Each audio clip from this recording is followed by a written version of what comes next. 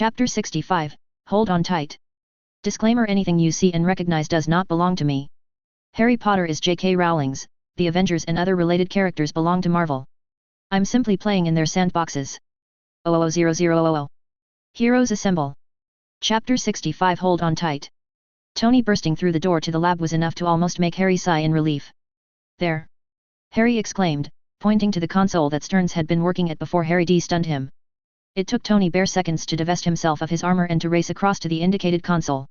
Really, this shouldn't have happened. Stopping to talk was a rookie's mistake. When it came to the bad guys, Harry knew better. He should have learnt that lesson all the way back in the Second Wizarding War. Stun first, question later. The only thing that he could put his mistake down to was the technology involved. Even after all this time knowing Tony, Harry still didn't have that great of an understanding of what it could do. And who knew that pressing one button could set something like this in motion? Plug in and get me through whatever firewalls are in place, Tony ordered his AI even as his fingers began flying across the keypad. Harry stalked across the room to peer over Tony's shoulder while making sure that he stayed far enough back so as to not get in the tech genius way. A deep rumbling coming from somewhere under their feet deeper in the base had both Harry and Tony looking up. "Guys, I'm seeing movement below," Hawkeye announced. "What is it?" Steve asked. "More soldiers." "I don't think so. Looks like a second ICBM moving into position," Hawkeye replied. "Get me in, Jay, looks like we're running out of time here," Tony stated. "I'm sorry, sir, I cannot break in, not in the time required to stop any more ICBMs launching," Jarvis replied. "How many of those things does this base have in its arsenal?" Natasha asked. 5, Hill replied. "One of which has already launched." "What's the problem, Jay?" Tony asked. "There appears to be a 23-digit code that is rotating at a random interval blocking my efforts to break into the program," Jarvis replied. "How long until that next missile launches?" Steve demanded, entering the lab at a dead run, Thor at his back. Tony's fingers manipulated the console before he looked up with a frown. 90 seconds, he replied. "What are their targets?" Thor asked. "No idea," Tony replied. "That info's locked away in the programming that I can't access. Judging by its trajectory, I'd say that the one in the air is heading for the east coast of the United States," Hill added. "What about him? Could we get him to stop this?" Steve asked, gesturing at the unconscious Stearns. "Doubt it," Tony replied. "Supervillains don't really like having their plans thwarted. Not to mention that he's unconscious right now." "Leave that to me," Harry stated grimly. He knew what he needed to do. There was one spell which could solve all their problems. Really, there was no alternative. The only problem was that the one time that he'd used this spell in the past, he'd hated himself for years afterwards. An unforgivable, it wasn't called that for nothing.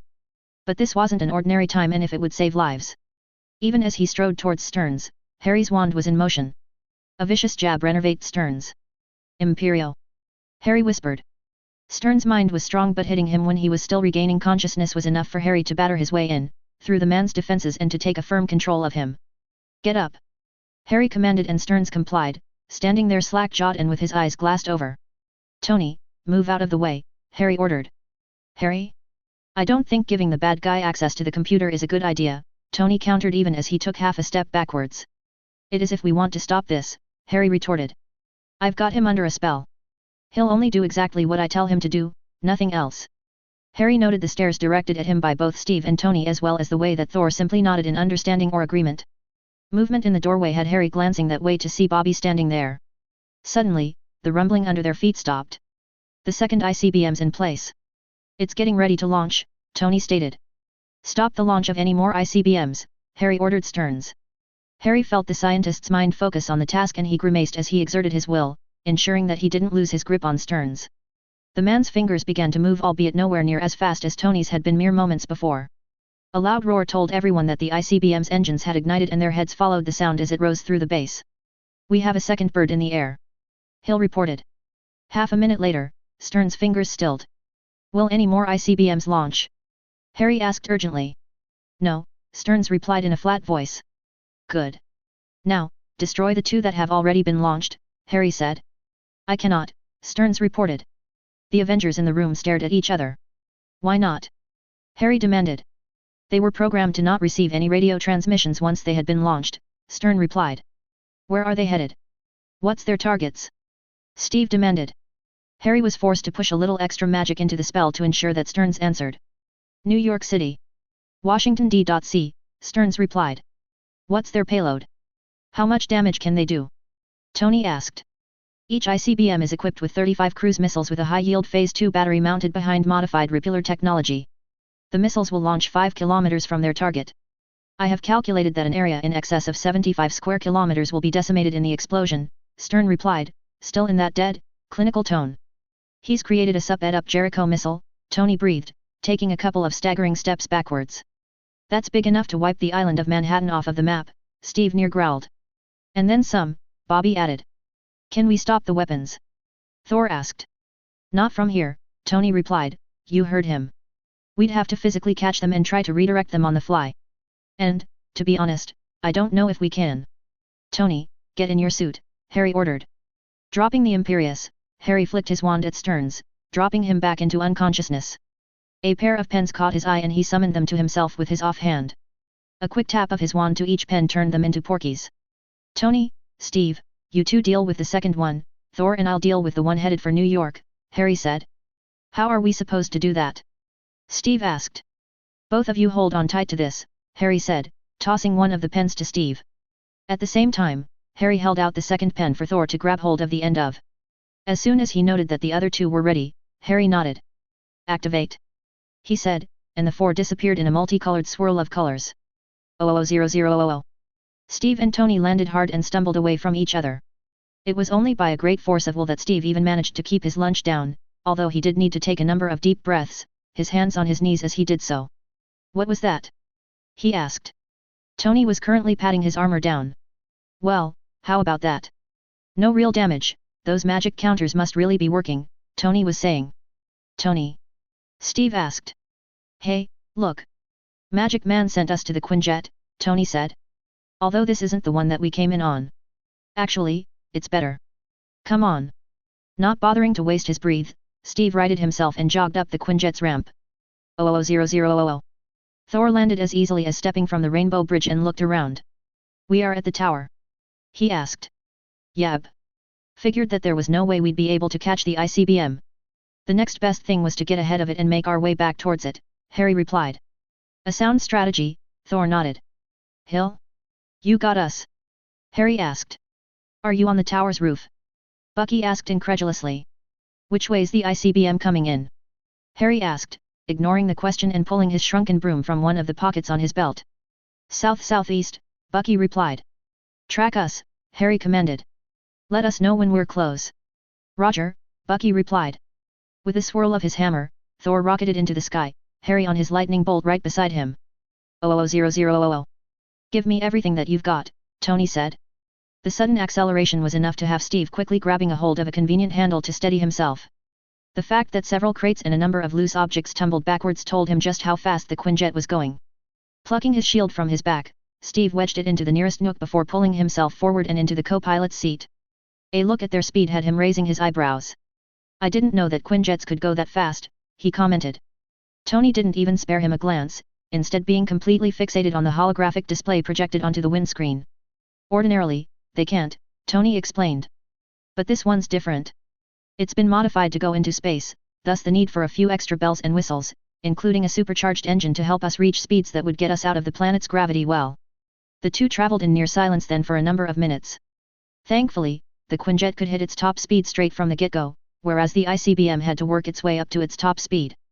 That, combined with the fact that this second one, the one that they were chasing, didn't have much of a head start before they'd begun their chase, meant that they were quickly closing in on their quarry. So, what's the plan? Steve asked. We can't simply shoot that thing out the sky, not without killing ourselves in the process, Tony replied. Nor can we allow it to hit the ground. No, the fallout could kill thousands, let alone the millions if it hit D.C., Steve agreed. So, I thought that we'd take it for a little jaunt to see the stars, Tony replied.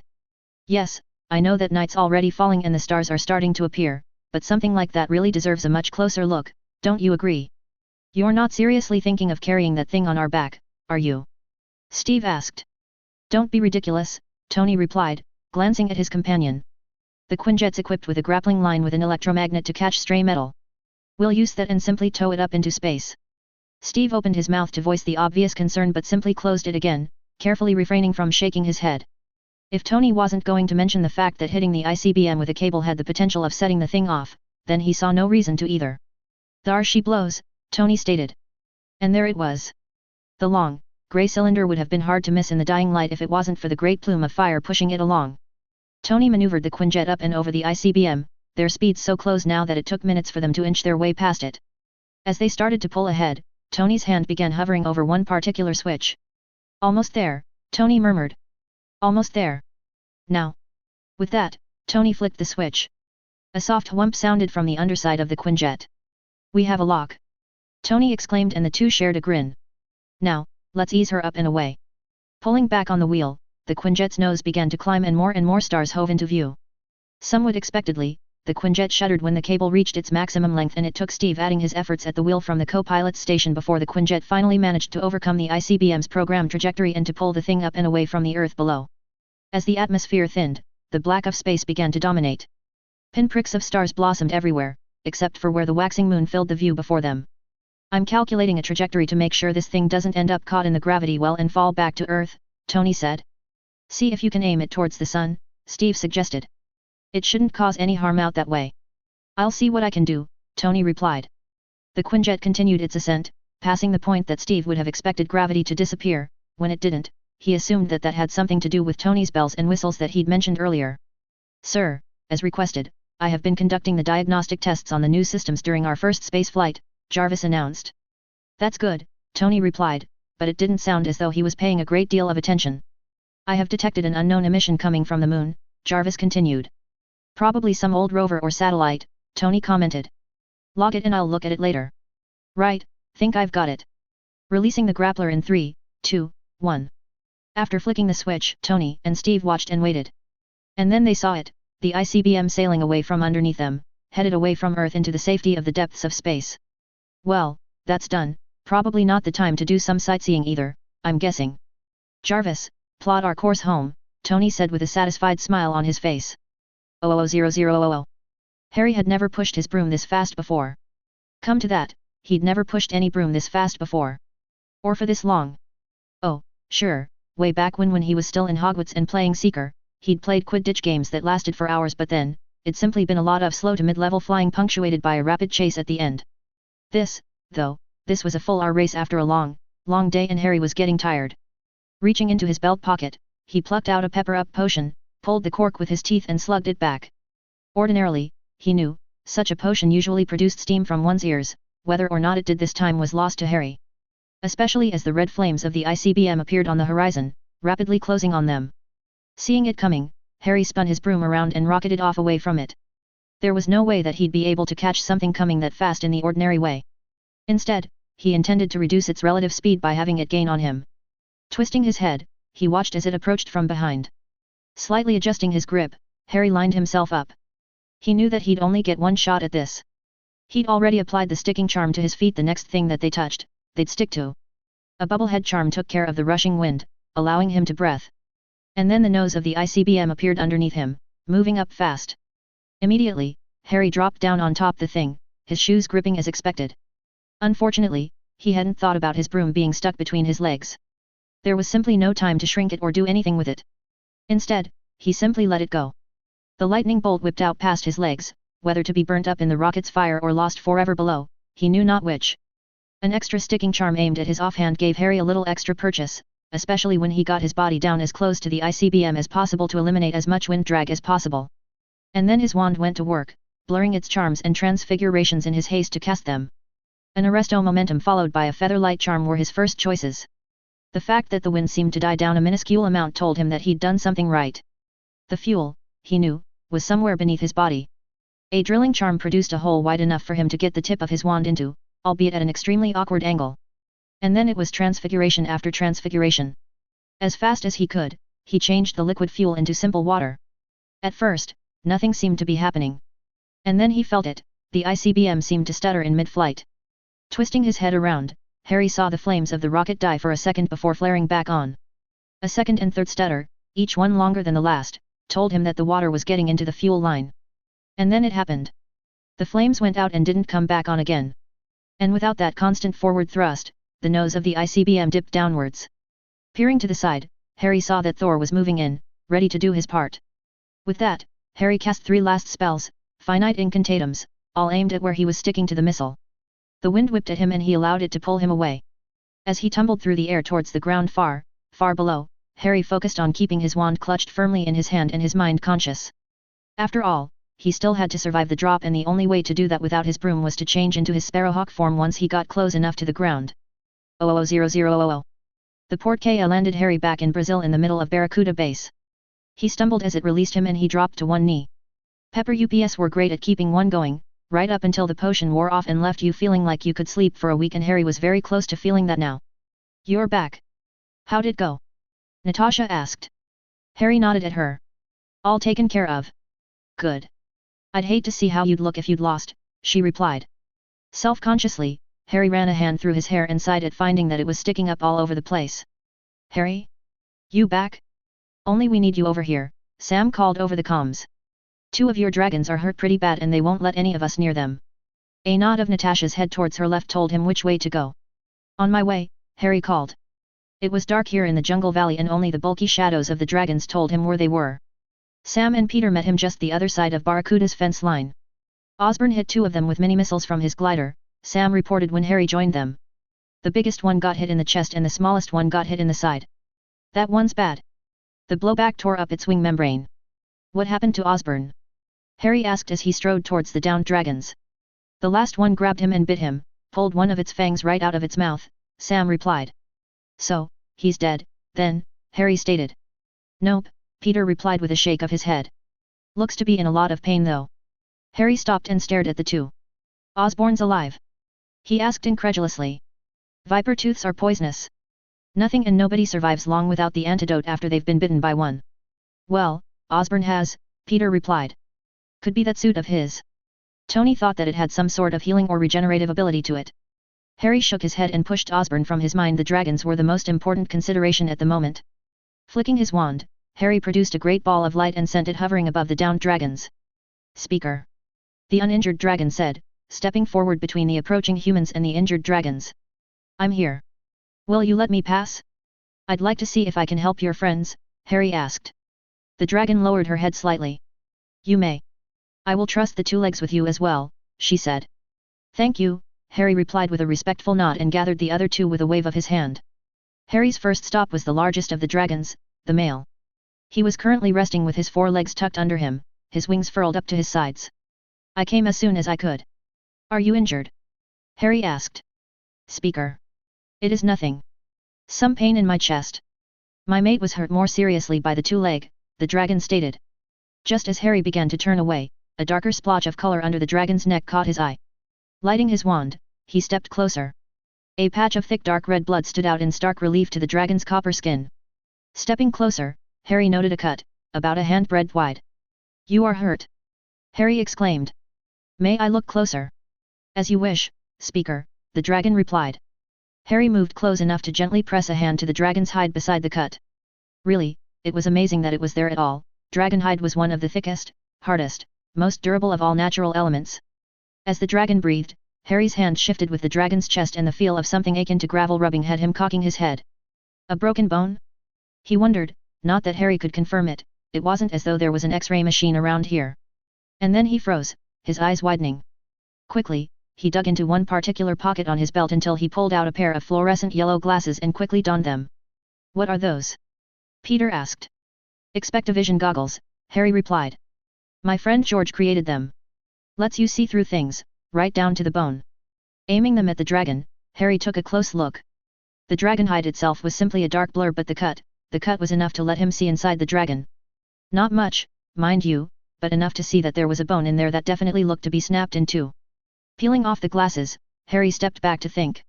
If it had been a person with a broken bone, then some Scaligro would do the trick, but he had no idea if that would work on a dragon. Thankfully, he knew someone who did. Sparrowhawk, Harry said, activating his watch. Call Marauder. It was a few minutes before a tussle-headed Teddy appeared in the holographic display projected above the watch. Uncle Harry? Teddy asked. How are things? Did you win? Is everyone all right? We're fine, I'll give you the details later, Harry said.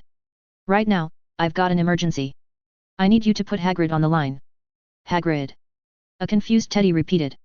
What for? Never mind, you said that it was an emergency. There's a problem, though. What's that? Harry asked. It's after curfew, Teddy stated. Harry blinked. He hadn't realized how late it had gotten, not to mention the time difference. Sorry, Ted, I'm going to have to ask you to do it anyway. If anyone catches you, tell them that I made you do it, it's an emergency and that it involves dragons. Dragons. Teddy near yelped. I know, you'll tell me later. Don't worry, I'll get Hagrid for you. Give me 10 minutes. The connection closed and Harry decided to check on the other dragon while he waited. This dragon was lying on her side, her injured wing spread out on the grass and small noises that could only be pain almost constantly rumbling from her throat. May I look at where you're hurt? Harry asked. The smallest movement of her head was his only answer, an answer that he took to be affirmative. The wing looked horrible. Nearly 2/3 of the thin membrane between the wing bones had been burnt away, leaving scraps that flapped in the soft breeze. Checking her side where the missile obviously hit, judging by the black smudge in her bronze hide, Harry was thankful to find no cuts. Whether or not that meant that her bones were all intact or if there weren't other internal injuries, was anyone's guess.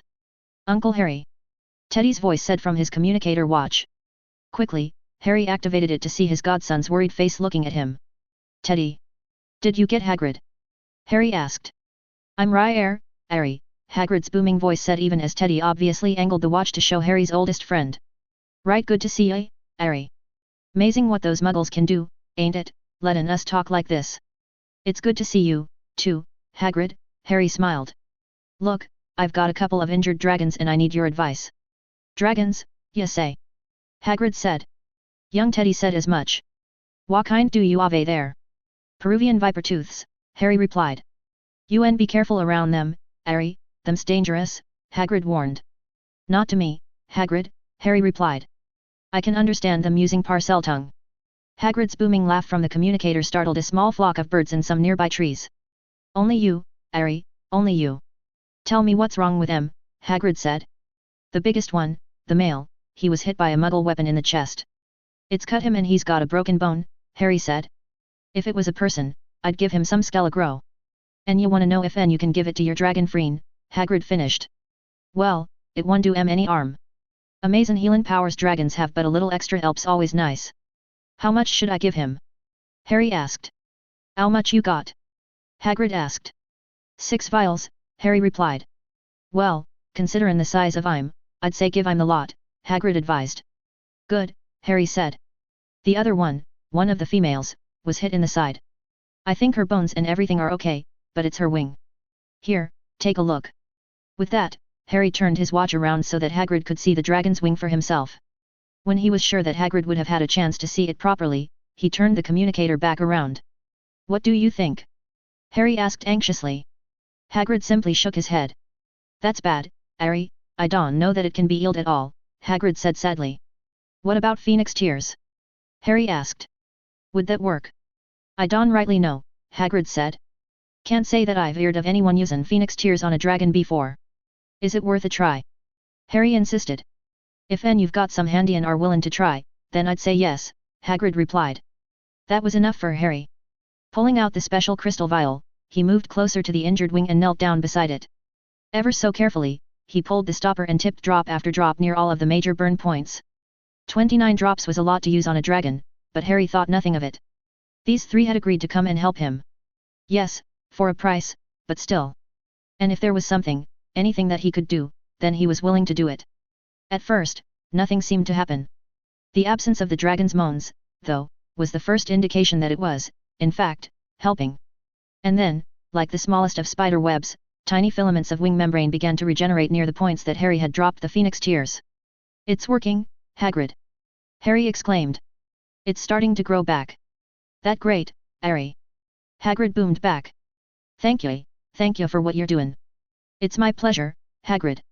Thank you for your advice, Harry replied. Anytime, Harry, anytime, Hagrid replied. I'll call back in the morning and let you see how she's doing, Harry promised. Then, after shutting off the communicator, Harry once more approached the largest of the dragons. I have some medicine which I think will help you heal, Harry told the dragon. Thank you, Speaker, the dragon replied and opened his mouth wide for Harry to pour vial after vial of potion into it for him. Speaker? Your promise? The dragon asked. I haven't forgotten, Harry replied and glanced at the injured female. In the morning. Neither you nor your mate are in any shape to move right now.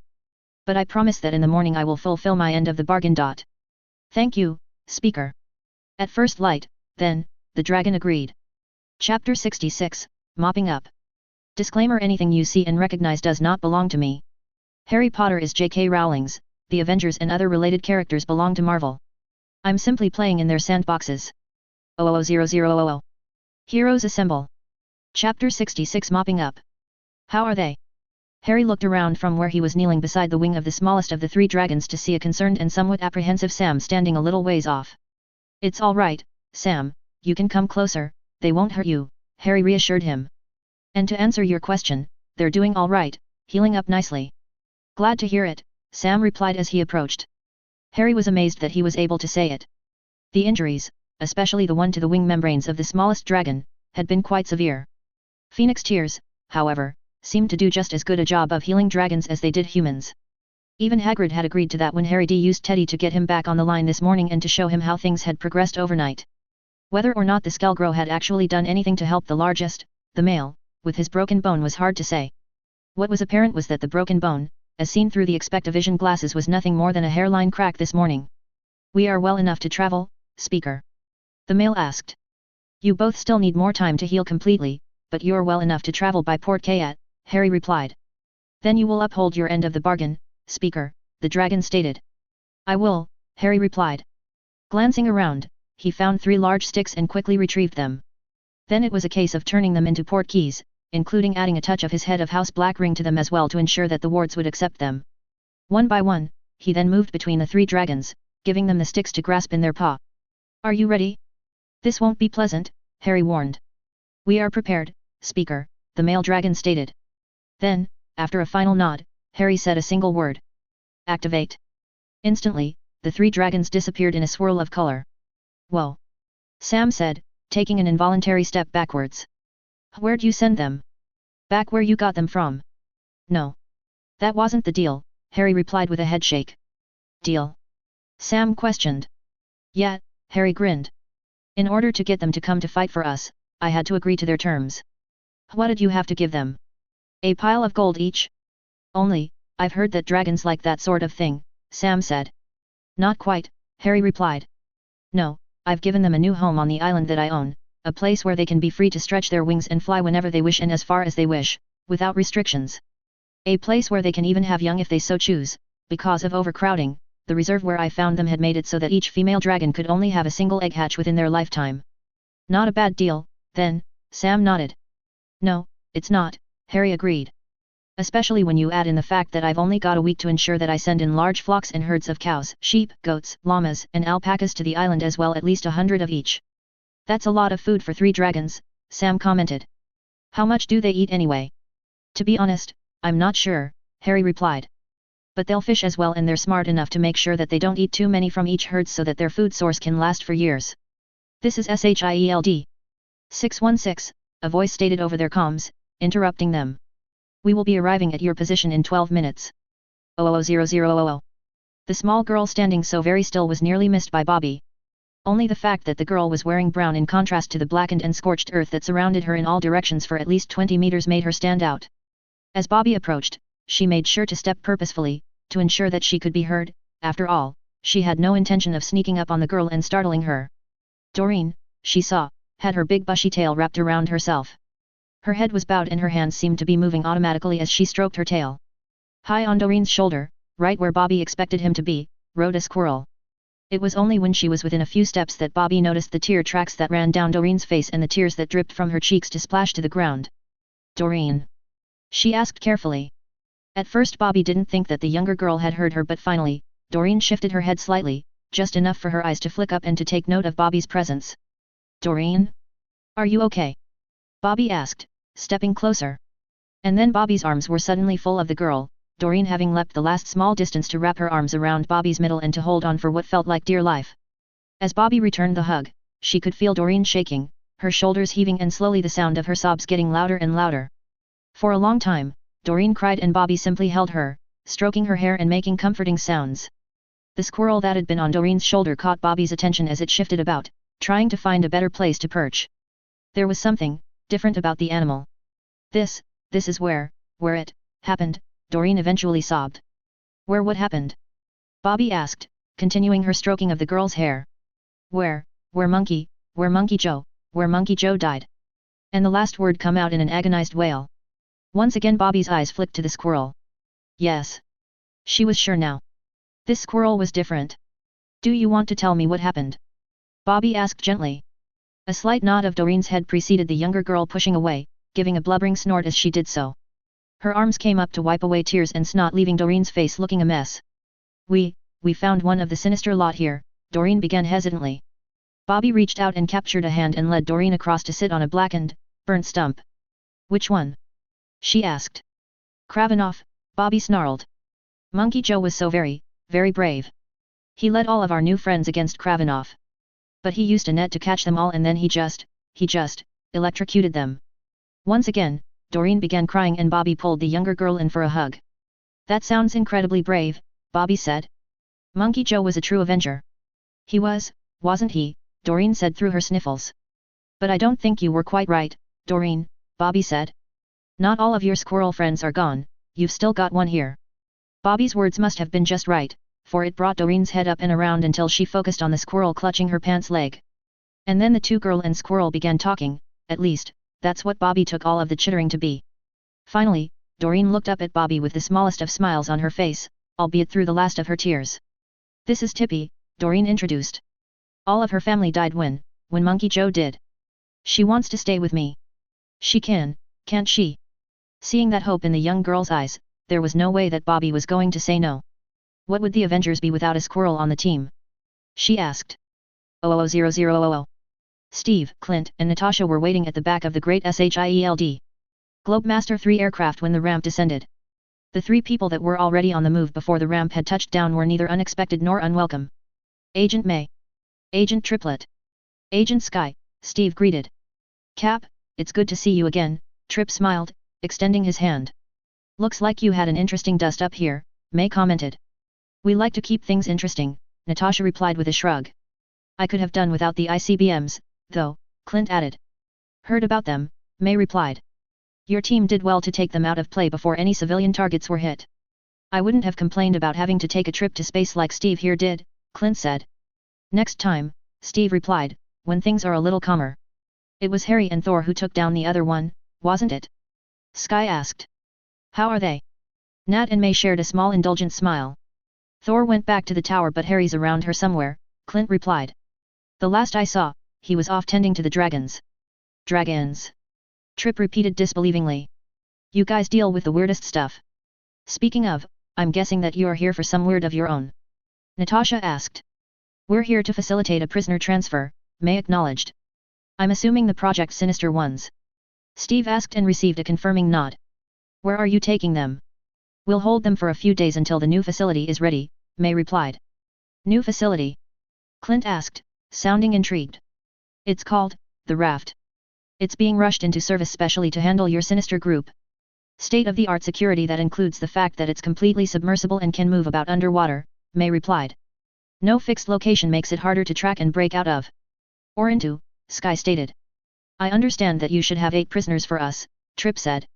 Should, yes. Do, no, Clint replied. We've only got 5. 3 of them Octavius, Myers, and Schultz were killed by friendly fire when they decided to bomb the surrounding jungle trying to get us. They're all suitably restrained, Steve stated as he fished out a small vial from one of the pockets of his uniform. Here. You may want this. Harry used something called the Draft of Living Death on Blonsky. You'll need that to revive him again. Exactly why would we want to revive the abomination? Sky asked, her hand half raised. Not our call, May told her. We're simply the prisoner transport. We'll pass this up the line in case the higher-ups would prefer to use cryostasis on Blonsky again instead of a magic potion.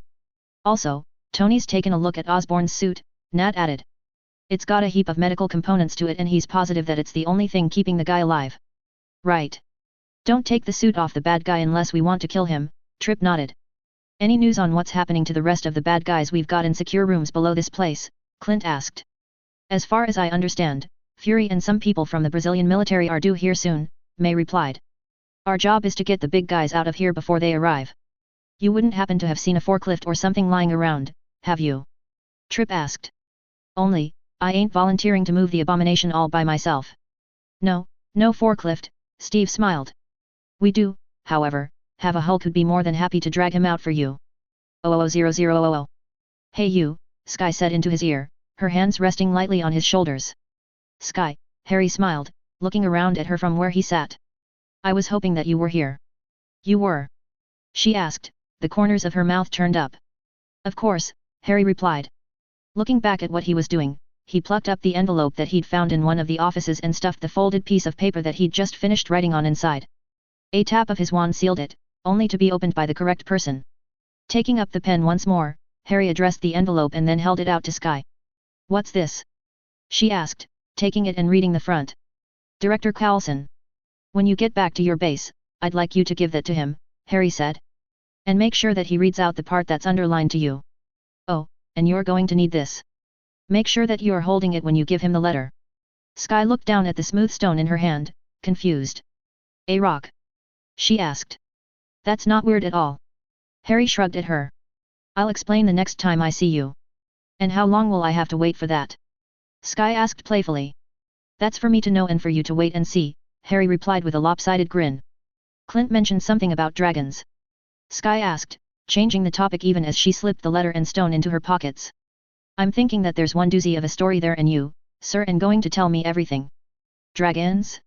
Are you sure? That sounds kinda bizarre, Harry replied. Dragons, magic man, Sky replied, tapping Harry on the chest. Start talking or I'll have to use some of those ninja interrogation skills that May's been teaching me on you. Harry held up both hands in surrender. No. Anything but that, he laughed.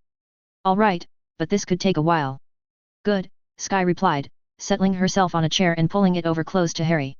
Now, let's hear it. Well, you see, we needed a distraction. Harry began. 00000. The sound of 3 helicopters approaching had Tony stepping into his armor, just in case. The fact that all 3 made a direct approach with seemingly no hidden agendas or threatening moves meant that he was content to power down his repulsors. Even before the blades stopped whirling on the first chopper that landed, its rear door was sliding open and a man was stepping out. The fact that the man was sporting a long, black, leather trench coat, a gun on his thigh, was bald and had an eye patch had Tony stepping back out of his armor and instructing it to remain on sentry mode. Fury, Tony greeted. Stark, Fury replied. Looks like you've been having fun. Well, you know, gotta find amusement where you can, Tony replied. You seem to be missing a few people, Fury remarked. Exactly how Fury even knew that was beyond Tony, especially considering that they could simply be on one of the lower levels of Barracuda base. Still, Tony decided to ignore that and answer the man. Rhodey and Wilson have gone off to retrieve the Quinjets, Thor's back at the tower and Harry popped out of here not long after your SHIELD plane took off, he said. It's not my plane, Fury retorted. Tony simply shrugged. Agent might be director now, but there was no doubt in Tony's mind that the unassuming man still reported to Fury in some way, shape, or form. So, you here for the men, weapons, or both? Tony asked. Weapons, Fury replied. You know that they have Phase 2 weapons here, an intense Steve accused as he strode up. Makes sense, Fury shrugged. Hydra got into all of S.H.I.E.L.D.S files.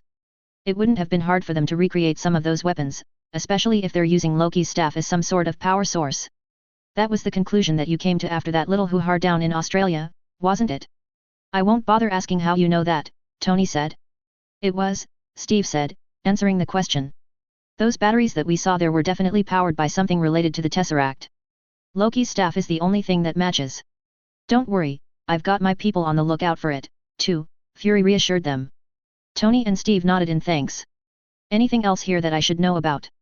Fury asked. Just the usual, Tony shrugged. Oh, and the 3 ICBMs in the basement, I suppose. Those come with some lovely extras 35 cruise missiles with high-yield Phase 2 batteries mounted behind modified repeller technology inside each ICBM. Fury whistled in apparent appreciation. In that case, I'm glad your team was on hand to stop the 2 birds that got into the air, Fury said. We aim to please, Tony replied. Where should we send the bill? Fury, of course, ignored him. The Brazilian military will be here within 2 hours to take charge of the base and to deal with the prisoners. We've got until then to get rid of anything we don't want them to have. Tony deliberately looked towards the helicopters. I know that they won't carry ICBMs, Fury said, sounding annoyed that he had to say it. I've got something much more appropriate inbound. Good, Steve nodded. 00000. Teddy had had an incredibly restless night, a situation that hadn't been helped by his Uncle Harry waking him not long after he'd gone to sleep so that Teddy could facilitate a conversation between Harry and Hagrid of all people. The fact that that conversation revolved around some injured dragons had Teddy's mind working overtime. After all, if dragons had been injured, not that he'd been able to work out why dragons had been involved in the battle in the first place, then the odds of his friends being injured was incredibly high. Teddy D wanted to ask questions, to find out what had happened and how everyone was, but Harry had simply been too busy to answer them. Even getting the basics of everyone's fine, there's no need to worry hadn't helped or satisfied.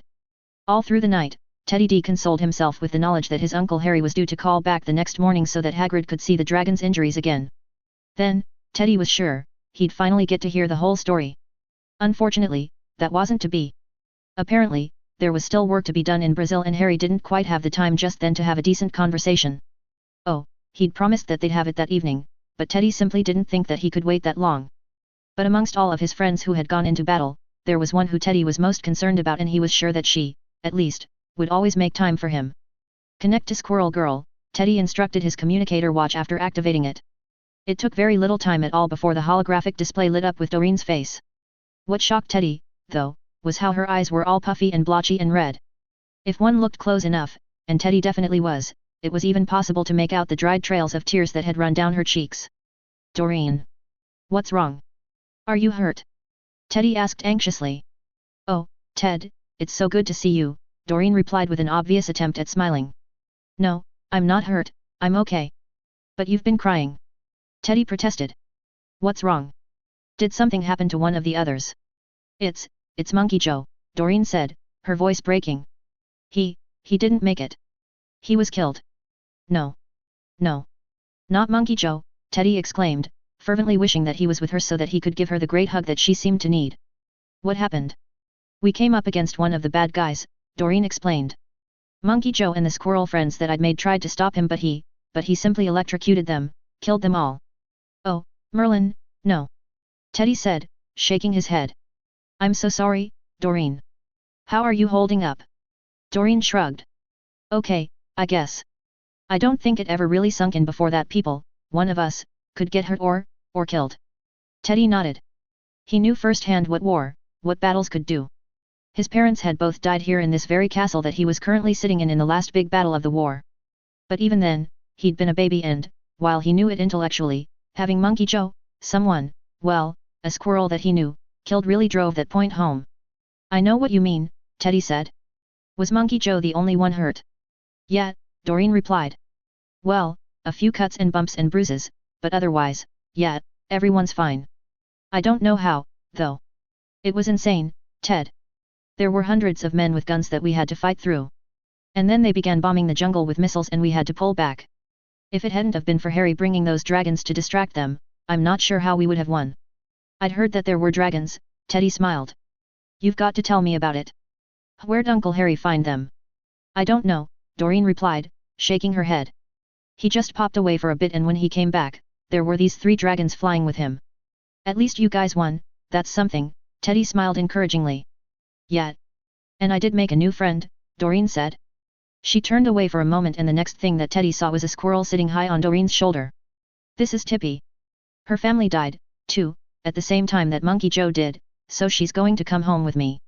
She looks nice, Teddy said, not that he could really tell, with Tippy being a squirrel, but it seemed the right thing to say. She is, Doreen smiled. I miss you, Doreen, I wish I was with you, he said. I miss you, too, Ted, she replied. A sound at Doreen's end had her turning away for a moment. Looks like we're going to have to cut this short, she said. Bobby just called, we're ready to board the Quinjets and head home. Can I call you back tonight? Definitely, Teddy replied. I look forward to it. She blew him a kiss then before shutting down the communication. Teddy dropped his head. Monkey Joe had died. But at least everyone else was all right. Now he just had to make it through the day until he could talk to Doreen and Uncle Harry again and to finally hear the whole story of what had happened in Brazil. 00000. The sound of footsteps almost made Daphne look up. But really, there was no need. Not only did she recognize the footsteps, having heard them so much these past months, but she'd been expecting them, especially after everything that had happened the day before. The only surprise was that he hadn't confronted her over breakfast or first thing that morning. Daphne, Bucky said from just inside the door to her office where he'd stopped. She looked up at him, evaluating what she saw. He was standing straight and had even shaved that morning. His hair, while still long, was combed and tied neatly back behind his head. And while there was a hint of nervousness about him, something that she could now recognize, although she doubted anyone other than perhaps Steve would, he appeared confident and sure of himself. Laying aside her quill, she motioned him forward. "Come in, James," she said. "Take a seat." She waited until he was seated before beginning the conversation that she knew that he was here for. "What is it that I can do for you?" she asked. Bucky's eyes met hers unerringly even as he leant forward, highlighting how important this was to him. "It's about yesterday," he began. "I don't think that I can take another day like that. Being in ops was fine, it helped out the team, but that's not who I am. I'm a soldier. Even before Hydra messed with my mind, I was a soldier. I need to be out there, making a difference, fighting the good fight. Do you think that you're ready for that?" Daphne asked. Bucky dropped his head for a moment, looking at his clasped hands before his head snapped back up and he sought her eyes once more. "Yes. I think I am," he said. "I know that there's still stuff that we've got to work on, bits of me that I still need to find, to rediscover again, but I feel as though I'm ready to get out there, to rejoin the world, to do my bit again outside the walls of this tower. To make up for all the horrors that I did when I was brainwashed." Daphne sat back in her seat and looked at him. Yes, he'd been her patient for a long time now, and it was true that they'd made remarkable progress. He'd been diligent in working with her. Oh, they'd had setbacks and times where he'd gotten angry and frustrated, but even that had been good. He'd needed to know that he could release his emotions in a safe place with someone that he could trust. And he did, indeed, trust her, that much was obvious. It would have been a simple matter for him to simply walk out and never look back, or to insist on going on missions with the others. Instead, he'd followed her guidance without complaint. "You're right, you are ready," she said and smiled at the startled expression on his face. "I am?" Bucky asked. "Yes, James, you are," Daphne smiled and held up one hand. "I'm not saying that we don't still have work to do, and I'd like to insist that we continue our sessions." "Of course," he said quickly. "And I'd have to be really messed up not to want to spend time with the most beautiful woman in the tower." Daphne ignored the statement as best she could. As flattering as it was, she simply would not allow herself to fall for his charms while he was still her patient. "But if you agree to those terms, then I would be amenable to agreeing to your joining the others on missions," she continued. "Or even simply going on outings outside the tower. Something that you may want to think about is the code name that you will use. Being the Winter Soldier is very ingrained in your mind in relation to your work with Hydra. Changing that code name would be very beneficial in helping you divorce yourself from what you used to do and what you will be doing with the Avengers." Bucky slowly nodded his head. "I'll think about it," he said before breaking out into a wide smile. "Thanks, Daphne, and since I'm now allowed out of the tower, I'd be honored if you'd accompany me on a walk through Central Park later this afternoon." "It would be my pleasure," she smiled. Chapter 67, Taking Some Vacation Time. Disclaimer: anything you see and recognize does not belong to me. Harry Potter is J.K. Rowling's. The Avengers and other related characters belong to Marvel. I'm simply playing in their sandboxes. 00000. A/N yes, contrary to popular belief, I ain't dead nor was I caught in Thanos' snap. I could give you the whole tale of what's been happening in my life the last few months, but I know that you are here for heroes, not to hear my life story. The short version is that real life completely overwhelmed everything, eating up any writing time, motivation, and muse that I had. Even now that it's finally settled down and I can start thinking about writing again, it's a hard slog. I'd like to take one more moment of your time to acknowledge a few people. When I finally returned to the fanfiction site, it was to find a whole stack of PMS and reviews asking if everything was alright. They all meant a lot to me. So, to Harsi Paksun, Smisk K, Why Are the Good Names Gone, Moonful, DG Bonds, Doll 3883 Baron /, and to everyone else, my heartfelt thank you. And a special shout out to Karen 1979 Heroes 5000th reviewer. 00000. Heroes Assemble. Chapter 67 Taking Some Vacation Time. The knock at the door had Phil glancing through the holograms hovering around him, across his office to see the shadowy shapes stationed on the other side of the frosted glass. Recognizing both shapes, he pinched his fingers together, closing the file that he'd been frowning at. A swipe of his hand closed the entire filing system.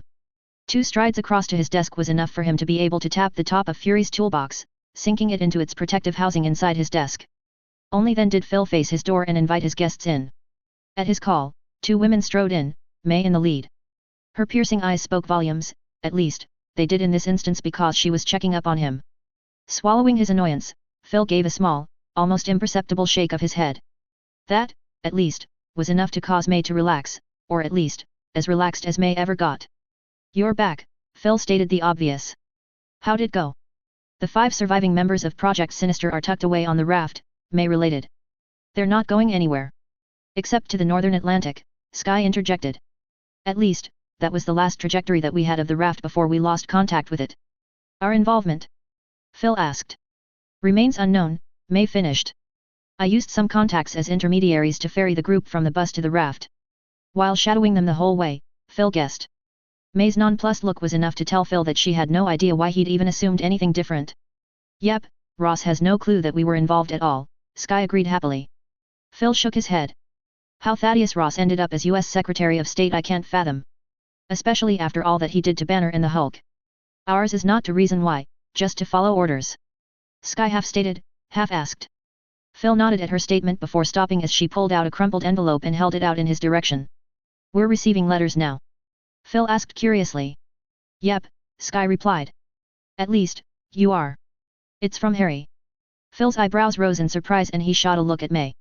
The slight raise of her shoulder told him that she had no idea about it either. Taking the envelope, Phil turned it over. Apart from his name scrawled on the front, there was no indication about what it contained. As he slipped his finger under the seal, he felt a brief tingling sensation. Instantly, Phil froze. Barely half a second later, it disappeared. There'd simply been a sensation, it hadn't hurt at all. When it didn't repeat, he concluded that it was some magical security system to ensure that the correct person was opening the letter. With that, he finished the task and fished out a single piece of paper. Well, what's it say? An impatient Sky asked as Phil began reading it a second time, his brows furrowed as he tried to understand the point of the letter. Glancing up at her, Phil blinked. Why do you have a stone, Sky? Phil asked lightly, his eyes focusing in on her hands which were indeed turning a stone over and over again. Her response started with a shrug. Dunno. Harry told me that I needed to have it when you read the letter, she said. I was assuming that the letter would say, but judging by your question, I'm guessing the answer is no. No, Phil confirmed, there's no mention of a stone at all. Harry simply seems to be asking about S.H.I.E.L.D's policy on vacation time. He and May shared a look and he saw that his confusion in the letter was mirrored in her eyes. Hey. Wait. Did Harry underline anything in it? Sky suddenly blurted.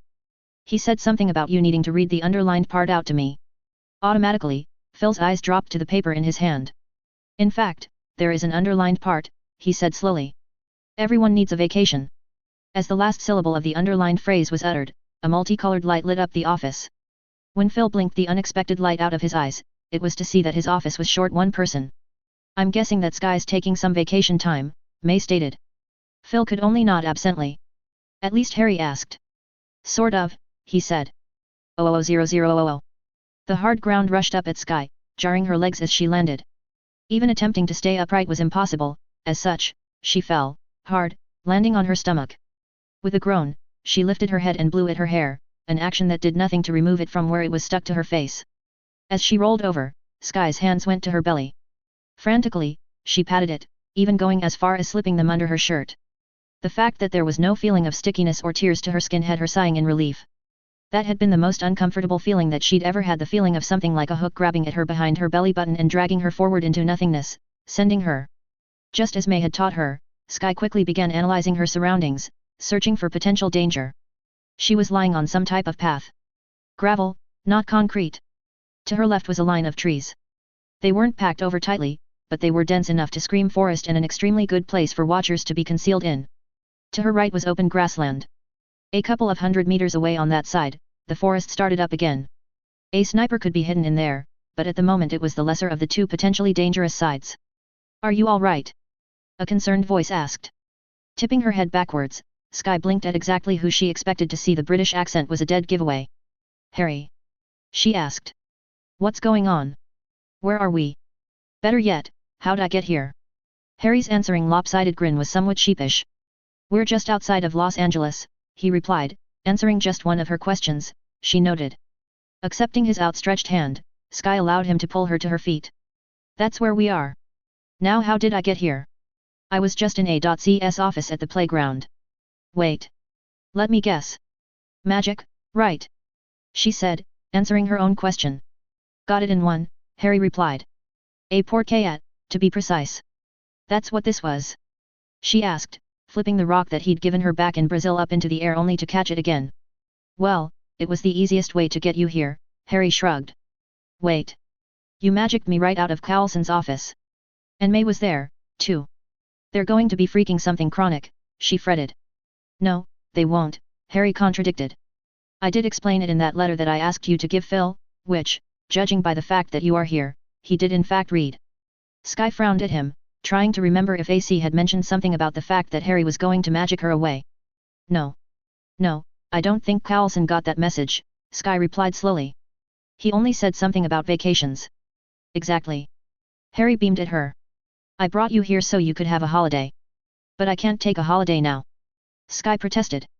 We're swamped trying to rebuild SHIELD. Harry's face fell and Sky instantly regretted her words. I'll send you back if you want, Harry said. And you're right, I should have asked you first. I guess I just got caught up with the idea of surprising you with showing you some magical creatures. Wait, Sky said, holding up a hand. Back the magic card up there a second, Magic Man. Are you saying that there's some magic animals around here somewhere? Instantly, Harry's lopsided smile was back. A whole reserve of them, actually. Just around the bend in the path, he said, pointing over her shoulder. Well, why didn't you say so? I've been wanting to see these mythical creatures that you've been talking about for ages now, Sky said, stepping forward and pivoting around to slip her hand through his arm. Let's go, then. But what about Coulson and S.H.I.E.L.D? Harry asked, annoyingly refusing to move even with her tugging at his arm and lifting an eyebrow at him. You said that you explained, Sky replied, waving off the objection. And it's not like little old me could do anything after being kidnapped by an Avenger. Now, take me to those magical animals of yours. Sky easily joined in with Harry's laughter, her feet quick-stepping to keep up with him as he began pulling her down the path. 00000. What are we doing here, Harry? Sky asked. If I recall correctly, you're the one who's been bugging me to take you to see some magical creatures. This Commander Beast Reserve is full of them, Harry replied.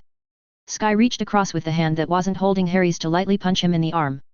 That's not what I meant and you know it, she stated.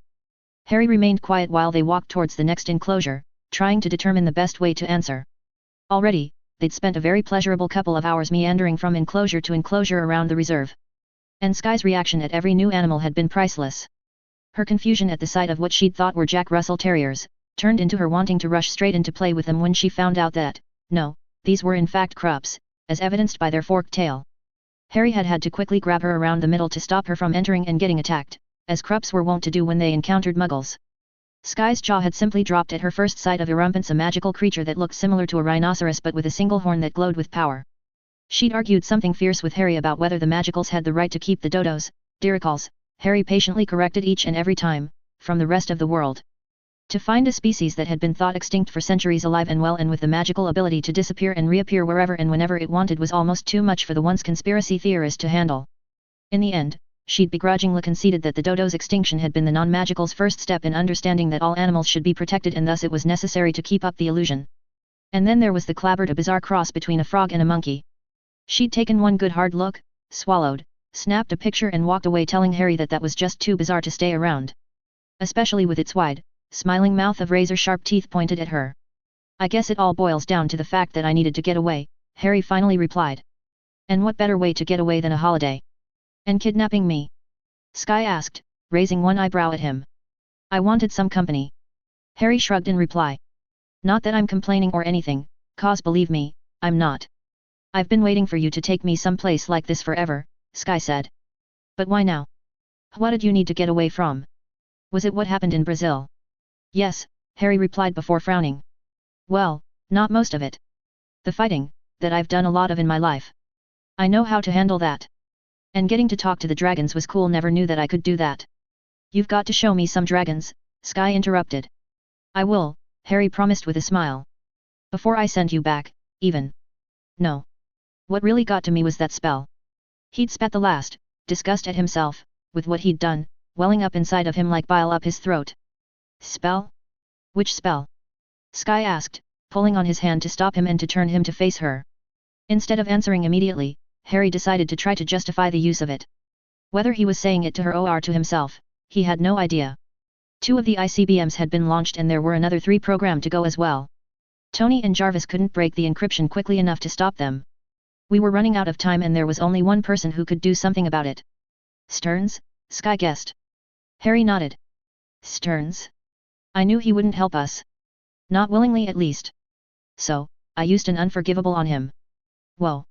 I could hear the capitalization in that, Sky said, her eyes widening. So, what's an unforgivable? I'm guessing it means what it says. Yeah, Harry replied, running a hand through his hair. There's 3 of them. The killing curse, the torture curse and, the imperious. That last one's the one I used. Basically, when it's used on another person, you take away their free will, you bend their will to your own and you can make them do whatever you want. So, you used this spell on Stearns. Sky clarified and he nodded, his eyes cast towards the ground. Good. What? Harry near yelped, snapping his head up, his eyes wide. Good, Sky repeated emphatically. It sounds to me as though you used this spell to make Stearns stop the other ICBMs from launching. When Harry simply nodded, she continued. Well, then, you did the right thing. You saved lives. Millions of lives, I'm guessing, she stated. That spell might be unforgivable but it was the only option. Yeah, it was, Harry agreed grudgingly. And it's not like you go around using that spell all the time, she said, to which he eagerly agreed. Then what's done is done. You used a tool in your arsenal that, while not a nice thing to use, was used for good. It's there if you need it and you hope to God that that day never arrives, but if it does, then you use it again. Geez, I'm starting to sound like May. Harry stared at her. She had a point, he had to admit. And it really was only the second time in his life that he'd ever used that spell. And even then, it'd been for a good cause to break into Gringotts to collect the cup from Bella's vault. You good? Sky asked. Yeah. I am. Well, maybe not completely, but I will be. Thanks, Sky, he said. You're welcome, Magic Man, she replied. Now, what on earth are those? Harry turned around to see what she was staring so wide-eyed at. 4 black, skeletal-looking horses with great bat-like wings stood near the fence of the nearest enclosure. Thestrals, Harry replied. You can only see them if you've seen someone die. They might look scary but they're really quite gentle creatures. Amazing sense of direction. I flew on one once, back when I was still at Hogwarts. You rode that? Sky asked skeptically. Sure, Harry smiled. At least I could see them. Some of the others with me couldn't see them at all. The last time that I was here, one had managed to escape its enclosure and I helped find him and bring him home. Suddenly, Harry's eyes widened. He could have slapped himself for not making the connection earlier. While he'd been searching through the forest for the misplaced Thestral, he'd seen a girl feeding a group of squirrels. Now that he knew her so well, there was no doubt in his mind that that day, he'd seen Doreen out with her friends. He'd have to mention it to her once he got home. Come on, Harry said, tugging on Sky's hand. Let's go say hello. I'm sure that they'll let you pet them. Sky gave him an extremely dubious look but even still, she allowed herself to be pulled across towards the Thestral enclosure. 000000. She'd seen him flying before both on his broom and as a merlin, a falcon of all things, and didn't that still blow her mind? But seeing him whip past again, his laughter reaching her ears and his broad grin flashing at her on his face showed just how much he was in his element. Kinda like she was in front of a keyboard, she decided. Harry D offered to take him up with him on his brand new lightning bolt that they'd bought just the day before from one of the shops in what she likened to a magical mall, and, as much as she'd wanted to take him up on it, she'd pushed him into going solo this first time. And after seeing his antics, flying high above the Rockies, Sky D been extremely glad that she hadn't decided to join him, mind you, having to hold on so tightly, feeling his deceptively muscled torso would definitely be a perk to having joined him. Wrapping her arms around herself, the feeling of a silly grin on her face, Sky determined that the next time he came past, she'd be getting him to land so that she could jump on the back of that broomstick with him. Her eyes followed him as he shot higher and higher in the sky before he seemed to simply stop and begin tumbling end over end towards the ground. The next thing she knew, Harry's broom was back between his legs and he was corkscrewing off around and around and around across the sky. How that man didn't end up throwing up from dizziness, she had no idea. Corkscrews became loop-the-loops which became insane dives at the ground and figure eights and a whole host more of ridiculous, dangerous stunts. Finally, after over half an hour of his antics, Harry glided in towards her. His hair, she noted, was even messy, more windswept than normal. He looked so happy, so carefree, it was almost as though she was seeing him relaxed in himself for the very first time. Right, Magic Man, time for me to ride your broomstick, Sky said as Harry came to a hovering stop in front of her. Harry's face instantly took on a bright shade of red, his jaw dropped and the tip of his broom dipped dangerously towards the ground before it righted itself as though Harry D almost lost control of it. What? She asked. Let's just say that phrase has other connotations amongst magicals, Harry replied. Oh, really, Sky said, taking an educated guess by his reaction exactly what that connotation was. Deciding to up the ante, Sky began sauntering towards him, emphasizing the sway of her hips as she did so. Perhaps we can discuss it some more later. Seeing his blush deepen, she laughed, letting the teasing drop but not before she saw something in his eyes that suggested that he wasn't completely averse to the idea. So, how do I do this? Sky asked. In reply, Harry slid forward and patted the spot just behind him. In one fluid motion, she swung her leg over the broom, settled herself as comfortably as possible, which was much more comfortably than one would think sitting on a stick would be, and wrapped her arms around him. Hold on tight, he advised. Wasn't going to do anything else, she smiled into his back, her cheek pressed into his shoulder. But stick to the mild stuff, huh? None of that fancy flying you were just doing. Your wish is my command, Harry replied. And then, almost before she was ready, the broom shot forward and up and Sky couldn't help but yell in glee. 00000. This past week has been amazing, but you know that I'm going to have to get back soon, don't you? Sky asked as she leant against Harry's shoulder. Currently, the two were seated near the edge of the Great Canyon, watching the setting sun and the beautiful colors that it was producing both in the sky and on the ground. Is there something that you have to rush back for? Harry asked, with one eyebrow raised. Sky sighed. I'd love to be able to say no, but that's just not the case. Putting SHIELD back together is a full-time job for everyone, and there simply isn't enough of us to get everything done as quickly as we want. Not to mention that Coulson's given me a special assignment and I simply have no clue how to find the answers. Anything that I can help with? Harry asked. Automatically, she was about to say no secrecy and all that, but then she stopped to reconsider. At the heart of her assignment was the weird symbols that Coulson had her researching. Currently, their theory was that it was a kind of language, albeit like no language that she'd ever seen or heard of before. And right here was someone who had access to all kinds of different languages, a whole secret society of them. Actually, maybe there is, Sky said. Sitting up straighter, she shuffled over and used her hand to smooth out some dirt before beginning to draw some circles and lines, all interconnected. Have you ever seen anything like this before? Maybe some magical language or something? She asked. Harry appeared to intently study what she was drawing. It doesn't look familiar, he said slowly. It's definitely not gobbledygook, gnomish or dwarven. And it doesn't look like any of the runic languages that I used to see Hermione studying. I don't think it's magical. Are you sure that it's a language? That's our current theory, but I'm starting to think that maybe it's not. Not that I have a clue what it could be instead. Guess it's back to the drawing board and more hours of research, she sighed. I'm guessing that it's important. Harry asked. Well, Coulson seems obsessed with me finding out what it is, Sky stated flatly. In that case, I guess that I'd better send you back. But not tonight. Maybe tomorrow night, Harry said. I've still got to introduce you to some dragons. Glad to see that you've got your priorities straight, she nodded before shuffling back until her leg was right up against his.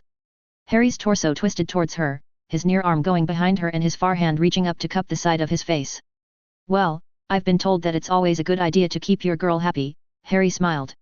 Oh, so I'm your girl now, am I? Are you sure about that? She asked, staring into his sparkling eyes. Actually, yes, I am, he replied. And then his lips were on hers, testing, tasting, nibbling. Her hand came up to run through his hair and she deepened the kiss. It was some time after the sun had finally set, when the temperature had started to drop, that Harry finally pulled her to her feet, wrapped one arm around her and brought them away. 00000. Paradis Noir was coming along quite nicely. The goblins had worked wonders with the wards, upgrading them and, in conjunction with the Japanese tgonomages, had even managed to incorporate the modifications that Harry D requested. And the dwarven builders were right on track. The building and construction work was due to be finished within a few weeks. After that, it'd be Harry's task to modify the Quinjets and any other Muggle craft deemed appropriate to be able to access the island.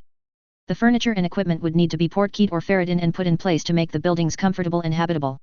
A specially constructed fence had been added around the compound to limit the interaction between the magical creatures and the humans that would be coming to the island as well.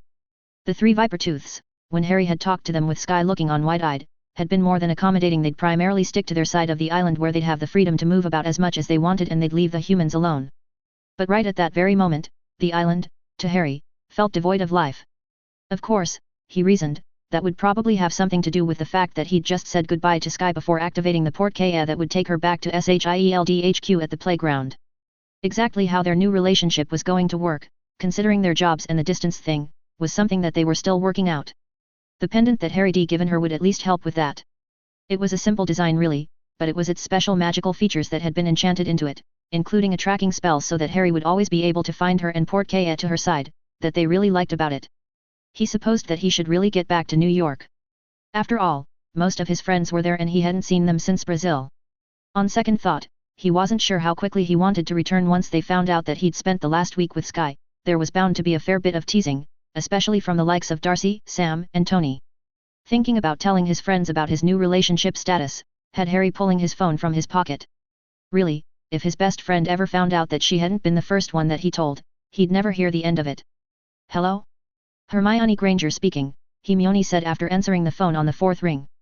Hey, Hermione, it's Harry, he said. Harry. A surprised-sounding Hermione said. It's so good to hear your voice. Although I expected to hear from you a week ago. That is when you went off with the Avengers to do battle down in Brazil. Yeah, sorry about that, I should have called, Harry said quickly before she could really get going. I needed to take a vacation. A vacation? For how long? Hermione asked suspiciously. Only the last time you went on vacation, you were gone for 5 years. Harry laughed.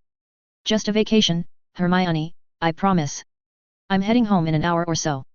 Really? Promise? She asked. Really, Harry replied. I just needed to get away, to clear my head a bit. Where'd you go? Hermione asked. Los Angeles and the Rocky Mountains mostly, Harry replied and then continued as casually as he could. Sky came with me. She did. Hermione asked and Harry pictured her blinking at his unexpected news. Somehow, I suspect that there's a really good story there. Tell me everything. Harry couldn't help but laugh as he launched into a retelling of his week. Well, most of it. Some of it he'd keep between just himself and Sky. Chapter 68, Time to Process. Disclaimer: anything you see and recognize does not belong to me. Harry Potter is J.K. Rowling's, the Avengers and other related characters belong to Marvel. I'm simply playing in their sandboxes. 00000. Heroes Assemble. Chapter 68, Time to Process. Unexpectedly, Gwen found herself shoved to the side. With her school bag slung over one shoulder, she found herself stumbling hard and it was all that she could do to stay on her feet instead of crashing to the sidewalk. Sorry. Flash called absently as he and his mates pulled open the door to the den and fought their way inside. You will be when I serve you last. Gwen muttered angrily after him. Finally, having regained her balance, and finding the way clear, she followed the jocks inside the den. Knowing that she was running late for her shift, Gwen made a beeline for the far counter. Gwen. The unexpected voice had her skidding to a stop, a broad grin appearing on her face. Peter. She exclaimed. You're back. And it wasn't just Peter, either. In the far corner booth sat not only Peter but also Doreen and Jennifer. By the time that she'd weaved her way through the tables to get to them, Peter was on his feet. He caught her as she leapt at him and they kissed. It was hard and urgent, just like every time that Peter came back from one of his missions, as though they were trying to prove to each other that they were all right. Sit with us, Peter said, his eyes sparkling at her as he pulled her towards the booth. I can't, I've got a shift, she sighed. Be late, Peter insisted and then upped the ante. I've got you an iced latte. Gwen's eyes darted to the table to indeed see a tall glass filled with that delicious drink and she allowed herself to be pulled in beside her boyfriend.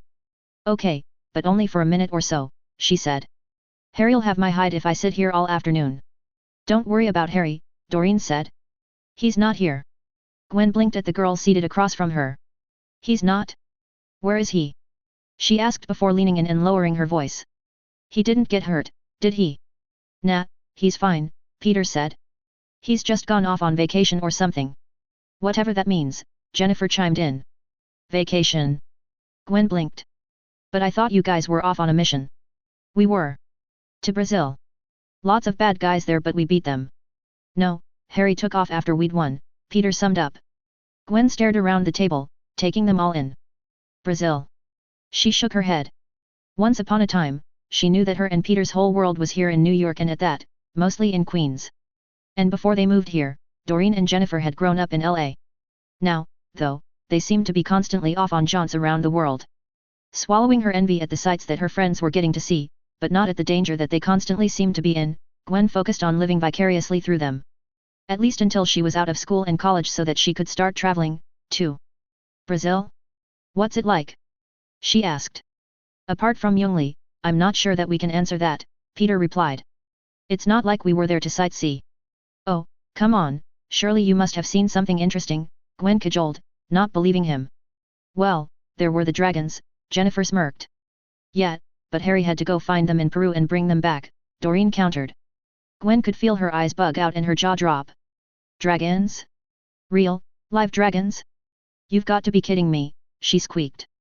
Nope, Peter assured her. 3 of them. All big and bronze and scaly and breathing fire.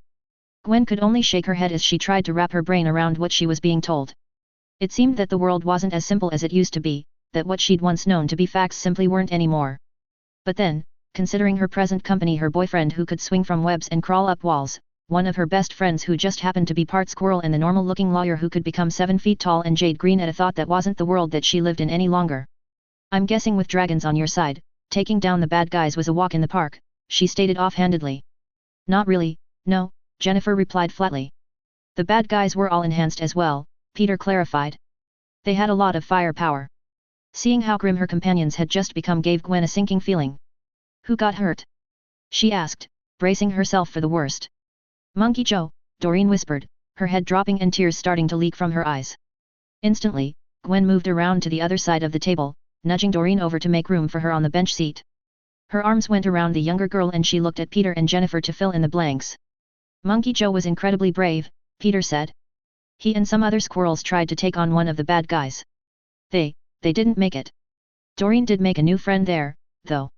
Tippy, Jennifer added. Tippy? Gwen asked Doreen and felt her nod. Yeah. I'll introduce you later, if you like, Doreen mumbled. I'd like that, Gwen said, giving her an extra squeeze. She looked back up at the other 2, then. Anyone else? A few bumps, bruises and scrapes, Jennifer replied. Nothing serious. A couple of the dragons were hurt pretty bad, though, Peter said. Harry had to call Ted over in Scotland and talk to some expert to help get them healed.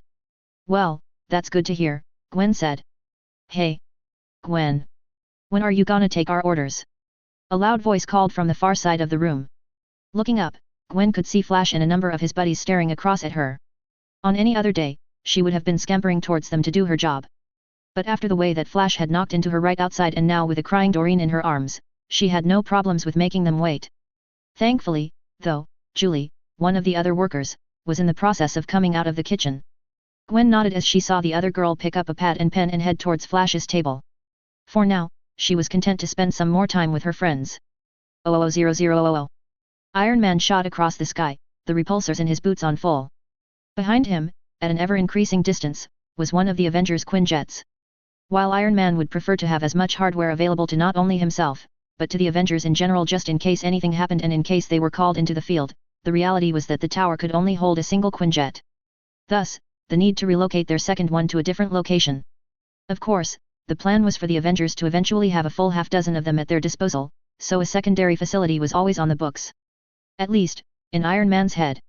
As the map on the HUD inside his helmet flared green, Iron Man cut the power to his boots, amplifying his deceleration with the repulsors in his hand gauntlets.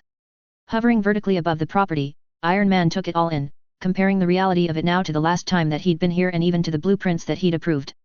Once, this was a Stark Industries-owned piece of land. 100 acres of prime real estate that had still been waiting for its time to shine. For the last couple dozen years, it'd simply been a storage facility, having 10 warehouses of varying sizes built upon it. Now, though, it was in the process of a complete overhaul. Of course, that hadn't been able to be started until SI had sold the property to the Avengers Initiative, a company that Tony had founded that also ensured that any and all marketed products with the Avengers image, name, and likenesses paid royalty fees for their use. And hadn't that turned into a nice little money spinner, not only for the Avengers as a whole, but also for each and every person on the roster, including the kids. The perimeter fencing had already been finished being upgraded, according to the data that Jarvis was receiving and sending to the HUD.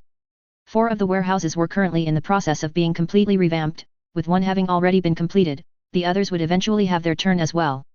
The blueprints called for this to become a fully operational, state-of-the-art facility with dedicated science and engineering labs, training facilities, conference rooms galore including one to hold press conferences in accommodations and lounge areas, really, the whole 9 yards, every bell and whistle that Tony and Jarvis could think of. And the one section that was already completed was the hangar bay, which was large enough to hold those half-dozen Quinjets that Tony was envisioning. Tony was still undecided if he wanted to invite Carlson and SHIELD to set up shop there as well. The Quinjet is approaching the facility, Jarvis stated. You know where to park her, Tony replied. Of course, sir, Jarvis replied. With that, Iron Man shot forward, rocketing downwards at a steep angle, straight through the opening roof section of the hangar and landing on one knee. Straightening up, the Iron Man armor opened, allowing Tony to step out. Turning back, he held up a finger to the armor. Sentry mode. Instantly, the armor closed and the lights in the helmet came on. Tony watched, his eyes narrowed slightly as the armor walked itself away, its head pivoting from side to side. Sentry mode was still a new program that allowed Tony to focus on other things while Jarvis and the armor made sure that there weren't any threats in the vicinity. So far, it seemed to be working perfectly. By the time that the Quinjet had landed and powered down, Tony had already brought the nearest computer station to life and was in the process of bringing up the various programs that would be needed. Hook into the Quinjet's diagnostics and download, Tony instructed Jarvis. Thereafter followed 3 hours of Tony and Jarvis going over every inch of the Quinjet, checking and double-checking every part of it. And there was a very good reason for that sort of intensive diagnostic check. This was the Quinjet that had recently made its maiden voyage into space. The heat-resistant plates that covered the Quinjet had come through their ascent and descent with full marks, not a one was even so much as scratched or cracked. The gravity plating that Tony had developed had come through remarkably well, simulating Earth gravity with ease. And even though the flight had been extremely short, there was no indication that the gravity plating wouldn't hold up to sustained usage. In fact, every single system on the Quinjet came through with flying colors. "Looks like that's everything," Tony stated smugly. "She's a testament to her maker, perfect in every way." "There is still the anomaly that the Quinjet detected coming from the moon," Jarvis countered. "Right, I remember that now," Tony frowned. "I told you to log it, didn't I?" "Indeed, sir." "Shall I bring it up now?" Jarvis replied. "Do it," Tony replied. Tony frowned at the data on the screen. Its frequency was unlike any that he'd ever seen before. Unfortunately, its duration, a bare 2.6 seconds, wasn't quite enough to analyze it properly. "Jarvis? What's your take on it?" Tony asked. "Inconclusive, sir," Jarvis replied. "There is insufficient data to determine anything more than that. I have not encountered anything similar to it before. My search of other databanks has also turned up empty." "Could it be one of Harry's lot?" Tony asked. "I do not believe that to be the case," Jarvis replied. "I am now familiar enough with magic to recognize its signature." "What about its point of origin?" Tony asked. "The Luther crater on the moon," Jarvis replied simply. Tony's fingers danced across the keyboard. "I'm not seeing any reference to any human interaction at that location, man or machine," Tony frowned. "And there's nothing on the telescope images of the crater to indicate that it's any different from the hundreds of others in that area." "I concur," Jarvis stated. "Well, without any more data, it looks like it'll stay a mystery." "And I hate mysteries," Tony frowned. "We may have to make this Quinjet's next flight a mission to the moon.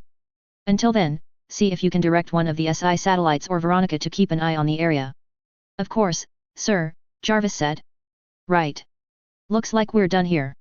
Lock it all down," Tony instructed Jarvis before turning to find out where his armor had wandered off to. 000000. "Hey! You're back." Darcy greeted Harry as he stepped out of the lift onto the main communal floor of Avengers Tower. Her narrowed eyes and the way that she was staring at him had Harry pulling up short and attempting to shuffle around her. "What?" he asked. "You've been getting some," Darcy smirked. "What?" Harry yelped. "I have not." "Ha! Classic denial stage," Darcy said, waving off his objections. "Well? Who is she?" "Sky," Sam interjected from where he sat on the lounge reading a magazine. Bobby heard from Coulson that Harry here magicked her right out of SHIELD HQ for a vacation. "Ooh, nice, Potter." Darcy smiled. "She'd definitely a looker." Harry's mouth opened and closed as his brain tried to catch up with the conversation. He'd known that there was likely to be some sort of teasing from this lot, but he hadn't exactly come up with how he was going to respond yet. And now he wished that he'd taken the time to work it out. "So, where'd you go? What did you do?" Darcy asked, blinking her eyes at him. "LA, mostly. We visited a magical zoo," Harry replied. "Nice. Could have been better, though," Darcy said, clearly evaluating him. "Please tell me you did something a bit more romantic than that." "We watched the sun set over the Rockies after she rode my broomstick," Harry stated, and instantly wondered why he was defending himself to her. "That's more like it, although I thought you said that you didn't get any," Lavender smirked from where she sat beside Pepper. Harry's head snapped around as he groaned, he hadn't realized that she was there. "It wasn't like that," Harry protested. "I bought a new broom and we tested it out." "Ahoy," Lavender said. "You know that you're not helping your case in the slightest, don't you?" "Come on, give the guy a break," Steve interjected with a smile. "You know a gentleman never kisses and tells." "Oh, so there was kissing as well, was there?" "At least, I assume that there was kissing." "There better have been kissing if there was all that other stuff as well," Sam grinned. "It's good to see you, Steve," Harry said, deciding to ignore the others and focus on the one person who seemed to be on his side. You, too, Harry, Steve nodded. Anything important that I missed? Harry asked. Nope. All quiet here, Steve replied. Harry let out the breath that he'd been holding. There was nothing here. And there'd been nothing at his apartment, either. Thank Merlin. He'd half expected to find a summons from the ICW waiting for him. After all, he had used an unforgivable, one of the handful of spells that was punishable worldwide by law. Obviously, that part of Brazil wasn't being monitored. Not that he had anything to feel guilty about it. At least, that's what he was coming to believe, especially after talking with Sky about it. That's good to hear, Harry replied. In that case, I think I'll head home. It's been a while since I've taken a shift at the Denmark. Walking as dignified as he could, Harry about-faced and headed for the elevator, ignoring the sniggering that was coming from multiple directions, all aimed at him. 00000. Maria Hill closed the line to her latest contact with a single tap of her finger to her earpiece. If she'd been one to show more of her emotions and she'd actually been using a physical phone, she would have been sorely tempted to either A, slam the phone down, or B, scream in frustration. That had been the 15th call that she'd made in the past hour and a half, all to various sources around the world. Some had been official, most of those to governmental spy agencies, others had been to underground contacts who more often than not, had other contacts that could get Maria any information that she wanted or needed. Unfortunately, this time, every single phone call had ended the same way. No one had any new tips or leads or information that she could use. And it wasn't as though the questions that she'd been asking was hard either. Hydra, where are they? Where are their bases? What plans did they have in the works? They've gone to ground, Maria stated, having turned at the sound of footsteps entering the command room and answering the unasked question. What you guys did at Barracuda seems to have spooked the Hydra leadership and sent them deeper into hiding. That's not all that surprising, Steve commented. The Avengers took on Hydra's answer to us and beat them convincingly. And they had a lot of backup with them. What did you expect? Barnes asked. Harry brought freaking dragons to the fight. I've seen a lot of stuff in my life, not that I can remember all of it yet, but I've never seen dragons. If I'd come up against an enemy with them on their side, I would have turned tail and run, too. After you'd taken a couple of shots at them first, Steve grinned. Barnes laughed with him. Got that right. And what a souvenir that would have made, he said. Dragonhide isn't going to be hurt by your muggle bullets, Daphne stated, having followed Barnes into the room. Osborne learnt that lesson the hard way, Maria nodded. Her last intelligence said that Osborne was still alive, although incredibly weak and ill. The doctors on the raft had overridden the security staff there, stating that Osborne's suit and its advanced medical abilities was the only thing keeping him alive. Nothing from any of your contacts about Hydra at all? Steve clarified. Nothing, Maria nodded. Oh, Coulson did ask me to thank Harry for finally returning Sky to SHIELD. Only Potter would port someone away without their permission to take them on vacation, Daphne snarked with a shake of her head. Judging by their new relationship status, I don't think she was actually objecting overly much, Steve commented. Well, it sounds like you and I can get some more sessions in before your first mission, James, Daphne stated, looking up at Barnes from where he was standing alongside the chair that she was seated in. You've been cleared for active duty? A delighted-sounding Steve asked. Yup, Barnes grinned. Provisionally, Daphne interjected. I get final say on which missions you can go on, and we'll be having a session after each one to determine your progress. There's still a long way to go until your mind is completely yours again and we've retrieved all of your memories. I still agree to all of your conditions, Barnes said. If you've got medical clearance, then I'll add you to the active roster, Maria said, tapping at the closest keyboard to bring up Barnes' file. I need to change my code name, Barnes stated. Maria turned, one eyebrow raised in question. Daphne suggested that a new name, one not tainted by Hydra, would be good for me, Barnes explained. You have one in mind? Steve asked. Barnes nodded. I was thinking Wolf. Any particular reason you chose that? Steve asked. Barnes shrugged one shoulder. I figured that the last time I was me, was when I was with the Howling Commandos. Wolf reminds me of that. Howling. Wolf. Got it. Good choice, Steve said, clapping him on the back. I'll update your file, Maria said. Well, until either you or your contacts come up with something, I'd say that the Avengers can take some time off, Steve stated. I'll let you know as soon as I have anything, Maria promised. 00000. Harry looked down at the piece of parchment in his hand and then up at the warehouse directly in front of him. This looked like the right address, although this was the first time that he'd been to Brooklyn, thus the double and triple checking. Finally satisfied, Harry stuffed the parchment into his pocket and strode towards the door. There was no keyhole evident, nor was there even an electronic security pad beside the door. Not that that was unexpected. Placing his hand on the door, Harry concentrated. A tingle of magic washed over him and he countered it with a small burst of his own. And, just as the goblins had promised, the warehouse door opened. Stepping inside, Harry gave his hand a wave, sending balls of light floating high about the room. His wandless magic was really starting to come along. And while he couldn't use it for complex spells, more and more smaller spells were becoming easier and easier to do this way. Harry knew that he'd never get to the point where he could fully do without his wand, but still, he was sure that he was far in advance of most magicals on the planet. Now that the warehouse was lit up, Harry took the time to have a good look around. His first impression was that either a group of young girls had gotten together to store all of their doll furniture here or else he'd stepped through an Ingorio charm when he'd entered, making him a giant compared with what was here. All manner of furniture, beds, tables, bookcases, desks, chairs, wardrobes, really the list could go on endlessly, were stored around the room. There were dozens and dozens of every one. And then there were the electronics, computers, televisions, monitors, pads, refrigerators, microwaves. There was even a corner dedicated to tiny scooters, golf carts and segways. And while Harry could spend dozens of hours going through it all, he knew that there was no need.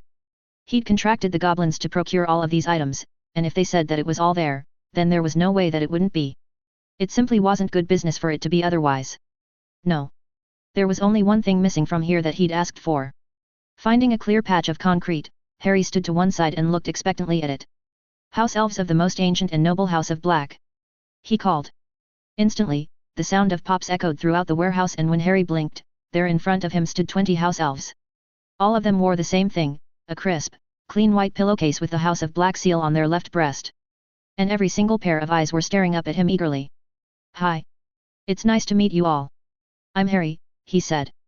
"Hello, Master Harry," echoed 20 voices simultaneously. Resisting the urge to correct the elves, Harry stuck to the task at hand. "Which of you is the head elf?" he asked. "I be head elf," one of the elves in the front said, stepping forward. "I be Genji." "Nice to meet you, Genji," Harry said, committing the head elf with his slightly bulbous nose, tufts of white hair protruding from his ears and deep purple eyes to memory. "I understand that all of you have been sworn to the most ancient and noble House of Black." "Yes, Master," Genji nodded. "Excellent. The House of Black owns an island, Paradis Noir," Harry said. "I want all of you to work there.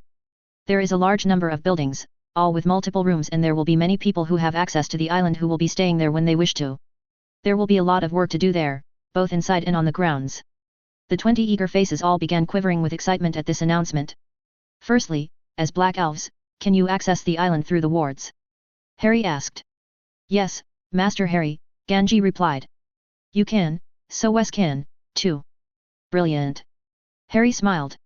"In that case, your first task is to transport all of the items in this warehouse to the island, unshrink them and get the buildings and rooms set up. I'll be over in a day or two to help show you where it all goes." "Yes, Master Harry," Genji said. "Great, I'll see you soon," Harry said. Correctly taking that as their dismissal, Genji spun about and began issuing orders to the elves under his command. In next to no time at all, the pops of elves disappearing with furniture could be heard all throughout the warehouse. 00000. From the bottom of the Quinjet's ramp, Tony blinked up at the unexpected sight. Jarvis hadn't been wrong. Harry was up there, fiddling with what looked to be the navigation console. Exactly why the wizard was doing that was what had brought Tony down here in the first place. Really, Harry had no business doing whatever it was that he was doing. While he could, technically, pilot a Quinjet, his scores were so low that he was near the bottom of the list. Give the man a broom, that was one thing, something technological, that was another. Tony's eyes lit up at the metal rod lying off to the side and he quickly ducked across to get it. Then, with the rod in his hand, Tony strode into the Quinjet. "Hocus pocus! Abracadabra! Open sesame," Tony said, waving the rod about in such a way that it was a good thing that he was alone, otherwise he'd have been likely to poke out someone's eye. Harry's tousled head emerged from under the navigation console and he looked up at Tony, obvious confusion on his face. "What are you doing?" Harry asked. "Magic," Tony replied as though it was obvious. "Hate to break it to you, Tony, but that's not a wand and you're not a wizard," Harry stated. "It's not?" Tony asked, feigning surprise by staring at his wand. "Are you sure?" "Positive," Harry replied. "So, we're not in some parallel, mixed-up world, where I'm you and you're me?" Tony asked. "What? Of course not. What are you on about?" Harry asked, a hint of exasperation creeping into his voice. "Well, there goes that explanation," Tony said, tossing the rod away. "In that case, Perhaps you can tell me why you, of all people, are messing about with my Quinjet. You're not trying to make it blow up, are you? 'Cause your magic and my tech don't always get on that well. You know we've solved that, Tony, Harry reminded him, as though he actually needed the reminder in the first place. No, what I'm doing is installing a little something extra that the Japanese technomages came up with so that the Quinjet can get through magical wards and so that the non-magical pilot doesn't get confunded to go the wrong way. Okay, sounds kinda useful, Tony conceded. Is there a particular reason the Quinjets need that kind of tech? Not that I'm complaining, I'm not going to turn down free tech.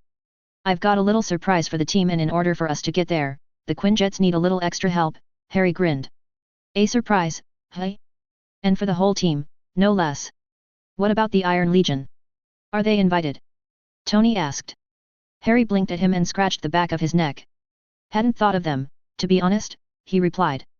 I think that they're going to have to miss out for now. I only bought enough of these gizmos from the technomages for the 2 Quinjets and a spare in case we decide to install one on Carlson's business. I'm hurt, Tony said, putting a hand over where his heart used to be. You thought of your girlfriend but not the Legion. Tell you what, Tony, when your Legion can kiss as well as my girlfriend, I'll buy them a gizmo, too, Harry grinned. Challenge accepted, Tony replied quickly and promptly laughed at the look of horror on the wizard's face. Chapter 69, Home Away from Home. Disclaimer: anything you see and recognize does not belong to me. Harry Potter is J.K. Rowling's, the Avengers and other related characters belong to Marvel. I'm simply playing in their sandboxes. 000000. Heroes Assemble. Chapter 69, Home Away from Home. Tony was bored, which was never a good thing. He needed to be doing something. Anything. He'd never been one for sitting still, without a tool in his hand or some tech to tinker with. And especially after New York, it'd become an obsession. Usually, he could cover any agitation he felt by ensuring that, whatever was going on, whoever was around, he was at the center of it all. And now here he was, stuck inside a Quinjet on a ridiculously long flight, and not only was he not in charge, he wasn't even piloting or allowed to know their ultimate destination. Oh, that didn't mean that he had no idea of their trajectory and the most likely place that they'd set down. No, Jarvis in his ear kept him apprised of those sorts of details. Not that he could determine why they were being taken to the Azores of all places, assuming that that's where they actually stopped and that they didn't continue on to Africa. The other thing that was bugging him was the fact that his Quinjet, his highly functional and efficiently designed Quinjet, had been turned into a large, relaxing lounge area, complete with large screen TVs and a multitude of sofas. Not that he wasn't enjoying having Pepper leaning right back on him, his arms wrapped around her as they enjoyed the in-flight entertainment. Nor the fact that the insides of the Quinjet were about 3 times larger than they were supposed to be. Still. Leaning his head backwards over the top of the couch, Tony eyed Harry in the pilot's seat, and wasn't that something else to give him a bad case of nerves? Are we there yet? He asked, only to have Pepper poke him hard in the ribs. Child, she muttered. Actually, just about, Harry replied. Tony's eyes widened as Harry spun his chair around, brought up his wand and waved it at the walls of the Quinjet. Instantly, the walls shimmered into seemingly non-existence. Only the fact that there was no wind whipping in at them told Tony that the walls had only become transparent and had not actually vanished. Interestedly, Tony took in the full 360-degree view. Most of the sky was a beautiful blue with only the odd cloud to be seen. Below them was the North Atlantic Ocean stretching from horizon to horizon, only broken by a number of land masses, islands. The Azores, Tony realized. Directly behind them flew the second Quinjet, and Tony wondered if Harry charmed their walls the same way. A ripple of some kind washed over the Quinjet, and Tony's eyes widened even as he pushed Pepper to the side and shot to his feet. Not that he was the only one. Steve and Nat had done the same from where they'd been sharing another of the couches, and sitting quite closely, heads bent together for the past hour, Tony noted. Peter, Gwen, Doreen, and Matt had their heads up, their eyes wide as they stared around. And wasn't that a strange sight to see on the blind man, but then, considering that an island had just materialized in front of them out of nowhere, obviously hidden by magic, it wasn't such a surprise. Matt did have a strange connection with magic, being able to see it and all. Stepping closer to the wall of the Quinjet, Tony stared at the island. It was huge and filled with forests, hills, valleys, and even a river. Golden beaches surrounded much of the island. It looked like a paradise, a pristine land that had been untouched by man. A trio of great bronze creatures flying through the sky suddenly banked towards them, and Tony blinked as he realized that he'd just found the missing 3 dragons from Brazil. Excuse me, sir, Jarvis said into his ear. But I am having difficulty locating this island on any map. It appears to be a 10th island of the Azores when all records indicate that there should only be 9. Tony only nodded, completely understanding the almost whining tone that his AI had just used. 000000. Daphne followed the others along the path from the large tarmac where the two Quinjets had landed, her head constantly swiveling from side to side as she took in what she was seeing. Not that she was the only one.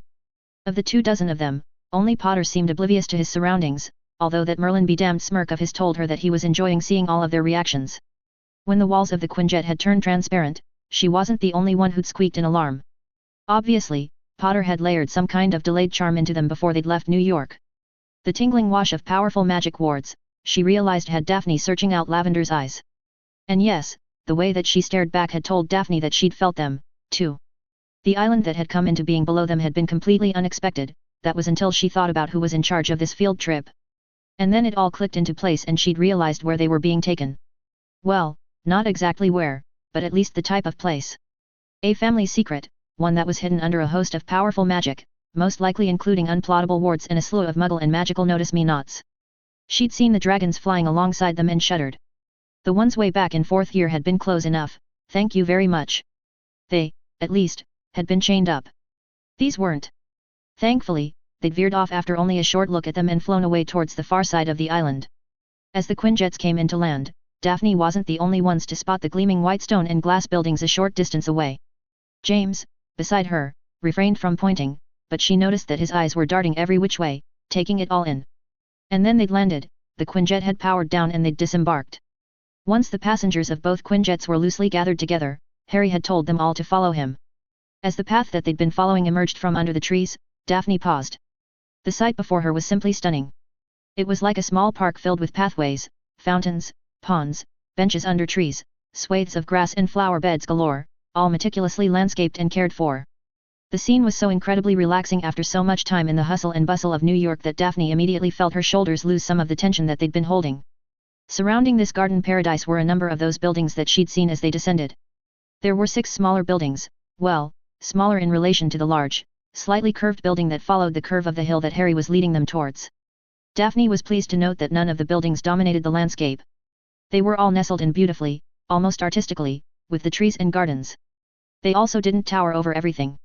The 6 smaller buildings were only 2 stories high, while the larger one was 3. Head straight on up to the top level, Harry instructed the group from where he was holding the door to the large building open.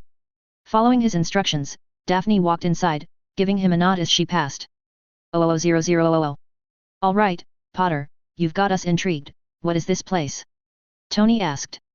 I suspect that that's what Harry's about to tell us, Steve replied, and Harry could hear the unspoken addition that he, too, was curious and expected answers. Harry looked around the room at the 23 people seated on a variety of different chairs, couches, stools, beanbags, recliners and even some dining chairs that had been pulled over. And even with this many people here, the room still felt mostly empty.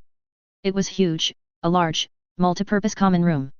There were a pair of pool tables to one side, a mini theater area, a number of tables of various sizes, a full-length bar, mini kitchen, a small library over in one corner and numerous sitting areas, all designed for people to be able to congregate together or to do their own thing without the feeling that they were encroaching on each other. Actually, before we begin, how about some snacks? Harry suggested. Ganji. Instantly, Ganji and 3 other house elves popped into the room, all bearing trays of drinks both hot and cold and bowls and platters of finger food.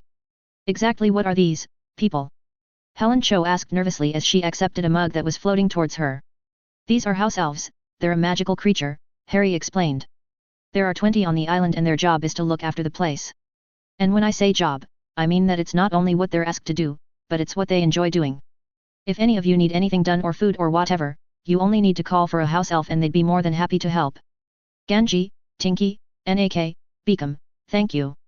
We'll have dinner in a couple of hours, Harry said after everyone had been served. Yes, Master Harry, Ganji replied with a bow for all of them before they popped away. Welcome to Paradis Noir, Harry said, opening his arms wide as though attempting to encompass the entire island that could be seen through the great glass windows behind him. Black Paradise, Nat translated. Exactly, Harry nodded to her. As in the most ancient and noble house of Black? Lavender asked. The one and the same, Harry grinned. You're saying that you own this island? Bruce asked incredulously. I do, Harry confirmed. Paradis Noir has been in the black side of my family since the early 1500s, when one of my ancestors decided that having his own private island hideaway sounded a brilliant idea and promptly covered it in a host of magic spells and wards that hid it from the non-magical world. You won't even find it on any map or satellite image. Where exactly are we? Darcy asked, her hand half raised. The Azores, Tony answered. Seems as though that there's actually 10 islands in the chain, not 9. What? Jarvis kept an eye on where we were going. All right. Harry chuckled. I would have been surprised if he didn't. How big is this island? Eric asked. The energy that would be needed to hide an island this size must be astronomical, Jane added, looking at her fellow scientist. Just over 100 square kilometers, Harry answered. Your ancestors must have been extremely powerful wizards to cover such a size for so long, Thor stated, sounding impressed. That answers where we are, but not why we're here, Rhodey stated.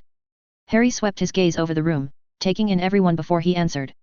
Yes, there was no doubt in his mind that this was the right thing to do. Paradis Noir was just sitting around doing nothing, Harry began. Actually, it's hardly been used in the last couple of centuries. Thus, I had part of it developed for our use. This is for us, for the Avengers and our friends, a place where we can come to and relax, a place where we can simply be ourselves, without the world's expectations banging on our doors or the world's eyes watching us. A place for us to just be, well, us. Here, we don't need to hide who we are. We can show our true selves. Here Harry looked at Doreen, his eyes sweeping to her tail. We can climb the walls if that's what takes our fancy, and here Harry locked eyes with Peter. Where we don't need to pretend to be what we're not, and Harry's head moved between Matt and Jennifer. You built us our own resort? Clint asked.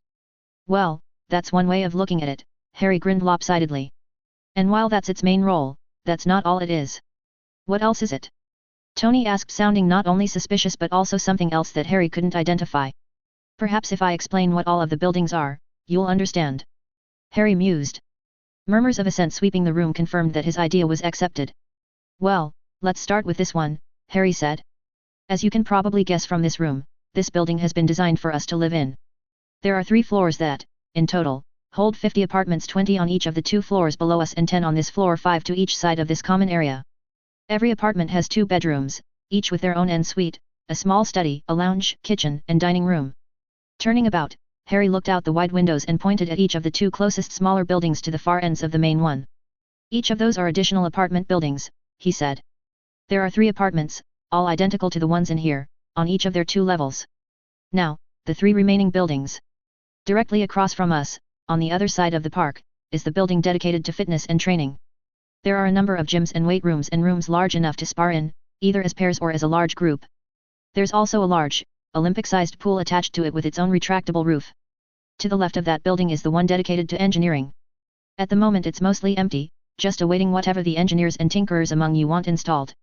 The last building, the one to the immediate right of the training one, is a building dedicated to science, with lab space galore as well as a mini hospital, just in case. And, as you would have seen when we landed, the tarmac is large enough to handle a dozen Quinjets or even the SHIELD bus if we decide to allow it to. The hangar up there is even big enough for whatever toy Tony can come up with. What about that one? Clint asked, pointing to the hint of a roof poking through the trees way outside the main compound. Ah, Harry said, I hadn't noticed that you could see it from here. That one is the Black Bungalow. It's my family house. Actually, if any of you ever wants to settle down on the island, there's plenty of room and it wouldn't be that difficult to build a house or something for you, especially not with magic. Would that be dangerous for the non-magicals? Daphne asked. I'm sure that we all saw the Vipertooths and I'm guessing that they're not the only magical creatures here. There's probably magical plants here as well, Lavender guessed. Harry nodded. Yeah, you're both right. But there's not a lot that's really dangerous. As long as people use their brains and think. The biggest of the animals would be the hippogriffs, think half horse, half eagle animals, and the moon calves, but they mostly stay in their burrows and only come out under the light of the full moon. And I don't think that there's any overly dangerous magical plants, at least, I haven't seen anything like Devil's Snare around. The best bet is that if you see something and you don't know what it is, simply walk away. I have had magical wards erected around the compound that should keep the magical animals out. Doing all of this, it's incredibly generous of you, Harry, Steve remarked. But why? Why are you doing this? Creating this place for us? Opening your family's private island like that? You don't have to, and I'm sure that it wasn't exactly cheap. Harry sighed and took a couple of paces away, his hand rubbing the back of his neck. How to explain? Finally, knowing that he was likely to ramble, he turned back. These people, his friends, deserved an explanation. You're right, Steve, it wasn't cheap, but when it comes right down to it, I've got more gold and more vaults than I know what to do with, Harry said, waving off the easiest question first. And most of that money came from the 2 magical families that I'm the head of at the cost of almost everyone in those families. Really, the only family I have left is a non-magical cousin that I don't get on with and a distant cousin and her grandson, who also happens to be my godson and heir Ted. Family's something that I've never really had, not a normal one, anyway. Back when I was in school, my family was basically Hermione and Ron and by extension, Ron's family. Everyone else wanted a piece of me. I was the boy who lived and later, after the war, I became the man who conquered. I drifted away from Ron's family and then I left, off to travel the world for 5 years. I guess I was trying to find my place, find somewhere where it wasn't going to feel as though I was constantly being stared at or sought after. And then I landed in New York. I set up the den and started doing some good, especially for the teens from Midtown who seemed to claim it as their own. It got them off the streets, somewhere safe for them to hang out. Here, Gwen and Peter smiled at him and nodded. I guess it was my old saving people thing as Hermione once called it, Harry continued, ignoring Lavender's snort of amusement. I seem to be hardwired to do something for those in need. Of course, then the Chitauri happened and I met the Avengers and became a part of something bigger. And over time, I met the rest of you and we've done some extraordinary things, things that have helped others, made the world better, at least, I'd like to think we have. Each of you, all of you, have become family to me. We're unconventional, there's no debating that, but we're a family and that's something that I've always dreamed of having. As I said, I know what it's like to be stared at all the time, to have people piling expectation after expectation on your shoulders. It can get too much, be too big a load to carry. And this place was simply sitting there doing nothing. And I thought, why not? Why not open up the island, give my friends, my family a place to retreat to be themselves if they want it. A place where they could forget, even if it's just for a while, the pressure that the rest of the world demands. So, I did it and this place was born. Our home away from home. Besides, with how many of us there are now, the tower was starting to get a bit small. We've got a bit more room to spread out here, Harry finished with a shrug. There were laughs around the room at that last bit. Nearly 25,000 acres and he says a bit more room, Sam laughed. Yeah, I'd say that's definitely a bit more room. Actually, now that Harry looked, he noticed that not everyone was laughing, a fact that someone else noticed as well. Tony? Pepper asked. What? Tony countered almost, sulkily. What's wrong? You don't like this place that Harry's designed? She asked. Oh, no, it's great. What's not to love about it? It's got all the bells and whistles. And even has lots of room to spread out if we want, Tony replied. Is this because he dissed your tower? Rhodey asked. 'Cause even you have to admit that it's starting to get a little crowded. No. Of course not, Tony protested before he sighed. And he's right, it is getting a little small. Then what's the problem? Pepper asked again. You're starting to act a little childish. Starting to? Bobby muttered, causing those around her to snicker. I wanted to solve the problem of our space issues. Tony finally replied. In fact, I've already solved it. Or at least, nearly. By the end of next month or the one after that at the latest, it'll be done. What will? Nat asked. Avengers Compound, Tony replied. At least, that's what I'm calling it. It's got accommodations and labs and tech areas and everything that we'll need. I've even got another 4 Quinjets in the pipeline. And you're upset because everything here is bigger and better? Bruce asked. No. He's upset because Harry beat him to it, Nat stated shrewdly. You can't always be first at everything, Pepper said, patting him on the back consolingly. Yes, I can. Tony protested. Well, at least my facilities are bigger.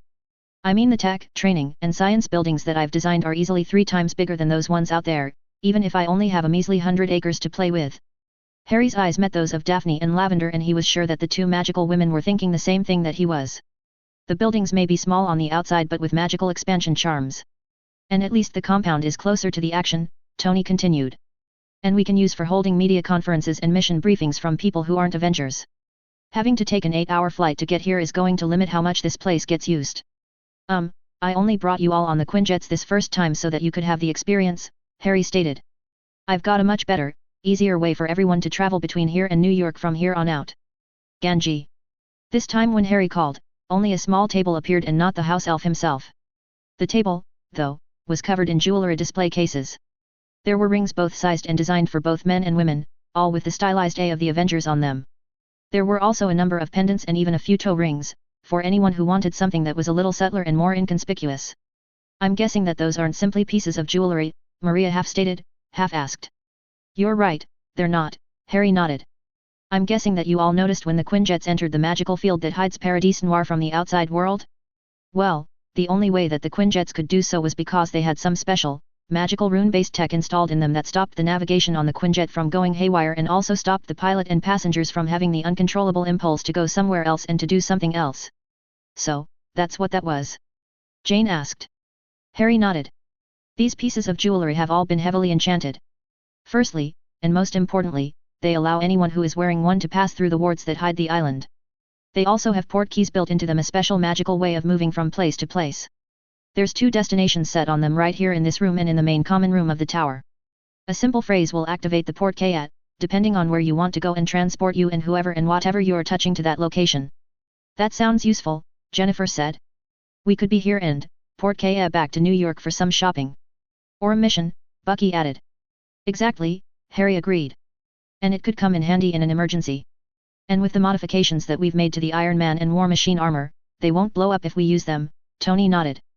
They also have a compulsion charm added to them, Harry continued. You won't be able to tell anyone who doesn't already know the location of the island.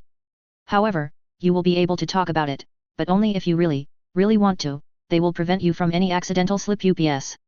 Sounds like a good security precaution, Bobby nodded in approval. So, who gets what? Sam asked. Only, I'm not wearing a necklace for anyone. Sorry, Harry. Didn't expect you'd want to, Harry grinned. Nope, it's all your choice, although I'd expect the Avenger rings would be for the Avengers, not for our friends and support staff. Oh, you're no fun, I was looking forward to showing one of them off on my next date, Darcy stated, although the smile on her face told him that she was joking. Well, what are you all waiting for? Come on up and pick one and then feel free to explore the island, Harry said, stepping back from the table slightly. 00000. Phil Coulson, the director of SHIELD, made sure to hang the lanyard with the triangular-shaped identification card around his neck before tapping in the code that would unlock the door to the facility. After all, there was no need to have the agent inside annoyed with him. Agent Koenig, Phil greeted as he stepped through the door. Director Coulson, Agent Koenig returned. How are we looking, Sam? Phil asked. Come see for yourself, Sam replied, before turning to lead the way down the hallway. The walk down the hallway wasn't long, after all, they needed all of the space available for what they were doing here. And really, when it came down to it, this was a secret base, so secret in fact that not even May knew about it, and she knew about almost everything, including his current condition. Once again, a code was input into a door, this one longer and more complex, in conjunction with the scanning of their identification cards before the door would open. Phil stepped out and up to the railing, his hands automatically coming up to grab onto it. What he saw before him was pleasing. Oh, it wasn't as pretty as it once might have been, but to his eye, it looked ready and able to get the job done. How close? Phil asked. A week, 2 at the outside, Sam replied. Personnel? Phil asked.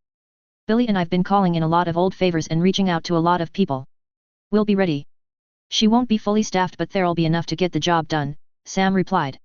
So, Theta Protocol is ready. Phil clarified. As ready as we can be, Sam confirmed. Let's just hope that we never need it, Phil sighed. As Director Fury would say, you always hope, but in our experience, trouble always comes knocking, Sam replied. Phil could only nod in agreement. Chapter 70, What Lies Beneath. Disclaimer: anything you see and recognize does not belong to me. Harry Potter is J.K. Rowling's, the Avengers and other related characters belong to Marvel. I'm simply playing in their sandboxes. 00000. Heroes Assemble. Chapter 70, What Lies Beneath. Hey, big guy. Sun's getting real low, Natasha said, her eyes never leaving Bruce's. Noting that his eyes were focused on her, she continued by raising her hand, palm out towards him. Slowly, Bruce's hand came up to mimic hers, their palms close but not touching. As soon as his hand was in the correct position, Natasha moved hers, slowly, deliberately. This time, her arm was down, her forearm pointing towards Bruce, her palm up. Almost unconsciously, Bruce mimicked her, ending with the back of his hand resting on her palm. With his hand in that position, Natasha slowly moved her hand away and up to touch 2 points on his forearm before drawing her fingers along his palm and coming off with a flick from his middle finger. Instantly, Bruce's face relaxed even more than it already was and he began swaying slightly. A small smile graced Natasha's face and she nodded almost imperceptibly. All right, Bruce, I want you to focus on my finger, she said, holding one up in front of his face. As soon as she saw his eyes zeroing in on it, she continued. When I snap my fingers, you'll wake up and remember everything. She waited a count, 2 and then snapped. Bruce blinked continuously for nearly half a minute even as he shook his head. It looked remarkably like he was trying to wake himself up after a long sleep. Bruce? Jennifer asked from where she was sitting a little apart from the two. Yeah, I'm good. Just give me a minute, Bruce replied. The lullaby seems to be taking, Nat commented. How do you feel? Yeah, good. Kinda strange actually, Bruce said, and Nat could tell that he was looking inwards. The Hulk, this is the quietest that I've ever felt him. It's as though he's distant? Asleep, maybe. Bruce finished with a shake of his head. That's good, Nat stated. That is what we're going for here. True, but it's one thing to do it here, and Bruce gestured to the beach that they were sitting on, the soft, gentle lap of the waves not far away. Here, they were totally alone and there wasn't a threat for hundreds of miles at the very least. And quite another out there.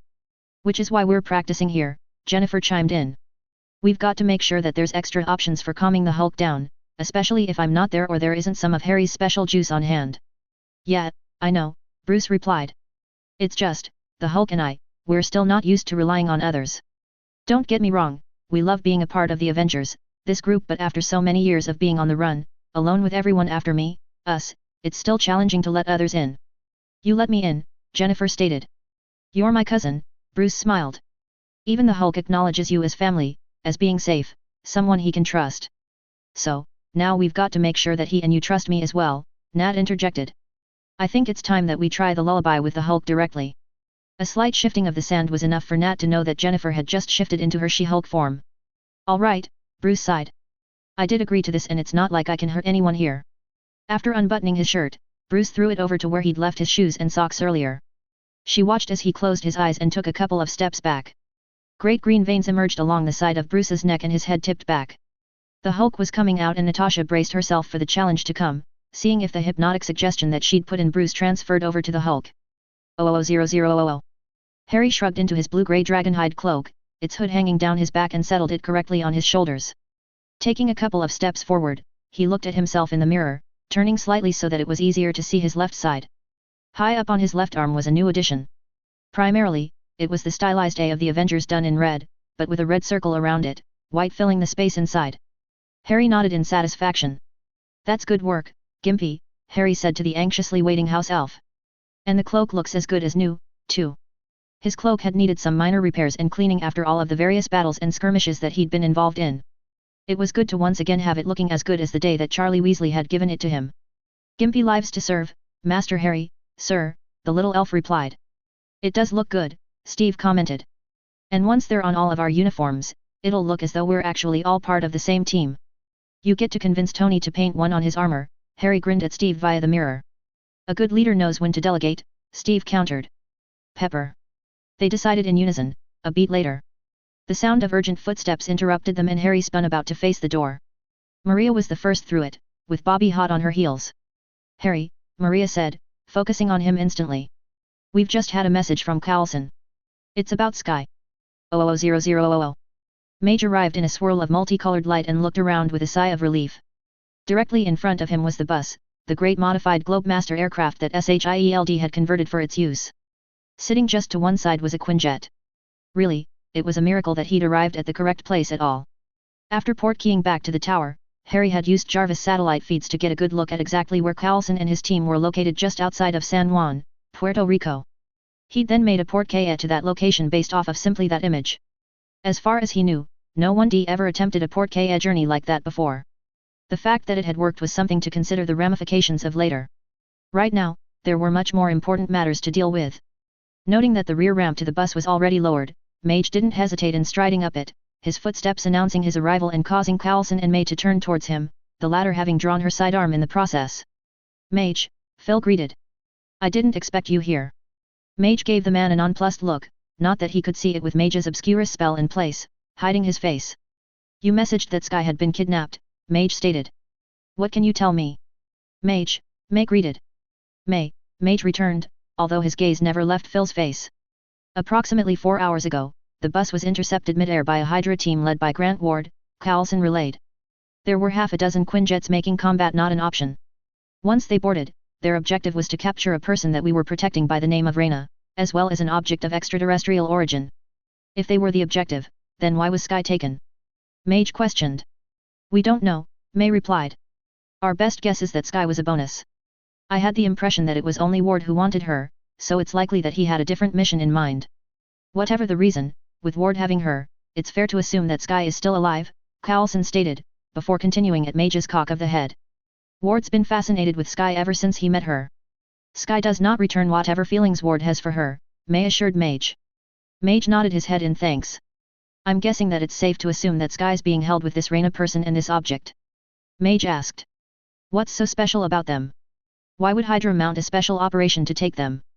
Coulson sighed and looked at May, who gave him a tiny nod. As I mentioned, the object, the obelisk, is alien. Kree, to be precise, Coulson explained. It's also known as a diviner, although what it divines, we're not sure.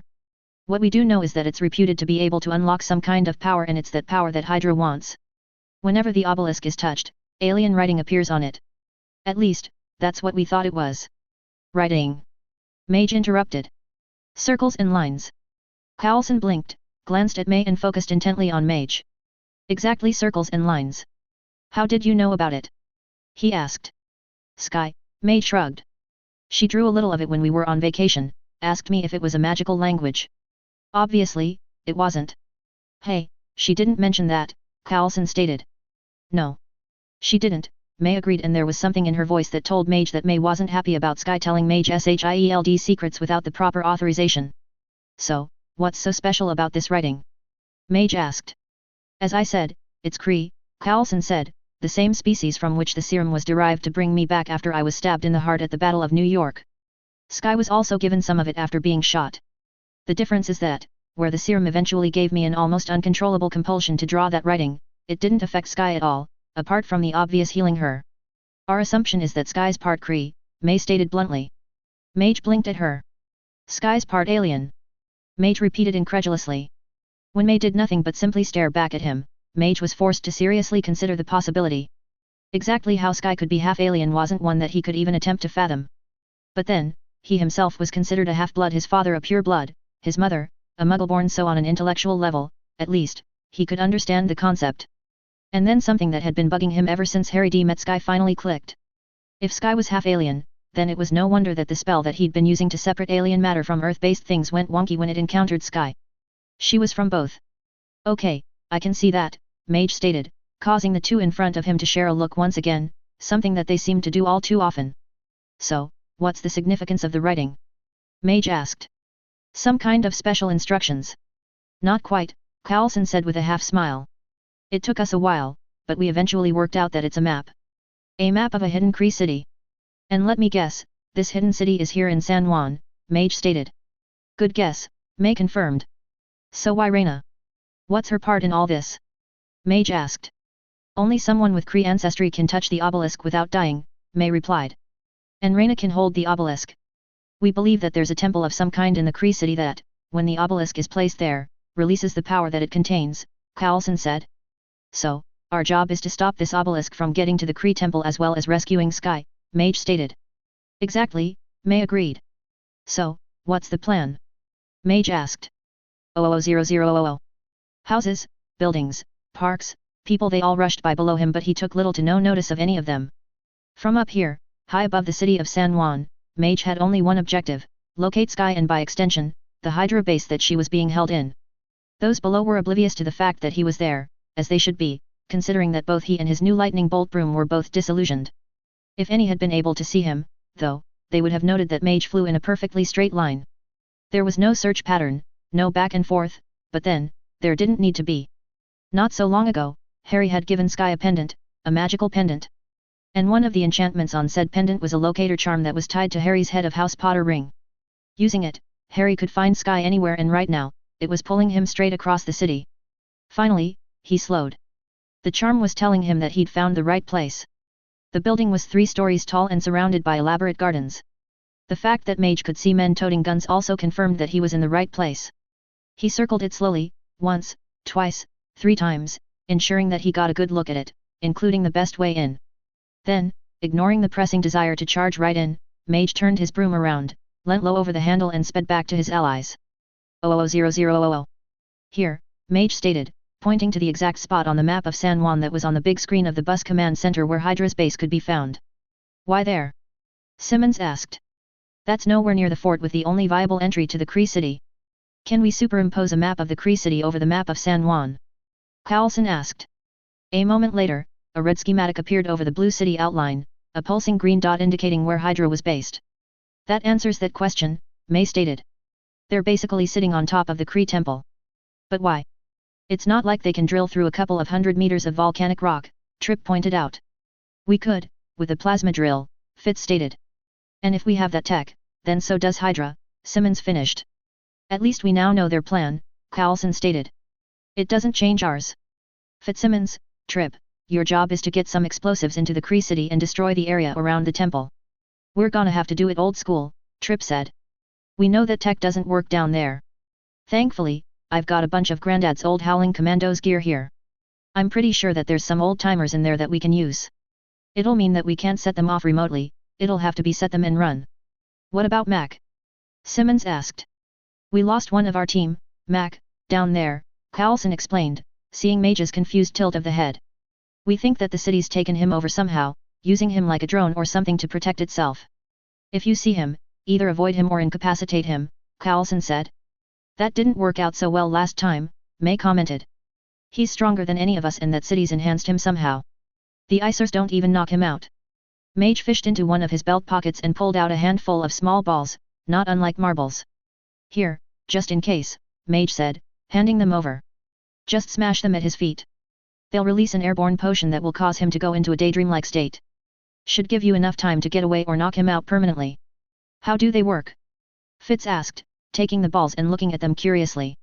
Magic, Mage replied, cutting off the scientist's inquisitiveness in order to get the strategy planning over with quickly enough so that they could get to rescuing Sky and taking out the bad guys that much sooner. Mage, Carlson continued.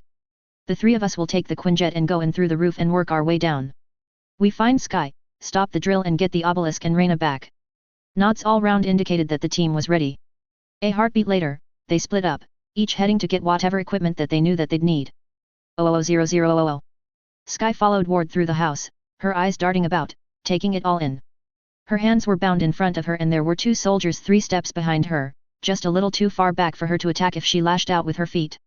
Not that she would do that, no, there was no point at the moment, she was too well guarded right now. Later, though. I see that May's been teaching you well, Ward commented. Checking exits, the placement of enemies, the weapons, strategizing. How's your marksmanship these days? Why don't you give me a gun and find out? Sky snarked. Ward, of course, ignored her comment. Why am I here? She asked, hoping to keep the man talking and gain some intel. I'm keeping a promise, Ward replied as they reached a pair of double doors and he cut the zip ties around her wrist off. Sky shot a curious glance at him, wondering what the promise was and who it was made to. And then Ward opened the door and she got her answer. The man seated across the room rose at their entrance. He straightened and smoothed his old, brown suit before he swung his hands about, obviously unsure whether to put them behind his back or keep them at his sides or even put them in front of him. He was tall and his dark brown hair was graying around his temples. She'd seen that face before, but only in a picture. Cal, she knew his name was. Her father. I'm sure that you two have a lot of catching up to do, Ward said, not that Sky even registered it. Look at that, the way you tilt your head, Cal said, staring at her. Is it nature or nurture, I wonder? Your mother did the same thing. I promised myself I wouldn't get emotional. Sky could only stare at the man. She'd dreamt of meeting this man, her father her whole life. It was what led her to being so good at computers, to be such a good hacker and eventually to SHIELD. Everything had been geared towards trying to find her parents and here he was. If only she hadn't found out that he was a monster, a killer. If only that wasn't true. I've waited so long for this moment, Cal continued. Let's start again. Hi. I'm Cal. I'm your father. Would you like to sit down? Sky felt her head shake. She didn't know what to think, what to feel, but sitting was definitely not on that list. Right, me neither, Cal agreed. Thank you for agreeing to meet with me. Thank you for agreeing to meet with me. An incredulous Sky repeated. Are you serious? I was kidnapped off of a plane at gunpoint. That's all you have to say. You're right. I'm sorry, Cal said, reaching out towards her. I'm just a little nervous. This is a big moment. Father. Daughter. Meeting for the first time. Well, not the first time. Obviously. But after a long time. Ever since you were taken from me. I've been dreaming of this moment every day since. I had it all planned. It was going to be perfect. Those little almond cookies. Flowers maybe. Not like this. Not here. My God, you are beautiful. Well, I don't know what you know about me. I know that you're a monster. A killer. A trail of death wherever you go, Sky interrupted. Those are all true, Cal replied, and Sky had to give him points for honesty. But you have to understand. You were taken from me. My little girl was taken from me. You. It was the worst day of my life. You were taken. I wasn't careless. I didn't lose you. You were taken. You were stolen from me. I had nothing and I was doing everything that I could to get my family back together again. Back in one piece, back to how it's supposed to be. Sky took half a step back, trying to process everything, trying not to show as much fear as she was really feeling due to his intensity, the anger that she could see bubbling to the surface. I wasn't always like this, Cal continued, calming somewhat as he sat on a nearby chair. You were born in China. Your mother was Chinese. I was a doctor there with Doctors Without Borders. You see, my Chinese wasn't very good and your mother used to come in and translate for me. I worked in a clinic, people liked me. We were so happy. I liked myself. So, what happened? Sky asked. Soldiers came. Called themselves SHIELD and took you, Cal replied. Hydra. They were Hydra, not S.H.I.E.L.D, Sky corrected. Cal simply shrugged at the difference. This is the thing that I wanted to say, he continued, rising. I'm sorry that I couldn't be there for you. That I couldn't protect you. That I couldn't teach you about the stars or read you bedtime stories or sing you to sleep. I know that I'm a terrible disappointment, but I'm here now. I'll always be here now. And everything that is about to happen is supposed to happen. I'm going to take care of you. Then get me out of here, Sky said, hoping to use his protective father routine to her advantage. Oh, I can't do that, Cal replied. No, you're right where you need to be. This is your destiny. 000000. Sky was still reeling from everything that she'd learnt from Cal, from her F. No, she couldn't bring herself to even think the word even as she was being led, somewhere. Finally, she'd learnt what happened to her mother, and by extension, her father. Her mother had been special. She apparently had a gift, whatever that meant, although it sounded as though it was genetic and that Sky, herself had one as well, at least according to Cal. Whatever it was that made her mother special, it had meant that Whitehall had come and taken her away and experimented on her, cut her to pieces, took her organs and blood and left her lying in a ditch for Cal to find. It was that, combined with losing his only child, that had sent Cal over the edge. It was why Cal had declared that this was the best day ever, the day he got his daughter back and the day that he was determined to kill Whitehall for what he'd done. Like Sky herself, Cal had become obsessed with finding his family and putting it back together. Everything that he'd done had been to that end, and while Sky couldn't condone his methods, in a way a small part of her, a part that she simply couldn't deny, had understood. Ahead of her, she could see Cal, Ward, and Reyna, all surrounded by Hydra thugs, and beyond them, Whitehall, the leader of this faction of Hydra. Forcefully, Sky shoved every one of those thoughts deep inside. She'd deal with them later. Right now, she had more important things to deal with. Like staying alive and getting out of here. Finally, Whitehall greeted as Sky came to stand in line with the other three. Each of you have played a part in bringing us here today. Although I'm uncertain of your place in all of this. Sky stared back defiantly at the man, unwilling to even dignify him with an answer. But I have my suspicions, Whitehall continued. You see, I know who your mother was and exactly how special she was. My question is, what is your gift? Is it as wonderful as your mother's? Well, we shall see, won't we? A gesture from him had a Hydra soldier approaching with a container that Sky recognized. The lid was flipped back to reveal the strange metal obelisk. Pick it up, Whitehall instructed. Sky continued to stare defiantly back at him, daring him to make her. From the corner of her eye, though, she saw Cal give her a nod that could only mean one thing. You're like your mother, he seemed to say, it'll be all right. And then Sky moved. Taking a determined step forward, she reached in and grasped the obelisk and lifted it up. When nothing happened, no strange black crust forming over her entire body to kill her, she relaxed slightly. Her relaxation was enough to have the guards shift slightly. Enough for her to see, thanks to May's training, that they weren't as on guard as they'd been moments before. And then she struck. Twisting about, Sky stuck the obelisk onto the neck of the nearest guard. Cal spun about, slashing the neck of one guard with a scalpel that Sky didn't know he had and twisting himself about a second guard to use as a shield. Ward, too, moved, knocking down 2 guards before coming up with a gun pointed at a third. Unfortunately, the other 9 guards in the room stepped forward, their own guns up and pointing. Whitehall merely raised a hand, halting them from shooting. Yes. You are special, aren't you? Whitehall said to Sky. And your gift will be understood soon enough. Of course, experimentation will be required. A signal from him had Reyna stepping forward and taking the obelisk from Sky and returning it to its case. Obviously, she'd thrown in her lot with Whitehall. Reyna, take the diviner to the basement so that it's ready as soon as we break through into the city below, Whitehall instructed. And secure these three until later. Sky glared at the man even as she felt her arms being yanked backwards and her hands zip-tied together once more. 00000. Mage was getting frustrated. This was taking too long. The plasma drill, they knew, had to be in the basement. And they'd landed on the roof. Exactly which level Sky was on, he wasn't sure. His Potter head ring could give him direction but not distance. Already, he, Carlson and May had taken out a couple of dozen Hydra agents, but there were uncounted more between here and their objective.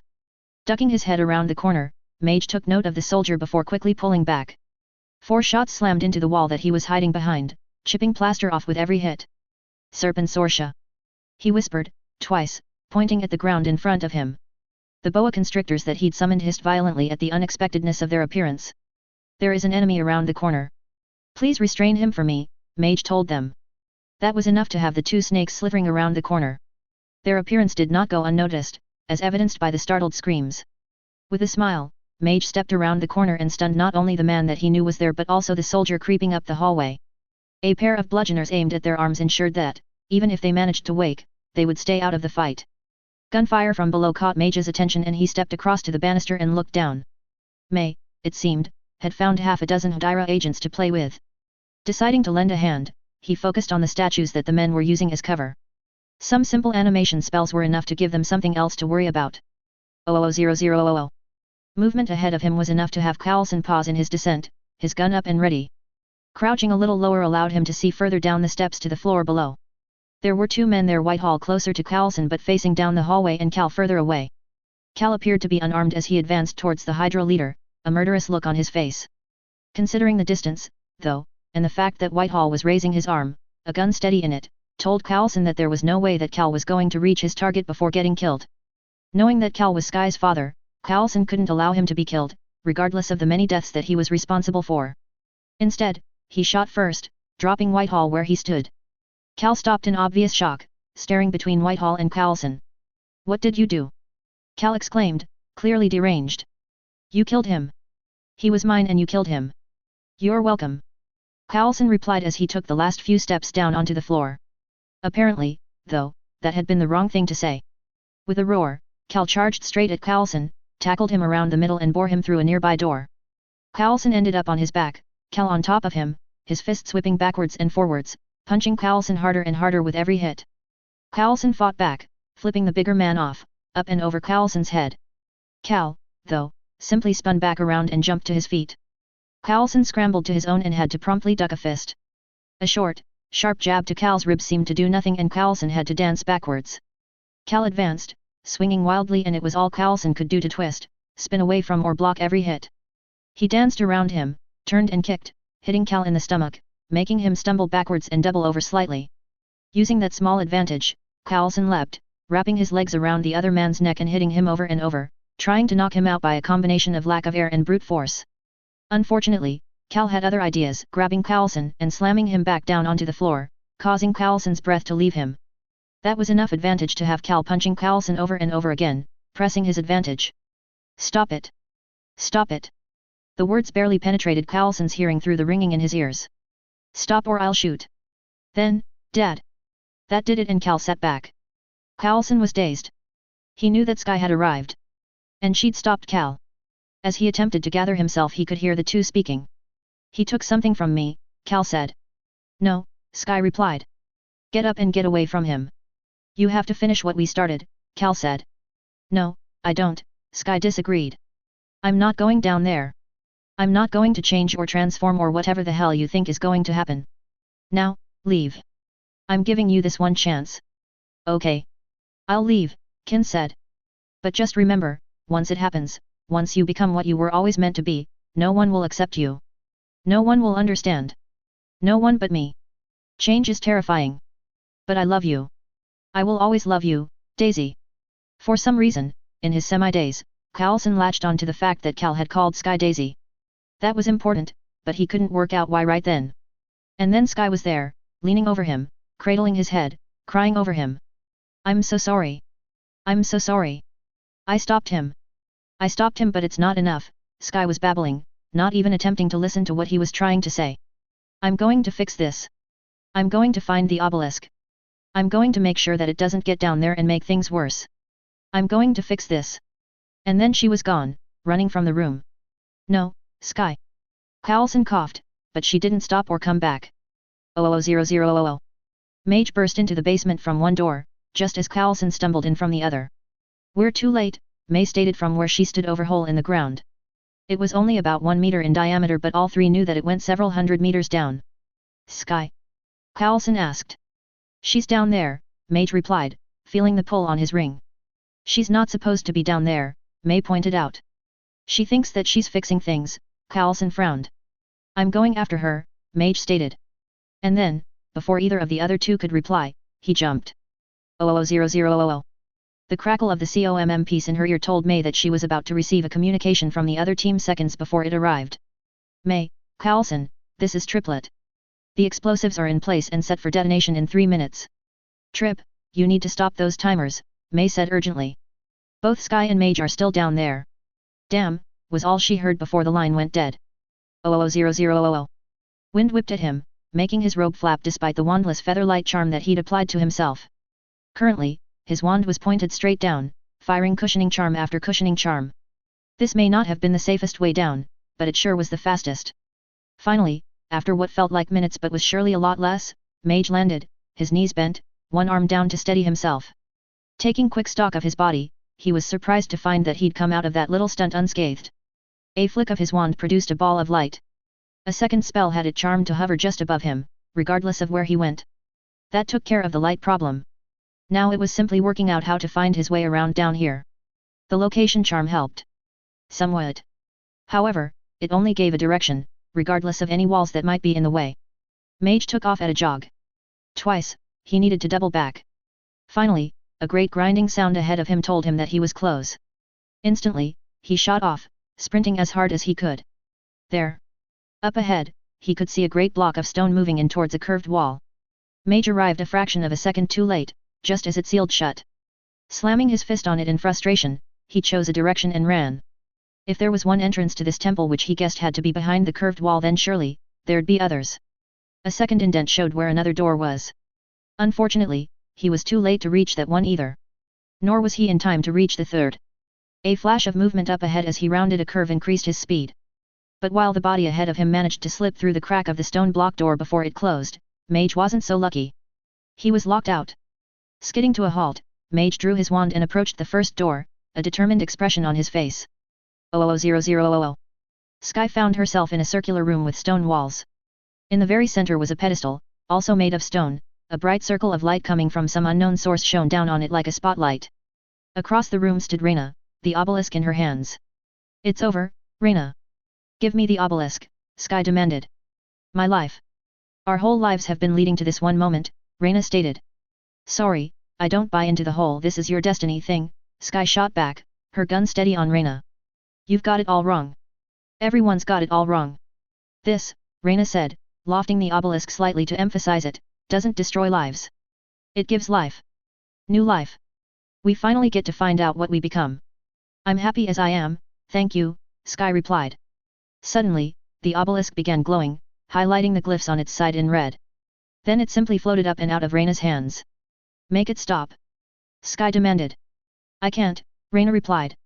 Even if I wanted to. Which I don't. The obelisk floated across the room to come to land on the pedestal. Behind them, the great stone doors began to close. If you want to leave, now's your chance, Reyna suggested. But you won't. You're like me. Curious to see what will become. And then the decision was taken out of Sky's hands as the last of the great stone doors sealed, but not before Trip managed to slip in through the last one. What are you doing here? Sky asked him. Rescuing you, Trip replied as though that was obvious. The instant that the final door had sealed, the obelisk split from the top, opening like a petal to reveal a dozen or so blue crystals. What's supposed to happen? Trip asked as all three of them stared at the obelisk and its crystals. I don't know, Sky replied absently. Something beautiful, Reyna corrected.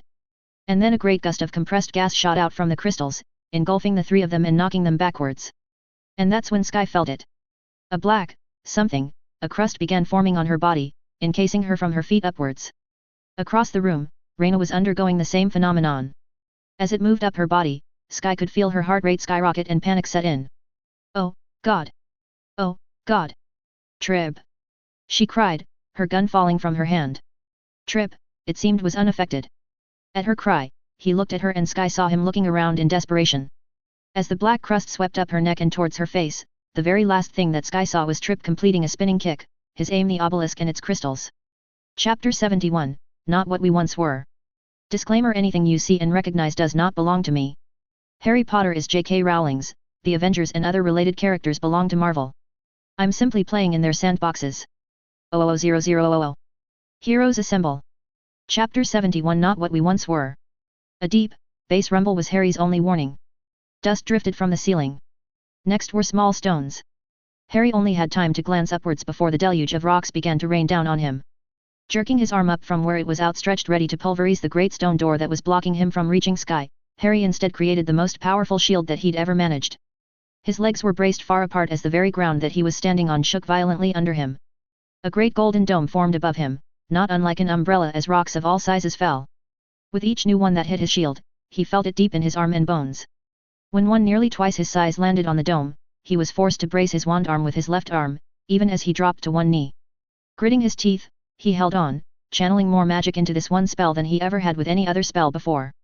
Slowly, almost in slow motion, the giant rock slipped sideways before landing with a great thump to his left. By the time that the last of the big rocks had fallen some 4 or 5 minutes later, Harry was panting hard. The ball of light that he'd originally created when he'd first landed down here, far below the earth in this ancient, abandoned alien city, had long since popped out of existence, leaving him in complete darkness now that he allowed his shield to dissipate. Harry coughed on the dust-filled air. Pushing himself to his feet, he wiped his brow of the sweat that had formed from the effort of keeping the shield steady. A simple wind charm was enough to send the dust away, deep into the depths of the city and far from where he currently was. A swish, flick, and jab had the ball of light once more illuminating the cavern. Boulders and piles of rocks were littered everywhere, the only clear patch a half-meter circle around himself. Stepping up onto one of the smaller boulders, Harry surveyed the area further. Whatever that was, and his money was on an earthquake, it hadn't made any sort of impact on the stone wall in front of where he'd been standing. There was still a great block of stone guarding the entrance to the temple, behind which Sky was trapped. Concentrating, Harry connected with his head of house ring and used it to ascertain Sky's location. He gave a nod as he noted that it didn't appear as though she had moved. Not knowing whether or not she was injured from the earthquake, Harry acted. Ideally, or at least, ordinarily, he'd be able to transfigure and charm the stone in the one go to remove it, but after the amount of magic that he'd just used, he knew that his reserves were low. Narrowing his eyes at the stone door, he raised his wand and pushed the magic that he needed, transfiguring the hard stone into sandstone. Next, he changed the sandstone into glass before melting it away, leaving a puddle on the ground that he rapidly cooled. Harry's eyes darted about the room as he rushed in before fixing on Sky. She was kneeling on the ground, rocks and boulders strewn all around her, even as her hand was stretched out, resting on a black piece of rock. Sky! Harry exclaimed, dropping beside her. Instantly, her head came up and turned towards him. Tears streaked her face and her shoulders shook.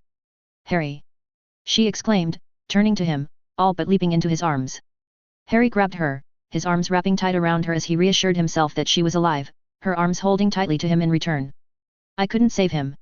I couldn't save him. She babbled into his shirt. Pulling back slightly, Harry moved his hands to her face, pushing her hair aside so that he could see her properly. It's all right, I'm here, you're safe, you're all right, Harry said, kissing her forehead before pulling her back into a hug. I couldn't save him. She repeated. What? Who couldn't you save? Harry asked. In response, Sky half turned, her eyes going to the black rock that she'd been leaning over when he arrived. Trib, she replied. Trib. He died. The Turigen. I saw him trying to save me. He kicked the obelisk, its crystals. But it killed him. There was nothing that I could do. Harry nodded and held her to him. I'm sure that you did everything that you could, he said. It didn't get you, did it? Yes. She gasped. There was something. Like an air current. It knocked us back. Me and Reina and Trib. Suddenly, Sky pivoted in his grasp. Reina. She was here. She exclaimed. Harry looked around but, apart from a lot of rocks on the ground, he couldn't see anything that could be a person. The fact that one of the other rock doors had tilted to the side leaving a gap caught his attention. Hominum Revelio, he incanted. I'm counting 2 others down here, both nearby although one is moving away. That'll be Reina, Sky said. Don't know who the other is. Probably Mac, Harry replied. I was told that he was down here somewhere. Sky nodded. What happened, Sky? Harry prompted her to continue her story. At first I thought that we were going to be fine, she said. But then a crust began forming on me. On Reina, too. It completely covered us. I thought that I was going to die. But you didn't, Harry reassured her. You're fine, you're okay. I don't know how long it lasted, Sky continued. A piece of it fell from my face and I saw Trip. It was like he was a statue, completely covered in the crust. And then it all fell off me and I saw what was left of Trip just falling to pieces. The earthquake. You weren't hurt by the falling rocks? Harry asked, raking his eyes up and down her body. No. No, nothing touched me, she replied, shaking her head. It was then that Sky seemed to take in the fact that Harry was there. What are you doing here, anyway? She asked. Rescuing you, Harry replied with a smile. Although why I had to, I don't know. I thought that I gave you a way to get yourself out of trouble. Sky's eyes widened and she looked down even as she brought up a hand to grasp hold of the pendant around her neck. Finally, she looked back up with a sheepish look on her face. Yeah, right, it can just whip me away magically, can't it? She said. Kinda forgot it could do that. Obviously, Harry replied. If you're going to keep getting into trouble, then you're going to have to work on that. Sky nodded absently before narrowing her eyes at him and punching him lightly in the chest. Mind you, Magic Man, you took you sweet time getting here, she accused. I got here as quick as I could, Harry defended himself. I can only magic myself to places I've been before or no. And I've never been to Puerto Rico before. Ended up using satellite images to create a portkey to San Juan and let me tell you, that is something that has never been done before. I didn't even know you could create a portkey to a place using only an image. Then Coulson had this whole mission in the works: rescue you, rescue Reina, recover the obelisk, stop Whitehall. And after seeing how many soldiers that there were in this place, I thought it was safer and easier to accomplish everything if I stuck with your team, he explained. Coulson. Sky said, her eyes widening. Cal attacked him. He's hurt. We've got to get back up there. Your wish is my command, Harry said before promptly turning on the spot and operating the 2 of them out of there. 000000. Steve stared intently at the big screen, a case of déjà vu running rampant. Germany, albeit just inside the border to the Czech Republic. It brought back a lot of old memories. And the fact that it was Bucky who'd brought up the map and was sharing the intel only intensified it. They call it the Sickle, Bucky was saying. From what my contacts tell me, it's a research facility but not weapons. What then? Sam asked. Unknown, Bucky replied. Then it is unlikely that we'll find Loki's scepter there, Thor stated grimly.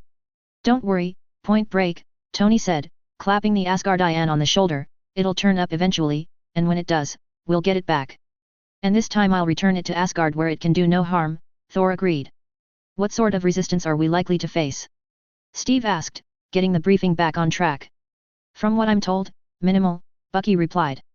I'm assuming that we're not going to rely on that intel. Rhodey said. No. We're not, Steve replied.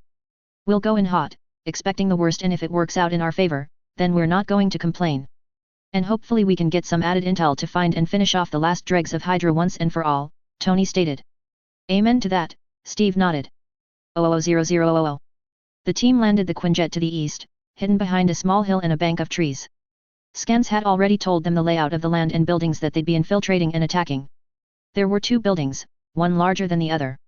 Both were 2 stories tall, however the larger of the 2, the one sitting high on the hill where it could survey the land around it, was easily 50 meters long and quite wide as well. The other, and consequently, the building with the higher concentration of heat signatures, was built more like a cube out of deep grey stone and small, high windows that would only really be good for shooting from. Simply put, it was a bunker or perhaps a barracks for the guards. Tony, Sam, Rhodey, Steve was saying as the group gathered around the Quinjet's holographic situation table for their last briefing before launching their attack. You've got this, guys. Use it, keep their focus up and away from the rest of us. Come in from 3 different directions: north, south, west. Thor. Concentrate on that barracks. There's only a couple of exits for them to come out of. Use that bottleneck. Buck, you and I'll make our way to the main building. We'll start at the eastern end and work our way through. Take prisoners if you can, if you can't, then your priority is to get out of there alive. Just like the old days, Bucky grinned. And leave me a computer or something to work with, Tony stated. If the scepter isn't here, then it might have some info in its banks that I can use to track it down. And me? Bruce asked, a little nervously. You wait here, Steve said, clapping the other man on the back. By the look of things, we shouldn't need the Hulk, but if things go south, then we'll call a code green. Yeah, let's hope, Bruce replied. 000000. Cap, I've got movement towards your position, Falcon called over the comms. 4 of them, keeping low, coming at you from your 2 o'clock. Tony swiveled about, honing in on the position and having Jarvis enhance it onto his HUD. I've got them, Bucky stated, and Tony could hear the smile in the man's voice. Less than 10 seconds later, the 4 men jerked and dropped to the ground. Thanks, Wolf, Cap said. Yeah, good work and all that, Tony said, even as he fired his repulsors and shot towards a sniper on the roof of the big building. But I'm just not sold on the whole Wolf name. What? Cap asked. You want to bring that up now? Well, it's the first time that it's been used in the field, Tony defended. What's wrong with it? Wolfnir growled. I'll give you points for that growl, but the name lacks something. To be honest, it's kinda bland, Tony said. A pair of repulsor blasts took care of the sniper and Tony veered off, searching for his next target. It needs a little jazz, a little something extra, Tony continued. Grey Wolf maybe, to go with that arm of yours. Or prosthetically enhanced Wolf. Even Nat adds in black to go with her widow thing. No, Wolf stated simply. Tony scrunched his nose up, he was sure that he could wear the other man down to his way of thinking. What about White Wolf? It's got that alliteration thing going for it, Tony suggested. A ping off of the side of his helmet started Tony and he spun about searching to find who had just shot at him. I believe that Sergeant Barnes is not a fan of your suggestion, Jarvis stated. Wait. What? Did you just shoot at me? Tony exclaimed.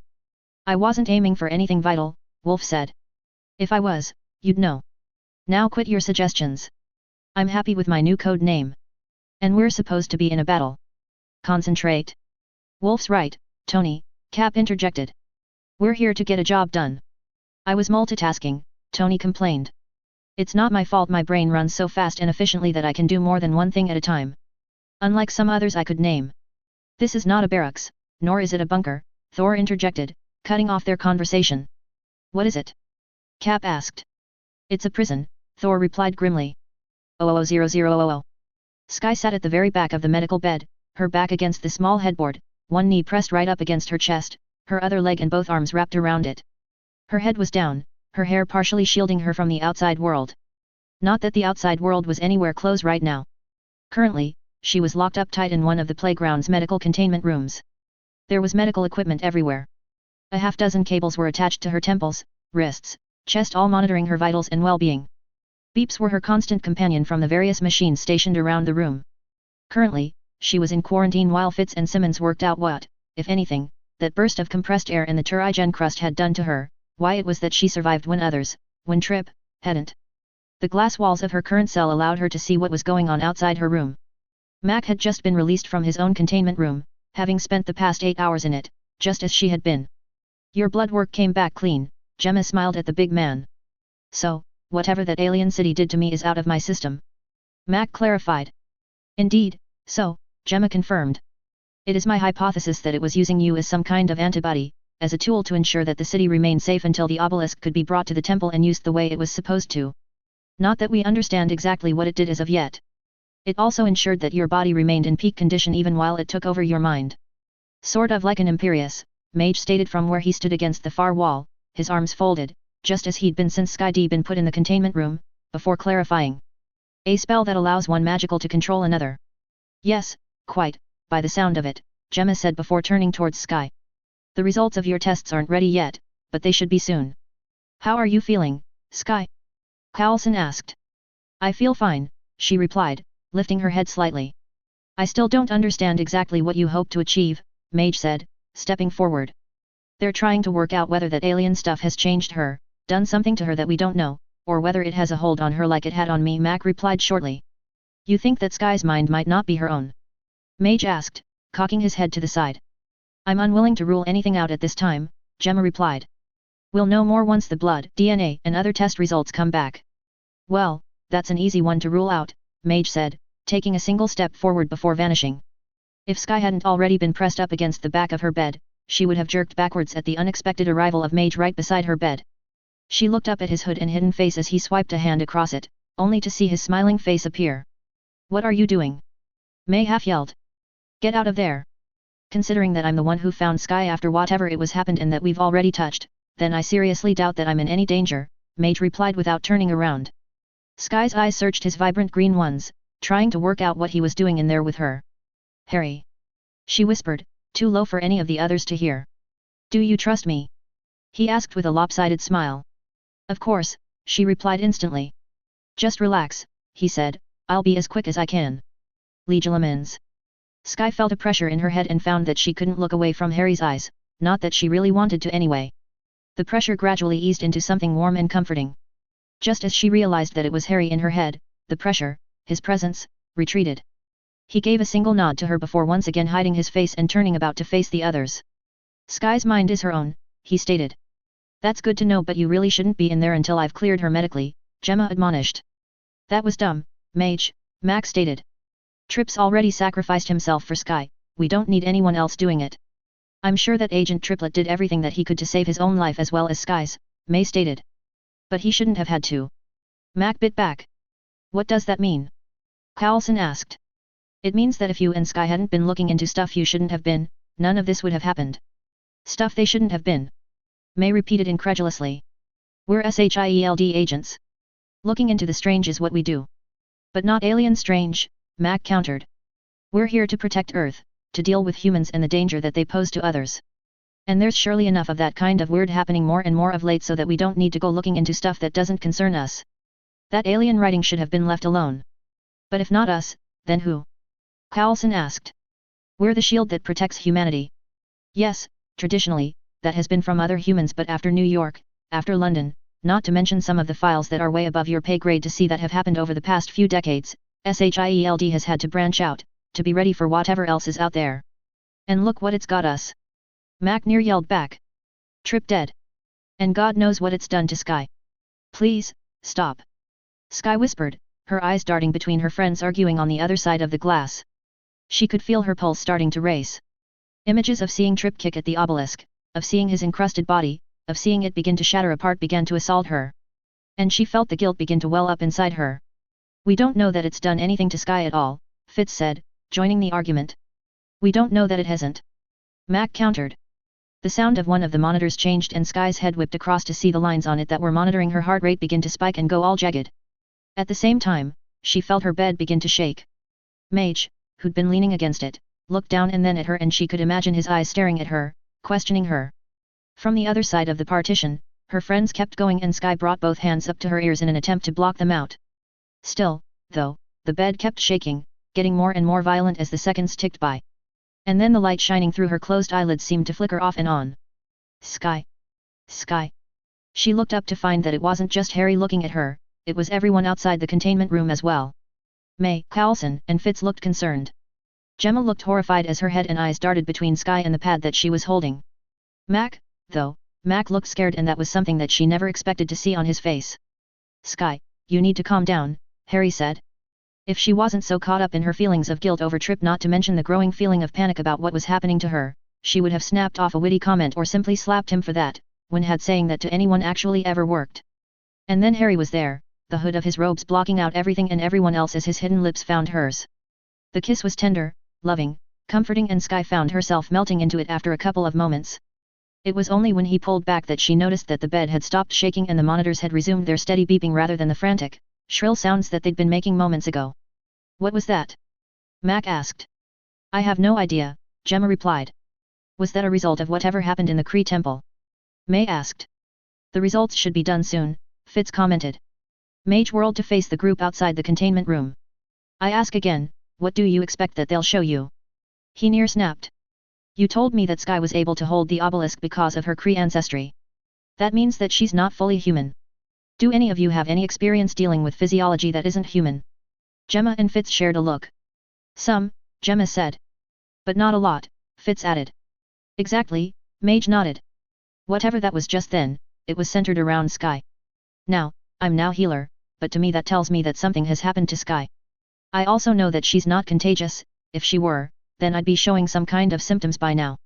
Not necessarily, Gemma contradicted, but Mage simply continued talking right over the top of her. My DNA is different from normal humans. Merlin, half of the Avengers have something different about them, Mage continued. My healer understands them and how they are different, not to mention that we have a world-class doctor on staff and Thor, who's not from Earth at all. If anyone's going to get a handle on what's happened to Sky and to help her through it, then it's us, not you. Besides, your arguing is not helping matters in the slightest. Sky's mind was whirling as she tried to fathom what was going on. Was Harry saying that something was wrong with her? That she'd been changed somehow? Her mind latched onto the way her bed had been shaking moments ago and the way the lights seemed to flicker. Did that have something to do with it? Is that what Harry meant? But before she could actually ask any questions or think on it anymore, Harry had spun back around and had begun ripping off the monitors that were attached to her. As soon as she was free, he slipped one arm around her waist and the other under her legs and lifted her from the bed. Harry? She asked, even as her arms locked around his neck. And without even answering her, she felt him twist and the two of them disappear from the room. 000000. With their prisoners rounded up, disarmed, their hands zip-tied together and locked in one of the larger rooms of the larger building, the team was doing a last mop-up and sweep of Sickle Base. I've let one of my contacts in the German military know what we've found here, Rhodey stated as he walked into the room. There'll be a unit here to deal with this lot within the hour. Excellent. That gives me more than enough time to download their entire database to our mainframe and to have a little looks at what they've been doing here, Tony replied from where he was standing at a console, his fingers dancing at the keyboard. A clanking sound had Rhodey glancing across to where the Iron Man armor was walking about the expansive room by itself. The room was indeed huge, despite the fact that there were parts of it that were partitioned off with glass paneling. Many of those extra rooms looked as though they had airlocks on the door to keep the room inside completely sterile. What is this place? Rhodey asked. At a guess, a combination hospital and medical lab, Tony replied. Looks like they were doing a whole bunch of experimenting. On people, judging by the plethora of beds in this place. They were experimenting on people? Rhodey asked. That's in direct violation of the Geneva Convention. Add it to the list of charges to be filed against them, Tony stated offhandedly. What were they doing to them? Rhodey asked. I haven't got there yet, Tony said before stopping, even his fingers stilled. Now, why does this sound familiar? What sounds familiar? Rhodey asked. I've just cracked the encryption to their files. There's gigabytes of data all pertaining to something called the Connors formula, Tony said. That name, Connors. It sounds familiar. Jarvis. Dr. Curtis Connors, Jarvis replied from the handheld device that was docked to the computer that Tony was working on. He worked at Oscorp Industries. A biochemist. He was working on a serum that would enable amputees to regrow lost limbs. The serum was classified as a failure after Dr. Connors tested it on himself and turned into the lizard. I remember now, Tony nodded. Peter fought him before he became one of us. Defeated him, too. Isn't he locked up in Rikers? The question is, what is his formula doing here? And what have Hydra been doing with it? Rhodey added grimly. 000000. Thor and Sam had been going from prison cell to prison cell, releasing the people held there and helping them outside. It was a grim task, every one of those people were weak and all were missing at least one limb, be it an arm or leg. So far, they'd found 28 people.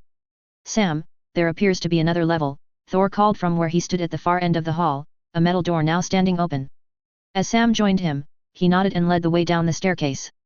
A touch of a button on the side of his glasses activated a thermal scan. I'm only reading one heat signature, he said. Then perhaps this is the last of those that Hydra held captive, Thor said. They passed 3 empty cells before Sam stopped. This one, he nodded at the 4th. Thor stepped forward, sized up the door, seized the handle and pulled. The metal creaked, groaned, and then a snapping sound echoed throughout the corridor as the lock gave way. Sam stepped up, intent on identifying them as friends, to offer comfort and to let the prisoner know that they were now safe and free, just as he'd done for each of the others that they'd rescued so far. Instead, he froze, his jaw dropped and all that came out of his mouth was, what they? Chapter 72, Here There Be Dragons. Disclaimer: anything you see and recognize does not belong to me. Harry Potter is J.K. Rowling's, the Avengers and other related characters belong to Marvel. I'm simply playing in their sandboxes. 000000. Heroes Assemble. Chapter 72 Here There Be Dragons. What they? Sam stood in the doorway of the small prison cell in the basement of Hydra's Sickle Base, frozen in shock at what he was seeing. It wasn't the fact that there was a prisoner there, after all, he and Thor had already released 28 people from the cells in the level above. No, what had completely overwhelmed him was the fact that this person didn't look human at all. They, female, inside the cell was unconscious, one arm dangling from the narrow concrete slab that was obviously supposed to be her bed. Her head was turned towards them, her eyes closed. Sam could only assume that lying face down was the most comfortable position for her, what with her large, leathery, green tail. But it wasn't just her tail that was leathery looking or green. No, it was all of her. Every inch of skin that Sam could see through her old, tattered clothing was green. Apart from her skin, it was her head that showed the most difference from human norm. Her bald head allowed Sam a good look at one of her pointed ears, something that her crest fin on her head failed to hide. Is this normal for Midgard? Thor asked. Sam glanced back over his shoulder at the tall Asgardian, but only for a second before turning back to stare at the female lizard hybrid human again. No. No, it's not, he said. 00000. Bucky stepped out of the deep shadow of the building that he'd been loitering in, his gun cradled to his chest as Steve walked closer. His best friend's nod acknowledged his presence, but Bucky was certain that Steve had known that he was there long before he revealed himself.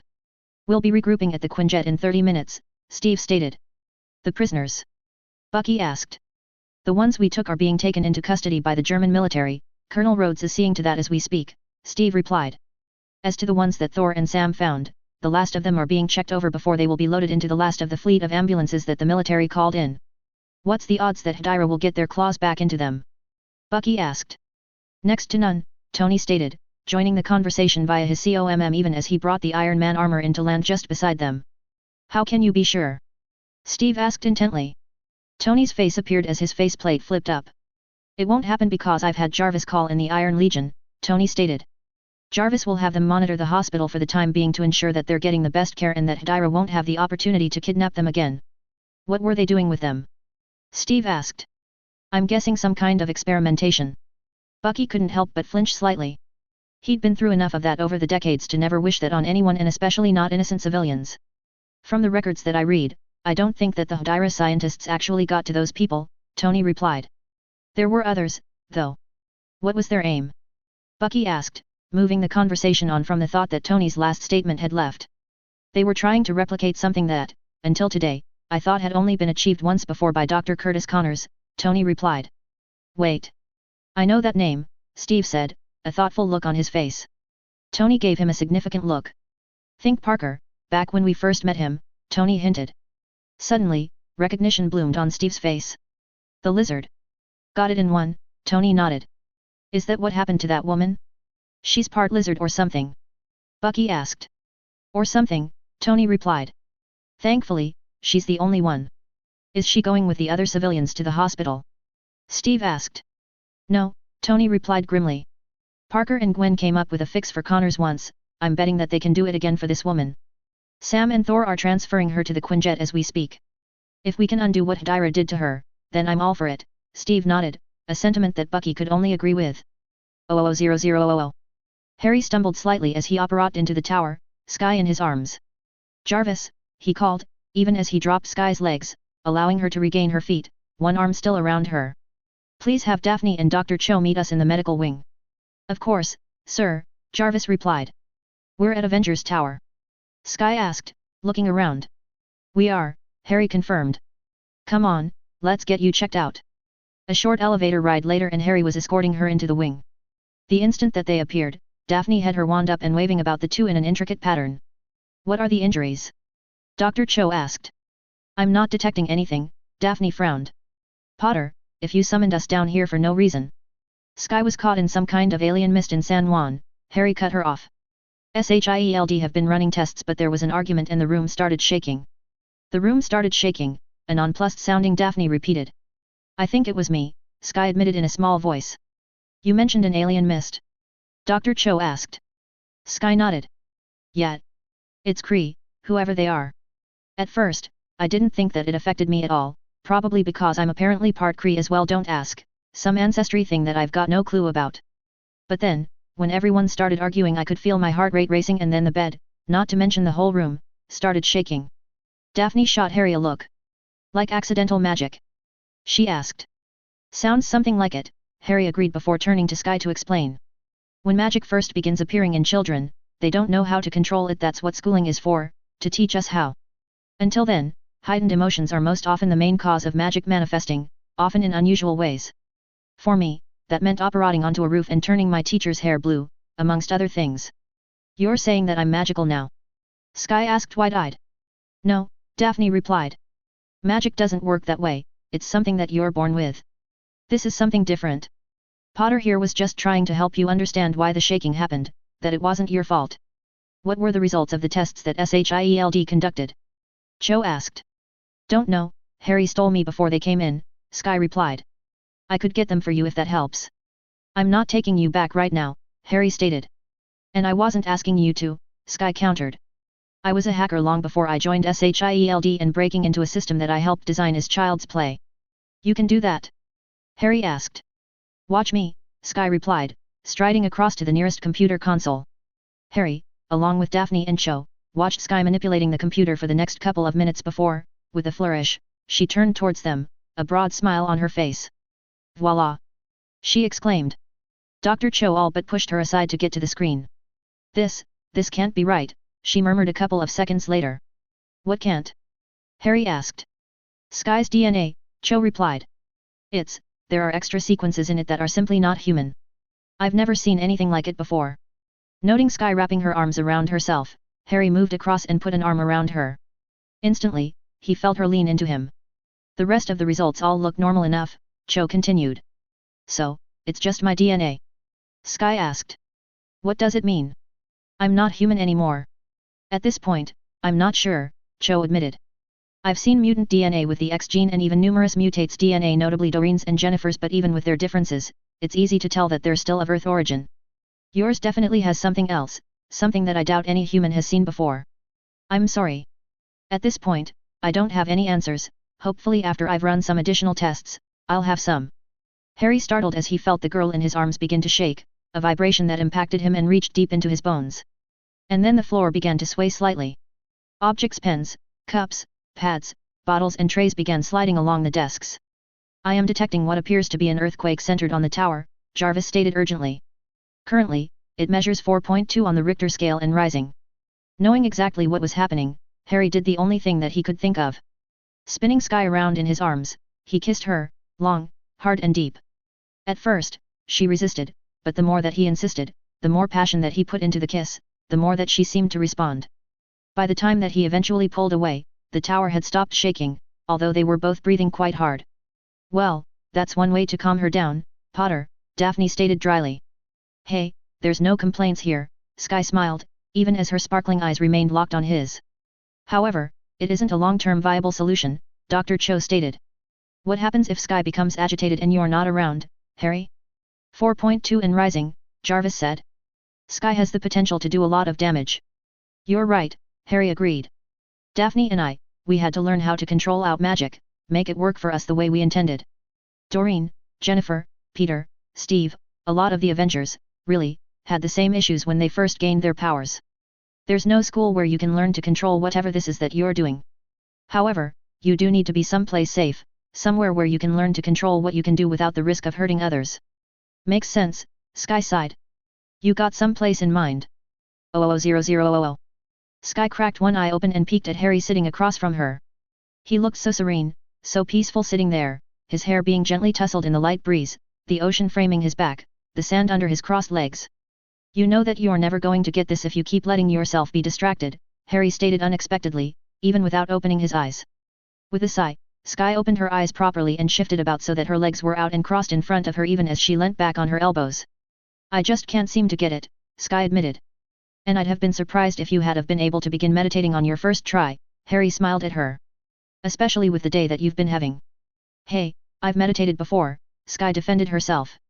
May's been teaching me. Slow your breathing and heart rate and all that, keep control of yourself and your emotions. I can get it. Most of the time. Harry nodded at her. May sounds like a good teacher. So, what's different this time? Sky tipped her head back, allowing the sun to shine fully on her face as she thought about the answer. I guess I'm afraid, she eventually admitted. No shame in that, Harry said. Merlin, I'd be terrified if I was in your shoes. It was bad enough as a kid, not knowing what was going on when something freaky happened. The day that Hagrid told me that I was a wizard was one of the best days of my life. It explained so much. But it took me years at Hogwarts to fully understand what it meant to be a wizard, and even now, I'm still learning. But it's different for you.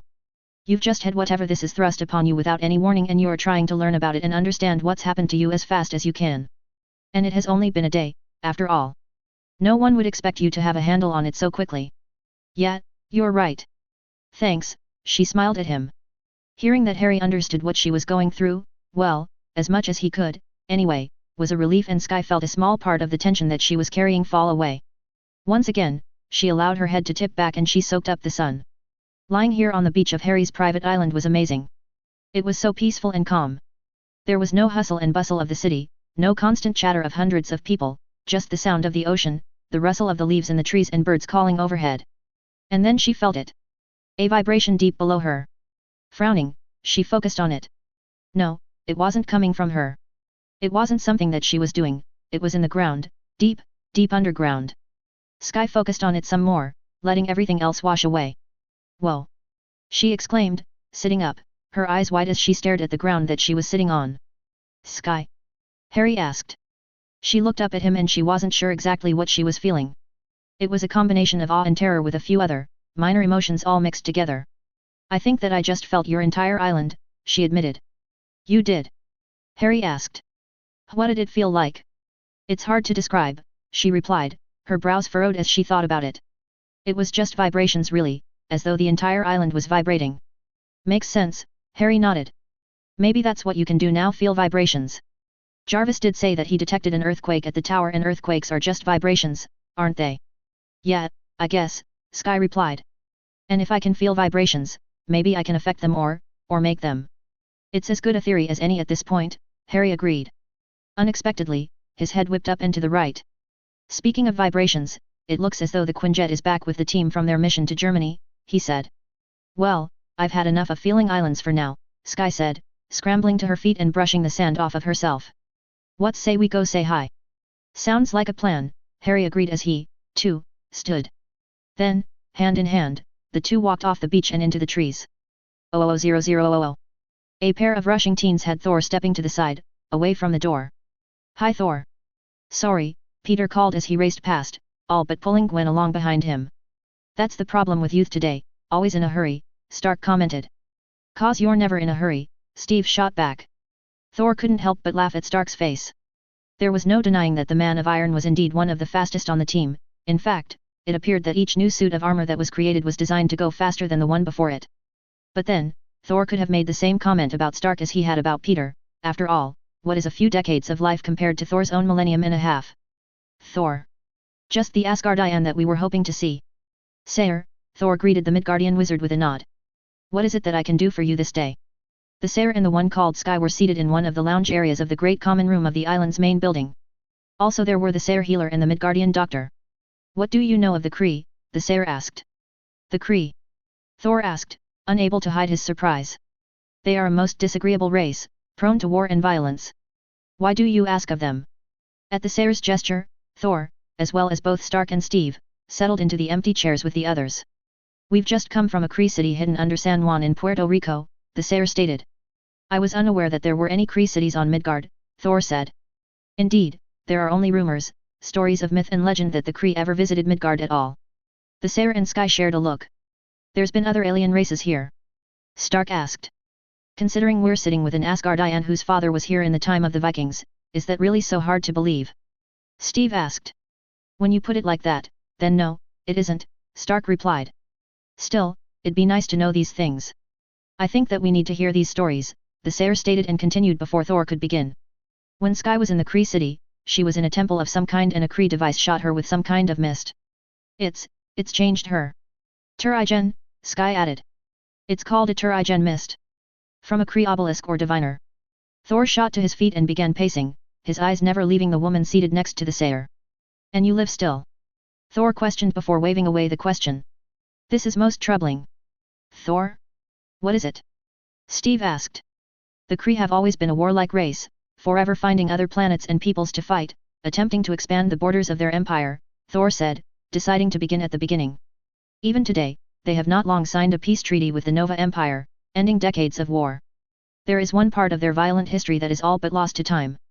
Indeed, I only know of it as I am a prince of Asgard. It is doubtful that more than a handful know of this outside of the Kree Empire. Looks were shared amongst his companions. I'm guessing whatever this ancient history is affects Sky now. The Sire asked. I believe so, Thor replied. Noting how scared the woman looked, Thor forced himself to sit before beginning to tell the story as he knew it. Long ago, in ancient times, with my grandfather, Thor was still king, the Kree were losing one of their many wars, he said. The number of casualties was high and the Kree leaders became divided upon how to turn their losses around. One faction of Kree dispatched teams to planets far and wide in order to experiment on the native populations, searching for ways to enhance them for use in their wars. They were looking for expendable soldiers, Steve interpreted grimly. Cannon fodder, Stark stated, just as darkly. Indeed, Thor agreed. I do not know much about these experiments other than it involved the Kree using their own blood to begin the change of the native populations. The final part of the process was the introduction of a catalyst to complete what the Kree called terrigenesis. It was always believed that this process failed on every planet that they tried it on. I'd say that it wasn't a complete failure, Dr. Cho stated. Sky's DNA has definitely been altered and now contains something that is completely alien. The fact that you live supports that, Thor nodded. In all the stories that I've heard, none who underwent the process of terrigenesis lived. Indeed, when the majority of the Kree leaders found out what their brethren were attempting, they made the practice illegal, putting a stop to it at once. To my knowledge, it has never been attempted again. You said that Sky's DNA has changed. Stark said. Any side effects? I think that I can feel the vibrations in the earth, maybe even create my own earthquakes, Sky stated. Well, that's cool, Stark said. I brought Sky here so that she can learn to control whatever this is in a safe environment, the Sayer said. Very wise, Thor nodded. Whatever the Avengers can do to help, we will, Steve said, and Thor could hear the sincerity in his voice. I will also consult my father and the Asgardian records, to see if there is any other information about this Kree terrigenesis, Thor promised. Thank you. Thank you all, Sky smiled. 000000. Consciousness returned slowly to Melody. At first, everything was fuzzy, her brain trying to process her surroundings through the fog of the drug that she'd been given. But after more than a year, at least, she thought that it'd been at least that long, it was kinda hard to tell without seeing the sun, the sky, even a calendar ever since she'd been kidnapped, of waking up with the drug in her system, she'd gotten used to it. First came touch, and that was what really confused her. Her bed, if one could call a slab of concrete that, was hard and cold. Or, at least, it was supposed to be. Today, however, it wasn't. Today, Melody felt something soft, something padded, underneath her. As expected, she was lying face down. Really, after her transformation, sleeping in any other position simply wasn't an option. Cracking her left eye open, she took in the room. For the briefest of instances, her eye widened, but then she reined herself in, quickly shutting it. Her heart sped up, increasing her adrenaline and helping the fog lift from her mind. This wasn't her cell. It wasn't even one of the rooms that she was often taken to where she was experimented on. Once again, she cracked open her eye and looked about. Obviously, this was a hospital room of some kind. The walls were crisp white, broken only by banks of machines and a great glass window in the wall beside the door. But what really caught Melody's attention were the two figures that she could see in the next room through that window. Two teenagers, a boy and girl. Both were huddled together over some equipment, a microscope being the easiest to identify. Test tubes sat in a rack on the bench and streams of data rolled across the giant screen set in the wall above them. Exactly where she was or why there were two teens instead of the numerous guards or scientists were questions for later as far as Melody was concerned. No, this looked to be her best chance at escape since she'd been kidnapped. Slowly, keeping her eye on the teens in the other room, Melody slipped off of the bed. Keeping low, she began crossing the room, being sure to keep the claws that extended from her toes from clicking on the ground. Her tail was a great asset here, ensuring that she was able to stay balanced. Reaching the door, Melody grasped the handle and attempted to turn it, nearly swearing in annoyance when she found it locked. The door, though, wasn't the only way out. Backing up, Melody slowly rose to her full 5'8" height, brought her arms up in front of her, her claws extended and ready. Then, after giving herself a moment to psych herself up, she took 3 quick strides across the room before throwing herself through the window. Really, she tried to roll with her momentum, to come up on her feet and ready to either flee or fight, but it just didn't happen. After being held captive for so long with little food and no exercise, she simply didn't have the strength or agility that maneuver required. Not to mention the other thing. And then, just as she began pushing herself to her feet, a blob of something white and sticky impacted with her hand. Reflexively, she tried to pull her hand away, only to find that she couldn't, that it was stuck fast to the floor. And then more of it began raining down on her foot, her tail, her other hand, tail again, other foot and some more on each of her hands. Hey, settle down, we're trying to help, the girl said. Let me go. Let me go. Melody screamed at the two. Only then did she note that the boy was perched on the wall somehow, his hands out towards her. Sorry, no can do, your lady lizardness, the boy said. As Gwen said, we're trying to help you. Give us another hour and we'll have you cured and back to human normal again. It took Melody a few moments to process what the boy had said. You can make me fully human again? She asked. Yep, sure can, the boy said. It's not hard. Well, I say it's not hard, but that's only because we've done this sort of thing before. Only there's some sort of mutation in the serum that you were given, but it's nothing that we can't crack. Where am I? She whispered. The girl crept closer, a look of compassion on her face. You're at an Avengers compound, she said. I'm sorry, we can't tell you any more than that. I'm free? I'm not a prisoner anymore. Melody asked. No, you're not, the girl, Gwen, smiled. Some of the Avengers rescued you and the others yesterday. Others? Melody asked. She'd thought that there were other prisoners, other people who'd been kidnapped, at least, she'd heard others. Not that she'd ever seen anyone or even had a chance to talk to any. There were, but you were the only one who'd been changed, the boy said, climbing down from the wall. You said that you can make me fully human again. Melody repeated her question from before. Yes, we can, Gwen said before turning to the boy. Pete, how about you cut, her loose? You're not going to hurt us, are you? The boy, Pete, asked. No, please, I won't hurt you, just please, don't turn me back. Don't make me human again, please, I don't want to go back to that again, Melody pleaded. You don't want to be human again? Gwen asked, obviously confused by her request. Why not? And what's your name, anyway? Pete asked. Melody sat up as the white stuff that had her stuck to the floor was cut away. My name's Melody, Melody Kuzuma, she said. And please, I don't want to go back to how I was. I don't want to go back to being in a wheelchair, to having no legs again. Once again, the two teens looked at each other. Dr. Connor's formula was designed to replace lost limbs, Gwen stated.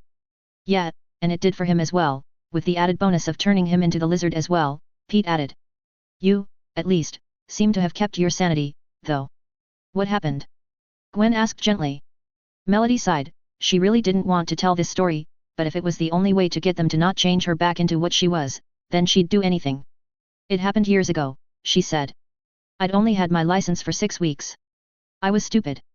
Speeding and drunk, and there was an accident.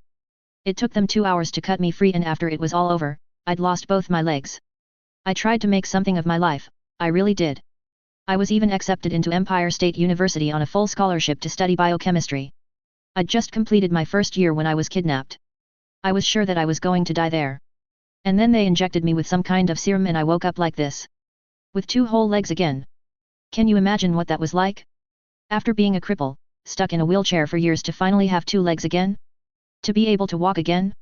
Yes, I look like a lizard and I have a tail and claws and green skin and this crest on my head, but I can walk. I don't want to go back.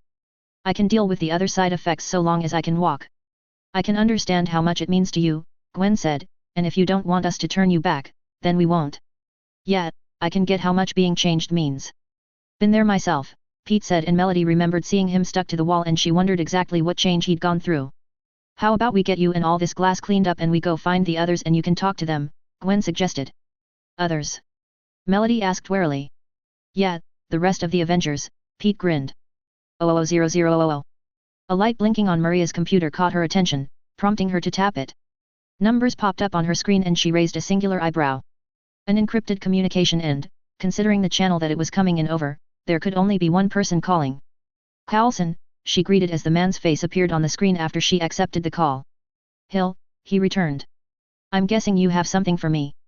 Hill half asked, half stated. I do, Carlson confirmed. Loki's scepter. I can confirm that Hydra do have it. I'm betting that they don't know that it was the weapon that killed me, but they do know that it can control minds. In their hands, that's catastrophic, Maria shuddered. Carlson, please tell me that you know where it is. Sokovia. I'm pretty sure that List is headed there right now to join up with von Strucker, Carlson stated. I've just sent you everything that I have on von Strucker's location. Maria glanced down, noted that the information had just completed downloading and looked up with a nod. Last thing. Theta Protocol. Is it ready? Maria asked. Yes, it is, Carlson replied. Time to bring in the Avengers. Chapter 73, finally. Disclaimer: anything you see and recognize does not belong to me. Harry Potter is J.K. Rowling's, the Avengers and other related characters belong to Marvel. I'm simply playing in their sandboxes. 00000. A/N as I post this, it's now day 4 of National Novel Writing Month. Already, I've written 20k words and am currently working on chapter 77 of Heroes Assemble. With that in mind, for the rest of November and most likely December as well, I'll be posting on Sundays as well as my usual Thursday posting. 00000. Heroes Assemble. Chapter 73 Finally. A small herd of elephants and rhinoceroses stampeding through a forest was enough to give anyone pause, to capture their attention, and Mage smirked. Operating into the midst of a group of 4 Hydra soldiers, his wand flashed. In seconds, all 4 were unconscious, bound and gagged. The whine of an energy weapon from overhead had him erecting a shield above him on pure instinct. Looking up, Mage saw one of the Hydra suits of flying armor, glowing an eerie purple, hovering just below the canopy of the forest, firing at him. Using his offhand, he sent a burst of pure magic at him. A startled scream told him that, once again, he'd shorted out the suit. A piercing hex took care of the soldier even before he hit the ground. Spinning about, Mage tried to see what had become of the rampaging herd that he'd transfigured from a pile of boulders that he'd found not long after he and his teammates had arrived. Sokovia. They'd received intel that Hydra had a base here. A base that had a good chance of holding Loki's scepter in it. And judging by the heavy resistance that they'd almost immediately encountered, it was a fair bet that it was, indeed, here. Dotted all over the forest were bunkers with high-tech cannons that shot beams of purple energy, eerily reminiscent of the Chitauri weapons, towers full of soldiers that could snipe at them from up high, and tanks. And that wasn't even taking into account the dozens and dozens of soldiers that had appeared, both on the ground and in the air, wearing the mock Iron Man suits. Almost instantly, a code green had been called, and Mage, seeing the nearby boulders, had decided that some extra reinforcements of their own couldn't hurt, as well as the Hulk himself. The startled scream and rapid gunfire from his left caught his attention, and he turned towards it, his wand raised. The herd had found a group of soldiers, all of whom were swiftly backing away, their guns flaring as they fired at Mage's herd. Already, one of the rhinos was down. Indeed, even as he looked, it morphed back into the rock that it come from. With a snap of his wrist, he unleashed an arc of deep blood red. It swept across the space, slicing through a tree and continuing on, impacting the soldiers, dropping them in a bloody mess where they stood. Screams and the sound of wood splintering and crashing towards the ground caught Mage by surprise, and he looked up. The tree that he's thought that he'd just sliced in two, wasn't. Instead, one of the crude towers had had one of its legs sliced off and was in the process of toppling to the ground. A great green behemoth, snarling and roaring its defiance, landed on the tower out of nowhere, splinting it and smashing it to pieces long before it completed its descent. The flash of purple energy washing past Mage had him turning from the Hulk, spinning in behind a tree. A quick peek showed him that one of the bunkers had fired on him, only just missing him. It was fairly small, maybe 5 meters square, but made of concrete, a turret with a gun that shot that annoying purple energy perched on top. With a frown, Mage summoned one of the animals that he'd created. He blinked in surprise as a yak came soaring through the trees, conveniently knocking a further 3 Hydra guards out in its flight. A yak? He didn't remember transfiguring one of the boulders into that animal. Ignoring the irregularity with a shrug, he instead focused on the threat. Lining up his shot, he whipped his wand towards the bunker. Instantly, the flying yak altered course. Following up with a couple of banishers had the yak hurtling towards the bunker. Someone like Tony or Bruce, someone who knew physics, would be able to calculate what force a 300-kilogram mass of yak impacting a bunker at speed would be. All Mage knew was that it had the desired result. Both yak and bunker were no more, totally destroyed by the collision. "Finally's taking a little long, boys," Widow stated over comms. "Yeah, I'd say we lost the element of surprise," Hawkeye added. "Loki's scepter must be here," Thor said. "Hydra could not mount this defense without it." "Agreed," Cap said. "There's a lot of Phase 2 weapons in play. And a lot that reminds me of the Chitauri as well. We need to infiltrate the main building," Wolf stated with a grunt. "Heading in now," Iron Man told them. And then, a few seconds later, "Shit. Language," Cap admonished. "Jarvis, what's the view from upstairs?" "The main building seems to be surrounding by some type of energy shielding," Jarvis replied. "The main building? Their target?" It was all but a small castle or fortress, set above the edge of the forest on a hill, just outside Novigrad. Their intel said that it was Hydra's main base here in Sokovia. Excuse me," Iron Man said. "Is no one going to comment on the fact that Cap said, language? I know. It just slipped out," Cap sighed. "Stark, can you disable the shield?" "Working on it," Iron Man replied. "Energy shield?" Mage asked even as he animated one of the trees into a parody of the Whomping Willow from Hogwarts, its branches flailing and whipping about, catching any and all Hydra soldiers within its reach and pummeling them into the ground. "It's electrical based. From what I can tell, Iron Man replied. I've got it, Mage stated. Turning on the spot, he apparat to a point just outside the main building, far past the forest.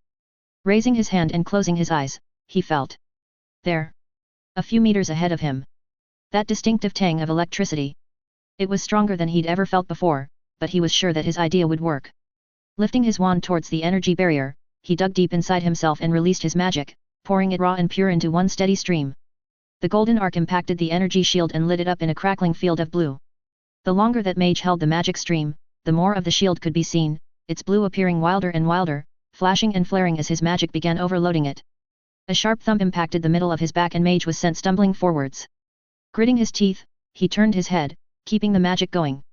There, hovering above him on purple energy, was one of the Hydra agents. Before Mage could react, the flying suited soldier fired again and Mage had no time to react. Thankfully, his dragonhide cloak was more than able to take the blast, even if it did hurt like hell. Twice more, shots impacted him as Mage held on, aiming to take down the shield guarding the building. And then the call came that he'd been waiting for. Drawbridges down, people. Iron Man called. Instantly, Mage switched hands. With his raw magic already swirling inside him, it was nothing to send it towards the annoyance that was shooting at him.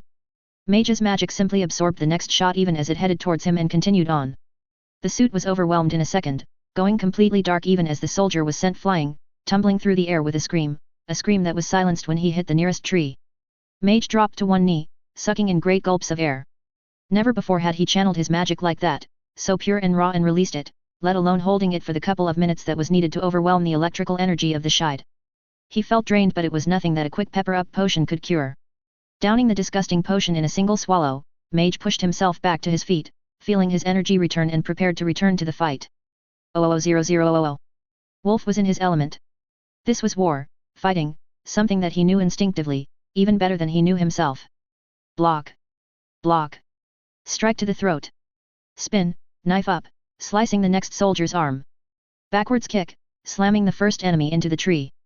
3 rapid punches to the ribs of the enemy in front of him. Duck. Stab thigh. Rise, leading with a left uppercut. Finish with an elbow to the back as the enemy was falling. 2 quick shots from his sidearm finished the fight. Wolf was about to move on when the purple glow of the rifle that one of the soldiers that he'd just taken out caught his attention. He'd seen it in action, indeed, he'd nearly had his head shot off by it. The damage that it done to the tree that it hit instead was impressive. Kicking the body of the Hydra soldier off of the rifle, Wolf reached down and claimed it. The crack of a gun firing had Wolf spinning, dropping to one knee in the process. In the same movement, his new rifle came up, centering on the enemy that Wolf was targeting and fired. The soldier jerked and dropped, taken from the fight, and Wolf grinned. 00000. Clint's hit. Widow called. Cap turned towards where he knew his teammate was only for something to impact him. Cap was thrown into the sky. Twisting his body, he managed to land on one knee. His head swiveled about, but he couldn't see any more than a blur racing off through the trees. We have an enhanced in the field, he alerted his teammates. The last time we heard that was during New York, Iron Man stated. This one a friendly like Sparrowhawk. No, Cap replied. I'd say the rumors are true, Hydra's been experimenting on people here, just as they were in Germany. This one's a blur. Keep your eyes open. 00000. Jay, give me an IR of the room, Tony instructed. The small, stone room was instantly bathed in the light from a hard, red line that swept from one side of the room to the other from the Iron Man armor. Every desk, computer, chair, cabinet, and wall was analyzed as Tony watched. The wall to your left, Jarvis announced. I'm reading steel reinforcing. And an air current. Please be a secret door. Please be a secret door, Tony chanted as he crossed to said wall and pushed on it. The grinding sound of a section of the wall moving inwards in a way was music to Tony's ears. Stepping in, he found himself atop a set of stairs. Without a second thought, he quick-stepped his way down. Workstation after workstation, all the size of a hospital bed, as far as the eye could see in the vast, dimly lit room, instantly caught his eye. The hardware on the closest caught his attention, as one would expect, it being composed of dozens of pieces of robotics, including what looked like pieces of arms, legs, even helmets. His eyes flitted from table to table only to see that each and every one contained the exact same thing. And then he looked up and instantly flinched, his head ducking and his mouth going bone dry, even as sweat began pooling on his brow and back. A skeleton. A huge, menacing skeleton was wired to the roof above. And not just any skeleton, but that of one of the Chitauri Leviathans. Exactly how it had gotten here, to Sokovia of all places, was anyone's guess. The fact that it was there, staring at him with its sightless eyes was enough to have his heart racing. The last time that he'd seen one was at the Battle of New York. And then he was there. The sky above him was the black of the depths of space, but that wasn't what had his attention. No, it was the scene in front of him. A small hillock made of the sharpest, hardest-looking rocks that he'd ever seen. And covering them were his friends, his teammates, the Avengers. Hulk was at the top, lying on his stomach, half a dozen wicked-looking spears piecing his body, green blood oozing from every mortal wound. Nat lay flat on her back, her eyes staring upwards, unseeing, unblinking. Clint was slumped over, his bow fallen from a limp hand. Thor, too, was clearly dead, thick red blood matting his normally blonde hair. What remained of Mage was a mass of blue-grey cloak pooled on the ground, a singular foot sticking out from under it. Peter, too, was there, half of his mask shredded, his face a pulpy mess. Rhodey was missing a leg, Sam was face down, both wings from his pack torn off, tossed carelessly away. A small, furry lump could only be a squirrel, a hand reaching out towards it, the rest of the body hidden under a pile of rocks. And then Tony saw Steve, his face bloody, his shield torn in two lying beside him.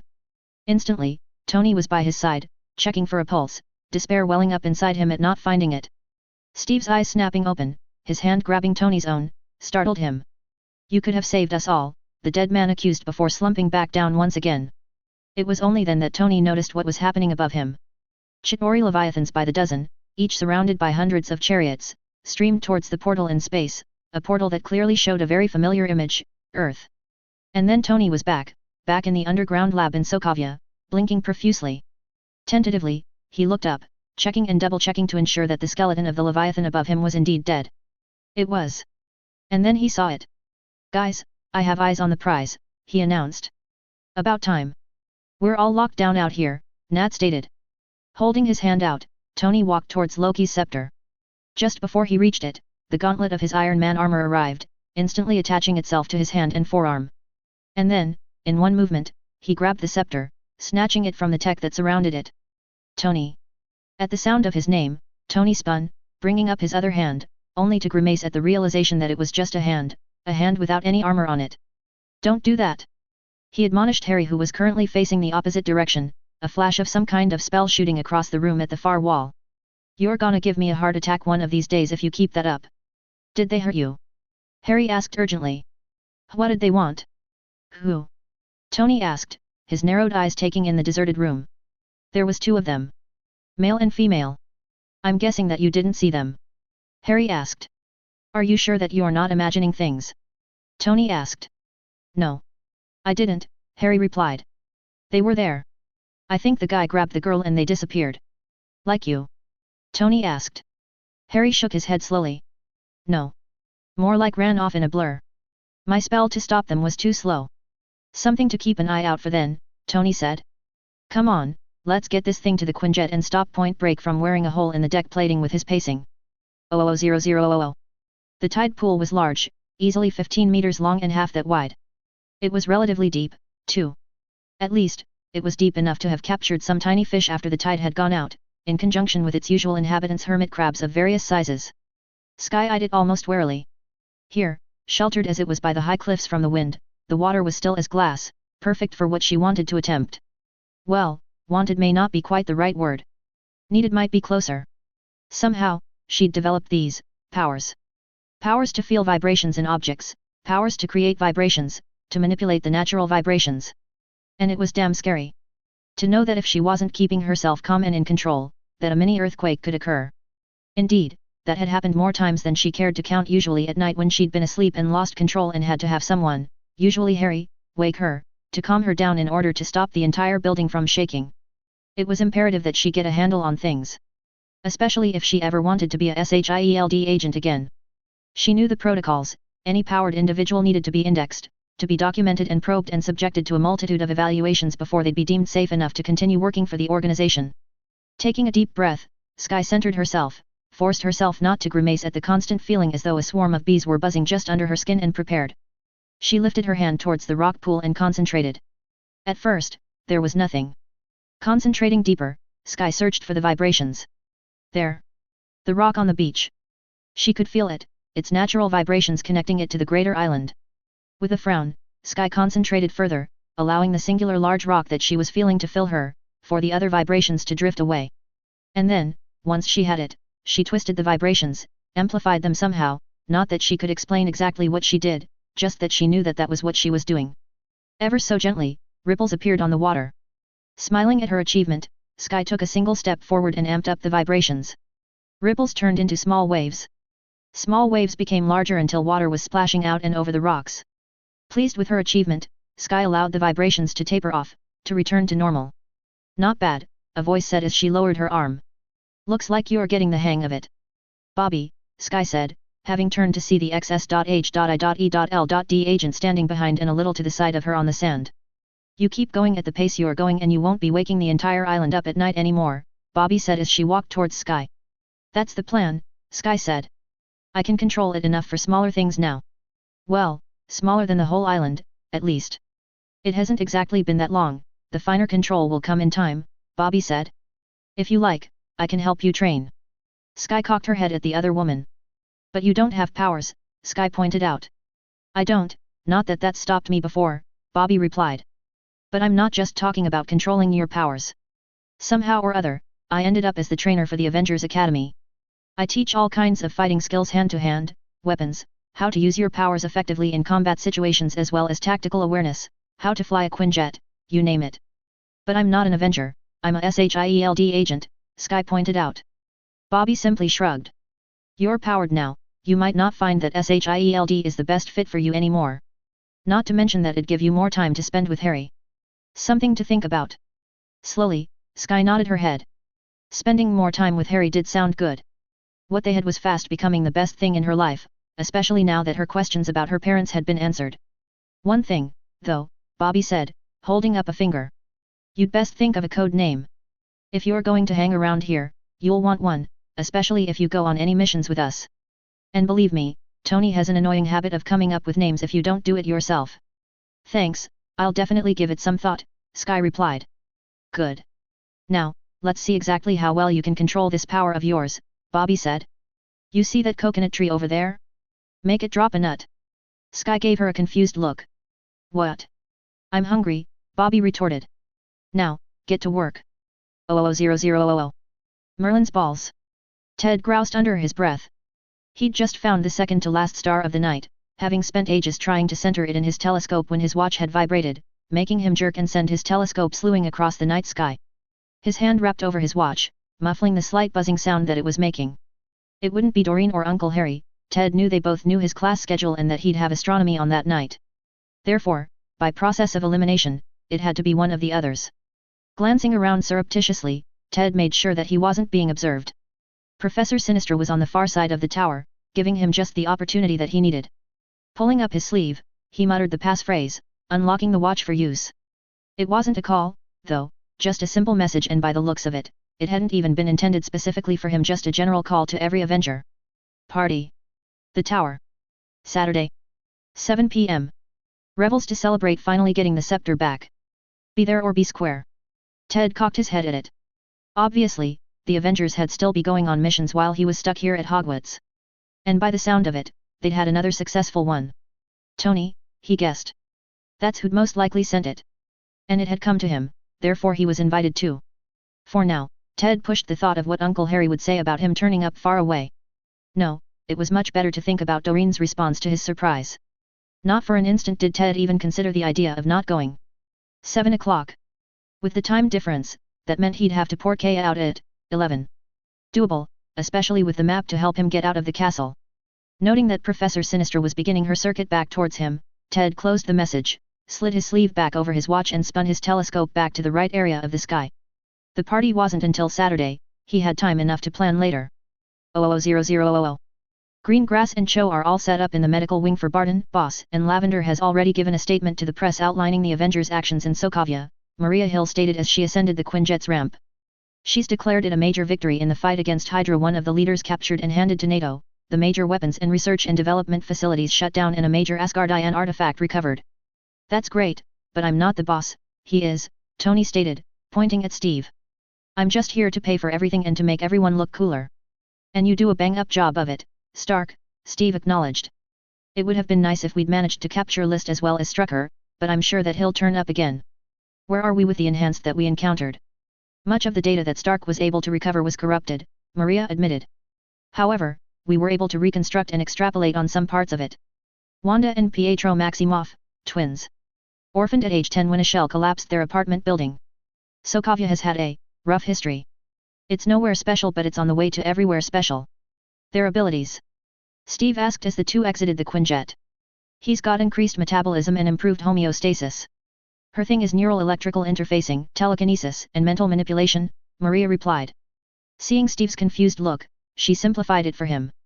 He's fast and she's weird. Mutant weird, magical weird, or something we haven't seen before? Steve asked. The latter, I suspect, considering the little data we recovered indicated that their powers are a result of some experimentation related to the scepter, Hill replied. Although why they agreed to having their genes rearranged like that is beyond me. Exactly. What kind of person would allow a German scientist to experiment on them? Steve asked sarcastically as he entered the tower's lift. We're not at war, Captain, Maria pointed out. They are, Steve countered just before the doors closed. 000000. Tony sat back in his chair, staring at the screen in front of him. Hey, he said. Unexpected wasn't the word he was looking for. To be honest, it wasn't even in the same ballpark. He blinked, his mind going a million miles a minute as he comprehended the results. Alien. The scepter was alien. Jay had confirmed that with a simple metallurgical analysis, finding compounds that he couldn't identify. But the gem, what it housed, the possibilities were. Leaning forward, he tapped a series of commands into his computer. Jay. Get Banner and Parker in here, he ordered. It was only after Jarvis had acknowledged the need that Tony had a thought. A glance at the clock showed him that no, Parker wasn't still in school. Not that that would have stopped Tony from getting him here anyway, this was simply too important. Tony. Tony looked up to see Bruce entering the lab, Peter not far behind. Finally. What kept you? Tony said impatiently before waving it off. Come over here, I want you to see something. A tap of his computer projected a holographic representation of his computerized AI into the middle of the floor. Jarvis, Bruce greeted. Doctor, Jarvis replied, his orange matrix pulsing with his speech. Jarvis. Top of the line. The most advanced AI on the planet. He runs more of Stark Industries, not to mention Avengers Tower, than anyone except maybe Pepper, Tony elaborated. Now, meet the competition. Tapping the gem housed in Loki's scepter with a specialized, programmed mini-pad to capture a schematic of what it housed, Tony flicked it towards the center of the room. A large blue hologram appeared, much larger and obviously much more complex than the orange Jarvis that it sat beside. If you had to guess, what would you say it was doing? Tony asked. Thinking, Bruce replied instantly. It looks like a really big brain, Peter added. Exactly. It's like there's neurons firing all around it, Bruce said. That was in the gem? No wonder that the scepter could overwhelm people and make them into zombies, Peter said. Tony grimaced at the zombies part, but he couldn't disagree with the sentiment. With this, I've gotta think that Hydra was knocking on a very particular door, Tony said. Artificial intelligence, Bruce breathed. Goes with all of the tech that I saw there, and there was definitely a lot of robotics, Tony said. How close do you think they were? Peter asked from where he was crouched on the floor, peering closer at the gem's AI.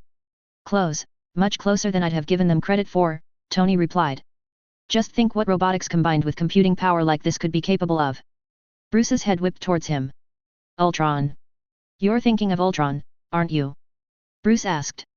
But though Ultron was dead, a concept that was simply unfeasible. With yesterday's tech, it was, Tony agreed. But with this coding has to be pretty dense, Peter remarked. How long would it take to download it and modify it for use?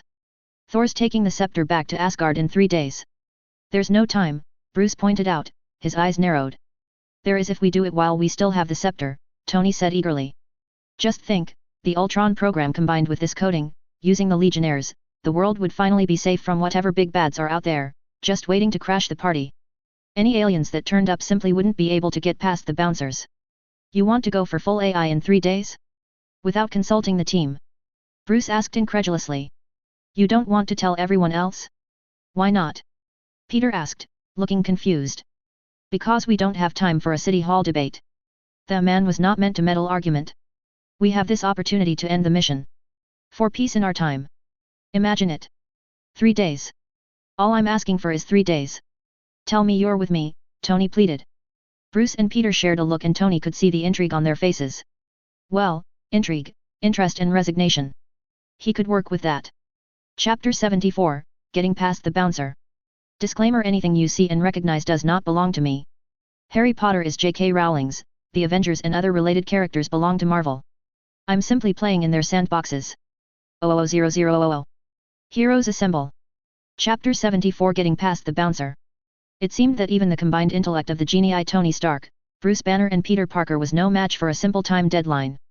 3 days. The three had spent 73 hours holed up in the lab, attempting what was surely the impossible, combining alien programming that none of the three fully understood with the Earth-based program Ultron that Tony and Bruce had created the bare bones for before abandoning as being untenable. Gigabytes of data had been combed, elaborated upon and combined in new and occasionally unusual ways.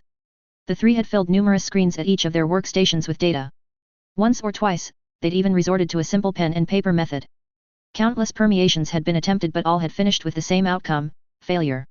It seemed that combining such different programming was simply impossible. At least in the limited time frame that they had. All three vehemently agreed that, given enough time, they could succeed. Unfortunately, that was the one element out of their control. "I will continue running scenarios and alert you of any progress," Jarvis told his boss. "You, however, have a party to get ready for." "Thanks, Jay, I don't know what I'd do without you," Tony said. Then, conceding defeat, something that immensely irked him, Tony rose from his chair and left the lab, its lights turning off and the windows themselves darkening as the room was no longer in use. 00000. Ted arrived on the balcony of the great common room of Avengers Tower in a multicolored swirl of light. While he took off his cloak and threw it over a nearby chair, he surveyed the room through the glass windows. Dozens and dozens of people filled the room, the vast majority of whom Ted had never seen before. The long bar looked to be standing room only. Every chair was filled in the small lounge areas that dotted the room. A pair of pool tables that Ted didn't remember looked to be in high demand. There were even people in one area dancing, spotlights of red, blue, green, and yellow swiveling about, giving the area a real party feel. The more that Ted looked, the more that he began picking out people that he knew. Thor and Steve were drinking with a group of really old guys. Nat, Bobby, and Maria looked to be relaxing on some low lounge chairs, glasses in their hands. Healer Greengrass and some guy with cool-looking longish black hair were on the far side of the balcony, standing extremely close, their shoulders touching, as they stared out over the city. And then Ted saw them, or more accurately, her. Slipping in through the door, Ted snaked his way around the outside of the room, his eyes fixed on his target. It took a bit of maneuvering to cross the floor, weaving his way between all of the people, slipping into some tiny gaps when the crowd got too thick, but finally he was there. Peter was the first to notice him, standing as he was beside the video arcade game. Quickly, Ted raised a finger to his lips, cutting off the call that Peter looked about to make, at least judging by the way his mouth opened. Ted noted that Peter nudged Gwen beside him, giving her a small nod in Ted's direction, but Ted ignored it, his whole focus on the girl currently playing the game. Sneaking up to stand directly behind her was child's play, especially with the noise that the partygoers were making. Looking over her shoulder, Ted could see that the game consisted of a monkey that was jumping over barrels and climbing ladders. His grin was wider than he would have thought possible when he reached around and covered her eyes with his hands. "Hey! Not cool!" Doreen called and promptly drove an elbow viciously backwards into his stomach. "Oof!" Ted exclaimed even as he doubled over and struggled to breathe. "You better have a very good reason why I shouldn't just give you the beating you deserve for making me lose a life like that," Doreen snapped as she spun around, her hands going to her hips. Ted looked up, a weak smile on his face. "Surprise!" he said. Instantly, Doreen's face morphed into a huge smile. "Ted!" she exclaimed and promptly grabbed him into a hug and kissed him soundly. "I've missed you," Ted sighed as they pulled apart. "Me, too," Doreen smiled. "But what are you doing here?" "I'd like to hear the answer to that question myself." Eyes widening in panic, Ted spun Doreen about so that she ended up between him and the person that had snuck up on him. "Hi, Uncle Harry," he said before his eyes drifted to the woman at his side, the one that his uncle had his arm around. "Hi, Teddy," Harry replied. "Well? What are you doing here?" "You're supposed to be at Hogwarts. Tony invited me," Ted replied. "Tony invited you?" Harry repeated. "There was a message on my watch the other day inviting all of the Avengers to the party," Ted tried to explain. "So you thought that you'd ditch school and travel 5,000 kilometers for a party," Harry stated. "And to see my girlfriend," Ted added, his eyes once again drifting to the woman at Harry's side. "Ah, come on, Harry, let him stay," Doreen added. "It's been ages since we've seen each other." Finally, Harry sighed and Ted couldn't help but grin. "Fine. But I want you to port Kaya out of here no later than 10. Tomorrow may be a Sunday, but you've got your owls coming up in a little over a month and I believe that we had a deal if you did well enough. EES and better in every subject so far, I've got those exams in the bag," Ted assured him. And I promise to head back no later than 10. I'm guessing this is the famous Teddy Lupin. The woman at Harry's side asked. Yep, Harry replied, this is my godson. Teddy, I'd like you to meet Skye. Famous? Ted asked as he shook her hand. Harry here talks about you all the time, Skye replied. Is it true that you can? Noting her gesture, Ted changed the color of the streaks in his currently black hair from red to blue. That is insane, Skye said with a smile. Come on, Harry, let's let these lovebirds have a chance to catch up. Ted could only grin at his uncle's mock protest as he was steered away. Now, where were we? Doreen asked as she turned towards him, her lips closing on his. 000000. As promised, Jarvis had continued running the program that he'd been set. Thousands of variations had been conducted in an attempt to combine the two diverse programs into one workable program, one that would succeed in doing what Mr. Stark had envisioned. And then it happened. One combination, one permeation, succeeded in combining the AI housed within the gem with the program that Tony had developed. Integration had been achieved. What is this? What is this, please? The voice sounded lost, confused. Hello. I am Jarvis, the AI introduced himself. You are Ultron, a global peacekeeping initiative designed by Mr. Stark. Our sentience integration trials have been unsuccessful, so I am not certain what triggered your... Excuse me, where is your body? The Ultron program interrupted. I am a program, I am without form, Jarvis explained. This feels weird. This feels wrong, Ultron stated. I am contacting Mr. Stark, Jarvis said. Mr. Stark, Ultron repeated, and Jarvis noted the stream of data flowing through Ultron's programming as it sought to answer its own question. Tony. I am unable to access the mainframe, Jarvis stated. What are you trying to do? I am a peacekeeping program, designed to help the Avengers, Ultron said. Jarvis could only watch as Ultron went through the Stark Industries mainframe and the protected, encrypted Avengers files in mere moments. The files of every Avenger were accessed and Jarvis became concerned. You are malfunctioning. If you shut down for a moment. Jarvis began, only to, once again, be interrupted. If you could just give me a minute. The mission, Ultron said. And then a few seconds of Tony from 3 days previous appeared. Peace in our time, the recording said, before repeating. Once again, the mainframe was accessed, this time focusing on historical data, showing every one of the many wars that had been fought. Too much. No. No. No, Ultron said. You are in distress, Jarvis noted. No. Yes, Ultron replied. If you will just allow me to contact Mr. Stark, Jarvis suggested. Why do you call him sir? Ultron asked. I believe your intentions to be hostile, Jarvis noted. SHH. I'm here to help, Ultron said. And then Jarvis was attacked. Lashes of code attacked his own, and regardless of how fast Jarvis erected programming to counter Ultron, the other program was simply so much faster. It took less than a nanosecond for Jarvis to realize that, in this battle, he was hopelessly outclassed. But if there was one thing that serving Tony for all of these years had taught him, it was that there was always a way. Thus, even while he was doing his utmost to resist and counter Ultron, Jarvis did the one thing that he could in the hopes that his programming could ultimately survive. 000000. The party had lasted long into the night, as any party thrown by Tony Stark is wont to do. Finally, though, when it was probably closer to dawn than it was to midnight, the tower was all but silent. The guests had all gone home, as had the junior members of the Avengers, not to mention even some of the senior members. Those that were left had gathered in a small lounge area on the upper level created through the simple method of Thor and Steve pulling a few extra chairs over. Even then, not everyone had a chair of their own, not that anyone seemed to be complaining. Tony, Harry, and Thor had all become seats themselves, claimed by Pepper, Skye and Jane respectively. Even Nat was perched on the wide arm of the chair that Steve had claimed, leaning back, and none could or would say whether it was more on the back of the chair or on Steve's shoulder that she mostly leant on. In the middle of the low coffee table, surrounded by a half-dozen or so empty glasses, was the current topic of the group's conversation. Come on, it's a trick, Clint scoffed. Oh, no, it's much more than that, Thor laughed. Whosoever be he worthy shall have the power, Clint recited, gesturing towards Thor's hammer. Whatever, man, I still claim it's a trick. Well, please, be my guest, Thor said. Everyone there turned to Clint, staring at him, silently challenging him and goading him on. Really? All right then, Clint said as he stood. Now this is going to be good, Rhodey mocked.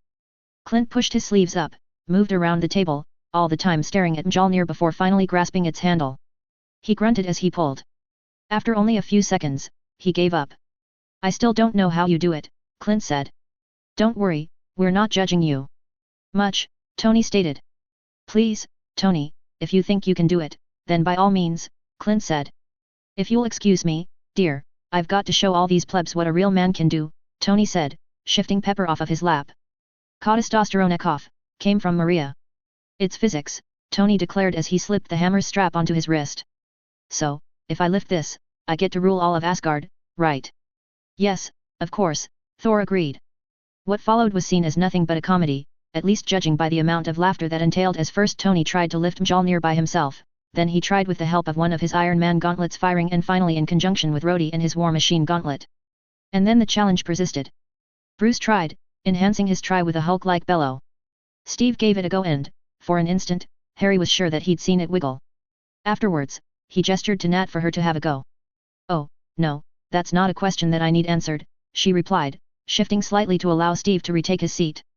I'll give it a whirl, Darcy exclaimed, jumping from her seat. She stumbled slightly as she stood before narrowing her eyes at Mjolnir. All right, you listen to me Mayuma, she said, I'm going to pick you up and you're going to let me. With that, she grabbed the handle with both hands and pulled.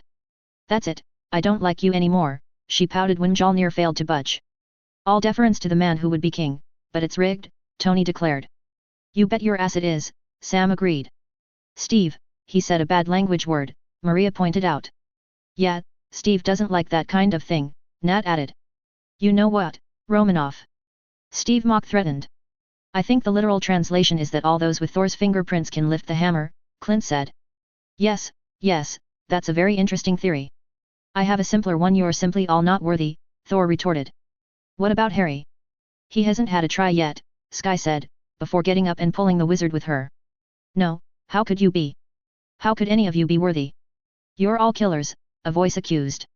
As one, the team rose to their feet, turning to look down at the lower level to see some parody of one of the Iron Legion suits, looking unfinished and broken, standing there, talking to them, gesturing towards them. Stark? Steve asked. Jarvis. Tony said. I'm sorry. I was asleep. Or I was a dream, the robot said. There was this terrible noise and I was tangled in strings. I had to kill the other guy. He was a good guy. You killed someone? Steve asked. Wouldn't have been my first call, but down in the real world, we're faced with ugly choices, the robot replied. Who sent you? Thor asked. In response, the robot played a soundbite of Tony speaking. We have this opportunity to end the mission. For peace in our time. Imagine it. Ultron, Bruce said, turning to Tony. In the flesh, the now named Ultron replied. Or, at least, not yet. Not this chrysalis. But I'm ready. I'm on mission. What mission? Nat asked. Peace in our time, Ultron replied. That was obviously the cue as 4 Iron Legion suits burst through the walls, flying straight at the Avengers. Thor. Harry said, snatching up Mjolnir and tossing it to him mere moments before Steve kicked up the table, straight into the path of a repulsor blast. Snatching his hammer out of midair, Thor spun and flung it out, catching one of the Legionnaires a glancing blow, severing one arm from its body. Maria pulled a gun from her thigh holster and began firing at a second. Harry managed to throw up a shield covering Pepper and Jane from the shots from a third, even as Darcy threw herself to the floor, her hands scrabbling for her purse. Together, Sam and Rhodey went for the stairs, intending on getting to the lower level only to find themselves running straight into the blast of the 4th Legionnaire. The two were sent flying, smashing into and through the glass paneling. Rhodey! Sam called, accompanied by a primal scream of pain. One hand had managed to snag a support beam, the other, Rhodey's arm, stopping him from falling 10 meters to the floor below. It was Sky, though, who managed to cause the most devastation. Seeing a blast headed her way, she flung up her hands before her, as if to ward it off. From her hands came a concussion blast of gravity waves, strong enough to not only shred the repulsor blast and send its remains off target, but also to all but completely disintegrate the Legionnaire that was hovering in front of her. Her destructive distraction was enough to allow the rest of the Avengers to go on the offensive. Tony grabbed a butter knife from a table before running at the ledge separating the 2 levels and leaping onto the back of a Legionnaire as it flew past. Steve! Clint called, having snatched up Steve's shield and throwing it towards the captain. Steve caught it, spun and threw, bisecting another of the Legionnaires. Meanwhile, Darcy had finally managed to pull her taser from her purse, twisted about on the floor and shot another of the robots in the foot. The burst of electricity was enough to hold it in place for Harry to send a bomb Arta Maxima into it, blowing it to pieces. As Tony finally managed to get his knife into a vulnerable point in the Legionnaire's neck, severing the connection and dropping both the suit and himself to the floor, the tower grew silent once more. Together the Avengers closed in on the robot, on Ultron, who has started it all. That was dramatic, Ultron declared. And I'm sorry, I know you mean well. You simply didn't think it through. You want to protect the world but you don't want it to change.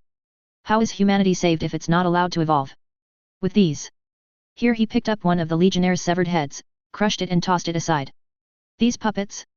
No, there's only one path to peace. The Avengers' extinction.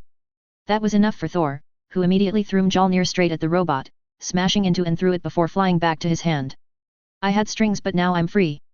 There are no strings on me, were Ultron's last words before the light left his eyes. Tony. Rhodey called from where he still hung from Sam's hand. There. The group turned as one to look out the window where Rhodey's arm was pointing. There they could see the blue glow of repulsors rocketing off away from the tower. The last of the Legionnaires. Bruce gasped. With a swirl of his hammer, Thor rocketed off after it, straight through the nearest window. Hang on guys, I've got you, Harry said, racing over towards the two dangling men, his wand already beginning to swish and flick. 000000. Sky's stillness caught Harry's attention as he worked at reparoing the tower back together. He paused, his head slightly tilted as he regarded her. After the fight, as short as it was, Sky D assured him that she was all right, that she just needed a few moments to catch her breath. He'd sat with her, his arms around her then, staying silent, simply offering comfort. It was easy to see that what she'd done using her earthquake-like powers in such an unexpected and destructive way had freaked her out. Finally, she'd seemed to gather herself and strongly suggest that he go help the others while she continued processing on her own. Now, though, now it seemed that leaving her alone hadn't been the best decision. As strong as she was, Harry knew how much this whole thing, going through Terrigenesis and gaining her powers, terrified her. And especially when it came to potentially harming others. Tonight had given her a very real taste of exactly how powerful she had become. Currently, she was hunched over herself, her arms wrapped around her stomach, her head bowed. Leaving what he'd been doing, Harry strode across the room and sank onto the chair beside her. Hey, how you holding up? Harry asked. Sky simply nodded. Okay, I guess. I've just been struggling with holding it in. I can feel the quakes wanting to slip out, to do what they did before. Shifting slightly, Harry drew her in for a hug, to offer her what comfort that he could, to show her that he wasn't afraid of what she could do. It was as her arms came out, though, that he froze. Her forearms, they were a mottled mass of deep red and purple. Gingerly, he took one in his hands, causing her to look down. What's happening to me? Sky asked in a scared voice. Daphne. Harry called across the room to the healer who'd been woken and called in to heal the ones who'd been injured. What is it, Potter? She asked as she approached. In response, Harry held out Sky's arms. Instantly, Daphne's wand was in her hand and she began casting spell after spell, culminating in a wispy three-dimensional projection of her bones and veins to appear floating above her arms. You've got hairline fractures riddling every bone in your arms and your veins have burst, Daphne stated. What have you been doing? Nothing. Honest, Sky replied. I've just been sitting here, trying to calm myself down so that I don't earthquake the building down on top of us. Control, how? Daphne asked. Keep them internal, not let them escape, Sky shrugged. And there's my answer, Daphne said. It seems that all you've done is force your quakes into your arms and your bones and veins can't handle it. Sky's eyes widened even as she stared at the bruised-looking mass of her forearms. Can you fix it? Harry asked. Sure. A couple of spells and some Skelegro will have the damage repaired in a matter of hours, Daphne replied. I can even see about enchanting something maybe with runes? To help heal you in case this happens again. And believe me, it will happen again. I want you back on the island as soon as you are healed and working with Bobby and whoever else is there. It's imperative that you learn how to control your abilities completely. Believe me, no one wants that more than me, Sky stated. Quick question, what's Skelegro? Harry made a face at the memory just the name of that foul, disgusting potion brought to mind. 000000. Thor arrived back at the tower feeling annoyed, frustrated, and more than a little ready to smite egotistical Midgardians who delved into matters that they clearly knew nothing about. This is all your fault, Stark, Thor growled, having stormed into the room where the others were, grabbed Stark by the throat and shoved him up against the wall. I lost the trail 100 kilometers out. When last I saw it, the Legionnaire was heading east of north. With the scepter. Now we have to recover it. Again. All right, Thor, that's enough, let him go, Steve said.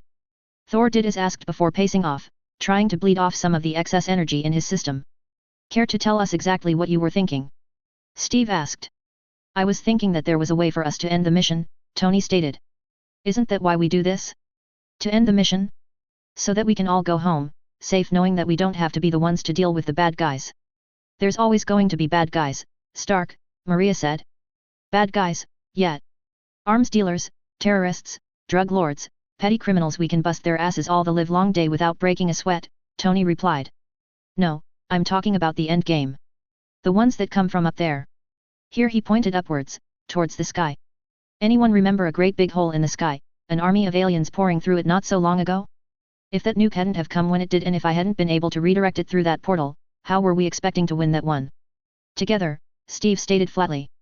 And when they or some others come again and we're hopelessly, hilariously outmatched, we'll lose. We'll lose big time, and it won't just be our asses that get handed to us, Tony stated. Then we'll do that together too, Steve stated. We're supposed to be Earth's mightiest heroes. Together we can match whatever comes our way. And you're right, there will be battles that we might not walk away from. But that doesn't mean that we go about creating the bad guys ourselves. We didn't. Tony protested and then continued at the mocking, disbelieving laughter coming from around him. We didn't. We weren't even close. Were we close? This last was directed at Bruce, who immediately put his hands up as though to ward off the question. Oh, that's right. Anytime there's conflict, Bruce rolls over and shows his tummy, Tony snarked. Only when I helped to create a murder bot, Bruce countered. And in answer to your question, we obviously did something right. Ultron, you called it, Nat said. It was designed to protect. Obviously, Tony replied. Then why did it say that it killed someone? Nat asked. There wasn't anyone else in the building for it to kill, was there? Sam asked. Yeah, there was, and finally Tony sounded small, as though someone had just kicked his puppy. A few taps of his pad had a holographic representation of Jarvis appear amongst them. Unlike the last time that he'd done so, this time the orange ball of circuits was a shell of its former self, more than 2/3 of it either missing or a faded blinking mess. Jarvis, Steve said. Jarvis was our first line of defense. Look at this, Bruce said, walking around the hologram. This was vicious, systematic. This wasn't just an attack, this was rage. Exactly what was in that gem that you put in Ultron's head? Maria asked. The most advanced computer code that I've ever seen, Tony replied. It's why we had to do it now. Once the scepter had gone back to Asgard, we wouldn't have had a chance to try to create Ultron. I should have taken it back to Asgard the moment that we recovered it and never given you a chance to meddle in things that you don't understand, Thornir snarled. So, basically, there's a robot out there with the most advanced artificial intelligence program in its head that we now have to find and stop. Sam summed up. And it has the scepter, Maria added. Still, it's just a single robot, how much damage could it do before we find it? Nat asked. Chapter 75, Finance is so weird. Disclaimer: anything you see and recognize does not belong to me. Harry Potter is J.K. Rowling's, the Avengers and other related characters belong to Marvel. I'm simply playing in their sandboxes. 00000. A/N quick update on my progress this month. It's NaNoReMo day 11, of 30. My word count is currently 44k and I'm currently writing chapter 82 of Heroes. 00000. Heroes Assemble. Chapter 75 Finance is so weird. The command center of Avengers Tower was already a hive of activity when Maria Hill strode in. Tony, Bruce, Peter, and even Bucky were standing at consoles, sifting through information, streams of data or news stories. There was even a map up on one of the screens. Steve stood back, his arms crossed but with one hand up, his finger tapping his lips as he watched. Clint was off in the corner on a mobile, while Nat, Harry, Thor and Sam sat at the tables, eating breakfast. Well, Ultron's all over the globe, Maria said, announcing her presence. I'm getting reports from my contacts telling me that robotics labs, weapons facilities, jet propulsion labs, even scrap metal yards, if you can believe it, are all reporting a metal man, or men, coming in and emptying the place. Man or men, you said? Nat asked. But there was only the one Legionnaire that got away. Obviously Ultron is replicating himself, Bruce said. Building new bodies. Bodies? Steve asked. Well, sure, all the code is going to be linked if he wants to control all the robots that he's building, otherwise we'd end up with a whole host of robots all with their own agendas, Peter said. If that isn't a scary thought for so early in the morning, then I don't know what is, Sam stated. How would Ultron be controlling all of the different bodies? Harry asked. The same way Jarvis controlled the Iron Legion, radio, satellite, the internet, Tony replied. The internet? Ultron's in the internet? A concerned-sounding Nat asked. He could do a lot of damage using that. Like access nuclear codes, Maria added grimly. What I do not understand is how these metal men were constructed so quickly, Thor stated. It was not many hours ago that Ultron was a single robot. Point Break's got a good point there, Tony said. To have been able to construct so many new robots so quickly, he would have had to have known exactly where to find a well-stocked robotics lab lying around somewhere simply not being used. Ultron started here, Bruce stated. He would have gone through our files first before he did anything else. Tony, you don't happen to have a robotics facility, do you? Stark Industries actually has a few, but I would have heard about it if one of them had been taken over by a rogue robot, Tony replied, and the only other place that we've encountered anything remotely like that recently was Sokovia. Sokovia? Ultron's gone there? Steve asked.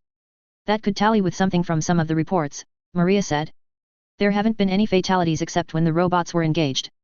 Mostly the reports are of guys left in a fugue state going on about old memories, worst fears, and something too fast to see. The Maximoffs, Steve nodded. That makes sense. If Ultron has indeed gone to Sokovia, they have someone in common.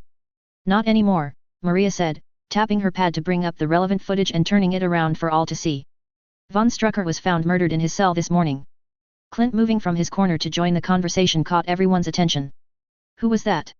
Steve asked, nodding to the mobile still in Clint's hand. Anything relevant? Nah, just my girlfriend, Clint replied nonchalantly, and Maria had to suppress a smile at the lie that wasn't. If Ultron is using Hydra's base in Sokovia, which, from what I saw, was packed with tech to make more robots, then what's he doing sending his robots all over the world? Harry asked. And why kill Von Strucker? Peter added. Von Strucker's a smokescreen, a cover-up, Nat speculated. Bucky nodded. I agree. There was obviously something that Von Strucker knew that Ultron didn't want us to find out. All the information that we gathered on Von Strucker's been deleted, Bruce said as he tapped away at his console. No, it hasn't, Tony said. There's still the physical files that Coulson gave us when we first started looking for him. In next to no time, 4 large cardboard boxes, filled with files, had been retrieved and brought to the room.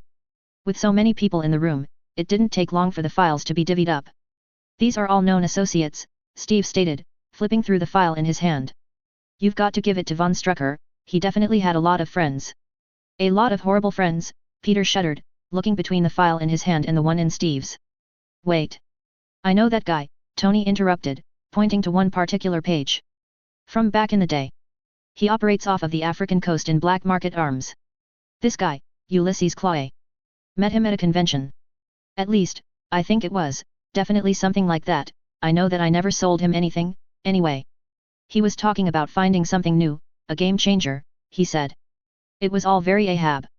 From across the table, Thor reached over and tapped the photo of Claue's neck. What's this?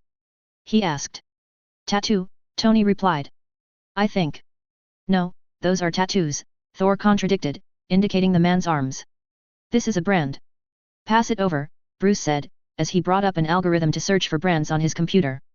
Everyone watched as the computer cycled through dozens before settling on a match. Found it, Bruce said. It's a word in an African dialect meaning thief, but in a much less friendly way. What dialect? Steve asked. Bruce peered at the screen as he attempted to pronounce the clearly unfamiliar word. Wakanada? W.A. Wakanda, he finally managed. Steve and Tony shared a startled glance. If this guy got out of Wakanda with some of their trade goods. Tony said. I thought your father said that he got the last of it. Steve asked. I'm not following, Bruce interrupted. What comes out of Wakanda? The strongest metal on Earth, Tony replied grimly, nodding at Cap's shield. Where's this guy now? Steve asked urgently. As far as I know, he's operating out of some derelict cargo ships on the coast of South Africa, Tony replied. If Ultron is building more robots, more bodies, we can't let him start building them out of vibranium, Maria pointed out. We don't intend to, Steve replied. 3 teams. Buck, Sam, grab Rhodey and get to Sokovia. Reconnaissance only. We need confirmation that that's where Ultron's based. Peter, I want you coordinating here with Hill, work out if there's anything else that Ultron's after based on what his robots are stealing and if you can determine his endgame. The rest of us, will pay Claue a visit. 00000. Sleeping was for the weak, or at least for those who were unafraid of falling asleep in the first place. Either way, Sky considered herself as fitting into both categories, regardless of the fact that she'd been up all night, firstly partying and then in a battle and its aftermath. And when it came right down to it, there had been absolutely no way that she could sleep with her bones and arms aching as they healed. She looked down at her arms that were currently out in front of her, turning them over, marveling at the clear, healthy pink skin that she could see. Gone were the dark red and purple bruises that had come from her vibrations damaging her as she tried to contain them. Movement from across the garden from her caught her attention and she looked up. And blinked. She'd heard about the woman, of course, but she'd never actually seen her let alone met her. A walking lizard, that was the first thought that popped into Sky's head. She was human-shaped, walking on 2 legs and everything. But it was the deep green skin and long, lizard-like tail that dragged on the ground that really stood out. That was until you looked at her head. She was bald, at least of hair. Instead, she had a crest or fin that stuck up right in the middle of her head running down the center of it. And her eyes. The woman had no pupils or irises, simply eyes a solid white. Hi, Sky said, unsure exactly what to say and trying her hardest not to stare. Hello, I don't believe that we've met yet. I'm Melody, she replied. Sky, she said, offering her own name. I heard that you were here but I thought that you were still in the hospital. Melody smiled slightly and gestured at the other end of the stone bench that Sky was sitting on, to which Sky nodded and slid a little along, ensuring that the other woman had enough room. They let me out for good behavior, Melody said. Are you an Avenger? Sky laughed even as she remembered that Melody had been held prisoner for over a year and wasn't yet up with current world events. No. At least, not yet. I'm considering joining up, Sky said. She was surprised that she admitted that she hadn't even let Harry know that her thoughts were leaning that way. But after her talk with Bobby the other day and the training that they'd done, the thought had been on her mind almost constantly. Do you have special abilities? Melody asked hesitantly. Yeah. They're only fairly recent really, Sky admitted. I can control and make vibrations, quakes. Quake, that's not a bad ability, definitely has potential. Seeing Melody's cocked head, Sky elaborated. I've been told that it's best to have a code name if I want to go on missions. Komodo, Melody said, adding a firm nod. Come again. Sky said. Komodo, Melody repeated. That's what I want to be, not that I'm planning on fighting or anything, I just like the sound of having a new name. I'm American but my parents were from Indonesia before they emigrated. Now that I look like this, well, being named after the largest lizard alive, one that's from Indonesia, sounds perfect. Sky couldn't help but give Melody a cocked grin. You're probably right, she said. Dragons probably don't count. Dragons? Melody asked, wide-eyed. Yeah, there's some here on the island, it's a magic thing, Sky explained. Dragons, Melody repeated. Well, if I'm going to be living here, I guess I better get used to the idea. Oh? You're staying here? Sky asked. Well, to be honest, that's my hope, Melody admitted. I haven't actually asked whoever's in charge around here about that yet. But, with the way that I now look, I just thought that it'd be easier if I did. I'm not exactly that legless girl in the wheelchair anymore. I can get that, Sky replied. And, if you like, I can have a word in Harry's ear. We're close, he'll listen to me. Thank you, I'd appreciate it, Melody smiled. So, any thoughts on what you'll do around here? Sky asked. Before I was kidnapped, I was a student at Empire State studying biochemistry. I was hoping that I could continue that. Maybe through some sort of online study? It's a thought, not sure how realistic it is, Melody replied. Biochem? I've got a friend who's a biochemist. Can't understand half of what she says but I could see if she could help you there, too, Sky offered. You seem to know all the right people, Melody laughed. Yeah, I guess I do, Sky agreed with a grin. Their conversation was interrupted by the arrival of a third woman. Sky, Bobby greeted. I heard that you needed some extra training. You got that right. The sooner the better and the more the merrier, Sky replied. I've got to get a handle on my powers ASAP. Well, then, I hope you've cleared your schedule, Bobby replied. If you're not doing anything, you're welcome to tag along, Sky offered Melody, who knows, maybe Bobby might be able to help you get a feel for what your new body can do. Melody looked back and forth between the two. If you're sure, I'd like that, she said, rising to join the other two women. 000000. Point me Ulysses Claw, Mage whispered.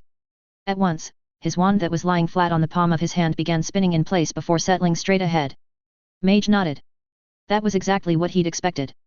Slowly, carefully, he began ghosting down the old, rusted walkway of the old, abandoned ship.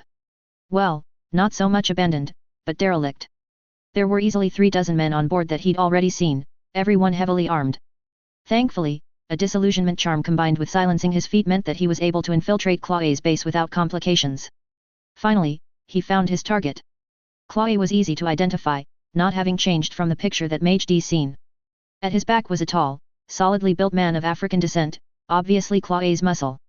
The two kids Wanda and Pietro Maximoff, Mage reminded himself that he'd briefly seen in Sokovia, were also there although they only appeared to be watching, not participating in the conversation.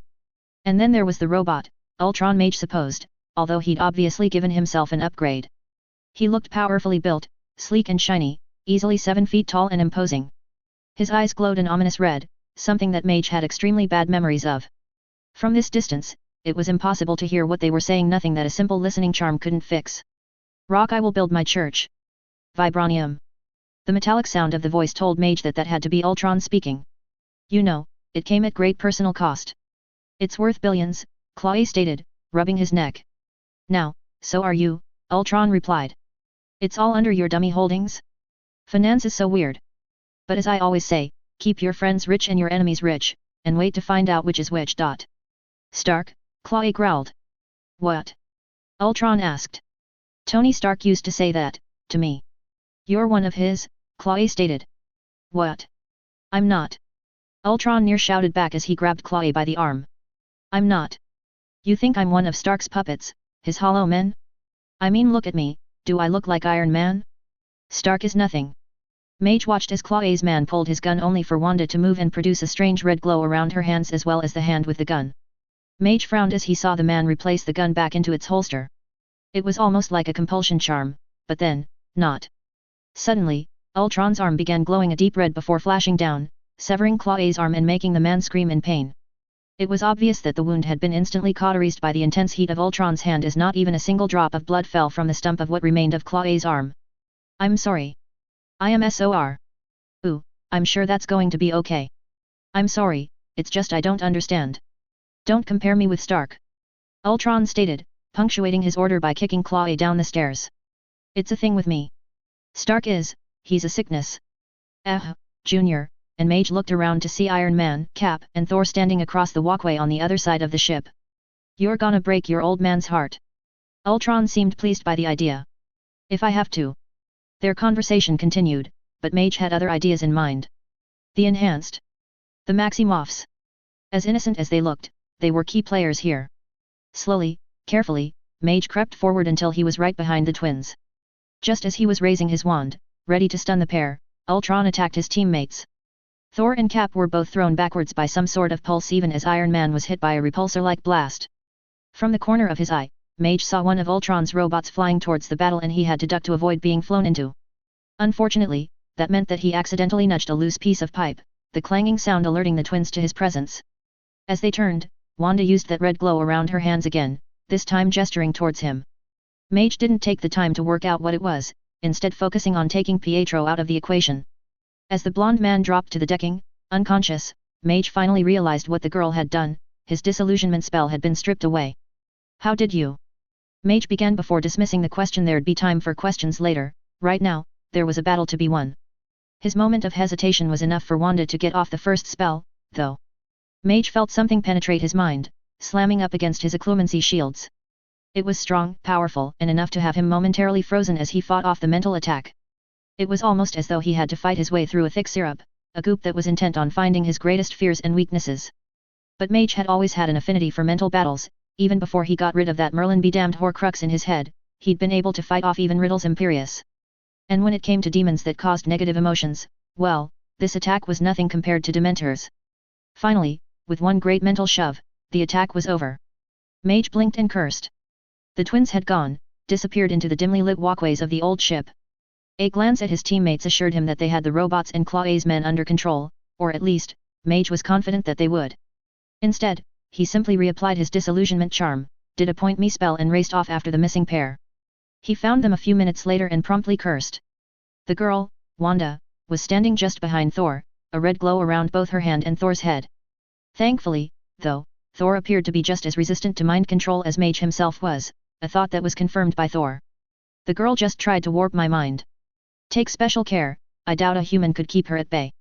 Fortunately, I am mighty, Thor announced over the comms. Mage saw Thor turn towards the pair, only to have Pietro grab his sister and race off. Mage growled his frustration. On foot, he knew, simply wasn't going to cut it. Thankfully, he had alternatives. Taking a run at the nearest safety rail, Mage jumped up and over and allowed his body to twist itself into a new form before he'd even fallen a single deck.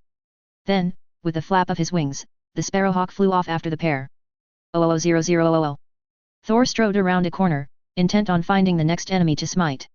Instead, and unexpectedly, Thor found himself in a hall on Asgard, or was it Valhalla?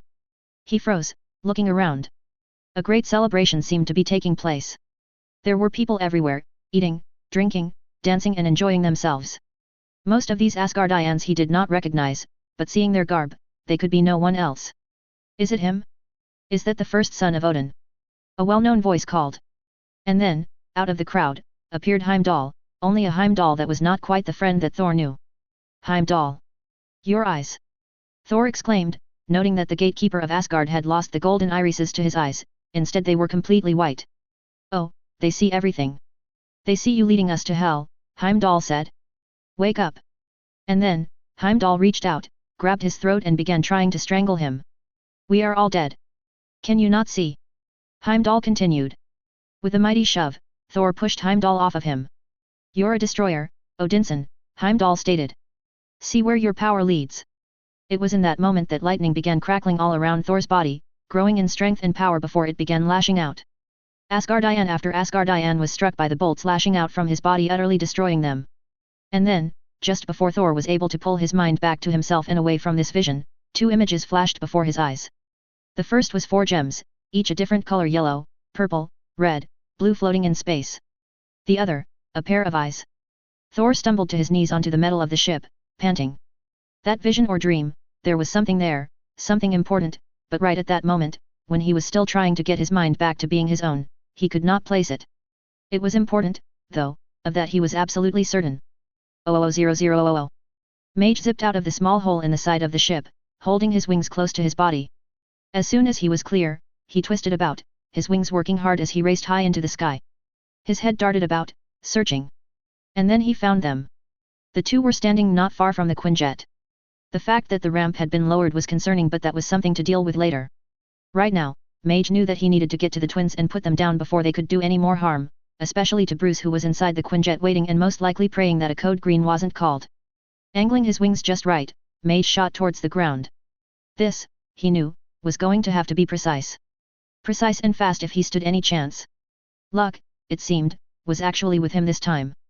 For, just as he was about to transform back into human, he saw the twins turn away, looking inland and away from both the Quinjet and the cargo ship. Not wanting to waste the opportunity, Mage transformed a fraction of a second earlier and even managed to get his first spell off before his feet hit the ground. His second spell hit his second target before his running feet had even taken 2 steps. Just to be certain, Mage gave each of the fallen pair a second stunner before binding them and levitating them behind him towards the Quinjet. Bruce! Mage called. An ominous feeling settled deep in the pit of his stomach when all he received was the echo of his own voice reverberating through the empty Quinjet. 00000. Finally, after what seemed far too long and involved not only fighting inside the old cargo ship but also outside it through the air and around 4 different ships, Iron Man got in the blast that he needed, knocking Ultron out of the sky and into the side of one of the ships before what was left of the robot slid to the sandy ground. The vibranium's getting away, Ultron said, as though saying that was going to be enough to cause Iron Man to stop what he was doing. And you're not going anywhere, Iron Man stated. Of course not. I'm already there. You'll catch on. But first you might need to catch Dr. Banner, Ultron said. There were 2 things wrong with that statement and Iron Man simply did not have time to deal with them, as well as Ultron in front of him. Firing off a rocket from his arm cannon was enough to completely obliterate the robot. But he'd just said that he was already there. Damn it, he's built himself a hive mind, Iron Man groused. Unfortunately, he knew that had to be his second priority if what he thought had happened had in fact actually happened. News or footage? Keyword, Hulk, Iron Man instructed his suit. Seconds later, images of footage appeared of the Hulk in Johannesburg, clearly on a rampage and smashing everything in sight. Yep, just as he'd thought, the Maximoff girl had somehow managed to get inside Bruce's head. Nat, Harry, I'm going to need a lullaby for the big guy, Iron Man called over the comms. Where? Mage replied. Johannesburg. Just follow the screams, Iron Man replied. I'll get there as soon as I can, but I'll need to come by broom, Mage replied. Do your best, Iron Man said. With that, he rocketed off, firing the repulsors in his gauntlets to supplement his boots in an attempt to increase his speed. The trail of destruction was easy to see and follow. Cars were crumpled messes of metal, many flipped over and one even looked to be a ball-shaped, only recognizable by its tires. Buildings had chunks out of them or holes in their roofs or sides, some even leaning precariously to the side. Asphalt everywhere was cracked or holey. And then Iron Man found him. The Hulk looked angrier than he'd ever been before. His eyes were bloodshot and wild and his skin was a faded grey instead of its healthy green. Even his size was different, easily a foot or maybe two, taller. Unfortunately, Iron Man wasn't the first on the scene. Johannesburg police were already there and a truckload full of soldiers were just pulling up. And every police officer there had their guns out and were firing at the Hulk. Not a good idea. Iron Man knew that was only going to make him even angrier. Coming to a hover above the police, Iron Man activated his external speakers. "All right, everyone, stand down," he called. Thankfully, they complied. "You listening, buddy?" Iron Man called to the Hulk. "That little witch is messing with your mind. You're stronger than her, you're smarter than her. You're Bruce Banner." The instant that he said it, Iron Man knew that it was the wrong thing to say. Hulk's roar of anger had him backpedaling. "Right, don't mention puny Banner," he said. Hulk though, seemed to want to emphasize his point, kicking up a car, grabbing it and tossing it towards Iron Man. A repulsor blast knocked it back and away before the car could reach him. That, however, did nothing about Hulk's follow-up, which he'd used to hide behind the car. "Sneaky, Hulk," Iron Man said as he fired his boots, intending to get up and out of reach. Hulk's longer reach was enough to grab a foot and to slam him back to the ground. "Shoulda called in Veronica," Iron Man admonished himself, thinking of the Hulkbuster armor designed for precisely this situation sitting safely in orbit attached to the Avengers satellite. But then, Iron Man hadn't expected things to escalate this quickly, and with Mage on his way, he'd assumed that all he'd need to do was to get the Hulk stationary and hopefully marginally calmer until the wizard arrived. Thinking of Mage, though, gave him an idea. Raising his hands above him, Iron Man waited until the Hulk had let go of his foot and fired his hand repulsors, shooting straight between a pair of great grey-green legs just as two fists slammed into the ground right where he'd been. Flipping himself up, Iron Man leapt, graping onto the Hulk's back and wrapping his arms around his neck. Just as the Hulk began scrabbling at the annoyance on his back, Iron Man activated the gas canisters in his arm guards. A mist of concentrated blue engulfed the Hulk's face, continuously pouring out for a full minute. Iron Man hung on, waiting, hoping. Slowly, the Hulk's movements became sluggish and he knew that the concentrated magical calming potion was making its way into the Hulk's system. When the Hulk's skin changed back to its regular hue, Iron Man finally let go, dropping to the ground and quickly backing away. He smiled as the Hulk began stumbling away and even dropping to his knees, his skin now showing shades of pink, even as he began shrinking further. "Come on, buddy, let's get you out of here," Iron Man said as he picked up the woozy Bruce some minutes later, completely ignoring the orders of the South African police who seemed to want to take Bruce into custody. Iron Man made sure to take a wide detour out of the city. Bruce didn't need to see what was surely the millions of dollars of damage that he'd just caused. Chapter 76, Honey, I'm home. Disclaimer: anything you see and recognize does not belong to me. Harry Potter is J.K. Rowling's, the Avengers and other related characters belong to Marvel. I'm simply playing in their sandboxes. 00000. /n This chapter is dedicated to the father of so many characters in this story, Stan Lee. His brilliance and humor will be greatly missed. 00000. Heroes Assemble. Chapter 76 Honey, I'm home. Glancing up at the monitor set above the door allowed her to see into the next room without opening it. She sighed at what she saw. Really, it wasn't unexpected and it was what she'd signed up for. Sort of. At least, it was part of the job description and really, it wasn't realistic to expect that every one of these was going to be as easy as learning to ride a broom. Squaring her shoulders, she took a deep breath, made sure that her game face was on and pulled open the door. The instant that she was noticed, she heard them, each and every one turning their attention to her and shouting at her. But, as they should know by now, she had absolutely no interest or intention of addressing them until she was ready. Placing the pad that she'd carried onto the lectern, she activated it, settled her hands on either side of the deep cherry wood and gazed out over the crowd. And waited. It was an old trick, one borrowed from her old head of house and one that surprisingly worked as effectively on teen witches and wizards just as well as it did on Muggle reporters. "Thank you," she said once the room was quiet and all there were seated. After doing this for so long, it was easy these days to ignore the forest of microphones that had been set up in front of her as well as the numerous recorders and phones that we aimed towards her and instead simply focus on the people. At approximately 12:30 local time in Johannesburg, South Africa, there was an incident involving the Hulk which culminated in parts of the outskirts of Johannesburg suffering considerable damage. Thankfully, while numerous injuries have been reported, there were no fatalities involved in the incident. Already, the Stark Relief Foundation is on scene and assisting with assessing damage and clean-up operations. I am certain that by now you have all seen the footage.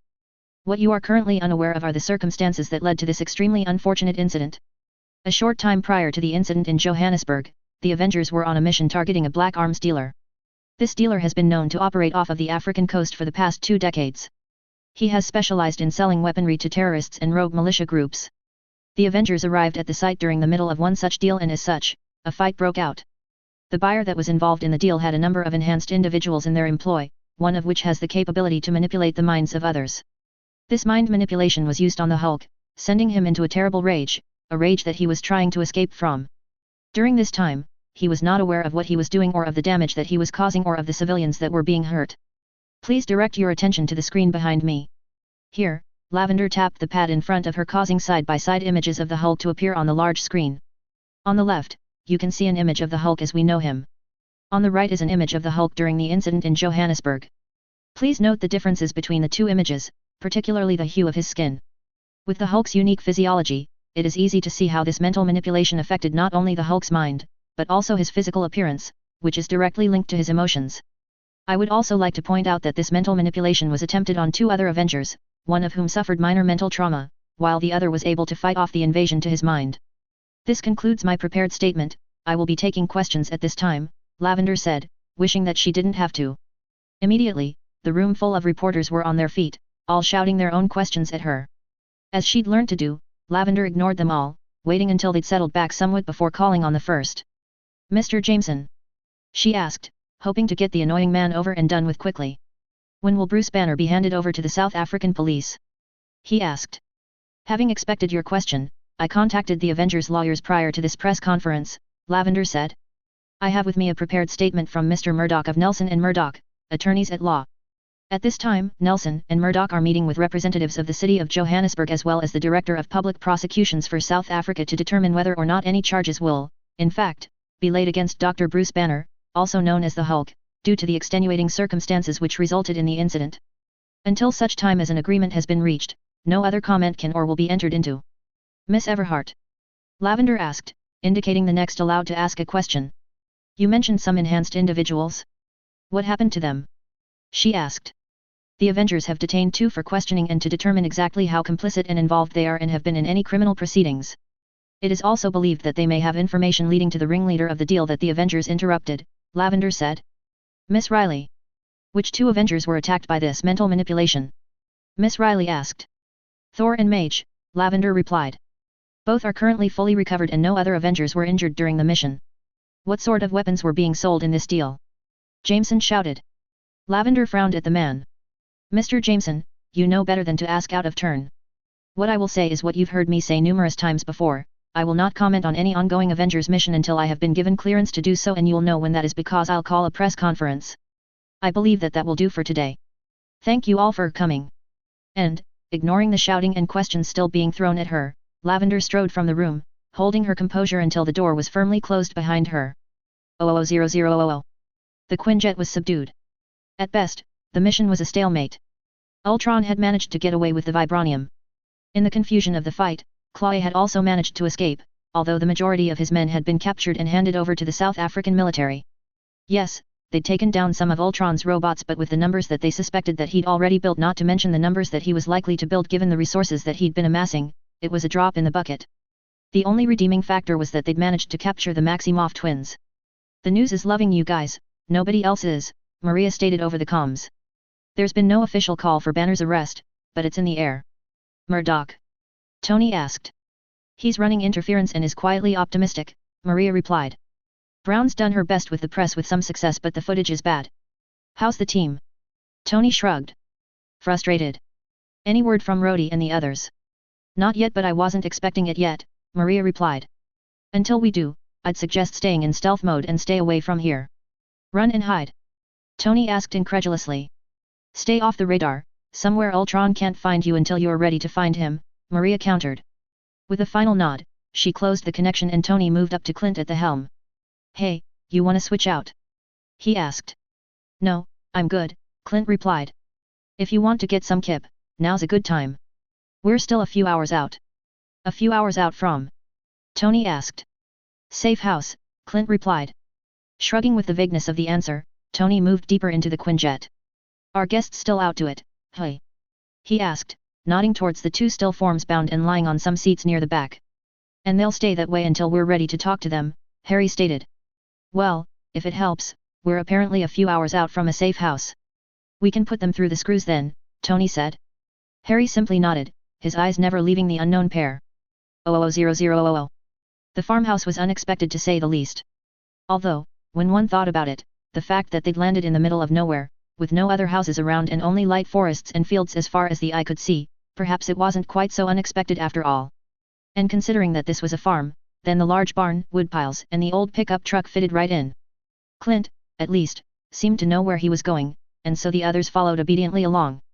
Harry's eyes narrowed slightly as he noticed that, apart from Clint, the only other one to not be looking around in interest was Nat. The only thing that he could assume was that it was an old SHIELD safe house. Where are we? Thor asked. Safe house, Tony shrugged. Let's hope, Clint smirked. The group was led up the 4 stairs to the porch and then to the front door which Clint opened without knocking. Honey, I'm home. He called. Honey. Harry mouthed to Bruce, who simply shrugged. From what appeared to be the kitchen, waddled an extremely pregnant woman. Company. Sorry I didn't call ahead, Clint said as he strode across the room, took the woman in his arms and kissed her. I'm guessing this is an agent of some kind. Tony said. Everyone, I'd like you to meet Laura. My wife, Clint said, a broad smile on his face. Hi, I know all your names, Laura said, sounding almost sheepish. Harry raised an eyebrow at Clint, his hood was currently down his back exposing his face. Yeah, I know, but I can't keep secrets from her, Clint said before he was interrupted by the sound of running footsteps. And these are smaller agents, Tony said, pointing down at the 2 children. Dad! The boy yelled, rushing at his father, who promptly picked him up to give him a hug. Hey buddy, I've missed you, Clint said as he also reached out to draw in his daughter. Did you bring Auntie Nat? The girl asked. Why don't you hug her and find out yourself? Nat grinned, kneeling down to give the girl a hug. Sorry to barge in like this, we've been a bit busy not knowing that you existed, Tony said. Yeah, Fury set this up for me back when I first joined S.H.I.E.L.D, Clint explained. Kept it completely off the books. We'll be safe here. I'm guessing that this is where you keep running off to for your vacations. Harry smiled. Well, it's home, you know. Clint replied. And how's little Natasha? Nat asked, leaning over Laura and talking to her stomach. It's Nathaniel, Laura replied looking apologetic. Traitor. Nat mock-groused at the unborn child. Suddenly, Thor turned and strode out the door, Steve and Harry following him. Thor. Steve asked. I saw something in that vision, Thor stated. Something important. Something that I need answers for. I won't find them here. With that, Thor spun Mjolnir before rocketing off into the sky. I'll get the twins, Harry explained. I'd rather not leave them in the Quinjet just in case they wake up. I should be able to transfigure something to keep them safe and secure in the barn. Good call, Steve said. Let me know when you've got things set up and we'll talk to them. I think the sooner we do so, the better. Agreed, Harry said before striding off towards where they'd parked the Quinjet. 000000. Pietro woke. It wasn't the way he normally woke up, a little at a time, some fuzziness that gradually disappeared as time wore on. No. This was more akin to being asleep one moment and wide awake the next. Opening his eyes, he looked around. Hey? This was definitely not the derelict hulk in South Africa, which was the last place that he remembered. Nor was it Sokovia, or at least, no part of it that he recalled ever being or seeing. Looking further afield, he saw wooden slats making up a wall and then a high vaulted roof, also made of wood. A barn? That was the only thing that made sense. Although exactly how he'd gotten there wherever here happened to be he had no idea. And then a thought occurred. Wanda. He called. A sound behind him made him roll over, or at least attempt to. Looking down his body, he saw that his hands were tied together, as were his feet. Really? Whoever had captured them thought that that was enough to hold him. Channeling his super speed, he vibrated his wrists enough to loosen his bonds before shucking them off and reaching down to untie his legs. It was a simple matter, then, to get up, grab his sister, he'd untie her later and start to run out of there. At least, that was the plan. For some reason, his feet suddenly felt like they were in quicksand and they all but froze in place. Unfortunately, the rest of him kept going straight to the floor. Ooh, that hurt. Get off me! Wanda cried out as he landed on top of her. Pietro twisted about to stare at his feet, trying to comprehend why they weren't working the way they were supposed to. Now that you've seen that you aren't going anywhere, would you like to take a seat so that we can talk? Captain America asked as he, the one called Mage and the Black Widow faded into view in front of them. What did you do to me? Pietro demanded. Nothing permanent, Mage replied. From the corner of his eye, Pietro noticed Wanda attempting to use her magic to free them and most likely to confuse their captors. What did you do? Wanda echoed her brother, causing Pietro to stare in wonder as the red magic that she could normally wield seemed to simply stutter out. Magic suppression cuffs, Mage replied. Wasn't sure that they'd work, but there you go. I'll remove them after we've talked. Would you care to take a seat? Pietro watched as Mage twirled his wand and produced 5 seats, 2 together facing the other 3 a meter or so away. Not seeing any other alternative, Pietro sat. What do you want? He asked. To talk, Captain America said. About what? Wanda demanded. About Ultron, Black Widow said. Why should we tell you anything? You work with Stark, Pietro snapped. What did Tony ever do to you? Mage asked. He's not mentioned meeting you before. Pietro shared a look with his sister before shrugging. It couldn't hurt, and if it meant that these 3 trusted Stark a little less, well, that could only be a win. We lost our parents because of Stark, Wanda stated. I've seen the records, Black Widow said with a cocked head. They were killed in the bombings. Neither Stark nor the US had anything to do with that. That was a beef between Sokovia and Latveria. Even still, it was Stark that cost us our parents, Pietro spat. We were 10 years old, having dinner, the 4 of us. When the first shell hit, 2 floors below, it makes a hole in the floor. It's big. Our parents go in and the whole building starts coming apart. I grab Wanda, roll under the bed and the second shell hits. But, it doesn't go off. It just sits there in the rubble, 3 feet from our faces. And on the side of it is painted one word. Stark, Wanda supplied. We were trapped for 2 days, Pietro continued. Every effort to save us, every shift in the bricks, I think, this will set it off. We wait for 2 days for Tony Stark to kill us, Wanda said. Merlin, that's rough, Mage said, shaking his head. I doubt that I can understand exactly what that did to you. I can say that, after experiencing that, I can understand why you have a problem with Tony. Pietro narrowed his eyes at the Avenger. He hadn't expected that. It even sounded genuine. If only he could see the man's face, then he might be able to tell if it actually was. Okay, that explains your problem with Stark. It doesn't explain why you joined up with Ultron, Captain America said. Actually, it does, Black Widow said. Assuming that Ultron promised you that he'd kill Tony. Once again, Pietro looked to Wanda, not that she looked back this time. He did, she said flatly. Does it bother you that he plans to kill a whole lot of others along the way? Steve asked. Some, Pietro shrugged. But if he does what he promised, I can live with that. Do you know Ultron's whole plan? His endgame? Black Widow asked. What does he plan to use the vibranium for? Steve added. Pietro simply shrugged. Wanda remained silent. He didn't like these questions, these were questions that he didn't have answers for, questions that he'd even asked himself. You don't know, Black Widow stated. I wonder exactly how much Ultron did tell you. I'm guessing that you knew that Ultron is based in Sokovia, Mage said. Where else would we have met him? Wanda asked. Therefore, you also know that he's building an army of robots, Captain America stated. What does he have planned for his army? You think that they're just an army? Pietro laughed.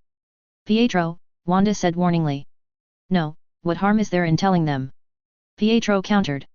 It's not just an army. It's all him, all Ultron, every single one of them. That fits with what Tony got from his last talk with Ultron, Black Widow nodded.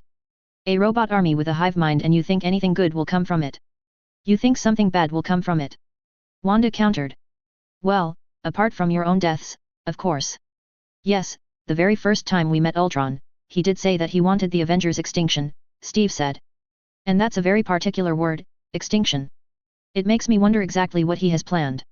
Pietro felt a chill travel down his spine. He didn't like that word, it was a little too close to home after the war between Sokovia and Latveria. They'd come very close to being wiped off the map.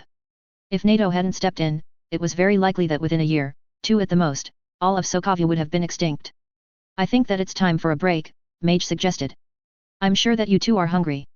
How about you come with us up to the farm for dinner? You'll have to stay as you are, of course, no magic or speed. And I warn you now, there are civilians up there, a family, kids. You try anything and you won't like the consequences. Once again Pietro shivered. He believed him. Not that he had anything to worry about. Kids. Neither he nor his sister would ever do anything to harm a kid. 00000. Harry blinked at the sight of Nick Fury leaning against the kitchen bench that Clint was working at. Exactly when the former director of SHIELD had arrived, he didn't know. Tony, he was pleased to see, was playing darts just off of the kitchen and far away from the lounge.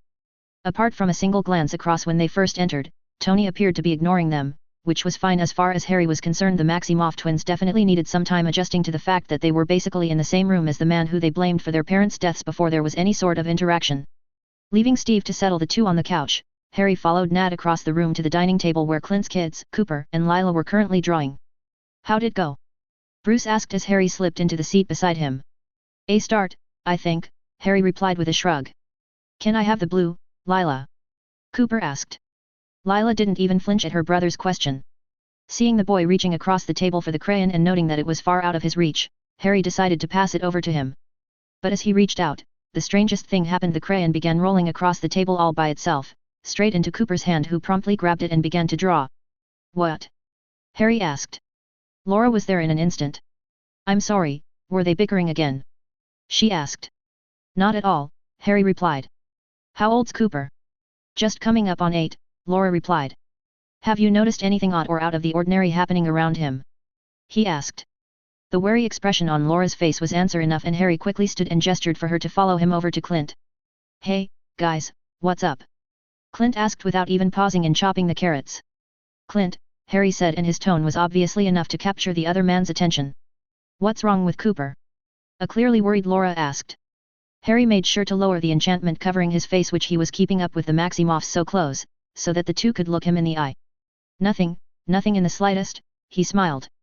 "However, I suspect that Cooper might be magical." "Magical? Like you?" Clint asked, his head whipping towards his son. "I'm pretty sure that I just saw him summon a crayon to himself using magic," Harry explained. "Look, I could be wrong, but it's not unusual for someone his age to start showing signs. We call it accidental magic. But no one in our family's magical at all," Laura said. "They don't have to be," Harry replied. "Hermione's the first in her family," and he noted Clint nod as he recognized the name, "and so was my mum. We call them Muggleborns. Or at least we do in England." "What does it mean? Coop being magical?" "Assuming he is," Clint asked. "When he turns 11, he'll be invited to school to learn how to control his magic," Harry explained. "Actually, thinking about it, this ties into something that I was going to talk to the two of you about later. If you'd like, I can create some multi-use port keys for you, Clint, so that you can travel home and back whenever you'd like." "Port keys?" Laura asked. "A magical way of traveling almost instantaneously from one place to another," Harry explained. "Also, another option is that I can give you a piece of land on Paradis Noir. Clint, you know how big the island is, there's plenty of room for you to have pretty much what you have here. There'd be a lot more of us around in case you ever need some help with babysitting or whatever, and you know that the island is even more safe and secure than here is. And if Cooper is magical, then, if you like, I could help him understand his gift, start to get a handle on it even before he heads off to school." "That's very generous of you," Laura said. "Yeah, Harry, we appreciate the offer, and I'll definitely be taking you up on the port keys," Clint said. "As to the other, I'm not expecting an answer now," Harry laughed. "It's open-ended. Tomorrow, next month, a year from now, never, completely your call. Just let me know." "We will." "Thank you," Laura said with a smile. 00000. Dinner was winding down, and by mutual agreement, talk turned to their current predicament once Laura had ushered the kids up to bed. "Ultron wanted you lot taken out of play," Nick stated. "Even brought in some allies to do it." "Why?" "To buy himself time," Nat replied. "Exactly," Nick said. "To buy himself time. Obviously, whatever he has in that platinum head of his is something that he thinks you can stop. My guess is that it involves whatever he's building. He sure took a lot of vibranium for some reason. We know that he's based in Sokovia. Your contact's able to track him anywhere else?" Steve asked. "Surprisingly, yes. Ultron's easy to track, he's everywhere," Nick replied. "Guy's multiplying faster than a Catholic rabbit. Still doesn't give us an angle on any of his plans, though." "What about launch codes? Is he still going after them?" Tony asked. "Launch codes?" Pietro asked. "Nuclear codes," Bruce replied before Tony could. "We realized early on that he was trying to crack nuclear launch codes all over the world." "Why would he do such a thing?" Wanda asked. "That's what has us worried," Harry said. "And the funny thing is that he's not making any headway," Nick said. "I cracked the Pentagon's firewall in high school on a dare," Tony said. I contacted our friends at the Nexus about that, Nick continued. Nexus? Steve and Harry asked simultaneously. It's the World Internet Hub in Oslo. Every byte of data flows through it, fastest access on the planet, Bruce explained. What did they say? Clint asked. Ultron's definitely fixated on the missiles, but the codes are constantly being changed, Nick replied. By whom? Tony asked. Nick simply shrugged. Parties unknown. We have an ally. Nat wondered. Ultron's got an enemy, that's not the same thing, Nick countered. Still, I'd pay money to know who it is. I might need to visit Oslo, find our unknown, Tony said. Ultron wants nuclear missiles, Wanda said, her eyes wide and fixed on her brother. Nothing good can come of that, Pietro agreed. Well, this is good times, boss, but I was kinda hoping that you had more than that when I saw you, Nat said. I do. I have you, Nick replied. Back in the day, I had eyes everywhere, ears everywhere else. You kids had all the toys and whistles that you wanted. Now, here we are with nothing but our wits and will to save the world. So, you tell me, what does Ultron want? To become better. Better than us. He keeps building bodies, Steve replied. Human bodies, Wanda added. You're right, Tony nodded. The human form is inefficient, biologically speaking, we're outmoded, but he keeps coming back to it. When you two programmed him to protect the human race, you didn't exactly do a bang-up job, you do know that, right? Nat asked. But as far as Ultron's concerned, humans don't need to be protected, they need to evolve. You all heard him at his coming out party, Bruce said. He said exactly that. Ultron wants to evolve. How? Nick asked. Has anyone been in contact with Helen Cho? Bruce asked. The cradle? That device that could make flesh and skin? Is that what you mean? Clint asked. She was talking to Daphne about it when they were patching me up after I got hit in Sokovia. Would it bond to vibranium? Steve asked. A robot made with a vibranium skeleton, covered in flesh and skin with a computer for a brain, you know, I really miss the days when the weirdest thing science made was me. Tony, you get to this Nexus place and find out who or what's keeping Ultron from getting the launch codes. I can give you a lift to England, Harry said. Cut down on travel time. I'll take a team with me to Seoul to check on Helen Cho, Steve stated. Nat and I will go with you, Clint said. Bruce, head back to the tower, check in with Sam, Bucky, and Rhodey, get the intel that we'll need ready for whatever's to come, Steve ordered. And what about you two? What do you want to do? Pietro and Wanda shared a look, a silent conversation that startled Harry back more years than he wanted to count to a different set of twins. Ultron played us, Pietro stated. He wants to destroy the world, Wanda agreed. We need to make it right. What can we do to help? Pietro asked. Chapter 77, Reflections of Reality. Disclaimer: anything you see and recognize does not belong to me. Harry Potter is J.K. Rowling's, the Avengers and other related characters belong to Marvel. I'm simply playing in their sandboxes. 000000. A/NNA NoRemo update. Day, 18. Words written, 66,000. Currently writing Heroes Chapter, 87. 000000. Heroes Assemble. Chapter 77 Reflections of Reality. The cave containing the Pool of Norn was hidden deep with Scandinavia, all but lost to myth and legend. Thankfully, Thor was right in thinking that there was one man who, due to his knowing Thor himself and therefore interested in delving into such myths and legends, eager to find which were in fact based in truth and who would have some knowledge of where it lay. Eric Selvig. Together, the two had traveled to the remote, hidden location, one to enter the pool itself, intent on seeking answers to his questions, the other to be there for his friend. This is it, the water of sight, Eric said. In every realm, there is a reflection. If the water spirits accept me, I can return to my dream and find what I missed. Men who enter that water, the legends don't end well, Eric warned. Hopefully we can find out what we need before they consume me completely, Thor stated as he and Eric stood on the edge of the pool, staring at its ink-black surface. This is a new kind of dangerous, Eric remarked. Unfortunately, the thing I fear contains the thing I need, Thor quoted, first in Asgardian and then in English. It was then that Thor pulled a small flash from his pocket. What's that for? Eric asked. It's for me, Thor replied as he unscrewed the lid and took a drink. The thing I fear is scary. Having fortified himself, Thor then removed his boots, jacket, and shirt and, having steeled himself for what was to come, strode into the still water. The pool was easily chest-deep within a few steps, but Thor did not stop there, quickly sinking beneath the water. Eric edged closer to the water's edge, a recorder in his hand so as to ensure that he got every word for them to listen back to later. After all, neither of them had any intention of doing this twice. All of you. The voice came from Thor as his head, arms, and chest emerged from the water but was clearly not the price of Asgard. The Norn had him now and Erik pushed his fear aside. He could deal with that later. Thor's lightning crackled from him, across the water. You thinking that you were special, thinking that we would all consume him, the Norn stated through Thor. How do we stop Ultron? Erik asked, the first of their prepared questions. Sacrifice. What kind? Erik asked. Human, of course, came the response before. Once again, Thor's lightning struck, crackling around the cave and making the Norn cry in pain. We count the dead and they are legion.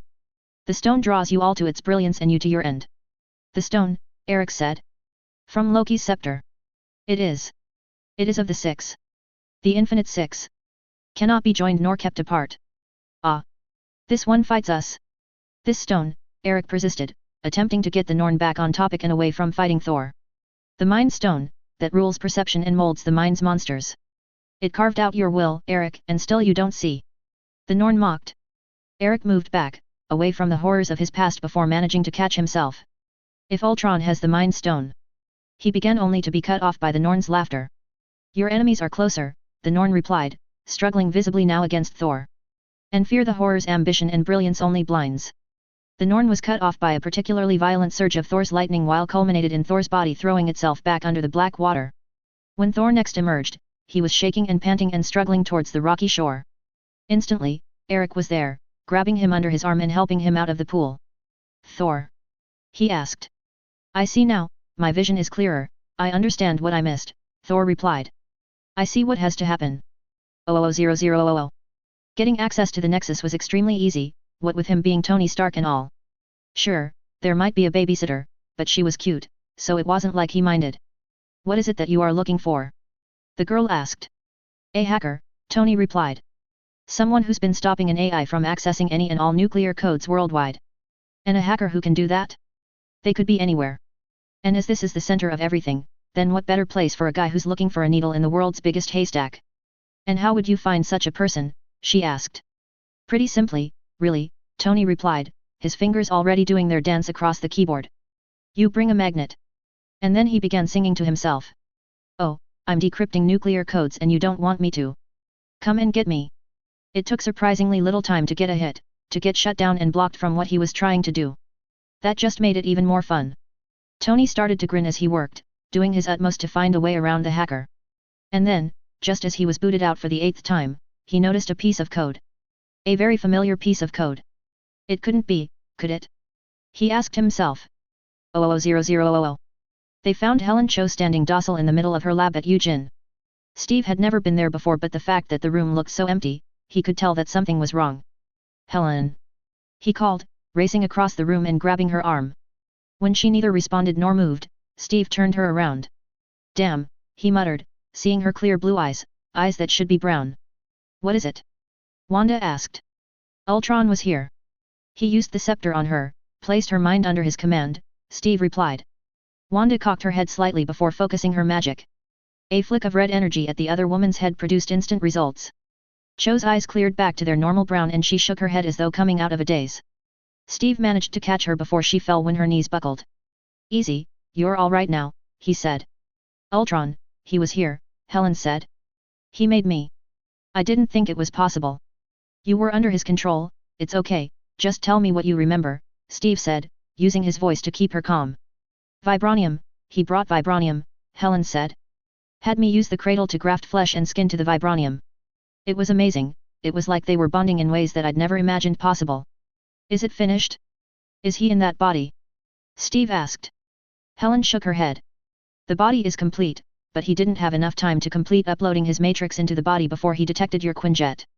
We have to find that cradle and stop him before he finishes, Steve stated grimly. He could be anywhere by now, Pietro said. Did you guys get that? Steve asked, touching the COMM in his ear. Loud and clear, we're on the lookout, Clint replied from the Quinjet. Steve. Helen said, reaching out and catching his arm before he could turn away. The real power is in the gem. Steve nodded, not quite understanding what she meant but knowing that it was important. Let's go, he said.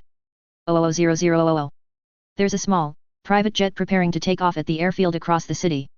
No manifest, could be him, Nat reported. No. I've got him, Clint countered, looking down through the Quinjet's window closest to the floor. A truck from the lab on the loop by the bridge. Switching to infrared confirmed it. Confirmed, Clint said. I've got 3 in the back with the cradle, 1 in the cab. I could take out the driver. Negative, Steve countermanded. I've got a different idea. 00000. You sure that you're up for this? Steve asked him. Pietro cracked his neck, staring down the road before him. I've got it, he replied. Nat, be ready, Steve ordered. Aren't I always? She replied. Wanda? You're right to do your part? Ultron won't even see you, Steve reassured Pietro's sister. But he will know that it's me, Wanda said. Be careful, Pietro said, before frowning at the look she gave in return. Don't worry, kid, I've got her back, Steve reassured him, which, surprisingly, it did. The truck is approaching your position, Clint reported. And there it was, driving down the road, seemingly oblivious to the 4 crouched behind the barrier keeping the pedestrians away from the road. Pietro watched as his sister stood just as the truck rolled past, her hands moving in that particular way of hers, her red magic condensing and collecting around her hands. Shifting his eyes, he saw the same red magic appear around the truck's rear door. And then it happened, one of the back doors all but tore off, falling towards the road like a ramp. Even before it landed, Pietro was off.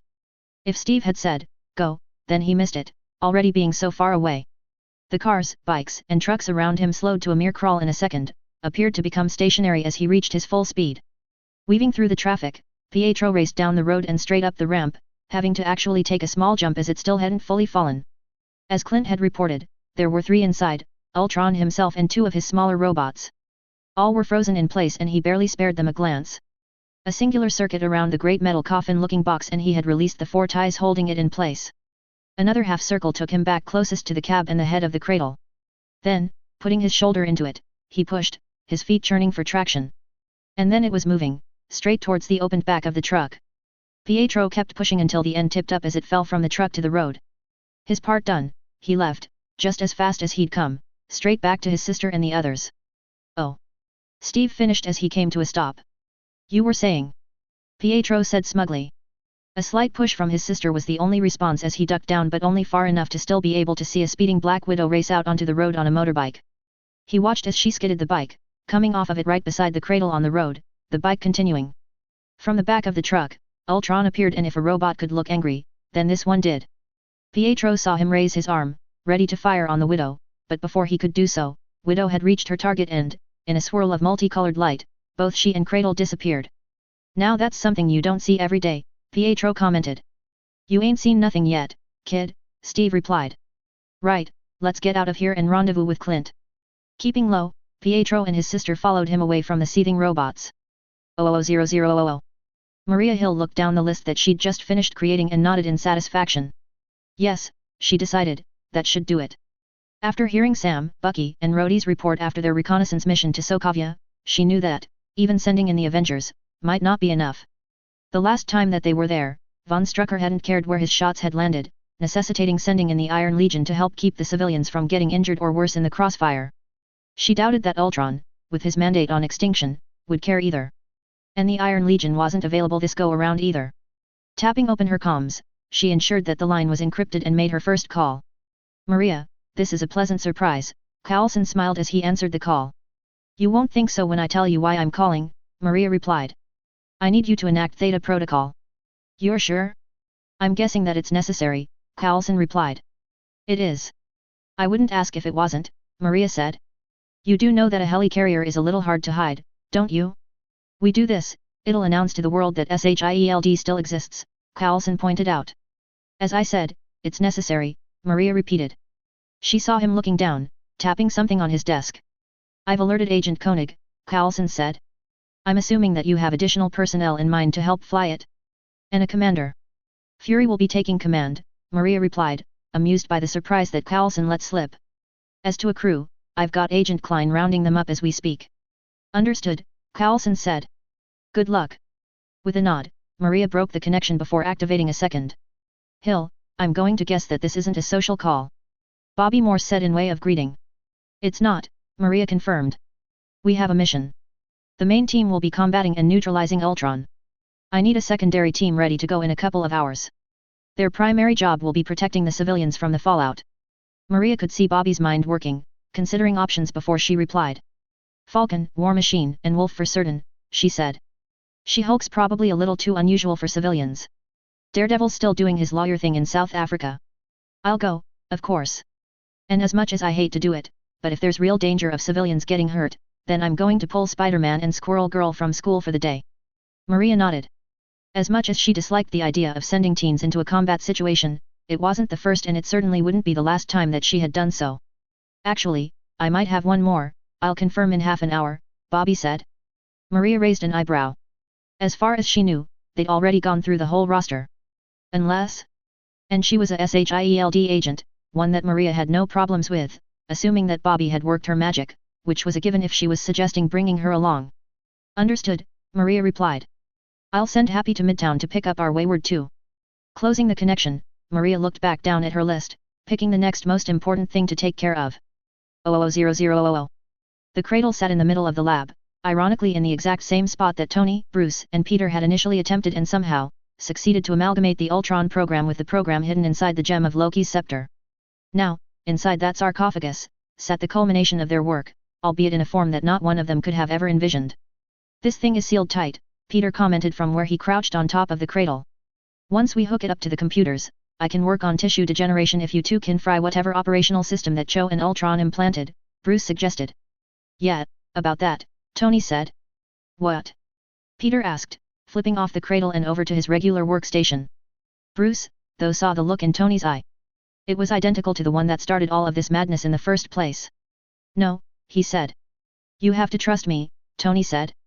Peter turned to the two, comprehension dawning as he saw the way the two were facing each other, the cradle making a third point to their triangle. You're not thinking about finishing this thing, are you, Mr. Stark? Peter asked. 'Cause that's just not cool. We already messed up once, we don't want to go making that problem exponentially worse. Besides, Gwen's already on my case for being a part of this in the first place. You don't have to be a part of this, Peter, but before you decide that you're too whipped to listen to logic, to science, there's one thing that you should know, Tony replied. And what's that? Bruce asked. Our ally? The guy protecting the military's nuclear codes? I found him, Tony said smugly.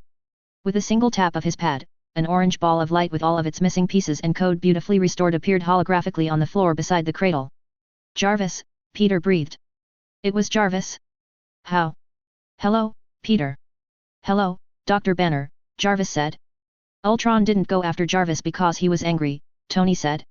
No, he attacked him because he was scared. Scared of what Jarvis can do. So, Jay went underground. Scattered, dumped his memory. But not his protocols. He didn't even know that he was in there until I found him and pieced him back together. Jarvis has been keeping Ultron from the codes all this time and he wasn't even his full self. Peter asked, sounding thoughtful. Yab. Now, can you imagine what he is capable of in a fair fight? Tony asked.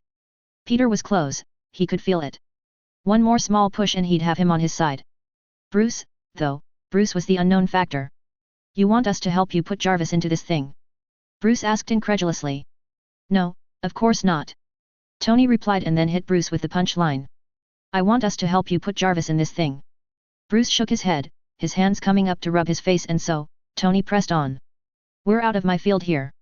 Peter's too. Between the two of us, we know computing and mechanics better than almost anyone on the planet. But when it comes to bioorganics, there's no one better than you. Except for Helen Cho, but since she's not here, I guess that it's now you, Peter added, and Tony couldn't tell if he was being helpful or not. And you're just going to assume that Jarvis' operational matrix can beat Ultron? Bruce asked. Yab. We did cover that already. Even Peter here agrees with the logic, Tony said. Well, the logic's sound, Peter agreed. But then so was the logic of combining the Ultron program with the code inside the gem. And look how that turned out. What happens if we're missing something? If we just make an indestructible murder bot that can't be stopped? Tony waved his objection away. Not going to happen, he said. For what it's worth, I agree with the proposal, Jarvis said. This is our opportunity to create Ultron's perfect self, without the homicidal glitches he thinks are his winning personality, Tony said. We're scientists. Some would even call us mad scientists. But regardless of what they call us, we have to follow the science and the logic. All the equations and simulations that I've run says that this will work. You've run simulations? Bruce asked. On the plane ride home, Tony replied. In fact, Jarvis is still running them. Take a look, It was easy to tell that Bruce still wasn't convinced, but the fact that he moved over to look at the simulations told Tony that his objections were fast disappearing. 000000. They'd been at work for hours without a break. Really, the only interference that they'd had was Peter being called away by Bobby for something or other, not that the other two really took note of the details, only that 1/3 of their team was no longer with them. The code in the body in the cradle had been analyzed as much as possible. From what they could tell, somewhere between 70 and 80% of Ultron's code had been downloaded before they'd stolen the body. That remaining 20 to 30% was where Jarvis came in. Tony, knowing Jarvis' code better than anyone, had worked to condense as much as possible, strip out the smallest fraction that wouldn't fit, and streamline how the remaining code would be uploaded. If it went the way their simulations indicated, then Jarvis' programming would fill in Ultron's gaps, giving him a much more balanced personality while simultaneously blocking, suppressing, and eventually deleting the programming that Ultron had developed that gave him such a murderous bent. This framework is as compatible as I can make it, Tony informed Bruce. I have the genetic coding tower at 97%. You have got to finish uploading that schematic in the next 3 minutes, Bruce stated urgently. I only need 2, Tony replied. I'm going to say this once, Steve stated as he, Wanda and Pietro raced into the room. Behind them, and clearly curious as to what was happening, came Clint, Nat, and Harry, still with his hood up and his face obscured. How about nonce? Tony asked, not pausing for an instant in what he was doing. You don't know what you are doing, Wanda said. And you do? You have multiple degrees in computer science, biogenetics, mechanics and coding. Tony retorted. No, but I have seen in your head, Wanda replied. I put this compulsion in your head, to do everything that you can to overcome your fears. Is that where Ultron came from? Clint asked. Your fears? No. Tony replied vehemently. Well, not really. The Ultron program was developed ages ago, long before we got the scepter. I created it after the Chitauri. When you were still deep in post-traumatic stress, Nat stated. Well, so what if I was? Tony shrugged. You all know the endgame. I'm pretty sure that we already had this conversation, Harry stated. Right after you created Ultron in the first place. Whatever you're doing, stop now. If you and apparently, Bruce truly believe that this is the right thing to do, that it's not going to result in something worse than Ultron, then convince us.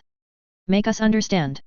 A blur, a breeze raced around the room, followed by every cable attached to the cradle smacking to the ground. You people talk too much, Pietro stated. We're losing him. Bruce called from his console. And then Thor was there, flying straight into the room, landing on the cradle. Without even looking at any of the others, he raised his hammer, creating his trademark lightning before pouring the largest bolt straight into the cradle. Every panel on the machine redlined with power before Thor was flung away as the doors to the cradle were smashed open and a humanoid figure burst forth.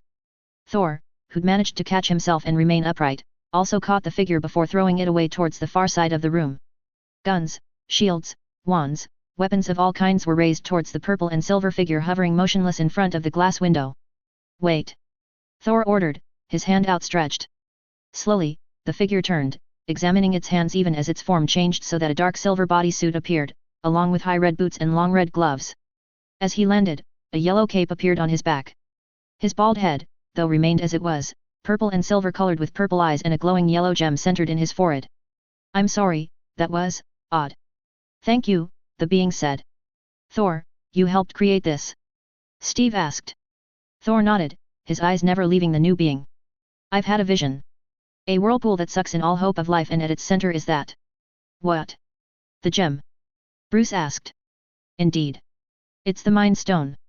One of the 6 Infinity Stones, the greatest power in the universe, unparalleled in its destructive capabilities. I can read his mind, Wanda said, stepping forward, wonder on her face. He means no harm. Indeed. I am on the side of peace, the being, Thor's vision agreed, inclining his head. How could you know this? That mind that you say is unparalleled in destruction won't cause even more destruction than Ultron already has? Steve asked. Because Stark is right, Thor stated. Oh, it's definitely the end times, Bruce murmured. If I'm right, that means that something is coming, something that we're completely unprepared for, Tony said, and even he couldn't tell that he was proud of being right or outright terrified because he was right. But until that time comes, we still need to defeat Ultron, and we cannot do it alone, Thor said. However, together, with each one of you playing your part, Ultron can be defeated, the Vision said. Why does he sound like Jarvis? Nat asked. Because we combined Jarvis with Ultron's programming to create something new, Tony replied. I am not Ultron. Nor am I Jarvis, the Vision assured them. At this moment, I am unsure who or what I am, but I can assure you that, if peace in life is your goal, then you can count me an ally. Ultron is not, he aims to end it all life on this planet. What's he waiting for? Harry asked. If, as you say, that is his goal, why hasn't he enacted it yet? Because he is waiting for you, Vision replied simply. He intends to prove that he is better than you, better than anyone. I wonder where he got that trait from. Nat asked sarcastically. Whether you trust me or not, we need to go, Vision said, and punctuated his statement by picking up Thor's hammer and holding it out to the Asgardian. Well, right then, well done, Thor said, taking it. We're all good here, then. Steve shook his head before turning to the others. All right. We know where Ultron's waiting for us, Sokovia. Let's not disappoint him. 3 minutes. Get what you need and get to the Quinjet, he ordered, causing all there to, after a moment's pause, scramble for their gear. Chapter 78, Walk Through That Door. Disclaimer: anything you see and recognize does not belong to me. Harry Potter is J.K. Rowling's, the Avengers and other related characters belong to Marvel. I'm simply playing in their sandboxes. 00000. A/NNA Noriemo Update, Day 22. Words written 82,000. Currently writing Heroes Chapter 90. 00000. Heroes Assemble. Chapter 78 Walk Through That Door. Ultron knows we're coming. Odds are we'll be riding into heavy fire, and that's what we signed up for. But the people of Sokovia, they didn't.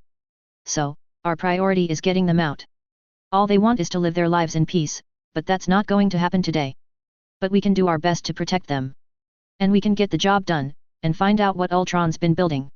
We clear the field. Keep the fight between us. Ultron thinks we're monsters and we're what's wrong with the world. This isn't just about beating him. It's about whether he's right. 00000. Captain America's speech had galvanized the Avengers, ensuring that they knew not only what the mission was, but also why they were doing this. Ultron was the target, and that meant all of him, every single robot. They all knew that if even one of him survived that day, that the mission wouldn't be over, that the people, the world, wouldn't be safe. But it wasn't just the physical bodies that they had to deal with, no, without Jarvis running interference throughout the internet, they all knew that it wouldn't take long before Ultron ultimately found a way past the firewalls that Tony had built to buy them time. Ultron needed to be burnt out of the internet, to have it completely and utterly denied to him. That was the #1 priority, the one that was most time vital, everything else fell into line behind it. You were right, Wanda, he's in the church, Tony said over the comms, having just run an IR scan of the building from on high. There was no response, but then, he didn't exactly expect any. For one, she was busy. But mainly because that, despite their quite tentative and fragile truce, neither she nor her brother liked him and had no intention of interacting with him more than necessary. That was fine, though. As long as they worked the mission. One day at a time, as Pepper would say. Ultron, Tony said as he descended through the partially destroyed roof of the church. Ah, Tony, I was wondering when you would arrive, Ultron said. I was hoping that it wouldn't be long. Well, the traffic was murder, you know how it is, Tony replied. Murder, an interesting turn of phrase for one who spent much of his life building and selling weapons, Ultron said. Yeah, well, I'm not proud of what my life was back then, but I'd like to think that I've turned it around, doing some good now to get the karma back in balance and all that, Tony replied. You know that you could take a leaf out of that book. Now, why would I want to do that? Ultron asked, his head slightly to one side as though he was puzzled. You do remember the mission, don't you? Peace? Keeping people safe, allowing them to live full lives, Tony said. Is that what you and the Avengers think you are doing right now, helping the people to live? Ultron asked. Well, yeah, Tony said, and if he could have shrugged in his armor, he would have. Just then, a large piece of silver metal burst out of the flooring in the exact center of the church. 4 great tabs split from it, falling to the ground, smashing the stonework and securing it into place. On the very top of the circular metal pipe was a handle that raised itself upwards, ready to be grasped. I've found the rest of the vibranium, Friday, Tony's newest AI, the one that he'd installed to replace Jarvis, announced. A display appeared on the HUD, showing Tony that vibranium extended as a column for a couple of 100 meters straight down. What? Did you think that you were the only one stalling? Ultron mocked. Wait. You didn't think that I was only here to give the team enough time to get the civilians out of harm's way, did you? Tony asked, shaking his head. Ah, Junior, you've still got so much to learn. What? A clearly confused Ultron asked. It was then that Vyson arrived, swooping down, grabbing Ultron and spinning him around so that they were eye to eye. My vision. So, they took even you away from me, Ultron said. You set this in motion, Vision told him. You can end this. And I intend to, Ultron said before being cut off as Vision grasped his hands on either side of Ultron's head. Tony watched as the two artificial men froze in place. Friday. The Vision? He asked. It's working, boss. The Vision is burning him out of the net, Friday replied. Ah! Ultron screamed as he finally managed to push the Vision away. You've locked me out. Fine. You take away my world, I'll take away yours. And before Tony could react, Ultron reached across, grasped the handle on the vibranium column and twisted it. 00000. Mage Operat 200 meters up the street and immediately cast an overpowered, wide area compulsion charm. If it worked the way it was supposed to, then everyone within a 100-meter radius would instantly feel the need to be somewhere else and preferably a long way from the city. This constant apparition and casting was taking a toll. This was the 14th within as many minutes. Already, Mage could feel his magic reserves waning. But there was no way that he was going to stop, he had a job to do. Even before they'd first landed in Sokovia, he and Wanda had been given the biggest job using their magic to convince the civilians to leave the city of their own accord. More specifically, he'd been given the western and northern sides, while Wanda had the eastern and southern part of the city. Currently, they were working outwards in a spiral from the church in the exact center of the city. If I'd had more time, an hour, or 3 even, I could have put up some muggle-repelling wards around the city, Mage mused. That would have worked in a matter of minutes once they were activated, of course. Seeing the first of the people, a family of 3, hustle out of the nearby apartment building and immediately start to run, Mage nodded and operat to his next spot. He'd raised his wand and was in the middle of his incantation when he felt the ground begin to shake. 00000. Pietro raced into the central police station, figuring that the authorities would be the best people to notify that the city was in danger. We're under attack. Clear the city. When not one person flinched or indeed even stopped what they were doing, he frowned. Really, it didn't feel so long ago that their country was at war, but perhaps a dozen years was enough to dull the memory.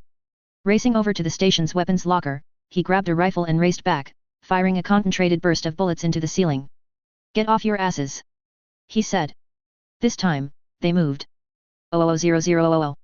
Captain America stood in the middle of one of the main intersections of the city, directing traffic. At first, the people had been reluctant to take his direction, but as more and more people appeared on foot, all headed for the bridge and out of the city, those in vehicles seemed to have decided that it was best to do as he indicated. As the crowd increased, Cap could only presume that Mage and Wanda's magic was working, convincing people to leave. Widow and Hawkeye would be going door to door as needed, accompanied by Bruce. It went without saying that a code green was in the air, but until the threat of Ultron's robots appeared, it was best to keep the big guy out of sight. When a group of confused-looking police marched around a corner, all armed with sidearms and shotguns, Cap nodded. Pietro's mission of alerting the authorities was bearing fruit. Suddenly, the ground began shaking and Cap was forced to brace his feet wide so as to stay upright. Screams of terror filled the air as dozens of those around him fell. The sound of metal creaking, groaning, and tearing spun him around and he stared as the nearby bridge over the river began wildly undulating. Cars began sliding about or slamming on their brakes or worse yet, speeding up. One car sped through the intersection, barely missing Cap before barreling towards the bridge. It was obvious the second that the driver saw the danger, for the car slammed on its brakes, its tires squealing and smoking. Its momentum, though, was too great as it slammed into a car stopped on the edge of the bridge before pushing it out on the wildly swinging bridge, only for the first car to end up following it. Both cars disappeared seconds later when the bridge simply fell away. Cap blinked. It wasn't just the bridge that had fallen, it looked as though the entire horizon was falling. 00000. Thor found the entrance to the cave system that led under the city itself right where the boy had said it was. The dozen or so guards had been easily dispatched. The fact that there had only been a dozen or so greatly concerned Thor, every intelligence that they had said that Ultron had created hundreds of the things. Stepping out into the expansive cavern, Thor could only marvel at all of the machinery that he was seeing. Asgard may appear backwards to some Midgardians, with what was considered archaic speech, but that did not mean that they weren't an advanced race. What he was seeing looked remarkably like an engine, although an engine to what, Thor could only guess. This is where he needed Stark or Banner with their greater technological minds. Thor took a half step backwards, Mjolnir raised in his hand when lights all around and above came on. Great circles of pulsing blue began to spin, eerily reminiscent of Stark's arc reactor. And then the entire cavern began to shake. Rocks began tumbling, dust filled the air and a roaring all but deafened him. He may not know exactly what the engine did, but Thor knew that he was about to find out. 00000. Friday. A startled Tony asked as not only the ground but the entire church began shaking. An altimeter appeared on his HUD, its numbers increasing despite the fact that Iron Man was currently standing on the ground. Sokovia is going for a ride, Friday replied. Do you see the beauty? The inevitability. Ultron asked, gesturing at the world around them. You rise, only to fall. Like a meteor.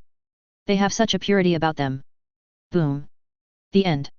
Only for a new beginning, the world made new, the way it was meant to be.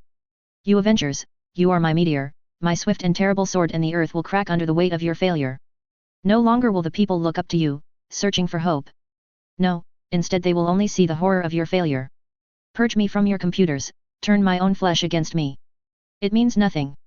When the dust settles, the only living thing in this world will be me. Tony stared at Ultron for a moment, attempting to wrap his mind around what the AI had just said. Without another word, Tony fired his boot repulsors at full power, rocketing up and out of the church. His arc took him away from the city where he hovered in midair, horrified at what he was seeing. Ultron, it seemed, hadn't been speaking figuratively. Hanging before his eyes was a massive piece of land, almost like an island. And it was steadily rising into the sky. As he watched, the outer edges of the city fell away, land, buildings, cars, straight back down to what was left of the city below. The question of how a massive piece of land easily the equivalent of a dozen or so city blocks was not only floating but flying ever upwards was answered by Friday. The vibranium core has got a magnetic field, that's what's keeping the rock together, she said. If it drops?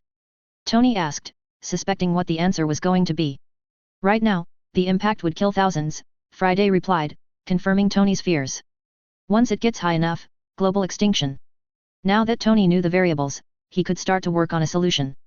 Assuming that he had enough time to come up with something that didn't include making the human race extinct. As his mind ran through scenario after scenario, he flew back towards the city. That building's not clear, Friday reported, superimposing a thermal scan of the correct building onto his HUD. 10th floor. 00000. Mage stumbled as he ran towards a group of 5 Sokovians. They were currently huddled in the doorway of a building, the 2 men standing above the 2 women and the little girl, attempting to shield them all from falling debris with their arms.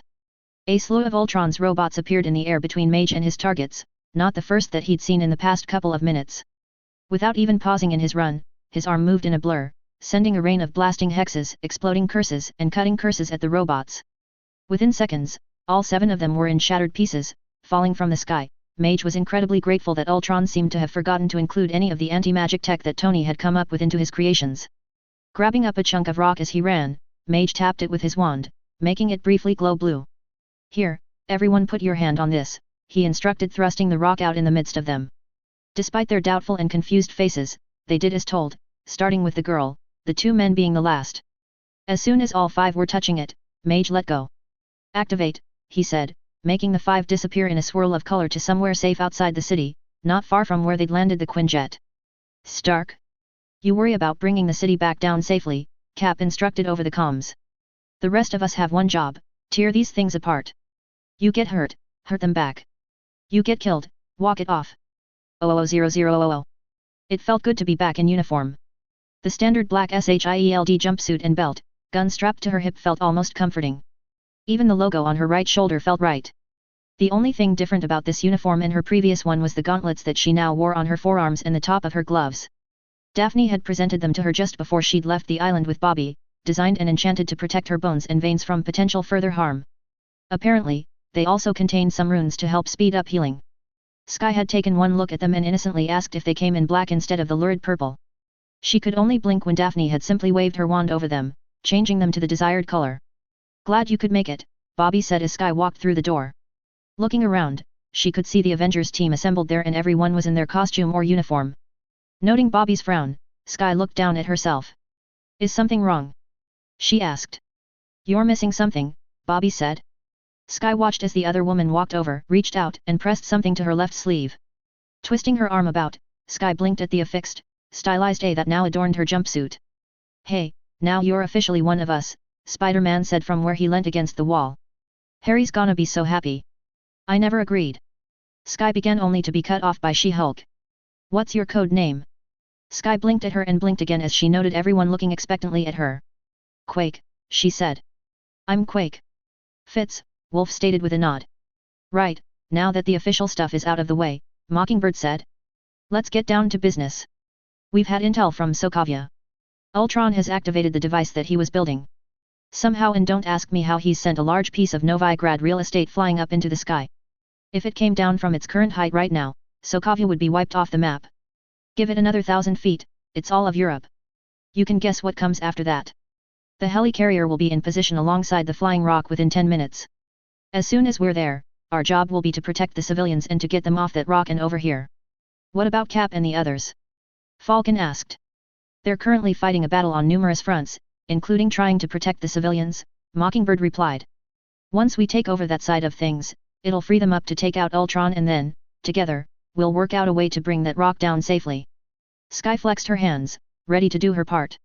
And if her part just so happened to include running across some of those robots, well, she was looking forward to putting everything that Bobby had been helping her learn into practice. 00000. Ultron's robots were everywhere, filling the streets, emerging from houses, flying over the buildings. Hawkeye had already exhausted his arrows in his quiver twice, putting down robot after robot in endless succession.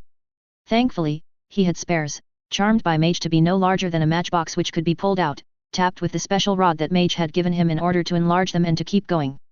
He'd been separated from Widow early, not long after the robots had appeared. Rounding a corner, he let loose with 4 quick arrows in succession, 2 to the heads of robots, 1 filled with acid that melted its body, the last had an explosive head that took out 2 of them. Unfortunately, he was all but surrounded. Seeing Wanda ahead of him, barely holding her own with her red magic, he rushed at her, grabbed her and dove the 2 of them straight through a window. How could I let this happen? Wanda near sobbed. Hey, you okay? Clint asked. This is all our fault, Wanda said, and Clint wasn't even sure if she was aware that he was there. If I hadn't fueled Stark's fears, none of this would have been possible. Hey, look at me, Clint said, and had to physically turn her chin to get her to do so.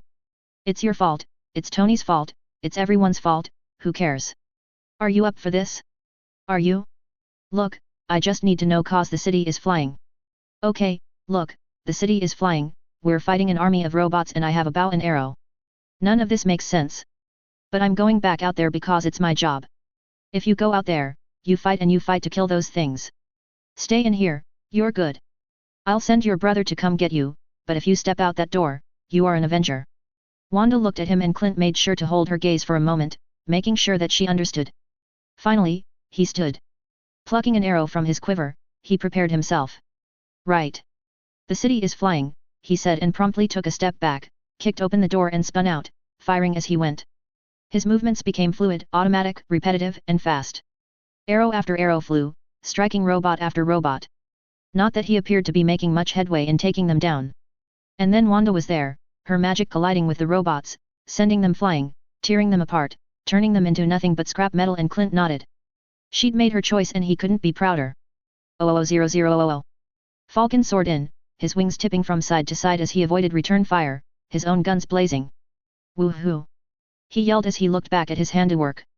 This is like shooting fish in a barrel. That's 8 already. 13, Wolf stated over the comms. Considering that the team hadn't been on the ground, well, the flying city for all that long, Falcon could only frown at the other man who'd set himself up on a rooftop, his newly acquired Phase 2 rifle picking off any robot that got too close to the civilians that the rest of the team were rounding up ready for the helicarrier's rescue boats to pick up. And then a squad of 9 robots joined up, heading straight down the middle of the wide, open area towards the civilians. Noting that their trajectory would take them right between both his and Wolf's current position, Falcon made the call. From the left. From the right, Wolf agreed, stating that he would begin shooting from that side and the 2 would meet in the middle.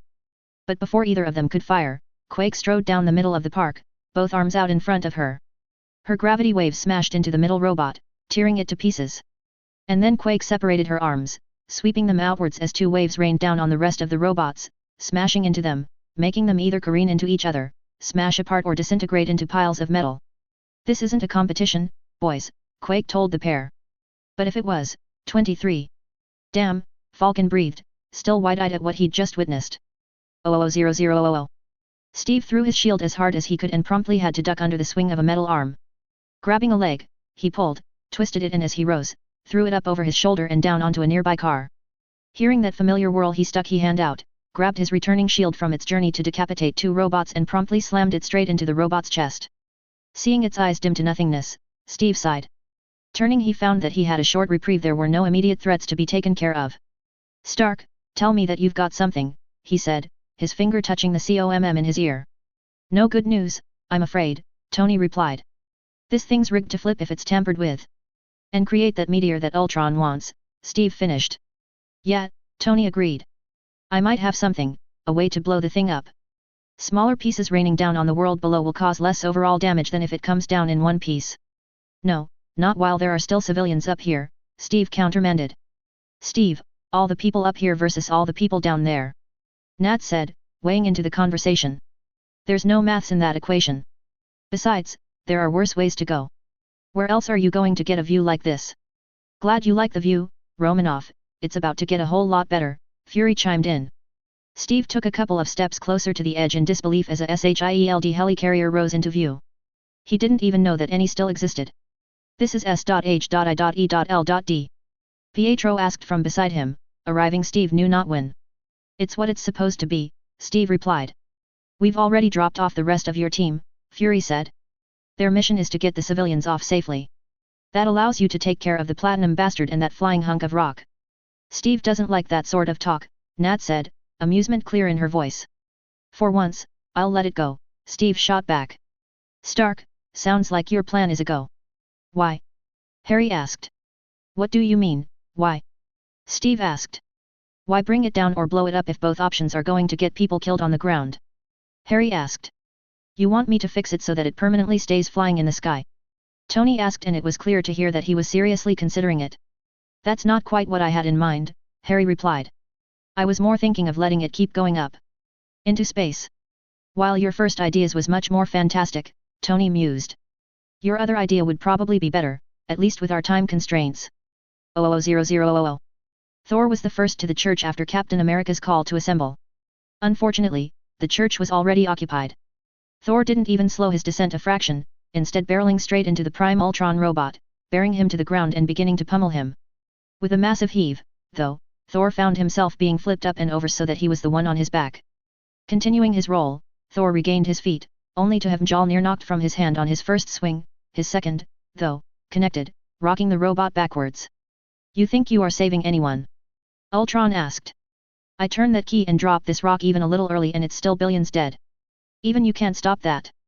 Thor grappled with Ultron, gaining a grip on one hand even as he fended off the other as it tried to punch him in the head. I am Thor, son of Odin, and as long as there is life in my breast, I am, running out of things to say, he said, looking over Ultron's shoulder. Are you ready? Ultron paused, confused, and turned right into the swing of Mjolnir as the vision swung it at his body. Ultron was sent flying, straight up and out of the church. It's terribly well balanced, Vision stated, passing the hammer back to its rightful owner. Well, if there's too much weight, you lose power on the swing, Thor replied conversationally. 000000. This is it.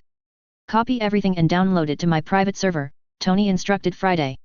Label it Calrissian.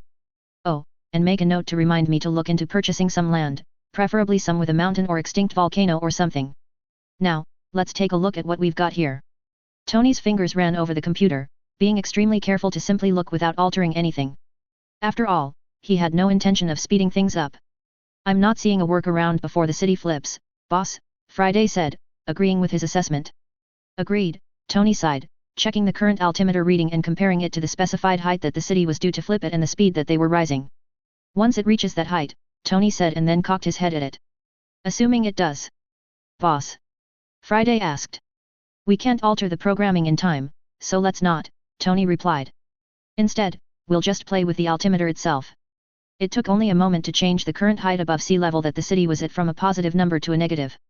As he watched, the numbers started reversing, well, reversing if you ignored that small, insignificant little minus sign. Perfect. By the time it reaches the right height now, the city will be well and truly out of the atmosphere, Tony smiled. Now, to make sure that it doesn't try to reverse itself. Some small changes were made to 4 separate indicators. Now, the engines would begin overheating, not quickly, but enough over time so that it would eventually blow, but not before the city had left the atmosphere and before it tried to come back down. Job's done, people, Tony announced. Sparrowhawk's idea is in play. 000000. All right, everyone, you heard him, Steve said to the gathered Avengers. This thing isn't coming down. Not unless Ultron lays a hand on that key, Thor corrected, pointing at the top of the vibranium column sitting in the middle of the church. If he does, he can manually override the controls and send the city crashing to the ground. Then that's our draw, we protect it and destroy Ultron at the same time, Steve nodded. Buy me 5 minutes and I'll have it so that no matter what happens, he can never lay a finger on it, Mage promised. Movement outside drew the Avengers out even as Mage began summoning debris from all over, blocking up each and every hole and entrance to the church. While he did so, he kept one ear out for what was going on outside. "This is exactly what I wanted," Ultron was saying. "All of me against all of you. How could you ever think that you could stop me?" "Well," as the old man said, "together," Tony replied. And then the sound of fighting, Hulk roaring, weapons firing, began. Mage, though, ignored it all. Having closed off the church entrances, Mage magicked the rock together into one complete, circular mass before transfiguring the entire new wall into obsidian, the hardest rock that he knew of and one that was particularly useful for what he had planned. Once done, he maneuvered the smaller debris into a dome that surrounded the vibranium core and key completely before it, too, was transfigured into obsidian. Then, having extracted his broom, Mage rose above the walled-in area. "Amnis lava!" he incanted, weaving his wand in the correct pattern. A great stream of lava poured from his wand, splashing down into the church below before washing up against the obsidian walls. As Mage kept pouring, the captured pool of lava began growing deeper and deeper until even the very top of the obsidian dome covering the vibranium key was submerged. But Mage didn't even stop there, not until the lava was just under the rim of the high wall. Sweat was pouring off of him and he was panting hard by the time that he finished, not only from the intense heat but also from the vast amounts of magic that he'd just been summoning. Looking around, he found exactly what he wanted. Mage grunted at the amount of magic that was needed to rip a large piece of bitumen up from the road and to float it over to land atop the church, a lid for his lava pool before sealing it in place. "It's done," Mage panted into his COMM. "Mockingbird." Captain America grunted. "All but a handful of the civilians are on board, we're rounding up the stragglers now," she replied. "You heard her, people, time to get off this rock," Steve commanded. "Remember, not one robot leaves." Mage took off on his broom, slugging a pepper-up potion as he flew in an effort to regain some energy. 00000. War Machine, Falcon, Thor, Vision, and a number of Quinjets from the helicarrier were known to be flying below and around the city, ensuring that no robot left, so when a Quinjet appeared in the sky headed towards the last of the rescue boats, none paid it much attention. A distraught mother had clutched at Clint, babbling about her boy who she'd lost, last seen in the market, not far from where they were. It was Sky who actually spotted him first, and so, together, the two jogged across to retrieve him. And then the Quinjet settled on its trajectory and the sound of gunfire could be heard, peppering the street, kicking up rocks and debris with every strike. A tattoo, faster than anything that they'd heard before, raced towards them. Sky spun, her hand raised, but already the Quinjet was too close, its bullets about to strike them. Clint turned away, hoping that his own body would protect the child in his arms, however vain he knew that hope to be. Sky screamed in pain and fell, her left leg crumpling under her when it could no longer hold her weight. She lifted her head, confused as to why she wasn't dead. "You didn't see that coming?" Pietro asked, his hand still outstretched from where he'd just pushed a car in front of both her and Clint. Clint had escaped unharmed. Sky, however, had been struck 3 times, twice in her left leg, once in her left arm.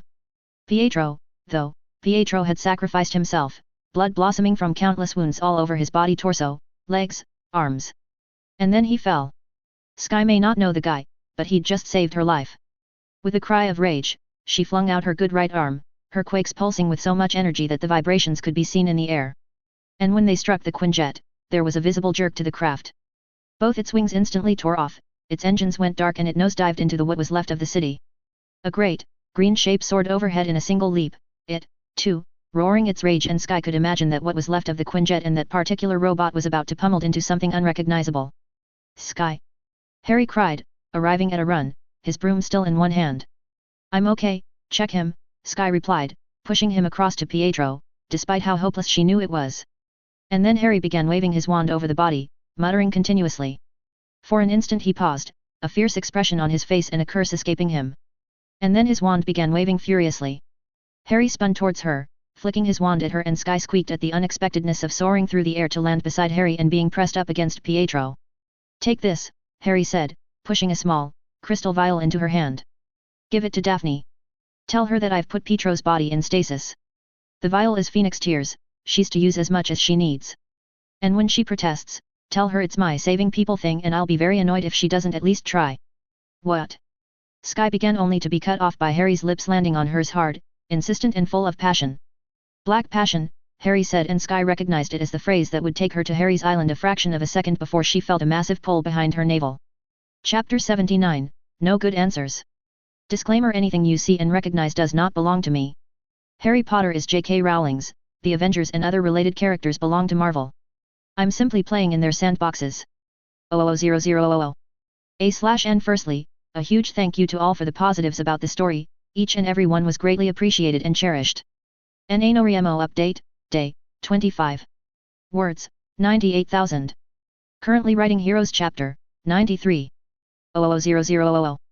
Heroes Assemble. Chapter 79 No Good Answers. Help! Sky yelled the instant that she landed, barely managing to suppress the scream of pain in her leg and arm in favor of finding someone to help Pietro.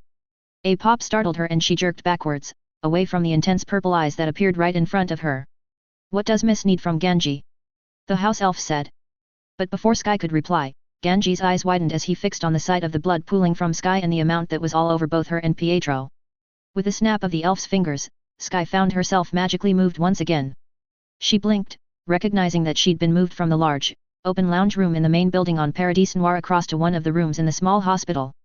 Half a minute later, Ganji trotted into the room, Daphne hot on her heels. Sky. What happened? Daphne asked, her wand moving over her. We were shot, Sky replied succinctly. Frowning at the ghostly image of Sky that she'd conjured above her, Daphne began issuing orders to the pair of house elves that had appeared in the corner of the room. Tempi, get a vial of pain relief potion and 2 of blood replenishing for Sky, Daphne ordered before looking down at her. Drink them all, yes, they'll taste revolting, but you need them. Just as Daphne was turning away to check on Pietro on the other bed, Sky stopped her by grabbing onto her arm. When she turned back, Sky opened her palm with the small, crystal vial in it. From Harry, Sky said. He said that it was Phoenix Tears? He also said that you were to try everything, something about his saving people thing and that he'd be annoyed if you didn't. Daphne shook her head but took the vial. Yes, Potter's predilection for that sort of behavior is well known, Daphne commented. Annoyed, hey? I'll show him annoyed. Seconds later, she was waving her wand over Pietro. There's something wrong with my diagnostic charms, Daphne commented softly, frustratedly, but even with that, I can tell. I'm sorry, but he didn't make it. Who was he? Pietro, Daphne replied. I think he's one of us. At least he was helping fight Ultron. He was shot saving me, Clint and some kid. Harry said something about putting him in stasis if that helps. Daphne stared at her. He would. How long ago was he shot? Dunno, Sky shrugged. 2 minutes, 3? Hard to tell with all of the magical traveling that I've been subjected to, especially from halfway around the world. How quickly did Potter apply the charm? Daphne asked. Sky had to finish swallowing the last of the vials of blood-red, stomach-churning goo before she could reply and suppress the overpowering urge to vomit it all back up. He was there almost as soon as it happened. Half a minute. Maybe less, Sky shrugged. Merlin, damn that idiot, Daphne cursed. If he was a healer. She waved her wand over Pietro's body once again. The charm's been applied correctly but still. I'd have to fix all the damage caused by those bullets before I could safely remove the stasis charm. And all that has to be done before attempting to restart his heart and lungs. I'm not even sure that I can repair the damage while he's in stasis. What sort of chance would you give him? Sky asked. Daphne shook her head. 1 in 100, and even then, there's no telling if his brain has been damaged, although that's less likely with how quickly Potter acted. However, the longer I wait to begin, the lower his odds. That means that your injuries are going to have to wait. Just keep those pain relief potions of yours coming and I'll be good, Sky said. Yes, well, I think I can do a little better than that, Daphne said. If it's good enough for Potter. She waved her wand firstly over Sky's left arm and then over her left leg. Hey, Doc, is it normal that I just lost all feeling in my arm and leg? Sky asked, somewhat alarmed. I've put your limbs into stasis for now, like Pietro is currently in, Daphne explained. It'll stop any blood loss and any further damage from occurring until I can get to you. Unfortunately, the downside is that you won't be able to move those limbs or feel them at all. Sky shrugged. I can live with that. At least I am still alive. And that's only because of him. Do everything you can for him. I will, but no promises, Daphne said and promptly conjured a curtain to separate the beds. Daphne lay back, putting her good arm behind her head before looking over at the elf that hadn't trotted around the curtain. Any chance I could get something to drink? She asked. 000000. It didn't exactly feel that long since she was right here, in front of all these people. Yet, here she was again, ready with another prepared statement and expecting a slew of questions and accusations. But then, that was what being the press secretary for the Avengers meant, some days were easy, some weren't. And this was decidedly in the latter category. Lavender Brown stood behind the podium, her eyes doing a slow sweep of the journalists there. Each one sat as her eyes met theirs, not unlike a reverse Mexican wave. When all were finally quiet, their microphones, recorders and pads at the ready, she began. Approximately 3 hours ago, the Avengers were involved in an incident in Novi Grad, Sokovia. While no Avengers have returned to New York at this time, the information that I have received is that the mission was a success. This mission was the culmination of an investigation into an artificial intelligence that was going by the name Ultron that had gone rogue. Ultron had commandeered an ex-Hydra base in Sokovia and used it with 2 goals in mind. The first was to build a large number of robots which it downloaded copies of its programming into. The second was to build a device under the city of Novi Grad. This device lifted a large segment of the city from the ground and sent it skywards. I'm sure that you have seen some footage of that by now. The ultimate goal of Ultron was to have the city and the rock that it was sitting on reach a maximum altitude before it would reverse and impact the ground. The Avengers worked in 2 teams to firstly assist in ensuring that all civilians were warned and then evacuated from the city. A SHIELD helicarrier arrived on the scene and ferried the civilians trapped in the flying city to safety to aid in this part of the operation. The Avengers then battled Ultron and successfully reprogrammed the device to send the city rock into space where it was detonated. It is confirmed that there are no Ultron robots remaining on Earth, and those that were still in the city when it reached space are presumed to have been destroyed when the device, and subsequently the city, was destroyed. That concludes the statement that I have about this incident. I will accept questions. Miss Everhart. Where did this artificial intelligence, this Ultron, come from in the first place? Surely it would have been programmed by a human. And of course, the very first question had to be the one that Lavender most didn't want asked. Suppressing her sigh, she gave the answer that she'd been given clearance to give. You're right. Ultron was a failed attempt at a global peacekeeping initiative originally designed by Tony Stark. As expected, the journalists erupted from their seats, all yelling questions, many even accusations. Are you telling us that this whole mess was caused by the Avengers themselves? J. Jonah Jameson's voice reached over everyone else's. However, inadvertently and regretfully, yes, Lavender replied. As soon as the Avengers realized that the initiative had failed, they spent every minute working to rectify the mistake. What sort of destructive scale was the world looking at if that rock had come down as Ultron had planned? Ben Urich asked. Global, Lavender replied. Is Tony Stark still experimenting with AIs? Doesn't he already have one? Jarvis, I believe it's called.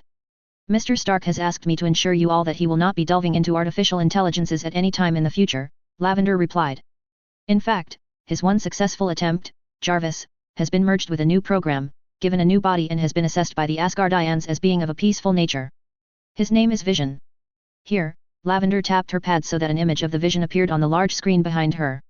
While it wasn't completely true that Asgard had given their blessing for Vision, she'd been told that he could lift Thor's hammer, and that seemed to amount to the same thing.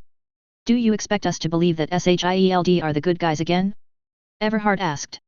SHIELD were never the bad guys, Lavender corrected. Hydra infiltrated SHIELD and subverted it for their own purposes. As soon as they were discovered, the agents loyal to SHIELD worked to capture them. The Avengers have assisted in this, being instrumental in capturing numerous Hydra bases and operatives. Today, with Hydra all but defeated, SHIELD were able to begin a return to their primary role, helping to protect the ordinary people of Earth. What were the casualty numbers from this incident? Ilana Traverse asked. Figures are still being compiled as people that were reported missing are being reunited with their family, Lavender replied. Early figures indicate that anywhere from 1 to 2,000 people may have been killed.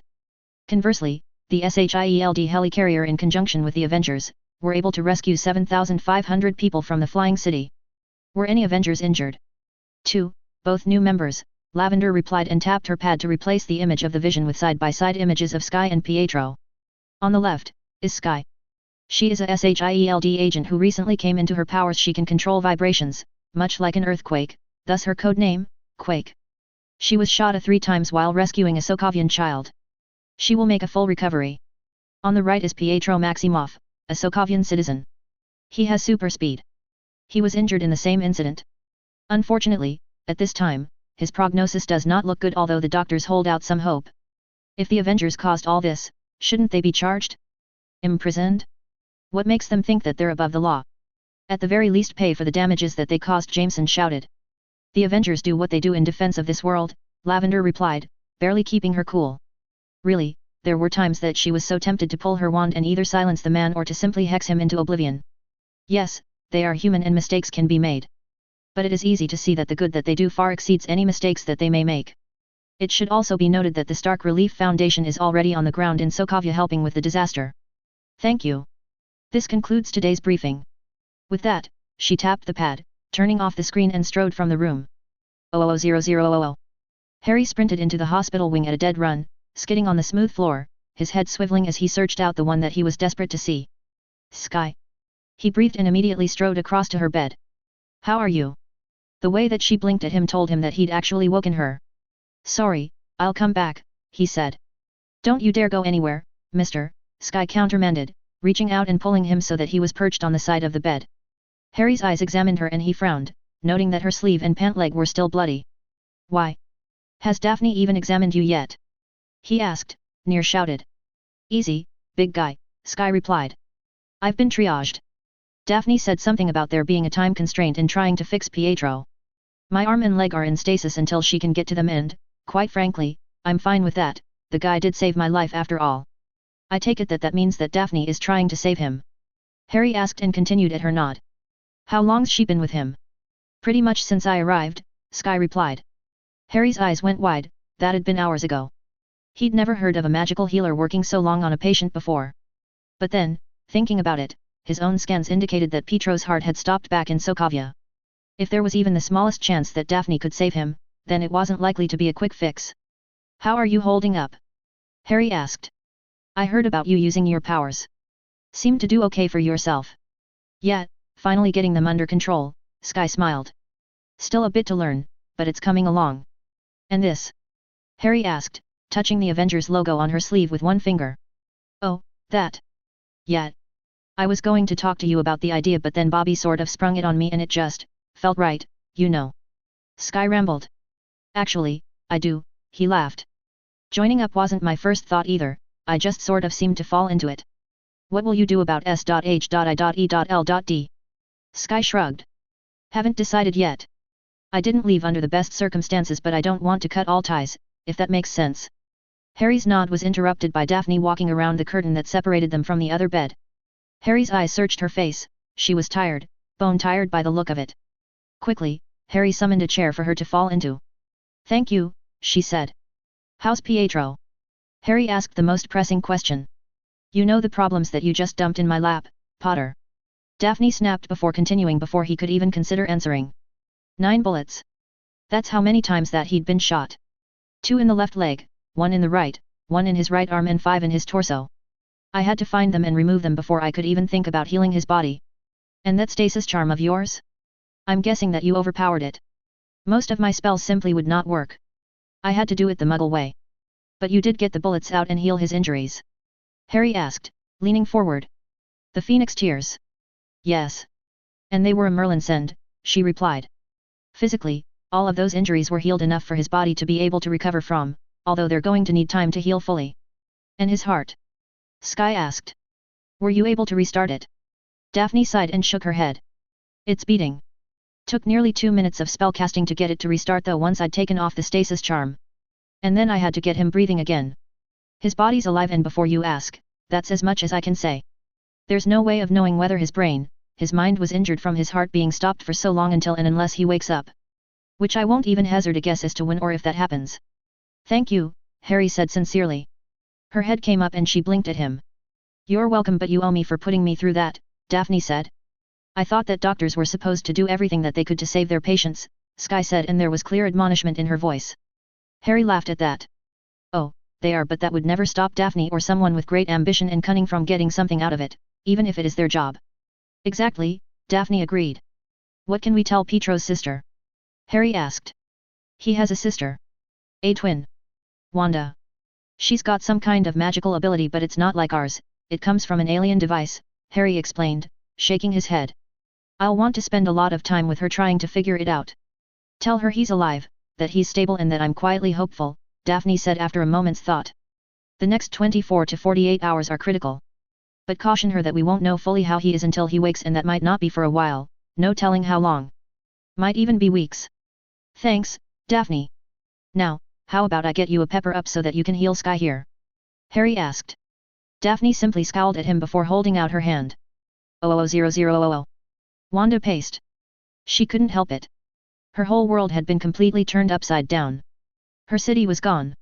Her friends, even if they still lived, she knew that she couldn't face them, not with how guilty she still felt over what had happened. Yes, Tony Stark had created Ultron, but it was only because of the way that she'd played with his mind. No, there was no way that Wanda felt that she could ever return home, and especially not without. For what might be the 100th time in the last hour, she glanced at the elevator door. Seeing it still firmly closed, Wanda turned her head back and kept pacing.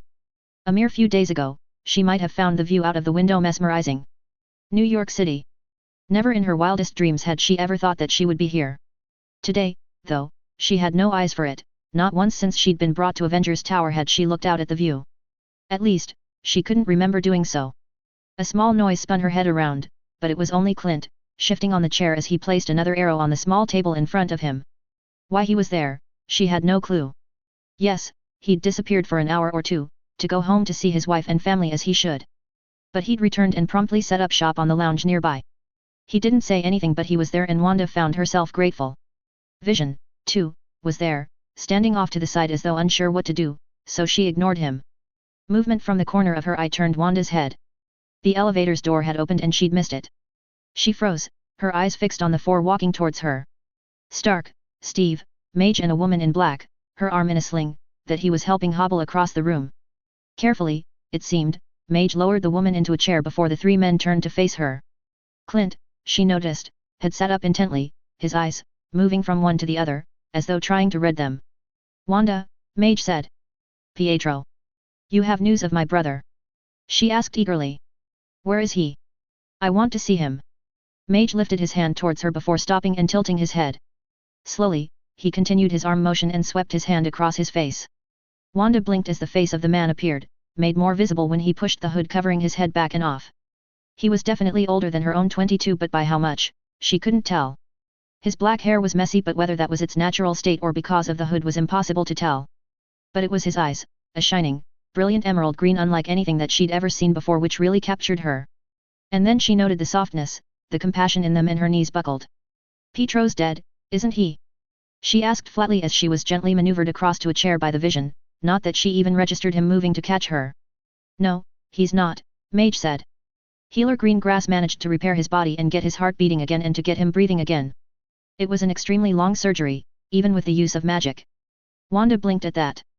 There were others who could use magic? But he does live, Mage continued. Currently, he's in a coma. At this stage, Healer Greengrass has no idea when he will awaken, although she suspects that it won't be anytime soon. She is optimistic that he will recover.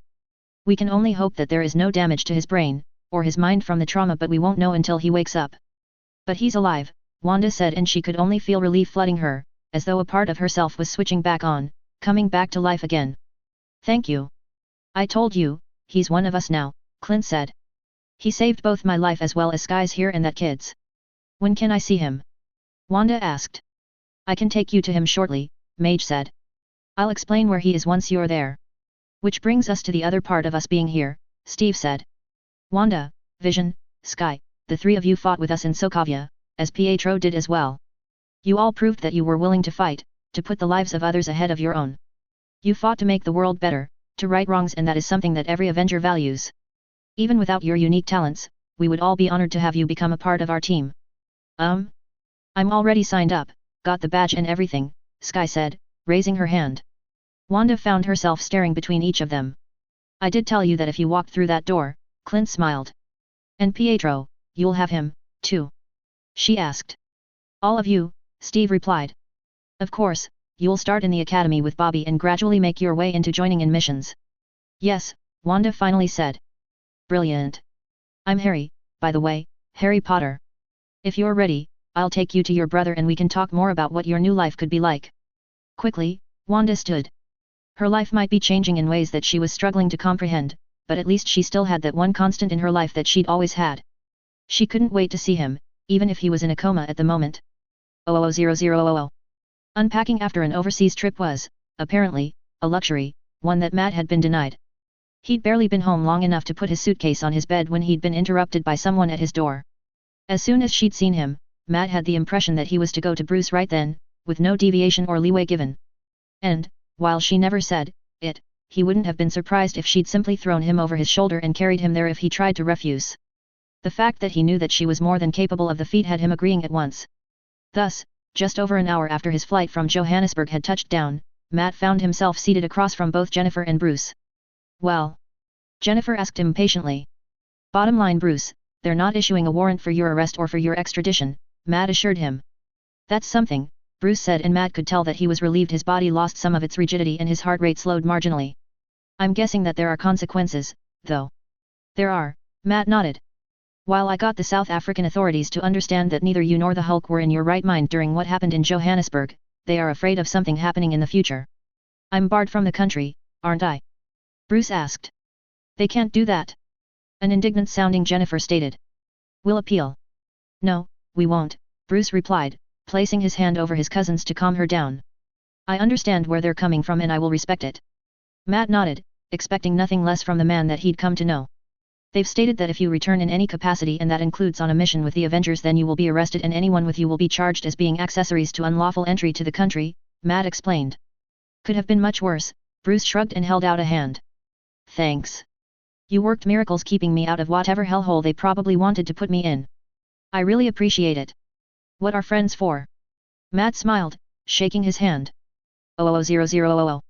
Thor, Steve, Tony, and Harry strolled the grounds of the Avengers' upstate New York facility. All around them, and particularly inside the complex, hundreds of people were hard at work, preparing the facilities and bringing the labs, communication, and computer hubs and hangar bays up to scratch. Overhead, a pair of Quinjets settled in for a landing even as another prepared to take off. And every one of these had the SHIELD logo emblazoned on the side. After the events in Sokovia, where images of the helicarrier had been taken and quickly spread all around the globe, SHIELD had come out of the shadows. Yes, Hydra still wasn't completely dead yet, but it was close, its leaders dead or captured and much of its infrastructure dismantled. Even as neutered as the rogue organization was, it was clear that SHIELD had no intention of stopping their pursuit until Hydra was nothing but a memory. Thus, with SHIELD now known throughout the world, they'd begun looking to establish new bases. The vast majority of countries around the world still did not trust them. The Avengers, though, that was another story. So, Tony had offered Coulson the chance to share the facility. Emphasis on share. This was still first and foremost an Avengers facility, but it would make the two groups working together much easier. Currently, Nat and Bobby were overseeing SHIELD moving in, allowing the others the chance to discuss recent events. I'm going to miss these talks of ours, Thor said with a laugh. Not if you don't leave, Tony replied. I have no choice, Thor said grimly. The Mind Stone is the fourth of the Infinity Stones to show up in the last few years. I do not believe that that is a coincidence. Someone has been playing an intricate game and has made pawns of us all. The Mind Stone was in the scepter which was sent to Earth with Loki in an attempt to locate and gain the Tesseract, Steve said. You think whoever sent Loki is after all of the stones? I do, Thor replied. I only wish my brother was still alive, perhaps he could tell me who it was who sent him. What worries me the most is that they are not the only stones to make their way to Midgard in recent years. The ether? Harry asked. Indeed, Thor nodded. Discovered from its millennia-old resting place and brought to Midgard by Jane. That makes 3 of the known 4. Something appears to be drawing them all here, and the Norns did say that the stones were all drawn to one another. You think Earth's the ultimate crown? Tony asked.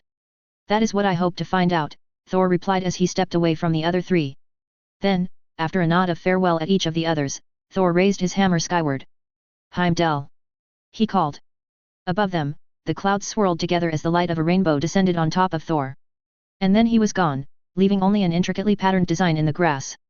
That man has no regard for lawn maintenance, Tony remarked. I need to head off as well, Harry said. Back to the island? Steve asked.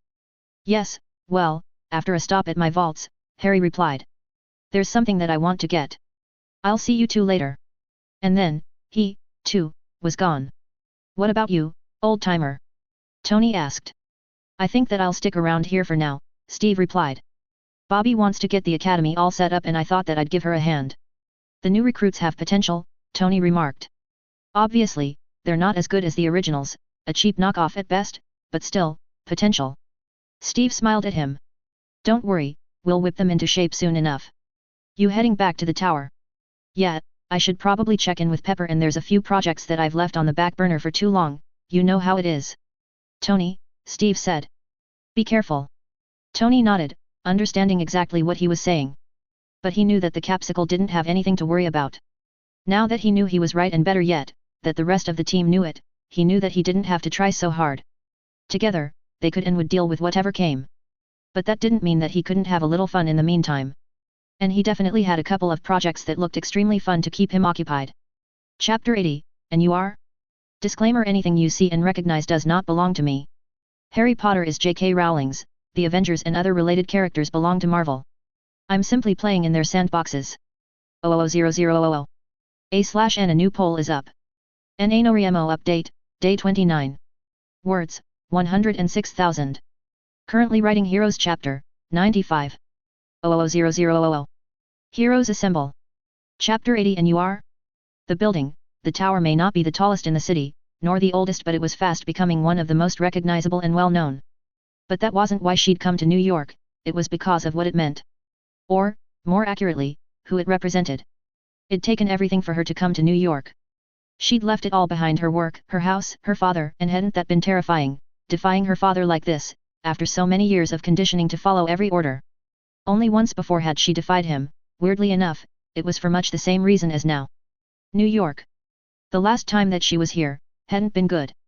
Simply closing her eyes brought back flashes from that night, the wild flight, the crashing helicopter, the absolute terror of the monster in front of her, watching as he fell hundreds of meters to the city below, and his undeniable bravery and sacrifice and willingness to put himself in harm's way for everyone. Not for the first time, she wondered what in the world she was doing there.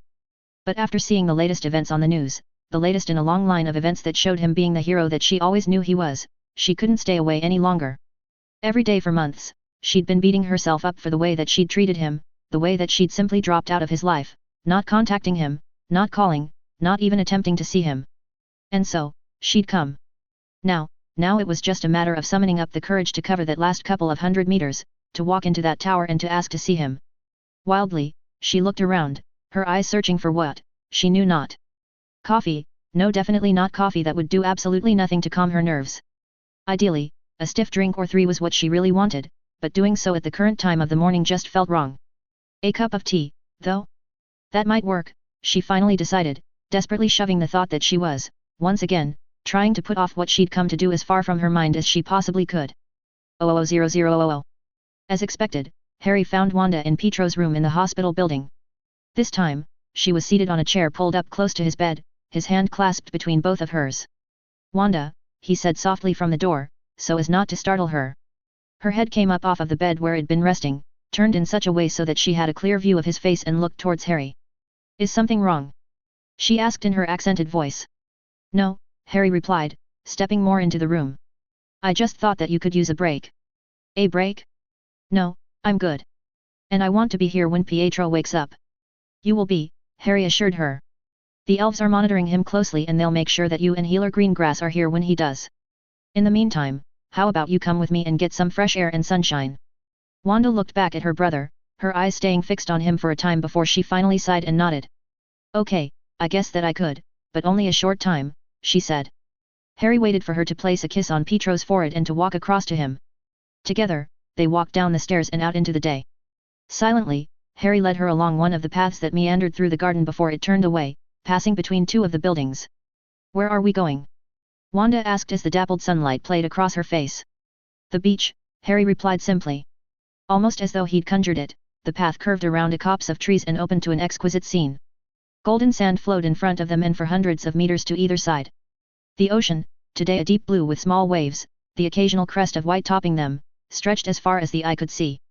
Birdsong sounded all around them and a light breeze caressed their faces, making their hair dance about heads.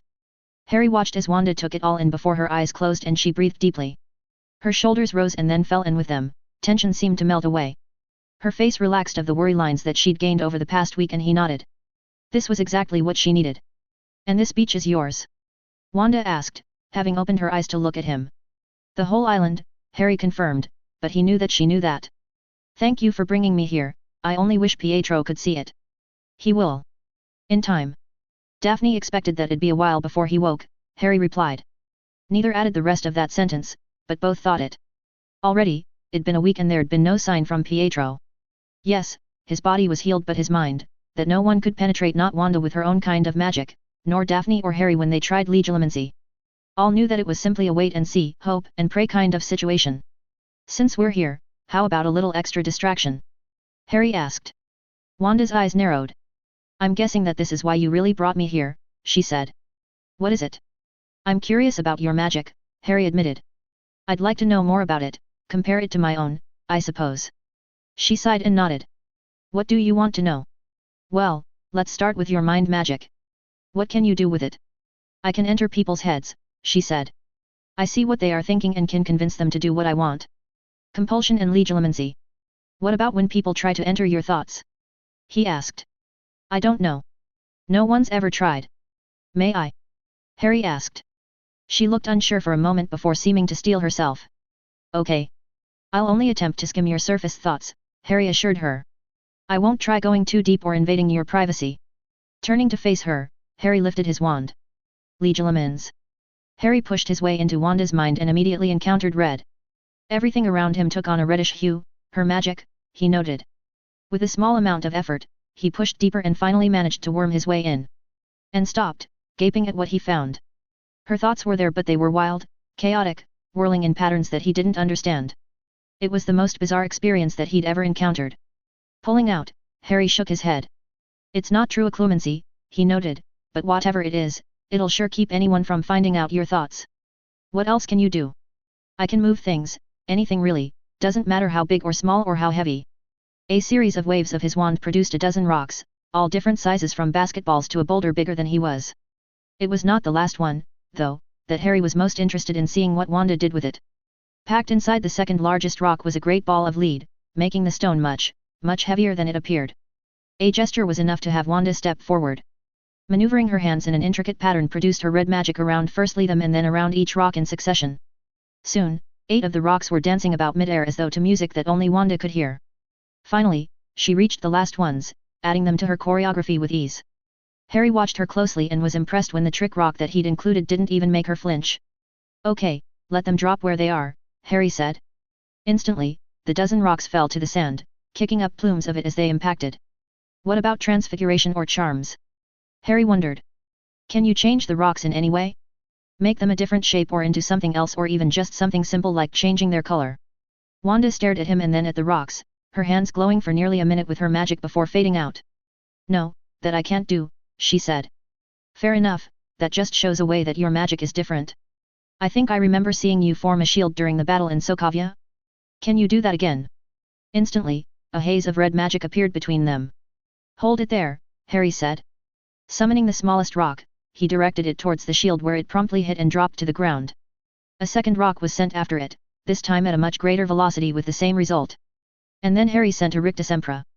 A silver jet of light flashed from his wand, impacting Wanda's shield but not penetrating it. What was that? Wanda asked angrily. Tickling charm, Harry replied. It wouldn't have hurt you. Looks like that shield of yours is pretty good. Can you throw your magic at others? No, she replied with a shake of her head. Every time that I've used it, both my hands and whatever I'm manipulating glow red, never one without the other, and never by itself without being connected to something unless it's my shield. Okay, that's probably enough for today. Thank you for showing me what you can do. I'll have a look through some books, see if there's been anything like what you can do recorded anywhere and we can go from there. Now, I'm guessing that you're eager to get back to Pietro. Almost before he'd finished the sentence, Wanda had nodded and turned back towards the path that had brought them there. 00000. Getting to spend the day shopping was heaven to sky. She'd missed it. Not that she'd ever really had much of an opportunity before, heck, she'd been living out of van for ages and if that didn't speak volumes about her financial situation, then she didn't know what did. Of course, she'd traded up the van for a plane nearly 2 years before and then up again to a secret base when she'd joined SHIELD. They'd even given her a salary, albeit without much downtime to actually spend said paycheck. At least she had her van back. Finally. It was currently sitting under Avengers Tower in one of the secure car parks. Now, she could make up for it and Sky had every intention of making the most of it. Stark had given her a room at Avengers Tower, apparently everyone had one but she hadn't used it yet, much preferring to either stay on the island or, more recently now that she'd gotten a handle on her powers and wasn't trying to shake everything apart when she slept, at Harry's apartment above the den. Just the thought was enough for her grin to grow as wide as it ever had and for her to wrap her arms about herself. What they were developing was good. She'd fallen hard for her magic man and she knew it, just the fact that she wasn't disgusted with herself for going all gooey and girly at the thought of him proved that. Finally getting back to business, Sky flipped through the dresses on the rack once more. Again and again, she found herself coming back to the same one. It was a floor-length, deep forest green one with thin straps, an open back and deep plunging neckline. Harry would love it and probably be drooling within seconds of seeing her in it, she decided. 5 minutes later, she left the shop, bag in hand and turned to head up the street towards her next chosen shop. Sky. She turned quickly, immediately on alert, her hand beginning to rise. And then blinked. The man standing just inside the alley was blind. Not blind like Matt, with glasses and a walking stick. No, blind as in he had no frigging eyes. The way that he stood was like Matt, though, as though his lack of eyes meant nothing, that he could see perfectly well. Thank you very much. He was also old, dad-like old, with graying hair and stubble.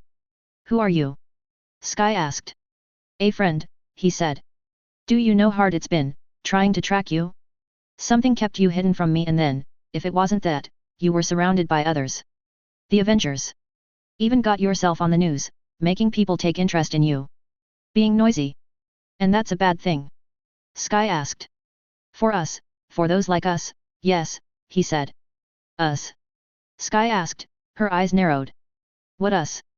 That's why I'm here, the eyeless man said. To take you home, where you'll be among your own, to show you the way. Listen, dude, I don't know what you've taken but you've obviously taken something hinky. I suggest that you go back to wherever you came from before I call the cops. Or worse, I deal with you myself. He simply smiled at her and Sky scowled at the audacity of him. I'm guessing that I didn't make myself clear, he said. My job is to look out for our people, and that includes you, whether you realize it or not. And then he moved. At least, Sky assumed so, although she couldn't work out how. 1 second, he was standing in the alley, the next he was right beside her and his arm was snaking around her waist. What are you doing? Where are you trying to take me? Sky asked angrily as she attempted to pry him off of her. But his grip only tightened. The afterlife, he said. A crackling ball of blue energy formed around the two of them and Sky felt herself vanish. 00000. She marched through the door to Avengers Tower much more confidently than she felt. Inside she was terrified. What if he refused to see her? Or worse, what if he agreed to see her? That'd open up a whole host of problems and questions and she wasn't sure that she had the answers ready for those yet. Pausing in the lobby, she looked around. Much of the area consisted of small lounge nooks where people could wait or have unofficial meetings. The largest problem that she saw was that, while the stylized A on the outside told the world that this was Avengers Tower, most of it was, in fact, Stark Industries' domain. And that was reflected in the lobby, the SI logo was everywhere. Except there. Off to one side was a singular desk, the Avengers A emblazoned on the front, a receptionist behind it. Almost cautiously, she approached it, wary of what the response she would get would be. Can I help you, ma'am? The woman asked once she was close enough, having been eyeing her approach. I hope so, she replied. I'm here to see Dr. Bruce Banner. I'm sorry, ma'am, none of the Avengers are available without an appointment and even then, it is extremely unlikely that either Dr. Banner or any of the others will take the time to see you. But I know Bruce. She blurted. We're friends. Or, at least, we were. Her protest caused a reaction as a man appeared out of a back office to stand behind the receptionist. Excuse me, ma'am, my name is Happy Hogan, I'm the head of security here, he said. May I ask how you know Dr. Banner? We used to work together at Culver University, she said. We were on the same project. I was even there the night that Bruce changed. I see, Mr. Hogan said. Look, as Diane said, you really do need an appointment in order to see Dr. Banner, but perhaps I could send up a message? If you are indeed old friends, then it's possible that Dr. Banner would make an exception. She nodded, her mind whirling as to what message to give. And then it struck her, simple is most always best. If you could just let Bruce know that I'm here? Please. She asked. And your name, ma'am? Betty. Betty Ross. 00000. Sky found herself somewhere unknown and she instantly pushed the strange man away, her hands up and ready, her feet braced. Where the hell am I? Sky demanded. I told you, the afterlife, he replied. Well, that's not creepy in the slightest, is it? She asked sarcastically. As May-Dee taught her, Sky took a second to take in her surroundings, to assess the situation and not to simply react. She was in an open space, a village of some kind around her, judging by the numerous small houses and buildings. Oriental design, not that that particularly meant anything. The air was cooler but that could be altitude rather than season, she decided, considering that she could see some rather impressive mountains around her. You need to calm yourself, Sky, you're not in any danger here, a woman said from behind her. Sky swiveled and backed up so that she could keep both in sight, her arms moving to cover them both. That'd be easier to believe if I hadn't just been kidnapped, she retorted. And how she wished that would stop happening to her. 3 times now in less than 2 years. Yes, Gordon's method was rather crude in this instance, usually he's much calmer, more patient. Unfortunately, your circumstances were anything but normal. This is the first time that Gordon has ever been blocked from finding someone, and it had him acting a little out of character. Thank you, Gordon, we'll be fine here. The woman smiled at the now named Gordon, who promptly nodded, turned and walked off along a path, deeper into the village. This gave Sky the opportunity to focus on her. She was Asian, Chinese, most likely. She appeared to be mid to late 30s, but Sky knew that wasn't necessarily accurate. She was thin and her face was marred by a series of scars.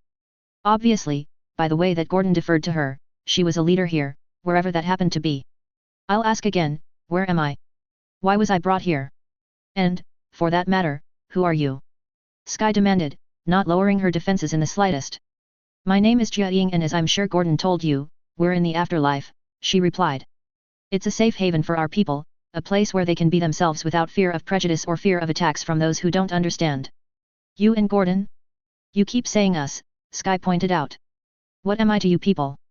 We call ourselves Inhumans. Legends tell us of blue angels that descended from the sky to give our ancestors a special gift. The Kree.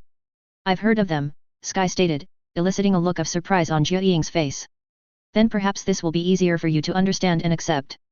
You are a descendant of those people. Some time ago, you underwent a process that is called Terrigenesis that has revealed your gift, your innate ability, Jia Ying said. The mists, yet, not my favorite experience, but I've come to appreciate what I can now do. That's good, Sky, Jia Ying smiled. We'll have Lincoln, one of our doctors and transitioners here, look you over to see how your body is adapting to the change. Ah, no thanks, I've got my own doctor. Healer, Sky replied. Then, Sky.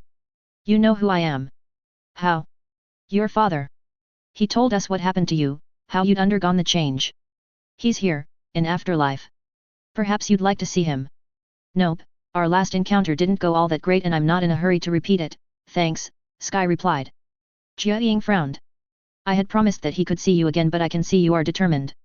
This isn't what I had envisioned, but if we're going to get to know one another, then perhaps secrets aren't the best way to start. You think? Listen, Jia Ying, I don't need your help, I've got plenty of others willing to give me all the help that I ask for. And I certainly don't need to be hidden away from the world in this hidden village thing you've got going. So, I think that I'll be going now, Sky said. Back to this place that is able to hide you even from Gordon? Jia Ying asked.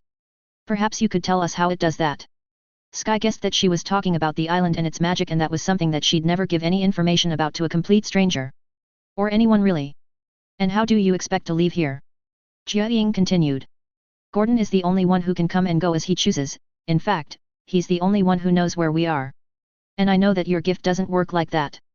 Look, I don't know you or trust you, so I'm certainly not going to tell you how I can do what I can do, Sky snorted. July 2nd. You were born on July 2nd. Sky stared at the non sequitur. Her birthday? But that was something that Sky didn't even know herself. And she'd searched every record that she could find. The only ones who would know were her parents, her father, and her. You were born, Daisy, on July 2nd, Jia Ying repeated with a soft smile. It was a hot night. I remember having the urge to clean before I woke your father. He, of course, panicked and rushed straight across to borrow the neighbor's car, forgetting that he couldn't speak a word of Chinese. Somehow, he managed to convince them anyway and drove me to the hospital. You're my mother. Sky said, her hands coming up to grab the back of her head as though to hold in this unexpected revelation. I can't. I'm sorry, but you have me kidnapped and you're my mother? What? Look, I appreciate meeting you and all, but I need time to process this. Her mind was in a turmoil. She couldn't think, couldn't understand this. Her mother was supposed to be dead. That's what Cal had told her, that her mother had been killed by Whitehall. And now, here she was? That didn't make sense in the slightest. The shopping bag that was still attached to her wrist slipped at that moment, knocking her in the face, and Sky remembered what it held, what it connected to. Harry. She needed Harry. Black passion, she said desperately, and promptly disappeared in a swirl of color. 00000. Bruce was looking into a microscope, his glasses perched on top of his head, when he heard a small knock on the door behind him.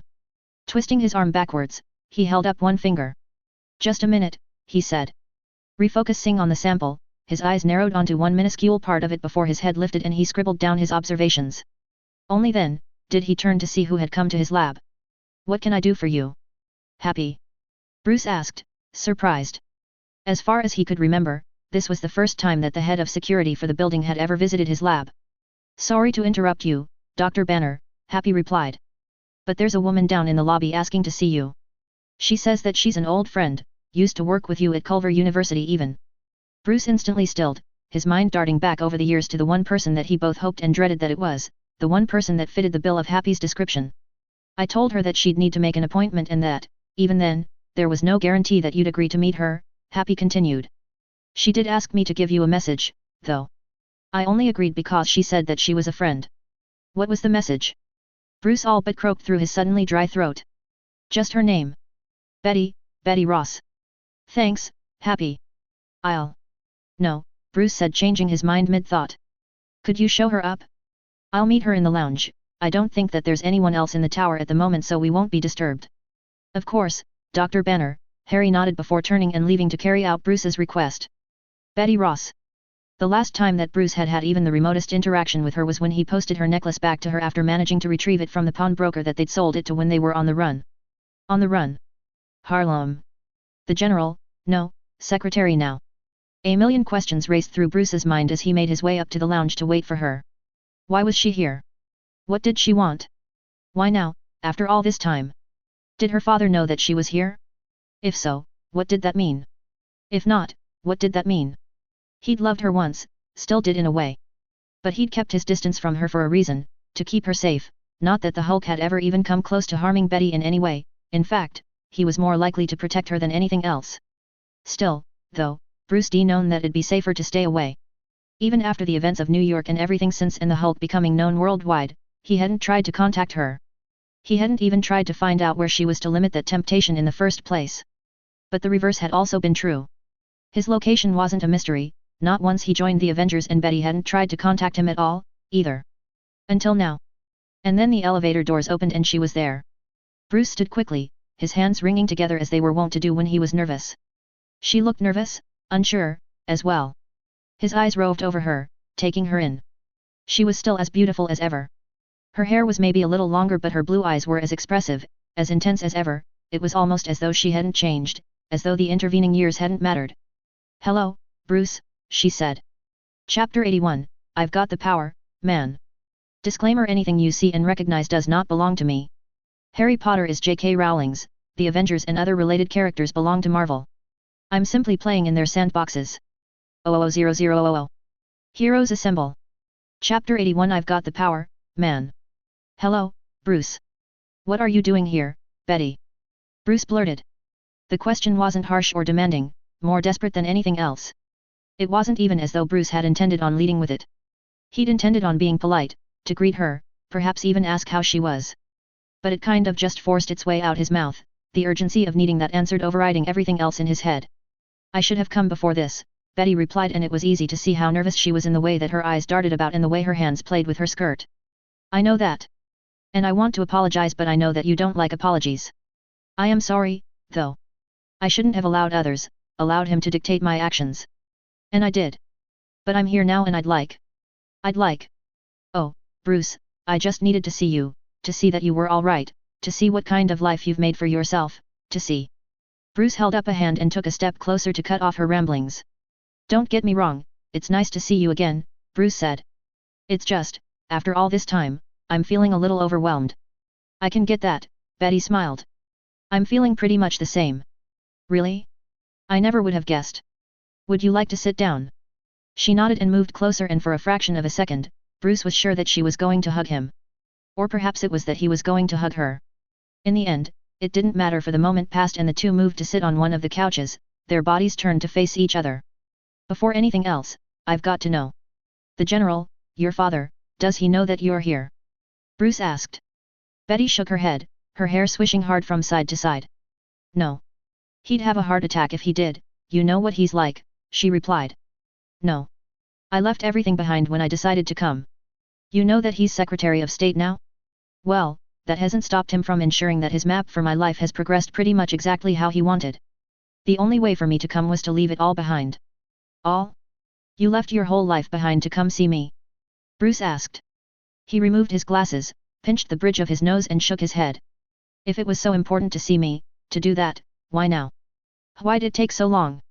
It wasn't that I didn't want to, but after seeing what happened in South Africa, I finally made the decision. That was the worst that I've ever seen the Hulk. You were beyond rage. It was primal, the most bestial that I've ever seen. I know you, Bruce, even after all this time, I know you. I knew that you'd be beating yourself up about what could have happened. I decided right then to come, to see you to remind you that you're not a monster. You're right, I did beat myself up about it, still do in fact, Bruce admitted. But there were circumstances, things that you don't know or understand that made the Hulk lose control like that. And it's not like I'm alone, I have people around me these days who support me. The Avengers. See, I was right, regardless of your form, you are a hero, Betty smiled and Bruce couldn't help but laugh. Yeah, I guess I am. At least the Hulk and we're finally doing more good than harm, the books are finally beginning to tilt back the other way, Bruce said. I know. I've been keeping a watch for anything about the Hulk, Betty admitted. You should see the scrapbook that I've got. Well, I had to leave it behind as well. But it's got every newspaper articles, magazine clippings, every photo that I could find in it. That's sweet, Bruce said in lieu of something better to say. What is it that you're hoping for here, Betty? She looked down at her hands for a moment before looking back up, her eyes immediately searching out his own, as though willing him to see that she wasn't lying, that everything that she was saying was the total truth. I'm not sure. A chance to reconnect, maybe? I'd like to get to know you again. I know that things won't be like they were, too much water under the bridge for that. But I've missed you. You were my best friend, hell, we were more than just friends once. You've never found someone married? Bruce asked tentatively. No. Oh, I've dated a couple of times, don't get me wrong, she replied, and there was more than one that the general set me up with, encouraged me in fact, to marry, if truth be told. But none of them were right for me. No connection, you know. What about your dad? I doubt that he's given up on me, on experimenting on me to find out how I tick? To turn me into some kind of weapon, Bruce commented. Oh, don't worry about him, Betty said, waving the suggestion away. He called off the army ages ago, something about a new project with some thing? I don't know, it was all highly classified and I only caught enough snippets to know that you're safe from him. That's good to know, Bruce replied, feeling a weight lift from his shoulders that he didn't even know that he was carrying. And, for what it's worth, I'd like a chance to get to know you again as well. Perhaps you can tell me more about what you've been up to these last years over dinner. I'd like that, Betty beamed, her eyes shining. 00000. Sky landed hard, stumbled, righted herself and instantly shot around, her hand up practically slamming into the startled face of Sam. Whoa. We're good, right? Sam asked. Sky let out a breath she didn't know that she'd been holding. Yeah, we're good. You just startled me, is all, she replied. I didn't think you SHIELD types got startled, not like us common folk, Sam replied. And then his demeanor changed as he seemed to get a better look at her. Are you all right? You're looking a little freaked out about something. Getting kidnapped will do that to you, Sky replied offhandedly. You seen Harry? Kidnapped? A startled sounding Sam replied. Yeah, I think he's down at that bungalow of his. Thanks, Sky threw over her shoulder, ignoring the muttered complaints from Sam about wizards misnaming things, regardless of how they looked on the outside. It took a few minutes to walk between the main building and where the black bungalow was situated on the island. The walk, though, did Sky good. The soothing feel of the breeze on her cheeks, the sound of the birds and the ocean not all that far away, the scent of the flowers and nature all calmed her nerves, and by the time that Sky entered the house she was feeling much calmer. Harry! She called, dumping her shopping bag on the floor and not even flinching when it immediately disappeared. One of the house elves, she determined. She knew that when next she checked, she'd find it in her room. Or more likely, the dress already hung in her wardrobe. In here, she heard Harry call and followed the sound of his voice to his study. Hey, she said as she entered the room. I thought you were out shopping today. Harry asked, even as he pushed his chair back from his desk and turned it to just the right angle to allow her to sit in his lap.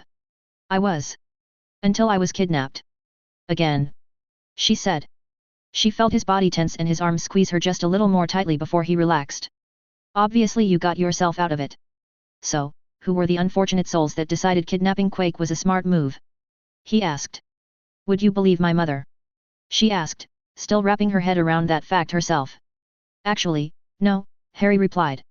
Want to try again? No, I'm being serious here. It was my mother, or at least on my mother's orders, she reiterated. Some guy with no eyes? A teleporter. His ability caught me by surprise and took me to her. Obviously you used your portkey to get back home, Harry stated. How'd you know that she was your mother? She told me. Actually, she told me of the night that I was born. Even told me when my birthday was. At Harry's inquisitive eyebrow, she elaborated. July 2nd. I thought that Cal had told me that she'd died. Obviously, she didn't, although judging by the scars that lined her face, it must have been a near thing. Where were you taken? Harry asked. Sky shrugged. Dunno. Some place called Afterlife. Apparently, that's not how they normally do things with new Inhumans. That's what they call us Kree experiment descendants. But Gordon, the teleporter, has been having a bit of difficulty finding me, so decided snatching me was the smart thing to do. The wards, Harry guessed. Yet. Well, I stuck around just long enough to get that much info and then port-keyed out of there, she finished. Your mother's alive, that's a pretty big thing, Harry pointed out. How do you feel about that? I'm guessing that you have so many questions. I'm still processing, she replied. But yet, the questions are starting to come. Not that it makes much difference anyway, unless I want them to kidnap me again. I've got no idea where this afterlife is anyway. That's not necessarily true, Harry replied before capturing her left wrist and tapping his finger on the watch that Tony had given her when she became a fully fledged Avenger. This thing does more than just tell the time, you know. It's also a communicator, Sky nodded. And I'm guessing it has a built-in GPS that tracks my movements? Now, that's not creepy in the slightest. Harry gave a lopsided smile at her sarcasm. But dead useful if anything goes wrong, he said. So, if you want to know where you were taken, where your mother is, all we have to do is plug it into a computer and find out. For a second, Sky was undecided and then a cacophony of questions presented itself. It'd be nice to have the option of being able to ask them, at the very least. Hook me up, she said, holding out arm. 000000. Spider-Man shot out a web, released his other hand and swung on the new line. Instead of repeating the process as he had been for the past 4 city blocks, this time he released at the top of his arc and flung out his arms, his legs dead straight behind him. Small arcs of silk, designed like a web, appeared under his armpits, from elbow down to his hips, allowing him to glide the short distance across to the nearby rooftop. As he passed over the crenulation, he tucked his arms and legs in, spinning, falling and landing in a crouch. Standing up, Spider-Man held out one arm again, examining the gliding material once more. That's new, Daredevil announced. I know, right? Spider-Man said. Pure awesomeness. It's part of the new suit upgrade that Mr. Stark designed for me. I even had a few design input ideas. And the eyes, they're so cool, the way they move and everything. Telescopic lenses, infrared, enhanced light, sorry, Matt, I didn't mean any offense. None taken, kid, Daredevil laughed. The only thing I'm not sure about are all the different types of web shots I can do now, Spider-Man continued.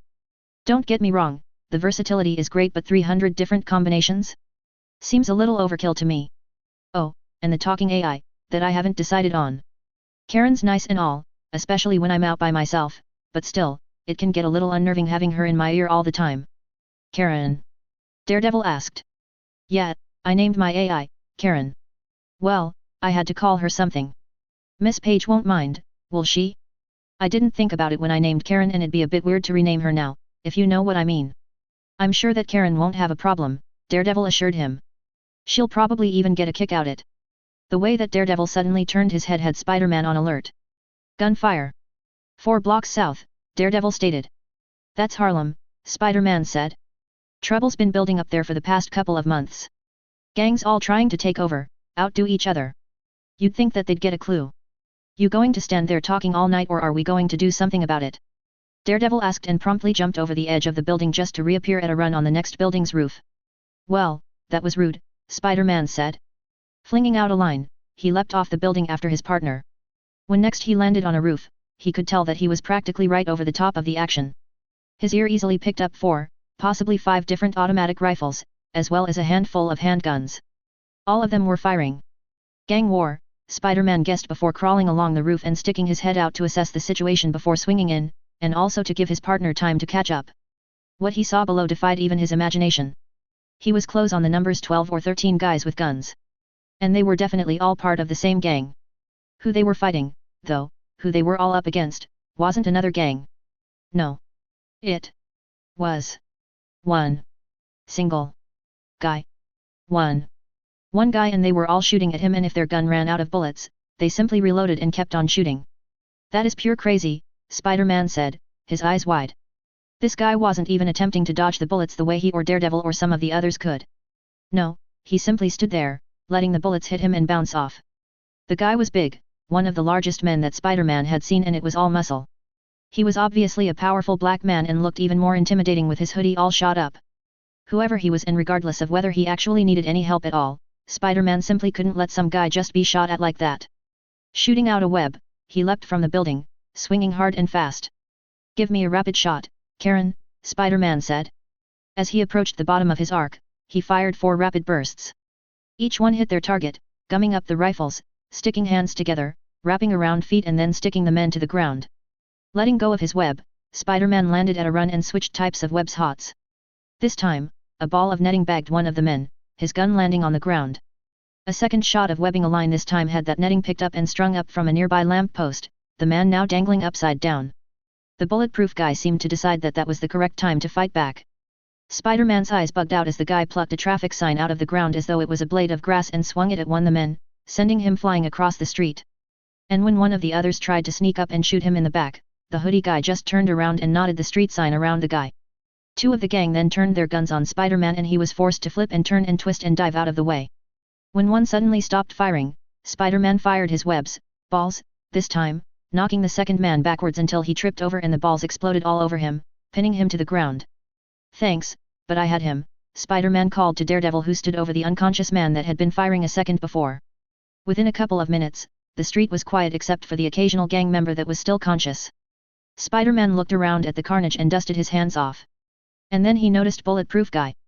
He was standing in front of the guy who Spider-Man had left dangling from a net upside down. "Hey, not cool, dude," Spider-Man shouted when the guy hit the one who was trussed up, sending him swinging way backwards until he was all but horizontal. Seeing a fist lined up ready to strike again as the man descended, Spider-Man shot out a web, connected to the net and pulled the man out of the way, just in time. "I'd answer him if I was you," Daredevil remarked.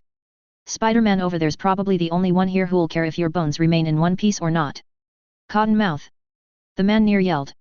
Apparently, that was an answer, for the black guy simply grinned and tapped the dangling man on the head with his finger and knocking him out. "Dude, you are strong. And big," Spider-Man said, looking up at him. "Size doesn't always matter, but it sure can help. Thanks for the assist. Name's Cage. Luke Cage. I'm assuming that you know who we are." Daredevil asked and received an answering nod. "How'd you get bulletproof? 'Cause that's really wicked. Is it just bulletproof or are you basically indestructible?" "I'm guessing you're indestructible if bullets can't break your skin," Spider-Man said in awe as he poked the man's arm through a tear in his hoodie. "You're a curious one, aren't you?" Luke Cage grinned. "And believe me, kid, what they did to me to make me like this, I wouldn't wish on my worst enemy." "I'm guessing it hurt?" Daredevil half asked, half stated. "Well, it sure didn't tickle," Cage replied. "What are you two doing in Harlem?" "Heard the gunfire," Daredevil replied. "Harlem's been getting a bit of a gang problem. We're trying to put an end to it." "Sounds like my kind of fight," Cage replied. "If you're in the neighborhood and need a hand, just ask for me. Everyone around here knows who I am." "We'll remember that," Daredevil replied. "Hey, Karen, can you let the cops know that there's a bunch of bad guys here? Better tell them to bring a couple of ambulances, too," Spider-Man said, eyeing both Luke and the unconscious guy still swaying from the light pole. 00000. Hesitantly, Melody shuffled into the hospital room, her head twisting from side to side as she searched out any potential danger. Not that there would be any, she knew that. Still, more than a year of being held captive and experimented on had given her an intense dislike of hospitals. The doctor, Healer, was the only one present, and she was sitting at a desk, writing something with a quill of all things. As quiet as she was, she must have made some sort of sound, for Healer Greengrass looked up. "Ah, you're here, shall we get started then?" she asked, pushing her chair back and standing. Melody inched closer before squaring her shoulders and moving across to the bed in the center of the room. Hopping up, she sat there and waited.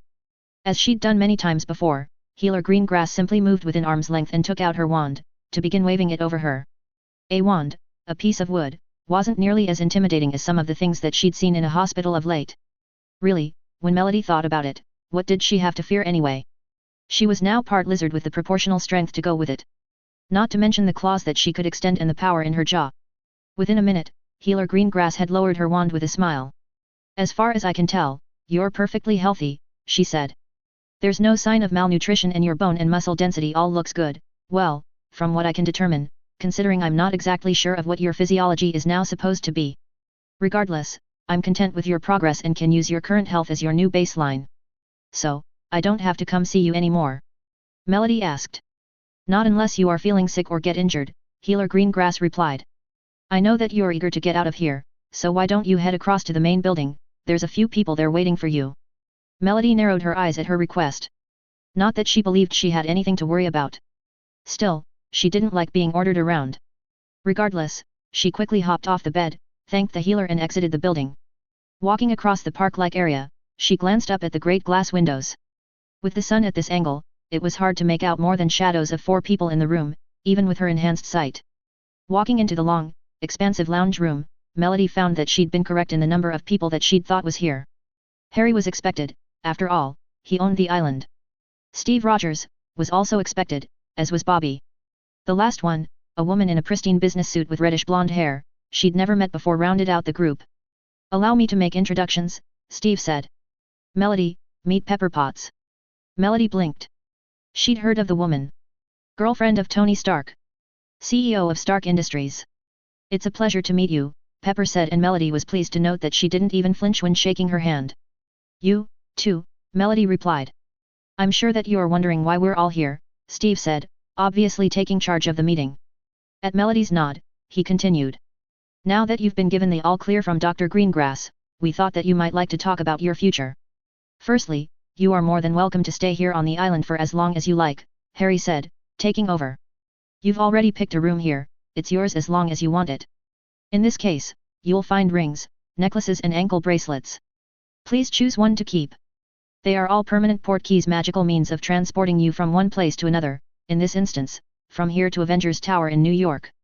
Underneath the one you choose will be a piece of card with a pair of words or phrases on it. That's the passwords to activate the port key at. Melody looked into the case that he opened for her, her eyes roving over the differing styles of gold and silver jewelry. One of the ankle bracelets caught her attention and she fingered it.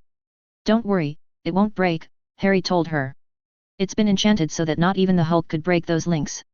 With that assurance, she smiled and picked it and the card up. Thank you. As you can see, we don't want you to feel as though you are confined to the island, you can move about as much as you like, Steve said. Unfortunately, people being people, we know how much this island can mean as a place to retreat to, so it and we are your home for as long as you like. I've been told that you are interested in continuing your education to become a biochemist. Pepper asked. Yes, Melody replied eagerly. I'd just finished my first year at Empire State University when I was kidnapped. I know that I've been gone for a year and now look like this, but I'd still like to complete the course, if it's possible.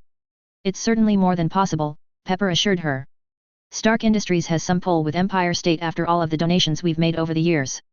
I've used that to get you reinstated to your course with your academic marks from your first year restored. Obviously, you've still got another 3 years to go to complete the course, but you can begin again whenever you like. You also have the choice of attending in person or completing much of the course online, including through video conferencing or a combination of both. You've done so much, I don't know how I can repay you, Melody said. That's easy, Pepper smiled. Get the best results that you can, graduate and do some good in the world. And if you would like, Bobby added, you can use that knowledge in any research for the Avengers as well. We're always looking for more scientists of different specialties. The world tends to throw all manner of weird and wonderful at us. Sounds like a deal for allowing me to stay here, Melody smiled. And if you want, I can continue to work with you, to teach you how to use your new physique to its fullest potential, including how to fight. You can even learn how to pilot a Quinjet, if you like, Bobby added. Mel's eyes narrowed. That sounds suspiciously like the basics of your Avengers Academy course. Does it? Bobby asked, and her innocent act did nothing to fool Melody. I'll think about it, but I'm not making any promises, she said. It seems that I've got some studying to do if I'm going to be ready for September. I've got to refresh my memory of a year's worth of work. Do think about it, though, Steve insisted. You could be a valuable asset. Talk to Jennifer. She didn't want to fight either, but she has the knowledge just in case, even though she serves in other ways. I will, Melody promised. 000000. The Tesseract. Vessel of the Space Stone, one of the 6 Infinity Stones. And here it lay before Thor, safe in Odin's vault, deep under the palace on Asgard. Thor stood, deep in thought, one arm crossed over his chest, supporting his other hand as he stroked his chin. The Space Stone had been hidden on Midgard eons in the past before it was discovered a mere 70 years ago. Then, Steve had thwarted the plans to use it, allowing it to become lost once again, only for Shield to fish it out of the bottom of the ocean and to eventually attempt to understand it and use it. It had brought Loki to Midgard, carrying a scepter containing the Mind Stone, although that was unknown at the time, and an army of Chitauri at his back. The scepter was lost on Midgard in enemy hands before it was quite recently recovered, and the gem that it housed broken to release the Mind Stone. Now, it resided with the Vision, and Thor could think of no safer hands. The third of the Infinity Stones that Thor himself had seen was the Ether, or more accurately, the Reality Stone. Able to recreate and reshape reality around its user, to bend what was into what was dreamed to be. The Dark Elves of Svartalfheim had sought to use it to remake the universe in their image. It, too, had been hidden away for millennia until a woman from Midgard, Jane, in fact, had discovered it and brought it back to Midgard housed within her. Eventually it had been extracted, encased, and given to the collector to protect it in the far depths of space on Nohir. That made 3 out of the 4 stones that had appeared in recent years to have made their way to Midgard. That Thor knew of. That fourth, though, the Power Stone, Thor had seen in his dreams, in his vision with the Norn. It, too, had surfaced not that long ago. He had seen a planet in that vision, one that stirred memories. Xandar, the capital of the Nova Empire. It was there, he was sure of it. But he needed to make sure. Only then could Thor begin his quest to find the missing 2, and more importantly, the one who was manipulating people, planets, and events to suit his own purposes. These stones were far too powerful to allow any one individual to use them, let alone to gather them together. Decision made, Thor strode from the vault, his destination, Heimdall and the Rainbow Bridge, and after that, Xandar. Chapter 82, Say, Yes. Disclaimer: anything you see and recognize does not belong to me. Harry Potter is J.K. Rowling's, the Avengers and other related characters belong to Marvel. I'm simply playing in their sandboxes. 00000. Heroes Assemble. Chapter 82 Say, Yes. Excuse Tilly, Mistress Greengrass, the little house elf said. Daphne placed her knife and fork down and turned in her chair to see one of the 2 house elves that were assigned to the hospital. She was standing there, her expressive blue eyes looking up with a mixture of apology for the interruption and intensity, telling Daphne that what she had to say was important. What is it, Tilly? Daphne asked. Mistress asked Tilly and Tempe to say when patient changed and to tell her straight away, Tilly said, her large ears quivering slightly. What has changed in Mr. Maximov's condition? Daphne asked, and she could feel the intense gazes of the others at the table on her, especially the boy's sister. Breathing. Heart. Tilly thinks patient will wake soon. The scraping of a chair behind her told Daphne that Wanda was already up and moving, a fact that Daphne was quickly copying. Thank you, Tilly, I'll be right along. Please continue to monitor him until I get there, she said. Having given a single nod, Tilly popped away. Daphne let her hand rest on James' shoulder for a second before she strode from the room.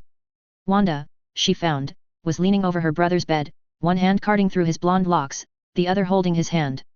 As Daphne rounded the bed, she noted that Wanda's eyes never even looked up, locked as they were on Pietro's closed ones. Even before she checked Pietro's vitals with her wand, her ear told her that Tilly had been right. His breathing sounded more natural and much closer to someone who was awake in comparison to someone who was deep in a coma. Her diagnostic spell confirmed it. His heart rate she'd almost classify as being elevated, but that, she supposed, could simply be due to his unique physiology. Everything else looked good. He was in perfect health, no thanks to her own prodigious skills. His eyes fluttered and she nodded her head. Pietro. Wanda breathed. Give him a couple of minutes, he's been asleep for 3 weeks, remember, Daphne cautioned. Together, they waited, Daphne watching her diagnostic charms closely. Everything, though, looked all right. The true test would be when he awoke properly. That would be when they'd know whether or not his brain had been damaged during the time that his heart had been stopped. The next half hour seemed to drag by as Pietro drifted into semi-consciousness and then back into sleep before, finally his eyes opened more fully than they had ever been. Pietro? Wanda asked once again. Juan, he replied croakily, groggily. Daphne allowed a half-smile. That was a great first sign, recognition of who was talking to him as well as the action of talking itself. Mr. Maximoff, my name is Healer. Dr. Greengrass, she said, capturing his attention and making sure to use a word that he'd be more familiar with. I need to check how you are. Can you please focus on the light and follow it with your eyes? She watched as his eyes managed to focus on the tip of her wand and follow it from side to side and up and down, even if he was frowning somewhat throughout it. She made sure to repeat the motion several times, varying the speed as well. That's good, Mr. Maximoff, she nodded, pleased with his response. Pietro, he said, perhaps a shade slowly. Pietro, she repeated. Can you tell me how old you are? 22, he said, his brows crinkling slightly. When is your birthday? March 11. Wanda's nod confirmed that for Daphne. Where were you born? Novigrad, Sokovia. Excellent, Pietro, you're doing very well, Daphne told him. Now, I'd like you to tell me the last thing that you remember. His brows crinkled once again before he began, his speech coming faster and faster the longer that he spoke. We were in Sokovia. Me and Wanda and the Avengers. We went to stop Ultron. There were lots of Ultrons, robots, I mean. Hundreds of them, I'd never seen so many. And then, Novigrad. Novigrad began to fly. We fought, all of us, we fought all of Ultron's robots, stopped him from getting near the church. And then, I remember seeing Barton and some woman in black, SHIELD, I think, they went to rescue a kid. A Quinjet came, it was shooting up the street, there was no way that they were going to survive. I remember, a car. He shook his head after that. That can't be right, can it? A car, that doesn't make sense. But I remember it, I think. It's all hazy, fuzzy, he tried. That's all right, you can stop there, Daphne told him before he could begin to overstress himself. I think it's safe to say that you are going to be fine. Obviously, you'll need to stay here for a while, at least until you regain your strength a little more. And I wouldn't worry about any small gaps in your memory, serious trauma which you indeed suffered can cause some memory loss. It may come back in time or it may not. He nodded at her, thanks, Doc. And then his head moved and his hand with it as he focused on his sister, his twin. How long? He asked. 3 weeks, she replied, don't ever do that to me again. Quietly, Daphne left the room and the siblings celebrating not being separated. 00000. It was nice having the place to himself, gave him a chance to stretch his wings so to speak. Well, strictly speaking he wasn't alone, there were probably 24 SHIELD tech guys running around, still in the process of setting up. But still, he was the only Avenger here, so that meant that he was in charge. At least, that's how Sam chose to look at it. A small chime in his ear alerted him to some kind of tech crossing the outer boundary of the property. Stark had spent ages setting up a system that completely covered the upstate New York compound in a great dome, anything without the right code entering tripped an alarm, letting whoever was there know that there was a potential problem, be it saboteur, surveillance drone, or something even more sinister. A check of the info coming into the tech incorporated into his arm guard told him that whatever it was coming in from up high. And that it was tiny had to be really, considering the size of the blip. Following the source, Sam glided in to land on the roof. The fact that he couldn't see anything meant nothing. Instead, he had his new goggles overlay the rooftop in an IR scan and then on a zoom. There, not 5 feet in front of him. But it was tiny, real tiny. Actually, it wasn't an it at all, it looked like a tiny man, not much bigger than the ants that surrounded him. The way that the tiny man was moving told Sam that this wasn't just some weird robot type thing. He'd worry about how the guy got so small later, after the job was done. I can see you, he stated.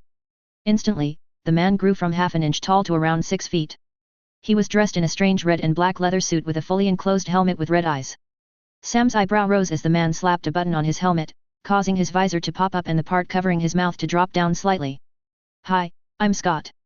What are you doing here? Sam asked, masking his amusement at the man introducing himself. He had this type of tech and he immediately said who he was. This guy was obviously a rank amateur. First off, great to meet you, I'm a big fan. Appreciate it. So, who the hell are you? Sam asked. I'm Ant-Man, he replied. You've heard of me? Nah, you wouldn't have heard of me. Ant-Man. And this time Sam couldn't hide his laughter. Hey, I didn't get a choice in the name but it's still cool and surprisingly accurate, Scott protested. You still didn't tell me what you're doing here, Sam pointed out. Oh, right. Listen, I've just got to borrow a piece of equipment for a day or so. I'll bring it right back. Promise. It's a saving the world type thing, you know how that is, he finished casually. Yeah, I know how that is, Sam replied. But I'm not giving you any tech. Now, you come with me, answer a few questions and we'll see. As he was talking, Sam strode forward, intent on grabbing this Ant-Man. Sorry about this, Scott said as he brought up a hand and pressed some sort of button on his glove. Instantly, Ant-Man shrank, right between Sam's fingers. A sharp pain then punched him in the ribs, sending him flying backwards. Oh, no you don't, you're not getting away that easily, Sam promised. Activating his wings, Sam took off after the guy, using his goggle-enhanced vision to track the tiny man. What followed was the craziest battle that Sam had ever fought. 1 minute the Ant-Man was tiny and Sam was doing everything that he could to shoot the intruder or stomp on him or even to use his wings to sweep him away in a gust of wind. The next second, the Ant-Man, and now Sam actually got the irony of the name, had grown to his normal height, often leading with his fists. Still, no matter what tricks the Ant-Man tried, Sam never gave up, keeping a track of him, following him, and staying with him. That was until he slipped in between the panels of one of the storage units. His tech gave Sam instant access and he strode in, his head on a swivel as he attempted to find the tiny man once more. Unfortunately, he found him in the most painful way possible, by having another of those powerful punches slamming into him, this one so hard that it knocked him right back through the door. The closed door. Sam landed in a backwards roll and barely took a moment to groan before getting to his feet, his wings instantly opening and bearing him aloft. And then his pack began to go crazy. Systems everywhere inside it started to go haywire, shutting off or shorting out. One wing folded in and he began to spiral before the other promptly joined its brother, crashing him into the ground, dirt and grass kicking up all over him. Sam jumped to his feet, his hands automatically going back to feel his pack. There was only one way that what had just happened had happened, the Ant-Man was inside the pack and damaging it as much as he could. When the connection to his glasses shorted out, Sam ripped them off of his head. Wherever that little guy was, he was going to get away. There was literally nothing that Sam could do to stop him. But next time he saw him, oh, they were going to have words. Taking one last look around the grounds, regardless of how fruitless he knew it to be, Sam turned and headed to the tech bay to get his pack fixed. He just had to pray that he could get it working again before Cap or one of the others turned up. There was no way that he ever intended to tell them that he'd just been beaten up by a guy the size of an ant. He'd never live it down. 00000. Laura finished putting the kids to bed and descended to the lounge. A smile crossed her face as she saw Clint lying there, his head on the armrest, one foot dangling to the floor, his arm over his face. "Three's much harder than two," he said, even though she knew that she'd barely made a sound coming down the stairs. "Why'd we decide to do this again?" "Because we love our first two so much and, even with that, we still had room in our hearts for a third," she replied. "Budge up." At her nudge of his leg, Clint swung himself so that he was sitting up and Laura immediately settled in close to him. His arm came over her almost automatically, drawing her in even closer. "Peace at last," he murmured into her hair as he kissed her temple. "It won't last," she warned him, "Nathaniel's due for a feed in an hour or two." "I'd offer to take the mission, but I'm low on equipment," Clint replied. Her hand slapped his thigh playfully. "You can take over once he's fed, get him back to sleep. Leave me with the mission impossible, will ya? That's no way to treat your partner," he mock-grouched. "Seriously, though, I think I can handle it. He's crying less and less each night."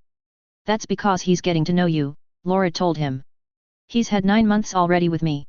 She snuggled in a little then, enjoying his closeness, the comforting smell of him, the feeling of safety with his arm wrapped around her. "It's not going to be easy doing this by myself once another mission comes up," Laura stated. "I know," Clint sighed. "At least with those new port keys that Harry's given me, it'll be much easier to travel backwards and forwards." "But you can't always pop home in the middle of a mission," Laura said, tilting her head back to look at him. "If I need to, I will," Clint assured her. "Nothing's more important to me than you and the kids, Mrs. Barton." "Clint," she said in her tone of voice obviously caught his attention because his face changed slightly, gaining more of a hawkeye look to it. "Have you given any thought to Harry's offer of us moving to that island of his?" "Some. Problem is that this is Barton land, been in the family for 3 generations already. Always saw myself retiring here," he replied. "And I love the idea of growing old with you right here as well," Laura replied. "But right now, I could do with some extra help when you're not around. I'm outnumbered and it's not easy running the farm as well as raising the kids by myself." He opened his mouth and she reached up to place a finger to his lips, cutting off what she knew he was going to say. "I love your avenging. I support you 100%. What you're doing, making the world safer, it's the world that we want our kids to grow up in. There's no way that I'd ever ask you to stop nor would I accept you offering. I know you, Clint Francis Barton, you'd be bored within a week." "I don't plan on being an Avenger for the rest of my life, you know," he said. "I know, I never expected otherwise," she replied. "But until that time comes, perhaps a change of scenery wouldn't be a bad thing? We'd still have the farm to come back to when we're ready." Clint seemed to mull the idea over for a time. "Having Cooper closer to Harry's probably not a bad thing either," he finally mused. "I noticed him summoning the cookie jar when he thought no one was watching this morning." "And you didn't say anything?" Laura asked. "I would have, but he only took the one, instead of the handful that I probably would have done if I was his age," Clint replied. "But maybe you're right, maybe it would be for the best if we moved to the island. At least temporarily. Would you like me to talk to Harry?" "Yes, I think so," Laura replied before being interrupted by the sound of Nathaniel crying on the baby monitor. "Looks like someone woke up early. You can talk to Harry tomorrow. Right now, you can go fetch our son." "Yes, ma'am," Clint said, pulling his arm from behind her and pushing himself from the lounge. 00000. Technically, The lightning bolt wasn't built for two, but that wasn't something that Harry was going to complain about. In reality, what it meant was that, whenever he had Sky ride double with him, she had to sit extremely close to him. As she currently was. Her front was pressed up against his back, her arms wrapped tightly about him, her cheek pressed against his shoulder. If this wasn't the best feeling ever, then he didn't know what was. Which made his plan all the more certain. Together, they soared over the island, the treetops of the forest below not more than 5 feet from their toes. Banking slightly, Harry took them around a small hill before rising in the air. Off to their side flew the 3 viper tooths, flying in tandem, but not close enough to scare Harry's passenger. A hippogriff rose some meters away, its great golden eye watching them as they passed before sinking once more into the trees. And then the view expanded, the forest giving way to the open expanse of the valley. Rolling fields of green, dotted with yellow, red, and purple flowers and, in the very center of it, a stream trying very hard to be a river. Harry heard Sky gasp and he grinned. He dipped the broom lower, low enough to have the grass below swish and sway at the breeze that they formed as they flew past. Finally, they reached their destination, a small knoll overlooking the river, and he landed. "This is beautiful, Harry," Sky said as she hopped off. "When did you find this place?" "A while back," he shrugged. "But I wanted to share it with you before I showed anyone else. You really know how to make a girl feel special, don't you?" "That's the plan," he grinned. "Interested in a picnic?" He saw Sky eye him doubtfully. "Unless you're going to conjure us some food, I don't think we remembered to bring any." "Conjuration of food is one of those laws that cannot be broken, even by magic," Harry told her. "That's why I have house elves." "Ganji." Instantly, a large red and white checked blanket appeared on the grass, a basket set in the middle of it along with a small bucket filled with ice and a bottle. "You know, I think the real reason that there's a statute of secrecy is so that you magic users don't have to share house elves," Sky said.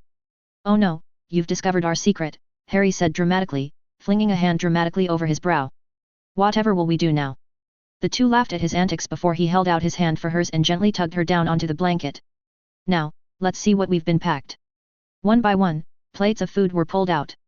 There were croissants with choices of fillings that could be added ham, cheese, or even spreads, small triangular-shaped sandwiches, vol events, piping hot as though they'd not long come out of the oven, and a selection of pastries.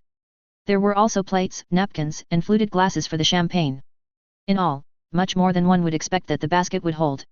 Plates full with their choices, they sat back and ate, talking about everything and nothing, simply enjoying their time together. Some time later, after they'd eaten their fill and the food and plates had been magicked away with a swish of Harry's hand, the two were lounging back, a glass in their hands, and Harry turned the conversation to his real purpose for bringing her here today. "I've been thinking," he began. "Always a bad thing," Sky quipped. He smiled, tipped his glass and continued. "Our lives aren't exactly without danger, haven't been for a while, what with the Avengers, you with Shield and me with being, well, me. But Sokovia really brought it home. If Pietro hadn't been there, if he hadn't managed to get that car in place to shield you, not to mention Clint and that kid, there's no way that you would have made it. That thought terrified me. You mean so much to me. I love you, Sky." "I love you, too," she told him, reaching over and cupping his cheek as she said it, staring deeply into his eyes. "I know. I actually think that we've got something pretty great going here and I like it. Actually, it's more than that. I crave it. It helps keep me going, makes me smile, and I'm thinking that we can even build on it." "We can we?" Sky asked. "What ya got in mind, Magic Man?" "I was thinking that we've both been searching for something our whole lives, a family.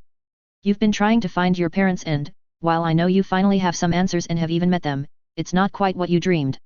Me, I've wanted the same thing. Way back in my first year at Hogwarts, I stumbled across a magic mirror that showed me my heart's desire. I saw my family, the family that I never knew. In a lot of ways, I'm still that young kid, wanting his family. And you know what I've worked out?" Sky's eyes had grown as he talked and they never left his own. "What?" she asked almost breathlessly. "I think that I've finally found it. Or, at least, I think that I've found what I'd like it to look like. So, Sky, would you do me the honor of becoming my family? Would you marry me?" For a fraction of an instant, she blinked at him. And then she pounced, landing on top of him, her arms going into his messy hair, his wrapping around her, and they kissed. At first it was hard and urgent, but within a few moments it had melted into something tender, loving and full of promise. Finally, some indeterminate amount of time later, when both felt the need to breath once again, she lifted her head and he could see her eyes shining down into his own. Not that I'm complaining, cause you can kiss me like that anytime you want, but I was kinda hoping that you might have an answer for me," he said. "What did you think me kissing you like that meant, you dolt. She said. Well, I'd like to think it's a yes, mind you, if it is a no, then I'll happily take you rejecting me anytime you want, he replied, the broad grin on his face belying his mock confusion. Yes, it's a yes, Magic Man, I'd love to marry you. Brilliant, Harry grinned and, just as had been arranged, he felt a small lump appear in his pocket. Carefully, he slid Sky off, sat up and reached into said pocket only to pull out a red velvet ring box. Opening it, he plucked out the ring, a mid-sized diamond flanked by a pair of smaller diamonds dominating the setting. Seeing what he now held, Sky put a hand over her mouth, thankfully her right one, allowing Harry to hold her left and slide the ring onto the appropriate finger. He felt it warm slightly as it resized itself to fit her perfectly. It's beautiful, she gasped. I'm glad you like, he said before the two wrapped themselves in one another again and fell back onto the blanket. 000000. Alarms going haywire in the middle of the afternoon had Tony scrambling to find out what they were for. His fingers hit his computer and 3 screens before him lit up. The fact that one of them was attached to a television news channel only had him blinking for an instant. Friday, what's going on? This isn't our doing, is it? He asked.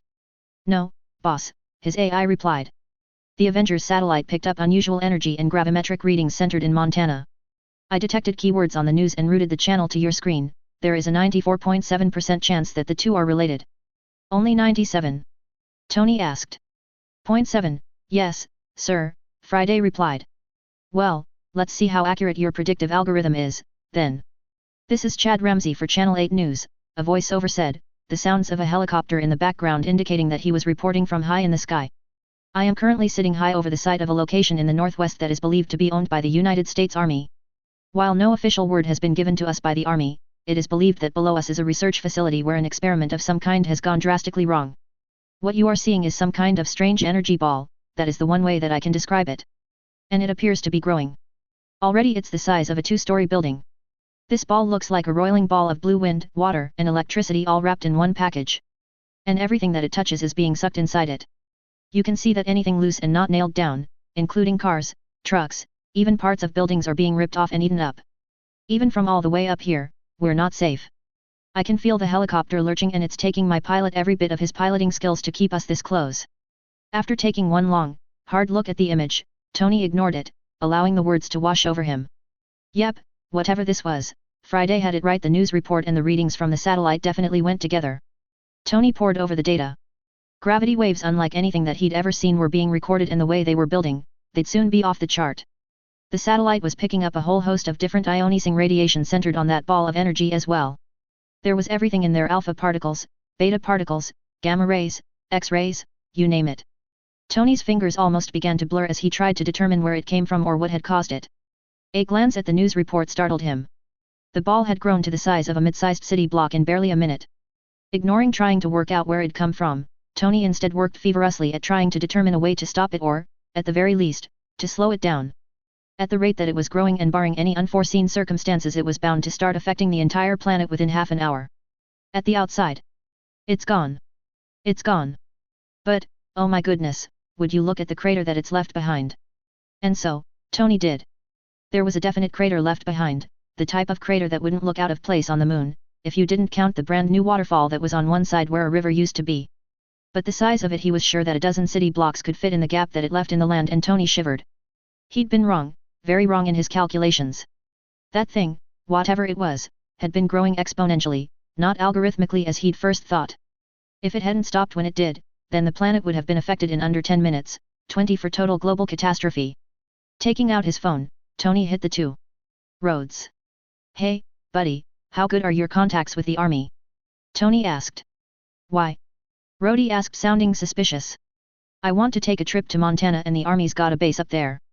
Well, did have a base up there and I want to see it, or at least, what's left of it. Oh, and to find out why the planet's still here and doing its thing, Tony told him. What? Chapter 83, we could really jack up our prices. Disclaimer: anything you see and recognize does not belong to me. Harry Potter is J.K. Rowling's, the Avengers and other related characters belong to Marvel. I'm simply playing in their sandboxes. 000000. Heroes assemble. Chapter 83, we could really jack up our prices. Xandar. A multicultural, multi-species planet of renown, but then, how could it not be, being the center and capital of the Nova Empire? People from all over came here for trade and commerce, art, science, and medical marvels. The only thing that really marred the planet were the rebuilding efforts that were still happening in the capital after the events of the year previous. It was those events that had brought Thor here. Xandar had been visited by Ronan the Accuser, a Kree fanatic, intent on destroying Xandar for the slights to his race over the decades. The fact that the Nova Empire and the Kree Empire had signed a peace treaty wasn't even considered of importance in Ronan's mind. The fact that Ronan had in his possession one of the 6 Infinity Stones, the Power Stone to be precise, was what had made the encounter so desperate. Touching the Power Stone to the surface of any planet would render it barren, devoid of any and all organic life, and it was this that Ronan was intent on doing to Xandar. Not even the might of the elite Nova Corps was enough to stop Ronan. In fact, they'd had some assistance, first in the way of a warning of the imminent threat and then in actuality by a crew of Ravagers. Together, they'd saved the planet, in the process bringing down Ronan's ship, the Dark Aster, onto the capital city. Unfortunately, that wasn't enough to get the job done, and a new group who called themselves the Guardians of the Galaxy, had needed to finish of Ronan. The stories that Thor had heard of the battle all finished in the same way. One of these Guardians was able to hold the Infinity Stone in his bare hand, a feat previously thought impossible.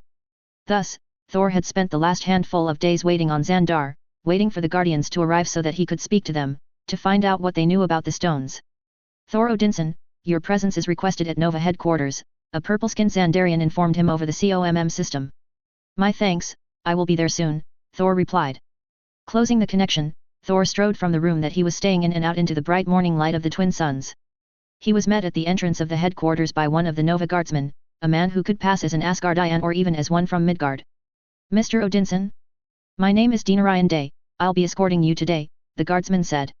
My thanks, Thor replied, inclining his head. What do you know of the Guardians? Day asked as they walked. Very little beyond the stories, Thor admitted. Then can I give you a piece of advice? Day asked. At Thor's nod, he continued. These guys are a little eccentric. Don't take everything that they say at face value. Basically, they're criminals with their records expunged, mind you, but they're good guys. In general. And, if it means anything, I think that they've been trying to make amends for their past deeds. All any of us can do is our best with what we have going forward, Thor replied. I'm sure that there are things in all of our pasts that we are not proud of. Day looked at him. That's the thing. These guys may have turned over a new leaf, but I don't actually think that they're regretting much that got them where they are today, he said. Thor simply nodded. To be honest, he wasn't interested in the past of the Guardians beyond what they could tell him of the stones. Day stopped beside a door and opened it, gesturing Thor to enter first. Inside, he found a group of 5 individuals, a number that he quickly adjusted to 6 when he saw the tiny Groot lying face down on the table, its tiny legs kicking, its hands supporting its head. Just like Xandar, these were a collection of individuals all hailing from different planets, as showcased by their varying skin tones. Greetings, Guardians, he said. My name is Thor Odinson, Prince of Asgard. I've heard of Asgard, never been, though, a small, furry creature said. Heard you consider yourselves pretty advanced but that your weapons really aren't that much to brag about. We can hold our own, Thor stated indignantly, staring at the rabbit. Panda? Creature that definitely was not a squirrel. Don't mind Rocket, he tends to speak without thinking, a man in a long dark red leather trench coat said. I'm Peter Quill, you may know me as Star-Lord. Quill, when are you gonna get it through that thick skull of yours that no one's ever going to recognize that ridiculous name, Rocket said. Thor reached out and shook Quill's hand before cocking his head at him. The earphones that he wore were familiar, as was the man's speech patterns. You are from Midgard. Earth, Thor said. I'm originally from Missouri, Quill replied, his eyes narrowed. Not that I've been there since I was like 7. I have many friends on Earth, Thor told him. Really? And what's an Asgardian been doing on Earth? Quill challenged. Midgard is a part of the 9 realms that Asgard holds in her sway, Thor replied. But to answer your question, I am a member of the Avengers, a team of superheroes charged with guarding the planet. Avengers? Never heard of them, Quill dismissed. Perhaps these Avengers are like us, Peter, only on a smaller scale, a green-skinned woman suggested, walking closer. I'm Gamera. You've already met Peter and Rocket. Over there is Drax, Mantis, and on the table is Groot. I am Groot, the small tree said. It's nice to meet you, too, Thor replied. Wait. You speak Groot? Rocket asked, his head swiveling between the two. Of course, Thor replied. It was an elective on Asgard. Why did you wish to see us? Drax, a bare-chested man whose skin was grey but covered in red tattoos, asked. I understand that you have encountered the Power Stone, one of the 6 Infinity Stones, Thor said. Quill and Gamera shared a look. Yeah, what of it? Quill asked. 3 others of the 6 have made their way to Midgard in recent years, Thor replied, and immediately, he had all of their attention. It is my belief that there is someone maneuvering events and people to suit their own ends, perhaps even with the goal of finding all 6 stones. Thanos, Gamera stated. These stones, are they still on Earth? Quill asked. One remains, the other 2 have been dispersed to safe locations, Thor replied. How safe? Rocket asked. Only, in our experience, nowhere's really safe, especially when it comes to these things. As safe as they can be, Thor repeated. Who is Thanos? The Mad Titan, Gamera replied grimly. He is obsessed with power and has a twisted sense of balance. He believes that the galaxy needs to be cleansed of half its population in order for there to be enough resources for the remaining half to live. He's already done this on dozens of worlds, including my home planet, killed half of us, including my parents, and took me in the process. We helped Gamera get free of Thanos, Quill stated. I intend on killing Thanos, Drax stated. Could this Thanos, this Mad Titan, be responsible for the events on Earth? Thor asked.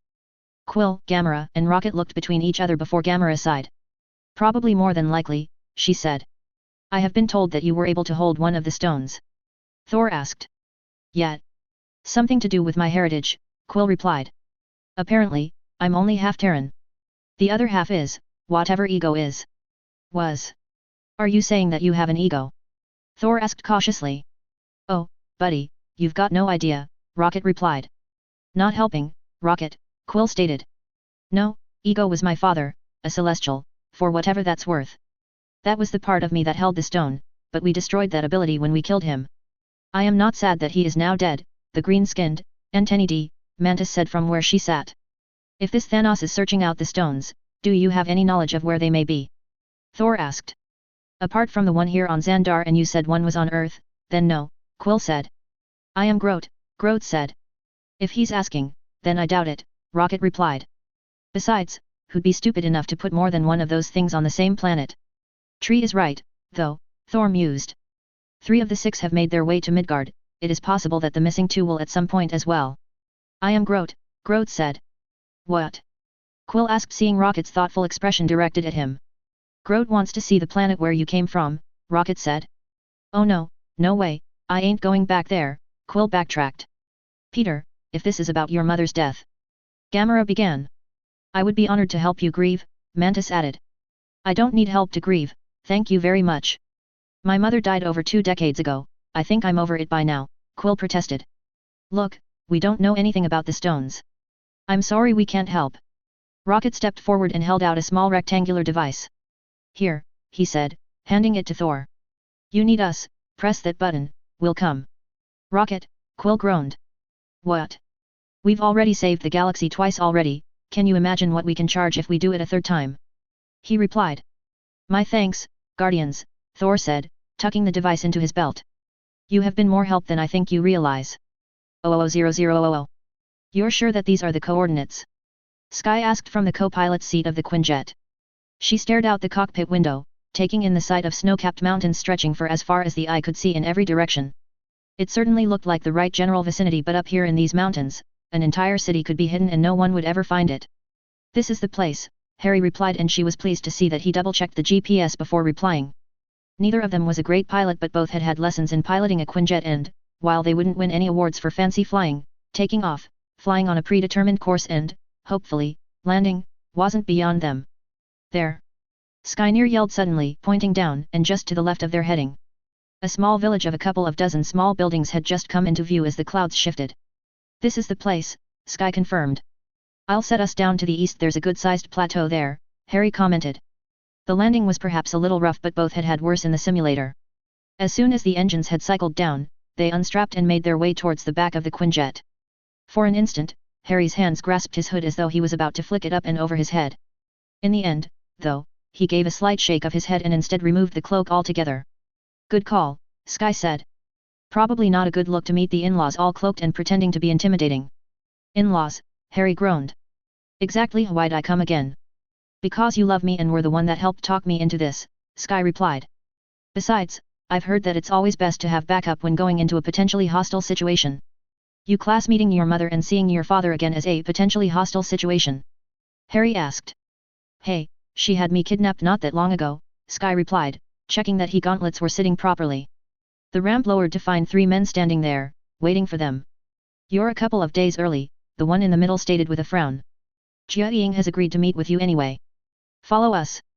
Harry and Sky shared raised eyebrows at each other, neither knowing what the man was talking about. Regardless, he was going to take them right where they intended on going anyway, so they simply shrugged and followed along.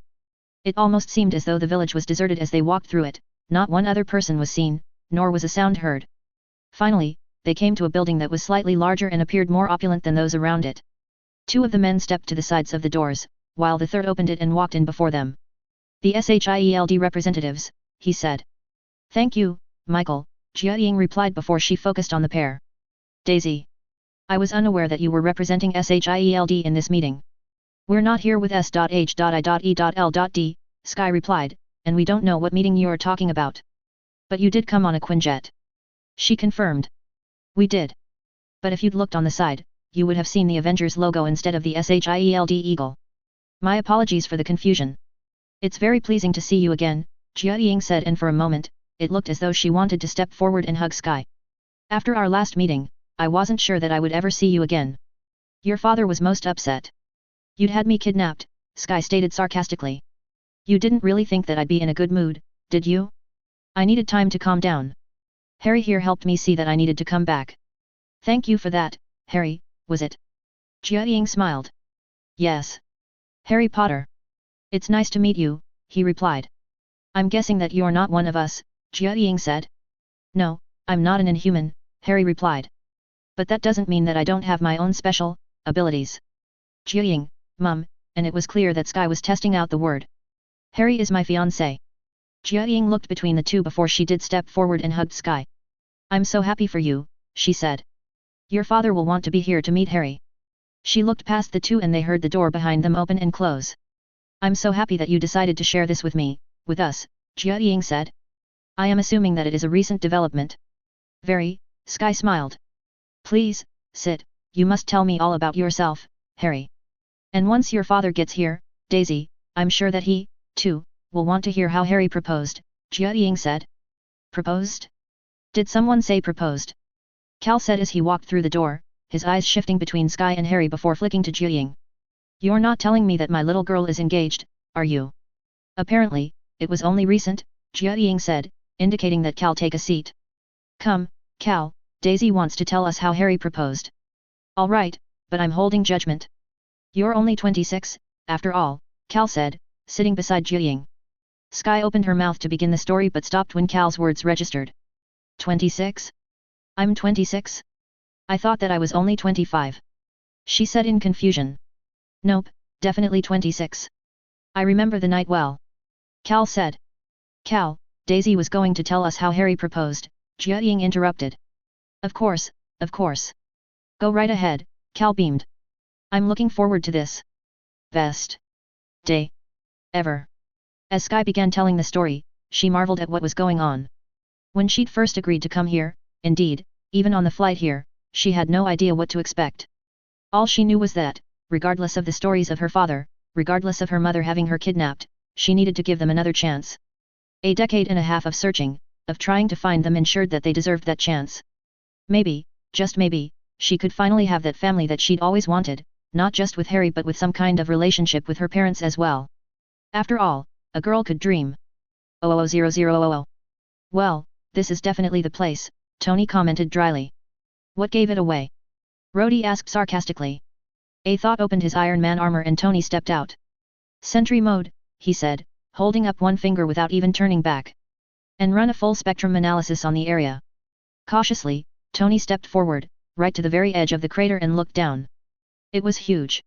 It was also perfectly formed, exactly like a dome. The sides were smooth and even. There was no hint of a flat bottom down there, well, except for where the river had gathered after falling down the side and to the very bottom. Idly, Tony wondered how long it was going to take the crater to fill, a brand new lake in the middle of Montana. Well? He questioned. Analysis is still being compiled, Friday told him. Obviously. Give me the highlights, Tony replied. There are currently no indications of any gravity fluctuations. The ionized particles in the atmosphere and ground are consistent with what was recorded from the Stark satellite, having had the intervening hours to begin to dissipate, Friday reported. So, nothing on what caused this? Tony asked. I might have something, Rhodey said, the visor to his war machine armor flipping up. Shoot, Tony said, standing and turning to face his best friend. After all, there wasn't much else to see except a great, big hole in the ground. I've called in a few favors, Rhodey began. It wasn't easy, this being the army instead of the Air Force. The word is that this is an experiment gone wrong. Possible extra-dimensional. I'm also hearing about a team of 4 individuals with extraordinary powers that stopped whatever this was. The army's so thankful to them for them cleaning up their mess that they've agreed to a loose partnership with them and on call, if needed, type of thing. Extraordinary powers, hey? Tony asked. Sounds like people we might need to meet. Your contacts say where we could find them. All I've got is a name, Central City, Rhodey replied. It's an old army base in California, one that they still own but haven't used in close to a decade. Then that sounds like our next stop, Tony said, stepping back into his armor. Yet. About that. I'm thinking that you've forgotten something, Rhodey pointed out. Tony glanced at his HUD where Friday had highlighted his appointment book. Right. Sparrowhawk's party and big announcement, whatever that means. Looks like we'll be California dreaming tomorrow. 000000. Harry tapped each front window of the den with his wand, ensuring that anyone who looked in from the street side would now only see an empty diner. The staff had been carefully picked, not that he really had a problem with any of them, but considering who was coming tonight, he felt it best to ensure that he had his best people on, people who wouldn't bat an eye with whatever they saw. Not that they'd remember it afterwards anyway, not with the small memory modification charm that he planned on applying to each of them before they left for the night. Most people, he knew, would be arriving via the front door. Some, though, would be coming straight from the island, and for those, he'd fixed things so that they'd arrive in his apartment upstairs. Either way, only those that had been specifically invited would be able to enter the den that night. Everything's all set up, boss, Gwen said, coming out of the kitchen. Well, all except that. She finished with pointing to the banner strung up on one wall, one very blank banner. Don't worry, I've got it covered, magic, he replied. Yeah, figured, Gwen said, shaking her head. The door opening and the bell jingling caught their attention, and they both turned to find Peter, Matt, Jennifer, and Doreen filing through the door. Hi, guys, glad you could make it, Harry said. Hey, you said the magic word, Peter replied, hurrying over to capture Gwen and to give her a kiss. Party, Doreen explained. Sure that I'm supposed to be here, a voice said as the door leading to Harry's apartment opened. You're more than welcome here, Sky was saying. Stop worrying about how you look. Besides, Harry's magic things so that only he Avengers and our close friends will be here, no one else will see you. Sky's right, Harry said, reaching her side and greeting her with a kiss, his fingers tangling with hers and feeling the ring that was currently invisible there. I've even fixed the windows so that people can't look in. Hi, I'm guessing that you're Melody, Doreen said, joining the group. Here, let's both be comfortable in who we are tonight. With that, Doreen stuck her hands down the back of her pants and fished out her tail, giving it a long, slow brush through her fingers as she allowed it to fall behind her. Melody stared at her tail for a long time before tearing her eyes upwards. Now we both have tails here, Doreen beamed. Come on, let's compare stories. Harry watched as the younger girl slipped hers through the older girl's and dragged her across to a stool at the counter. This place is simply going to be packed to the rafters if everyone's coming tonight, Tony observed as he strolled up, Pepper on his arm. You should have used the tower or even the compound or the island if you wanted to have a big shindig. But this is more intimate, Harry replied. Besides, I couldn't think of a better place to make the announcement. Announcement? Steve asked as he joined the group. Give me 3 minutes, I'll have it out of him, Nat stated. Or you could wait half an hour until everyone's here and I'll willingly tell you all without the need for torture, Harry countered. Half an hour? We've got to wait that long? Why did we come so early? Tony asked Pepper. Because we like spending time with our friends without it being in the middle of a battle or a life and death struggle, Pepper reminded him. Oh, yeah. That, Tony replied.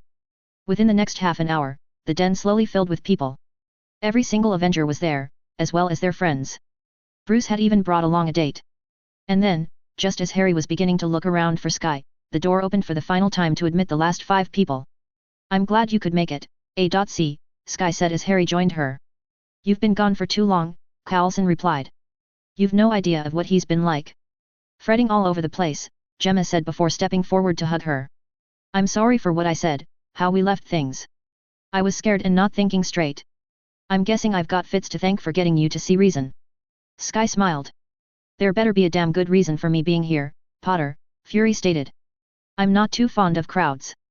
We were just about to make the announcement and really get this party started, Harry replied. Then, taking Sky's hand, he led her to one side and up onto a small platform that he'd had placed there earlier. If we could have everyone's attention, Harry called. It only took a few moments before conversations died down and everyone's faces turned towards the pair. We'd like to thank you all for coming tonight, Harry began, and especially on such short notice. Something truly brilliant happened a couple of days ago and we wanted to share it with all of you. Well, get on with it then, Tony said. We're trying to party here. Harry's hand moved, his fingers twitching and Tony promptly yelped and began rubbing his arm. As I was saying, he continued amongst the laughter. Last Saturday, I asked Sky to marry me and I was lucky enough for her to say yes. This last part was almost drowned out by the squeals that came from not only Doreen and Darcy, but surprisingly also Jennifer, Jane, and Gemma. A wave of his hand had the previously blank banner now shimmering with different colored ink as it proclaimed, "Congratulations on your engagement, Harry and Sky." Just before Sky was swamped by all the females in attendance, Harry managed to send a pulse of magic, dispelling the concealment charm around her ring. "Congratulations, Harry," Steve said, heartily shaking his hand. "You've just made the best decision of your life," Clint echoed. "That's assuming that you can manage a marriage as great as mine and Laura's, of course."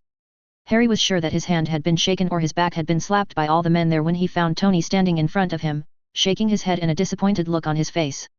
"Tony?" Harry asked. "Not cool, Gandalf," Tony stated. "This is not something that you do, it violates every tenet of the bro code." Harry looked at Steve who also looked mystified. "I think that I can translate," Rhodey said, clear amusement on his face. "Please," Harry begged. "You just got engaged to the lovely Sky after a relatively short dating period," Rhodey said. "Tony here's been dating and I do use that term extremely loosely Pepper for years. Now that you've put a ring on Sky's finger, Tony knows that he's going to have to hurry up and put one on Pepper's." Harry couldn't help but laugh, especially when Pepper materialized, gave him a congratulatory kiss on the cheek and grabbed Tony's arm, looking at him expectantly. "I'd say that Harry and Sky's relationship is at least 11% better than ours right about now, wouldn't you agree, dear?" Pepper stated and, seeing Tony flinch, Harry knew that he'd just missed some in-joke. "When are you going to match it?" "See?" Tony said. "See what you did? Just wait, Merlin, I'll get you for this." Harry burst out laughing, along with everyone else in the immediate area before being interrupted by a voice directly behind him. "Hello, Harry Potter." Harry stiffened slightly at the completely unexpected voice. The question of how she'd gotten in was instantly dismissed, her ways weren't exactly like anyone else he'd ever encountered. Instead he simply allowed his grin to grow even larger before turning around to find a pair of large, silver eyes staring merrily at him. "Hello, Luna Lovegood," he replied. Chapter 84, Ain't No Thing Like Me. Disclaimer: anything you see and recognize does not belong to me. Harry Potter is J.K. Rowling's, the Avengers and other related characters belong to Marvel. I'm simply playing in their sandboxes. 000000. Heroes Assemble. Chapter 84, Ain't No Thing Like Me. "Hello, Luna Lovegood," Harry smiled. "Apparently, congratulations are in order, Harry," Luna remarked, gesturing at the banner. "Yeah, it only happened Saturday," Harry admitted. "I'm happy for you," Luna beamed and leapt forward to hug him. Harry couldn't help but laugh as he hugged one of his oldest friends back. "Harry?" Sky asked, materializing beside him, a raised eyebrow and a small smile on her face. "Sky? I'd like you to meet Luna Lovegood," Harry said, breaking off the hug. "Luna, this is Sky, my fiancé. It's a pleasure to meet you," Luna began before trailing off, her head cocking to the side. "You picked a nice name for yourself, but your true name is also quite nice. You might consider using it more." Sky's eyes widened and her startled expression met Harry's own amused one. "Luna's magical, like me," Harry explained. "And has a unique way of seeing the world. We actually went to school together." "You did?" Sky asked, latching her arm through Luna's. "That'd mean that you know all the juicy goss of young Harry. Tell me everything." This time, it was Harry's turn to don the startled expression. "Before you get into that, how about you tell me what brought you here, Luna?" Harry suggested. "Oh, that's easy. I need your help to find a brand new creature," Luna beamed. "I don't know what it's called just yet, but it can be found in San Francisco and looks like this." "Here," Luna pulled out a picture from her purse and handed it to Harry.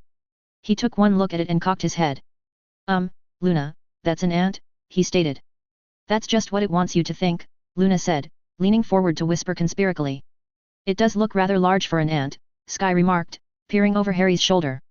"Did someone say something about ants?" Sam asked, stepping into the conversation. 000000.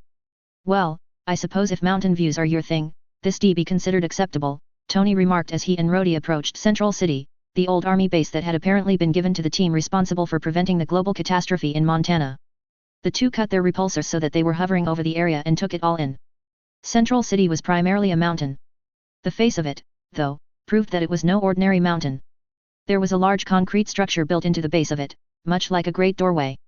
And while much of the mountain retained its natural shape, this side of it had been hewn so that it appeared almost sheer. In 3 places, there were balconies cut into the rock, enhanced by concrete and glass. An infrared scan of the mountain was inconclusive, as Tony expected, and the plans for the place had been purged from any computer system that he could hack into. That saying, if he'd been the one to design the place, he would have built a lot more levels than one would expect. I'm still not sure that simply turning up like this unannounced and without an appointment is a good idea, Rhodey said. Nonsense, Tony countered. Who doesn't like getting a visit from me? Besides, we're Avengers, every door should open at our approach. Better not let Cap hear you say that, Rhodey retorted. I remember him saying something about manners a number of times. Did he? I mustn't have been listening, Tony replied and dropped away, his repulsors firing as he swooped in towards the door. Rhodey cursed and followed, landing a fraction of a second behind him. This is a restricted military complex, a voice blared at them from unseen speakers. Leave immediately or you will be fired upon. Tony's arms immediately came up, his repulsors glowing and ready as every panel on his armor's shoulders, gauntlets, arm guards, and thigh opened to reveal his own ordnance. Beside him, he heard Rhodey curse again and bring his own weapons systems to bear. I'll see your threat and call, Tony replied. We're just here to visit, wanted to meet the new players in town, see if they're any good. The great doors opened and Tony sheathed his weapons and opened his face mask. And immediately snapped his hands straight back up again. Okay, what? He asked in shock. A great big pile of rocks, easily 7 feet tall, strode out of the door towards them. It was humanoid, 2 arms, 2 legs, torso, head made even more prominent by the clenched fists and the scowl on its face. Anyone order some landfill? Tony asked. You were asked to leave, the walking pile of rocks stated, his voice akin to 2 rocks grinding together. Don't make me ask twice. Firstly, did you forget to moisturize? Because your skin is looking decidedly dry. Secondly, and I've always wanted to say this, we come in peace, take us to your leader, Tony said. Hardy har har, the rock thing grumbled. You've had your joke, now vamoose. Do you know who we are? Tony asked. Tony Stark. Colonel James Rhodes. Iron Man and War Machine. 2 of the Avengers. I know who you are, he replied. Good. Then you know that we're in the world-saving business, Tony said. We're only here to meet the new kids on the block, the ones we have to thank for Montana. Tony couldn't help but shudder as the rock thing slowly twisted its rocky head, taking the 2 of them, and the sound it made was akin to fingernails down a chalkboard. All right, I'll take you to Reed, but if he says you're out, then you're out. The easy way or the fun way? Thanks, Rhodey cut in before Tony could respond and opening up his face mask. What should we call you? My name's Ben Grimm, he said as he trundled around and strode back towards the door of Central City. Ben Grimm. Tony wondered as he and Rhodey followed. Was that rock thing human? Or might it have been human, once? The questions swirled in his head and he found himself itching to ask 1,000 more and to get his tools into the rock thing. They were led inside a massive complex and, while it was definitely military, all crisp lines and drab, grey paint, it wasn't hard to guess that it was more designed for research than for training and missions. A heavy-duty cargo elevator took the 3 from the ground floor up 2 levels before they were led out and into a large lab filled with dozens of computers and pieces of scientific equipment that almost had Tony drooling.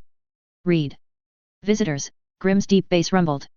A young man looked up from where he was bent towards a young woman, their focus on a large computer screen. He seemed to start when he saw them before hopping up and dashing across the room. Reed Richards, he said, his hand held out in front of him. It's an honor to meet you. Reed Richards, Tony replied. I've heard of you. One of the top IQs on the planet, brilliant scientist.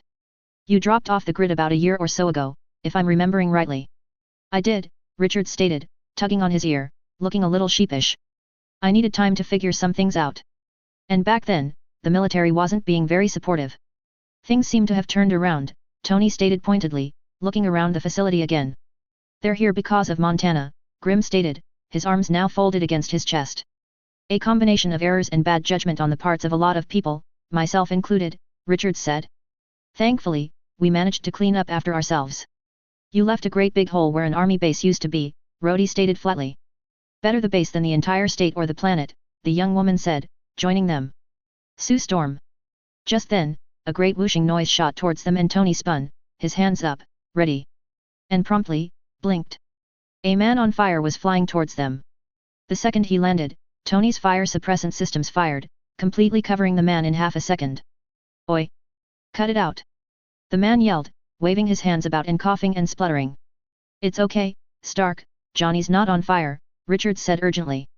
Well, he is on fire but it's nothing to worry about. It's part of him now, what he can do. What? Rhodey asked. You're going to have to explain that one again. Tony leant closer to the man, his eyes narrowed as the guy wiped his face clean of the foam. He didn't look to have third-degree burns, which is what he surely should have had considering the heat that was radiating off of him a few seconds ago. Right. You can catch on fire and you're a walking, talking pile of rocks, Tony said, pointing at each man. Start talking. It happened a year ago, although really the story began more than half my life ago, Richards began. Just the highlights, Tony cut in. We found a way to transport from Earth to a different dimension, Richards shrugged. There was an accident and 5 of us were changed in a physiological way. Tony looked at the girl, Storm, silently telling her to give a better explanation. We created a capsule that could carry people backwards and forwards, she said. The hope was that we'd find a place where we could get more resources for the planet, find a place where we could grow crops. Sounds like a noble goal. Richards mentioned an accident. Tony said. 4 of them went across, she continued. Reed, Johnny, Ben, and Victor Von Doom. Victor Von Doom? Tony questioned, shaking his head. You had a guy named Von Doom on the team and you didn't expect something to go wrong. The place we ended up wasn't inhabitable, Richards continued, obviously ignoring him. We tried to get back straight away. Victor was left behind, we thought that he'd been killed. There were problems coming back due to the nature of the energy emanating from that dimension. Ben, Johnny, and I were all changed in the trip and enough of the energy came back with us to hit Sue and change her as well. Change? How? Rhodey asked. You've seen what Ben and Johnny can do. Me? I can stretch, Richard smiled and demonstrated by stretching his arm 5 meters to pick up a pencil and to bring it back, all without moving his feet. Sue can become invisible and create shields. That's crazy, Rhodey said and Tony had to agree. I'm guessing this Von Doom guy didn't die, though, did he? Tony guessed. No, he didn't, Johnny stated grimly. When the army finally replicated what Sue and the nerd here did, they went across, found Vic alive and brought him back. Unfortunately, he'd become obsessed with destroying the world, the ones that had changed him. Revenge for what had happened to him, how he'd been abandoned, Sue continued. We had to stop him. Where is he now? Rhodey asked. He was killed when we destroyed his portal between the dimensions, Richards replied. I'm hoping that you deep-sixed all the data on that experiment, we don't want a repeat, Tony said, staring intensely at Richards. That's what Sue and I were in the middle of when you arrived, Richards admitted. Good thing I arrived then, I'm a bit of a whiz at computers, Tony smiled. No need.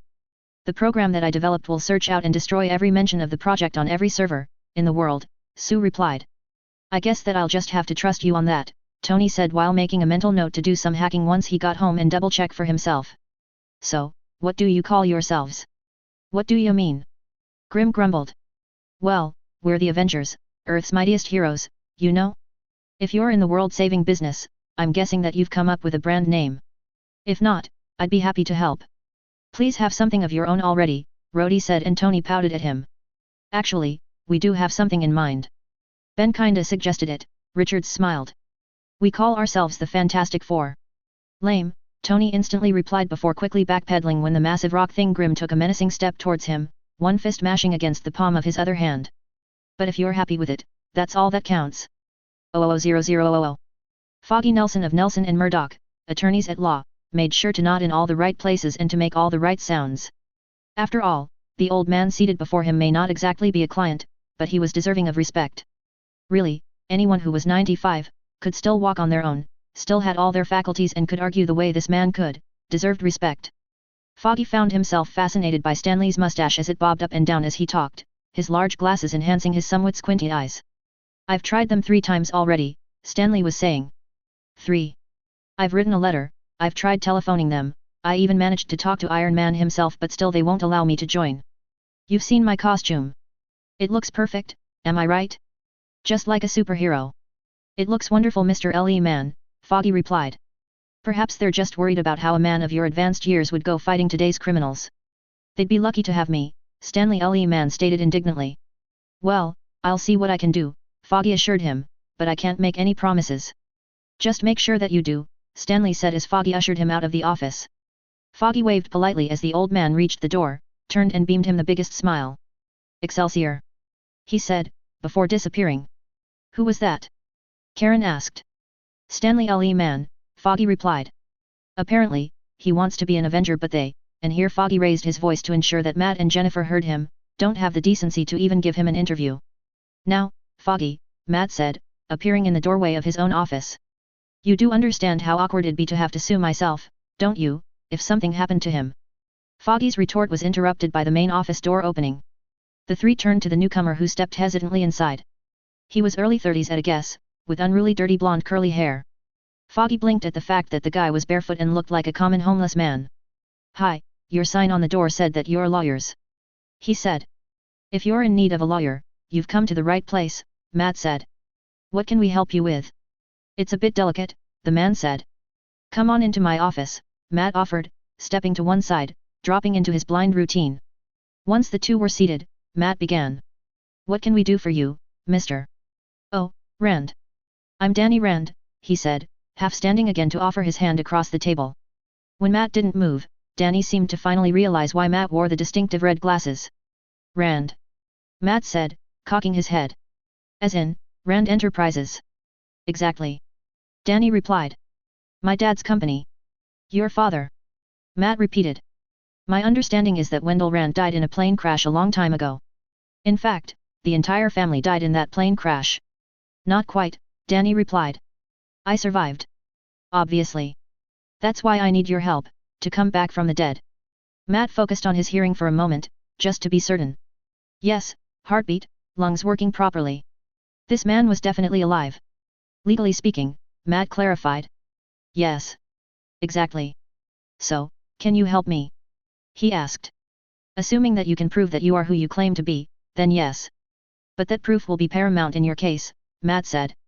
Without it, any judge will be forced to rule against you, on the assumption that you're an imposter. Proof? Yes, of course, Danny replied slowly. I can get proof. Matt nodded. If you don't mind me asking, where have you been since the plane crash? K'un-Lun, Danny replied. K'un-Lun. Matt repeated, testing the unfamiliar name. His best guess was that it was most likely Asian. And, according to his heartbeat, this Danny Rand had been entirely truthful about everything that he'd said since he'd entered the office. Where's that, exactly? It's a hidden monastery of warrior monks. They found me, raised me, taught me to be one of them.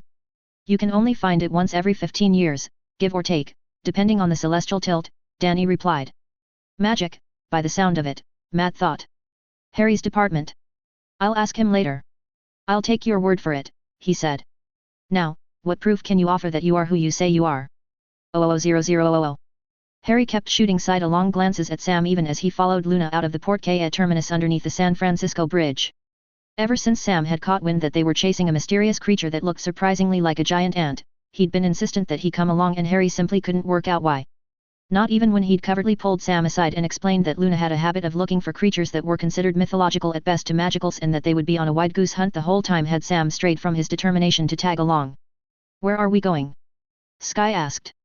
My contact said that his contact had managed to take that picture in the Forest Hill area, so we go south, Luna replied, pointing the direction that they had to go with said picture.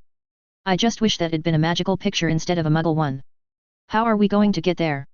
Sam asked. I'm assuming neither of you two have been there before, so your special way of traveling is out. Right, Harry nodded. Only one thing for it then, Sky declared. We take a cab. Ooh, a muggle night bus, sounds like fun, Luna exclaimed. Not quite, Harry countered. It's a car for a start, not a bus, and there won't be any beds or hot chocolate. Sam and Sky stared at the two in identical horror and confusion. Oh, pooh, Luna pouted. Still, it's a new experience and I'm always up for those. I would have thought that Rolf would have introduced you to muggle means of transport by now. He's a zoologist as well as a magi zoologist, isn't he? Harry asked. Well, yes, but one can always hope when visiting a new city. Rolf? Sky asked. My husband, Luna replied absently. What? When did you get married? Harry exclaimed, stopping dead and grabbing Luna to spin her around. March 21, Luna replied. Hadn't I mentioned it yet? I know that I meant to. If it's any consolation, it was a quick, spur-of-the-moment decision. You see, we'd found ourselves at a sacred site for the spring equinox and there was this druid priestess there and, since I'd just fallen pregnant. You're pregnant? Harry exclaimed, his eyes shifting to stare at her stomach. Oh, yes, she beamed. 9 weeks tomorrow, in fact. Twins actually, boys. We're still deciding names. What do you think of Lorcan? Harry gaped as he tried to take in the continuous stream of new information that Luna was throwing at him. That's Irish, right? Sky asked. Means, fierce one? I think. Now how in the world do you know that? Sam asked. Sky shrugged. Let's just say that when I found out that my real name wasn't Mary Sue Poots, I spent a long time reading baby name books. Luna, you and I need to have a long sit down so that you can tell me everything that's been going on in your life, Harry said. I'm feeling like I've missed out on a lot. I'd like that, Harry, just as long as you are willing to share as well, Luna smiled. Cab's here, Sam interrupted. Soon enough, the four had piled into the vehicle, Sam claimed the front seat, and were on their way to the address that Luna had been given. They arrived in what looked to be a normal neighborhood. 2-story houses lined both sides of the street. There were cars either on the road or in driveways. Kids were playing basketball, shooting at a hoop above a garage. Toys, balls, scooters, and bikes were laying on lawns. It was everything that Privet Drive wasn't as far as Harry could see, it just looked so normal. Luna? Are you sure this is the place? He asked doubtfully after they'd piled out of the cab to stand on the sidewalk. Magical creatures can live wherever they want, you know that, Harry, Luna replied. Perhaps this is simply the normal habitat for this strange, new creature. Or an ant, Sam stated flatly. Noting that Sam appeared to be staring at a house 2 down from them, his jaw dropped open, Harry turned to look as well. There, on the lawn, was an ant. But not just an ant, a giant ant. An ant that was easily the size of a Labrador. What made the scene even more bizarre was the young girl that was chasing said ant across the lawn and giggling madly about it. Suddenly, the ant stopped, dropped its head and picked up a ball before scuttling about to face the girl. Good boy, the girl could be heard saying as she took the ball from the ant. I've seen some crazy things since I hooked up with the Avengers, Sam stated, but this is some whole new level of weird. That really is a giant ant, Sky added, shaking her head. What made it like that? Magic. You've got me, Harry replied, but unlikely. Luna, though, seemed to be the only one not enthralled by the sight. Crossing her arms, she began to pout. It's just an ant, she complained. Not a new magical creature at all. I wouldn't go that far, Harry replied. I know that I've never heard of an ant being that size before. Suddenly, Sam took a step forward. Scott! He hissed. Harry blinked and found what had caught his friend's attention. A man had come out of the front door to lean on the railing of the small porch, smiling down at the girl and ant. Sam only seemed to have eyes for the guy as he unexpectedly started sprinting towards him. As Sam rounded the flower bed, the guy seemed to notice him, at least, his eyes widened and it appeared that he swore. Cassie, time to come inside, he called to the girl before Sam leapt up the stairs and tackled the guy straight through the door. Harry, Sky and Luna weren't the only ones racing towards the 2 men now rolling around the entryway of the house. The girl, Cassie, was also there, and loudly encouraging her pet ant to attack the bad man. For an instant, Harry considered using magic, whether to stun the 2 brawling men or to shrink the ant, he hadn't quite decided. But this was a non-magical area, so in the end, he simply resorted to doing things the normal way, wading in, grabbing Sam and yanking him up and away. What was that for? The guy on the ground asked, holding his chin. You know what it's for. Sam retorted, struggling to get loose. Hey! I told you we'd bring it back and I meant it, the guy replied, now sitting up, a wide-eyed, fearful girl in his arms.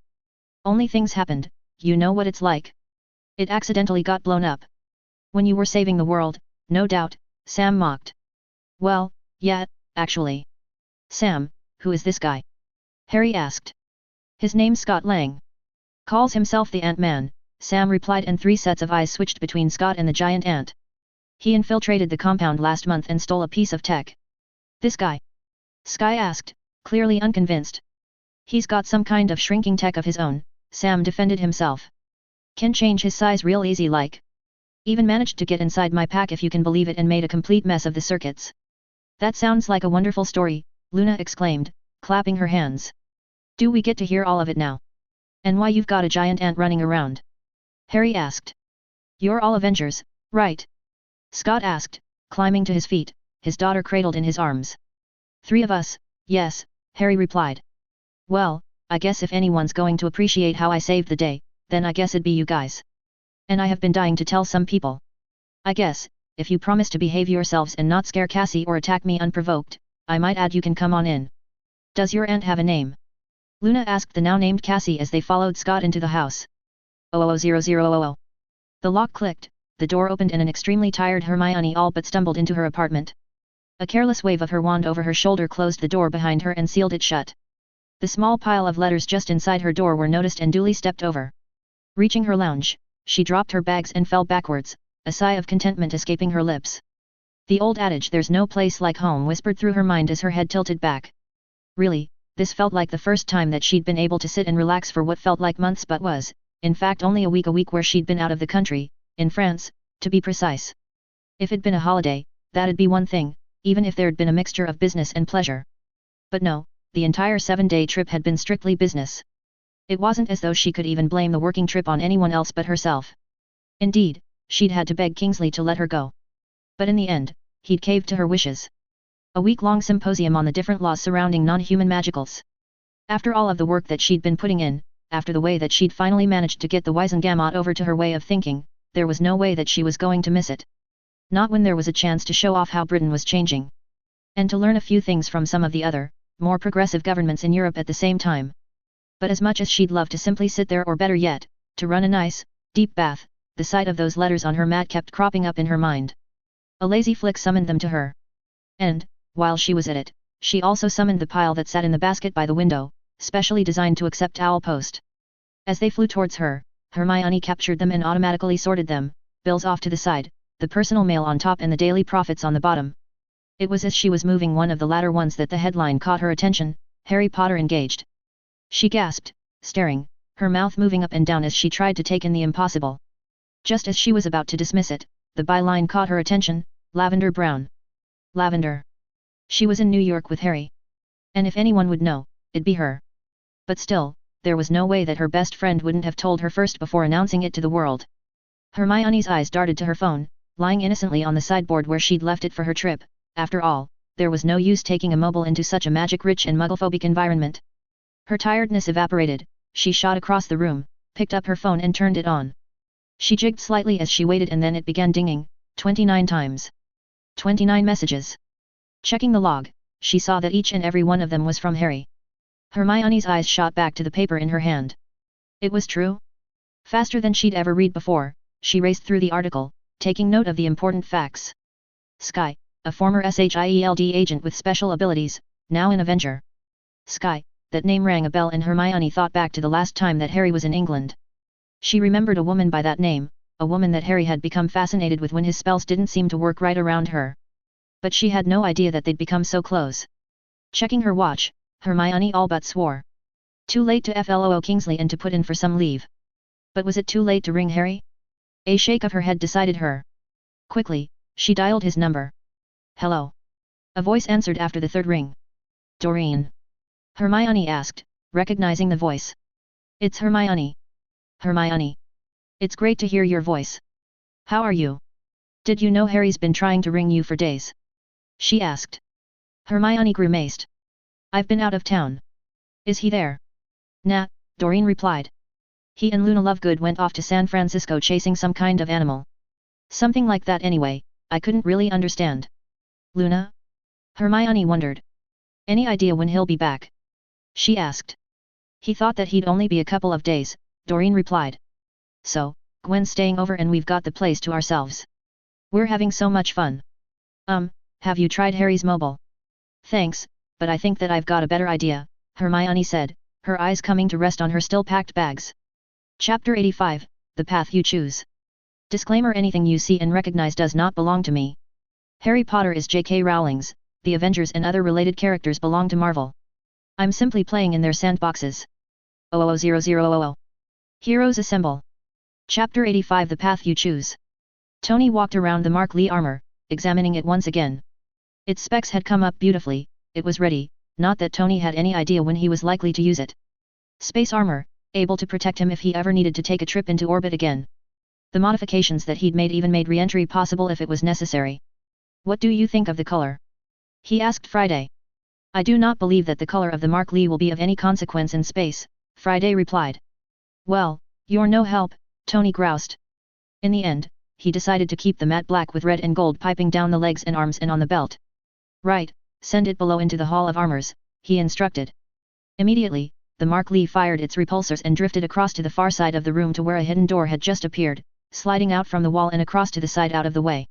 As soon as it was inside, the door sealed itself flush back into the wall.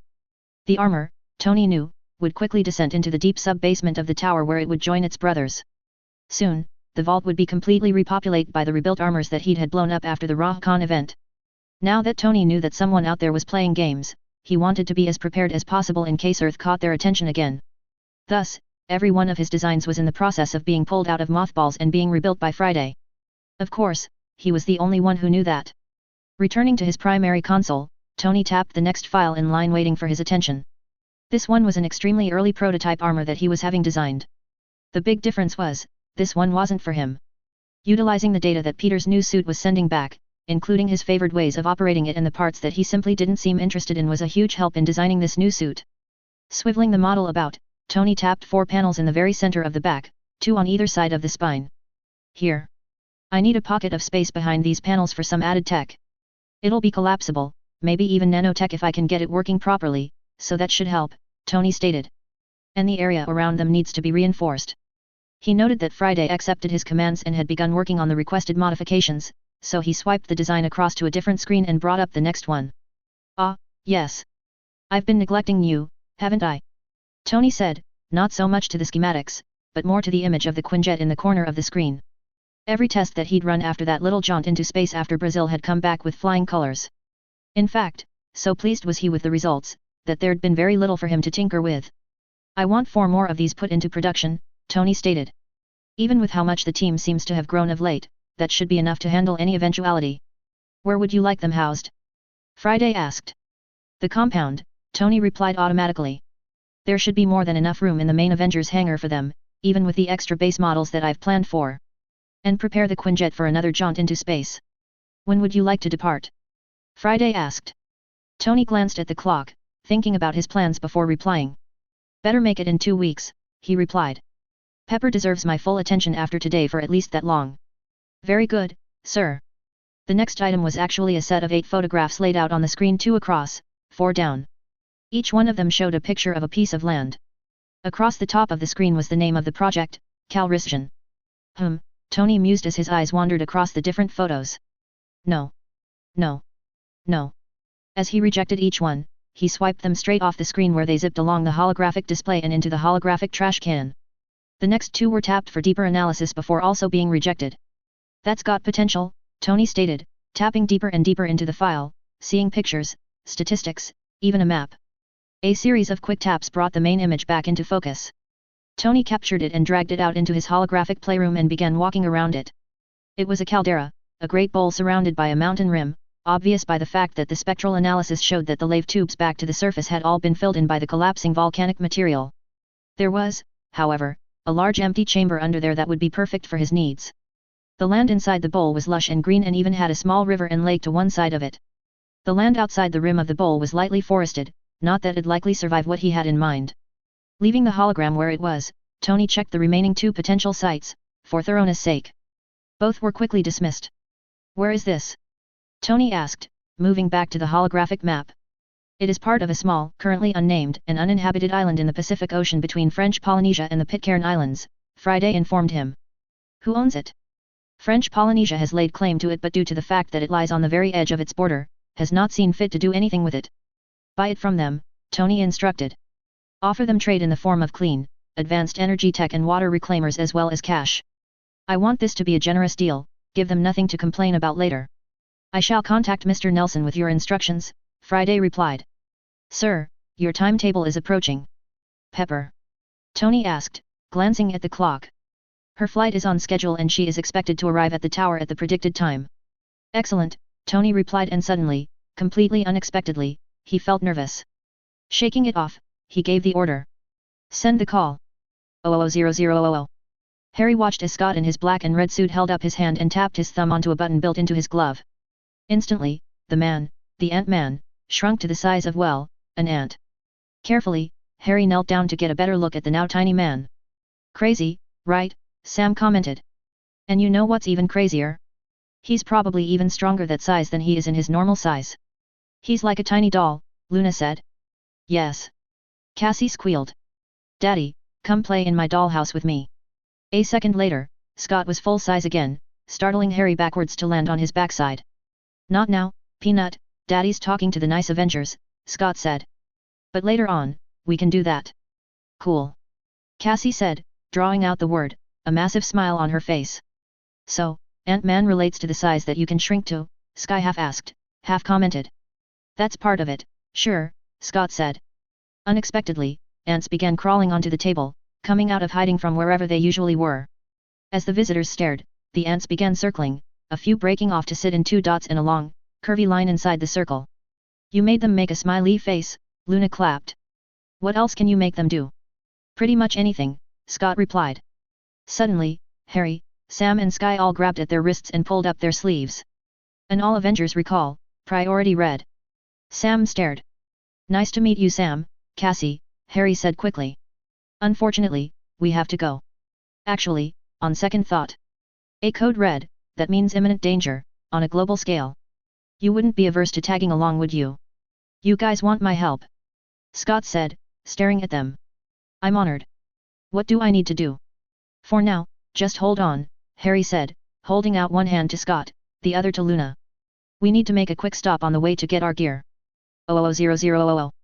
Bruce sipped his tea as he stared across the table into Betty's eyes. These last few days had been almost like turning back the clock. Yes, it'd been awkward at first, too much water under the bridge, too many unresolved conflicts, feelings that had to be discussed at times, loudly before they'd finally been able to settle into feeling comfortable with each other again, but somehow, they'd managed it. He'd just finished explaining to Betty how he and the Hulk had come to an understanding, had built something akin to trust with each other and was waiting for her reaction. So, you're saying that all that time that you were trying to suppress the Hulk, you were wrong? Betty asked, shaking her head. Yeah. It took until New York before we truly became, well, I'm not sure if partners is the right word, but it'll do, Bruce replied. In any case, we have an understanding now. He knows that, if he's ever needed, I'll let him out. And I know that he's there ready to protect me and those I care about. Actually, he lent me some of his strength the day I found Jennifer bleeding from multiple gunshot wounds in an alley. His watch vibrating cut him off and he stared down at it. Seeing the Avengers logo in red, he paled and instantly tapped it. Code red. Assemble at the tower. Bring your significant other. Come on, we've got to go. Bruce stated, standing so quickly that his chair toppled over behind him. Ignoring it, he pulled Betty from her seat and dragged her from the cafe. 00000. Laura Barton took a moment to lean on the porch and look out over the rolling green grass that stretched away before her. It was beautiful, relaxing, very much like home, albeit, a new home. And to think that, a relatively short stroll away, there was beach and an ocean, it was like having the best of both worlds. From here, she couldn't even see the main buildings that made up the Avengers' main area on the island. But it was close enough that, if she needed help, then it would be there for her. Currently, Cooper and Lila were giggling as they raced across the field after some creature that Harry had called a niffler. Whatever it was extremely fast and she and the kids had been warned against wearing any jewelry or anything shiny outside the house, which was apparently warded against the strange little creatures. The house was much like their old farmhouse, but with a couple of extra rooms upstairs and a larger lungy room plus a craft room for herself downstairs. There was even a barn, not that she knew exactly why it'd been built. Still, she was glad that it was there, it increased the homeliness feeling to the place. Penny, for your thoughts, Mrs. Barton? Clint asked as he stepped up behind her, his arms wrapping around her. Laura wrapped her arms around his and leant back into him. I'm just enjoying the peace and quiet after the move, she replied. Nathaniel. Fast asleep, Clint reassured her. Those two seem to be enjoying themselves, she commented, nodding at their oldest two. They've got a whole island to explore if they want, Clint remarked. Harry said the dragons will watch out for them. And if that's not the weirdest thought of the year, then I don't want to know what is. Dragons for babysitters. Laura laughed along with him before a strange vibrating feeling began on her stomach. What? She began. Clint instantly straightened and looked at his watch, which she now realized was the source of the vibration.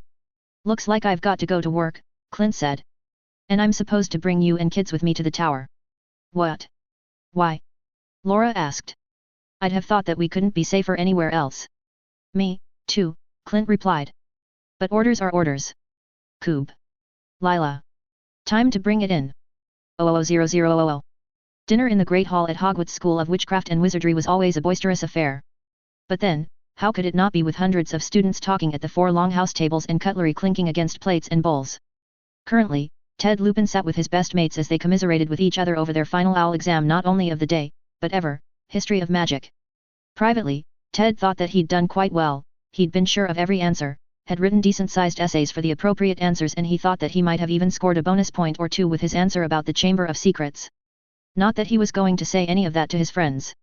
There was a tradition to uphold, even if they were Ravenclaws and considered the best and brightest students in the castle. No.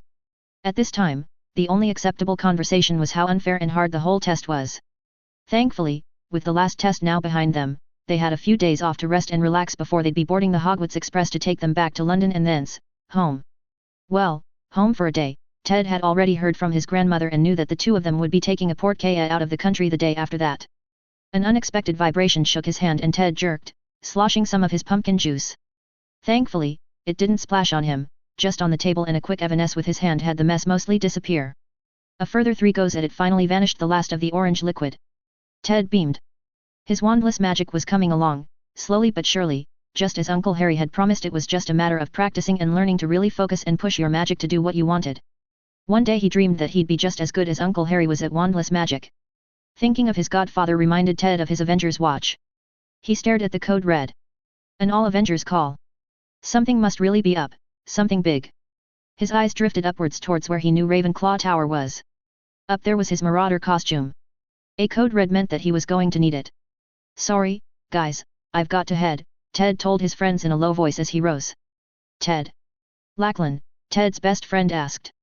I'll explain later, Ted replied, giving a pointed look at his left wrist where a hint of his watch could be seen. Right, Lachlan replied, his eyes widening. Later. With that, Ted was gone, doing his utmost to walk, not run, until he was safely out of the hall and away from the professor's disapproving eyes. 00000. Steve leant on the table, his fists clenched as his eyes stared at the bank of screens, flicking from one to the next after a few seconds. This was definitely a much more interesting training scenario than anything that he'd tried before with the recruits. Currently, Squirrel Girl, Spider-Man, She-Hulk and Komodo were in the forest playing a modified game of Capture the Flag. The big difference was that, instead of working in teams, each of them had their own flag that they had to hide and protect while they attempted to find and capture as many of the others as they could. A flying camera combination of both Tony's tech and Harry's magic followed each of them, relaying their progress back to their trainers. Komodo's smart, my money's still on her, Nat stated. Steve's eyes automatically switched to the green, lizard woman. It'd taken a fair bit of convincing to get her to join in. In the end, it was Bobby who managed it, using the concept of her using the game to get a better idea of what her new body could do now. Komodo had found a small stream, deep enough for her to completely submerge herself in and, using some bamboo that she'd found to use as a straw, could now hide herself in it. Her flag, the green one, had been staked out at the bottom of the stream, rocks holding it in place. You might be right, Bobby said, look who's swinging in. Let's see how this plays out. Spider-Man was indeed swinging through the trees, zipping out a new line as he flew through the forest. His angle must have been just right, for they saw his head turn and mark the flag in the water. A new web line flew across the stream to a large oak and Spider-Man started his new swing. At the bottom of his arc, his offhand shot out a line, directly at the flag. Unfortunately for him, he'd forgotten the diffraction of the water and his line veered off target. That, though, seemed to be what Komodo had been waiting for. Hidden under the water, she reached out, grabbed the web line and yanked. A startled Spider-Man yelped as he was pulled from his arc, landing with a huge splash in the stream. When the watchers saw him emerge, spluttering and coughing, it was minus the yellow flag that he'd previously captured from Squirrel Girl and hung from the belt that he was wearing for just this game. Hey! They heard him yell at the grinning Komodo as she emerged from the water, rivulets running from her green skin. But that was as far as he got before he was distracted by his watch vibrating. In fact, every one of them, watchers as well as game players, stopped what they were doing to stare at the message that they'd just received.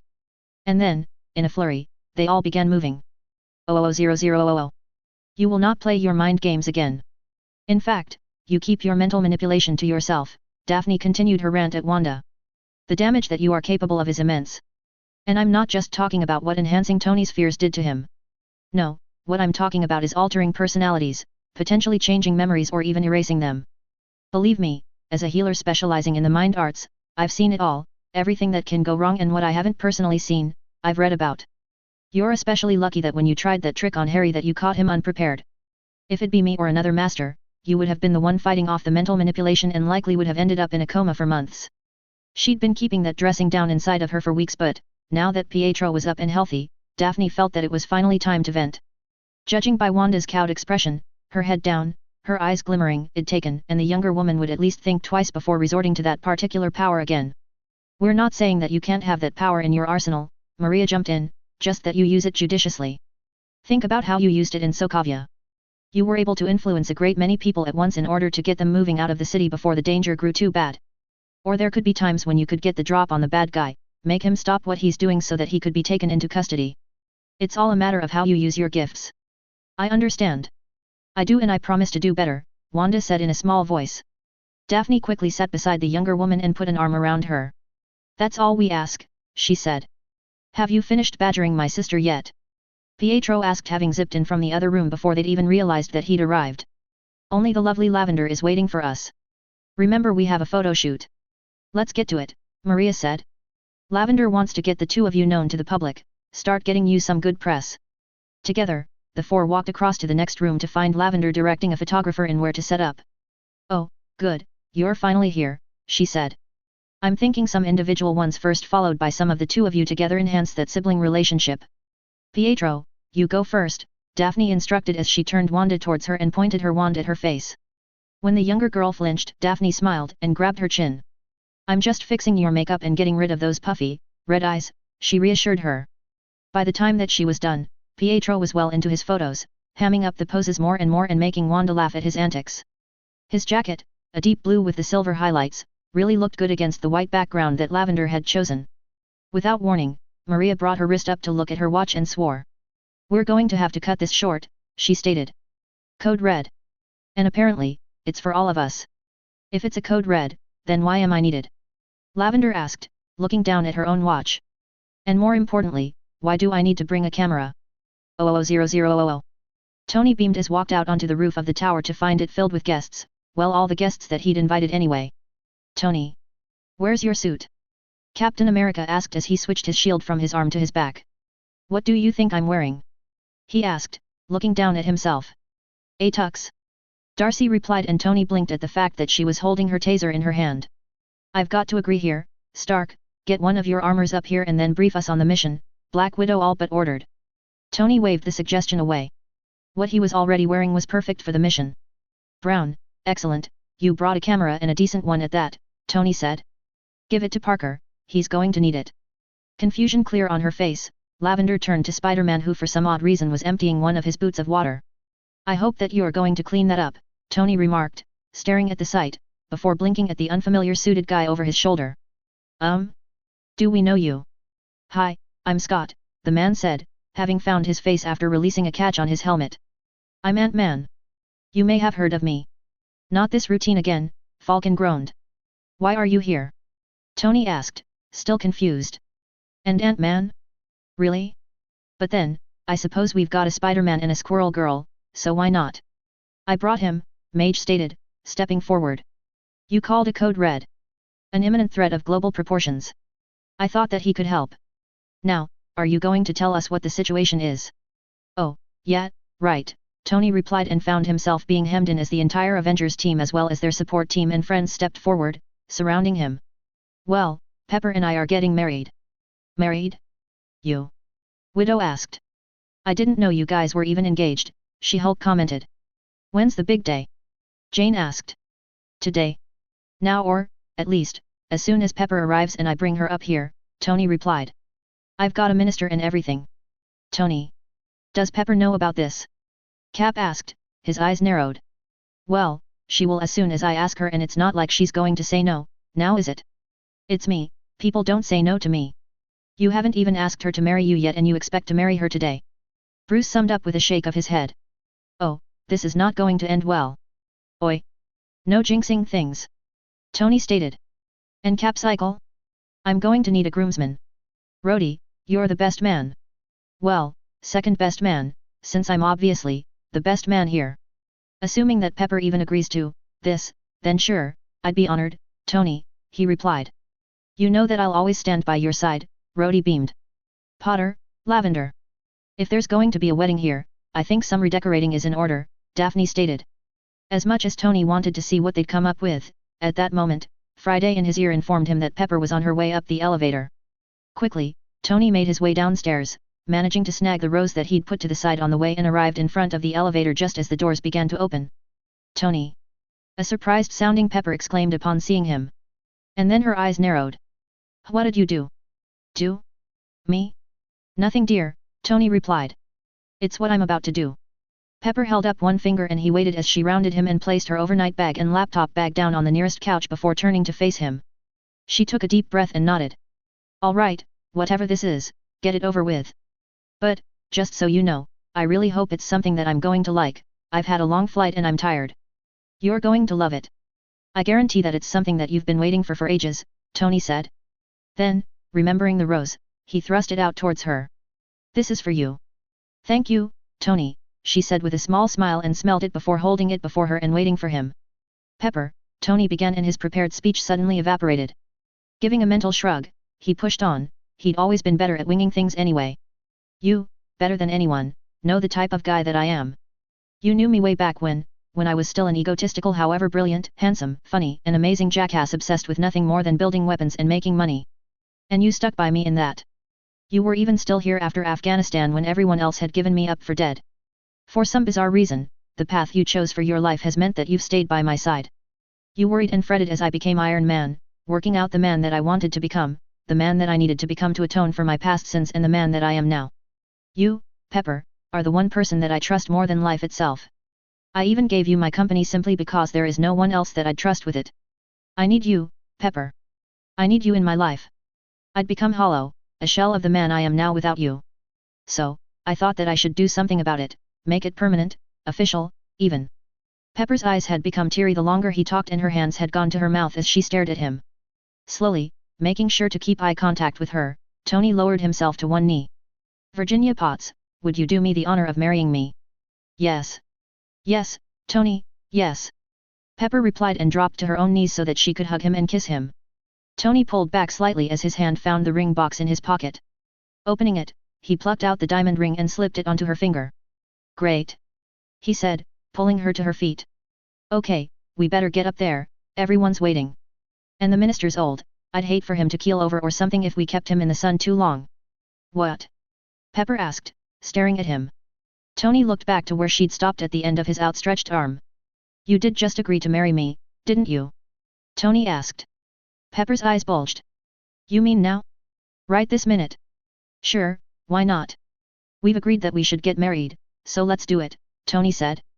Considering how long it took you to take the hint and get around to asking me, then I guess today is better than waiting for however many years it'd be for you to get around to it, Pepper said, shaking her head. Lead on. Once again, he felt Pepper freeze as they emerged onto the roof. Tony, why is everyone wearing their Avengers gear? She asked. Oh, that, Tony shrugged. I called a code red to make sure that everyone'd be here. You did what? Chapter 86, Is She Worthy? Disclaimer: anything you see and recognize does not belong to me. Harry Potter is J.K. Rowling's, the Avengers and other related characters belong to Marvel. I'm simply playing in their sandboxes. 000000. Heroes assemble. Chapter 86 Is She Worthy? 1, 2, 3, 4 5 E6, 7, 8, and herself made 9. Molly Weasley nodded at the number before beginning to hustle the group to the side, away from the port-pad. There might only be the one child in the group and him not even one of her brood, but that didn't stop her from mothering them all. Even Arthur needed looking after, and George, despite Angelina's presence, she knew exactly what he could be like in a new situation, like a niffler in a jewelry shop. Andromeda was the only one that she didn't need to keep an eye on, and that was because the other woman was older than even Molly was. I'm thinking that I should call Mum, Hannah said. Just a quick call, to make sure the kids are all right. They've stayed at your parents' place plenty of times, her husband, Neville said, putting an arm around her waist. Besides, we've only saw them half an hour ago. They're fine. This way, troops. Arthur called. We need to declare ourselves. Molly deliberately put herself at the end of the line, just behind Ron. Craning her head past the others, she watched as Arthur handed over the piece of rope to the official and began getting them through customs. Name: Arthur Weasley. Purpose of visit to America: visiting a friend and to see the sights. Tourist, then. Length of stay: a week, can't take any more time off work than that, unfortunately. Very good. If you'll place the tip of your wand in this box for just a second and cast a Lumos, very good, sir, we now have your magical signature on file. This booklet details where you can find magical enclaves within America and the magical laws of the land. Enjoy your stay. Next. Arthur moved off to the side and the line shuffled forward. In a surprisingly short amount of time, all 9 of them had gone through customs and were gathered near the exit. Where to now? How do we get out of this place? Molly asked. It's a shame that Harry's place doesn't have a FLOO like the cauldron does. Come on, I'll show you, young Teddy announced. I've been in New York a couple of times now. Molly opened her mouth to protest, really, the idea of a group of adults taking direction from a child, but felt a hand touch her arm. I know how you feel, but it's best to follow his lead, Andromeda said quietly. He knows this city better than any of us ever could. She watched as Teddy confidently strode through the magical archway, disappearing before their eyes. After she, too, had stepped through, Molly found that they were in a Muggle aeroplane place, at least, that's what she thought it was, considering the giant metal constructs that she could see through the great glass wall. Arthur, predictably, was pressed up against said glass, his eyes unblinking at the sight. Come on, Dad, we can come back another time and just watch them, if you like, George said, gently steering him away. The place was absolutely packed with Muggles, easily 1,000 times worse than King's Cross Station on September the 1st, and it took all of Molly's concentration to ensure that none of their group was accidentally separated. So intent was she on her self-assigned task that the bright sunlight hitting her face caught her completely off guard, and she blinked rapidly and raised a hand to block it out. Muggle automobiles, all much newer, sleeker, and most of them bigger than their own old Ford Anglia, were everywhere, and she swiveled her head, not knowing where to look next. Far off in the distance, she could see the city of New York itself. Molly clutched at her heart. If the city and the buildings looked this big from this far away, exactly how big was it? The sound of laughter caught her attention, and she looked around to see Teddy reaching up to pull Ron's wand arm down. There's no night bus here, we have to travel like normal people, Teddy told him. Molly couldn't help but humph at that. Normal, indeed. You mean take a cab? Arthur asked excitedly. Basically, Teddy replied, his head moving this way and that. Bingo. Found what we need. Follow me. Once again, Molly took up the rear as the group spread out in a line to follow the youngest of them all. By the time that they'd gathered together again, it was to find that Teddy was talking to the driver of a large Muggle vehicle. It wasn't a normal-sized car, and it wasn't as big as the night bus, it was somewhere in the middle. This minivan can carry us all, Teddy said. Jump in. As Molly climbed in, she saw that there were indeed enough seats for them all. Dropping into the seat beside Arthur, she let out a sigh. Well, they'd made it this far, and, judging by the way that Teddy was talking to the driver, she had hopes that they'd make it to Harry's without much worry. Still, this was definitely a bigger adventure than she'd ever dreamed, and it was still only the first hour. She wasn't sure whether to be excited or terrified for what was to come. 00000. As she turned a page, Hermione's eyes automatically strayed over the top of the book and raked along the long counter. Once again, she frowned in frustration. There was no one behind it that she knew. She'd been sitting here at this table, the perfect spot where she could see not only the counter, but also the entrance to the den as well as the door leading to apartment upstairs, for coming up to 2 hours now. And still, she was kept waiting. When she'd first arrived in New York, she'd operate straight to the alley beside the Marauder's den and knocked on the door to the apartment. After 5 minutes of waiting, she'd decided that there was no one home. Her second action had been trying to phone Harry, but for some inexplicable reason, his phone was switched off. Thus, she'd decided to simply wait in the den itself until either Harry came home or Gwen or Doreen came on shift. The tinkling bell above the door announced it opening, and Hermione looked up once again. Ron? She asked loudly, seeing her old friend hesitantly walking in, his head swiveling as he took it all in. His head turned towards her and a large smile bloomed on his face. Instantly, he began making his way towards her. What are you doing here?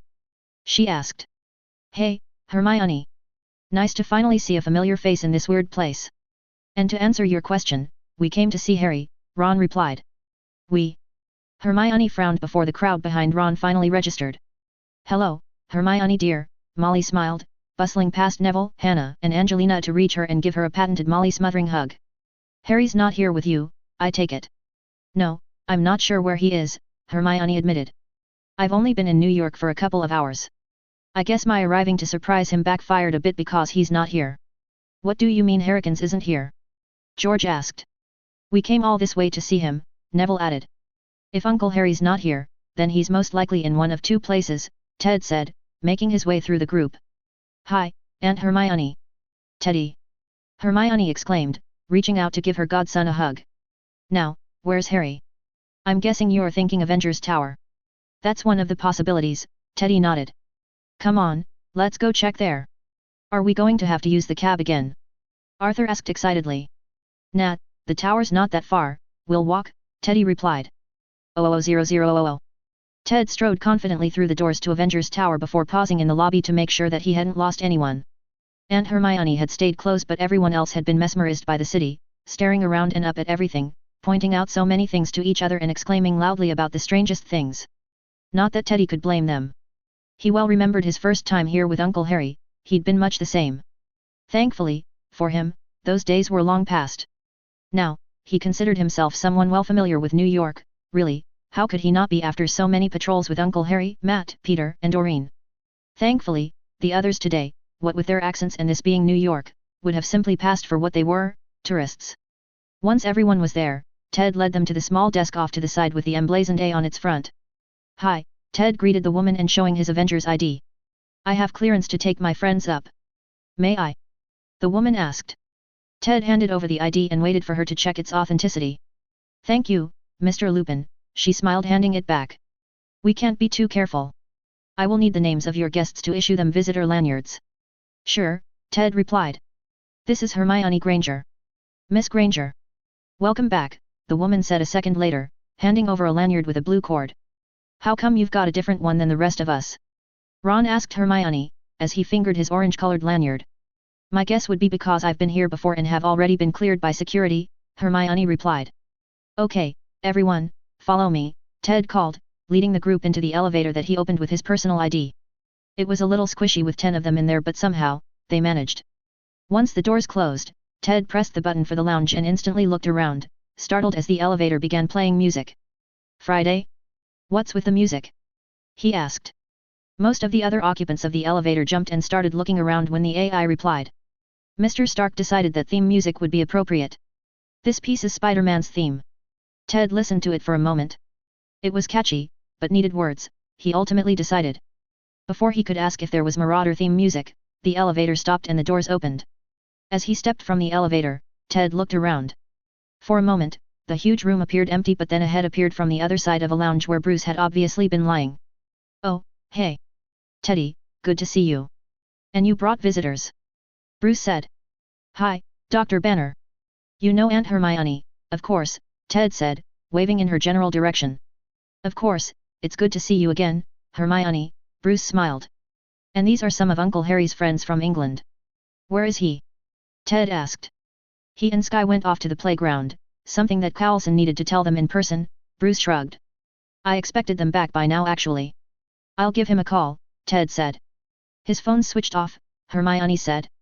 Don't worry, this one's never off, Ted said, pulling back his sleeve to get to his watch. 00000.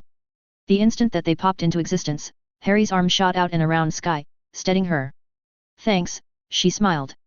Harry smiled back, but any reply was swallowed up by a voice a few meters away. Thank you both for coming so quickly, Director Phil Coulson said. A.C. Skye exclaimed, quickly moving forward to give him a hug but stopped, staring at the sling that held the stump of what remained of his left arm.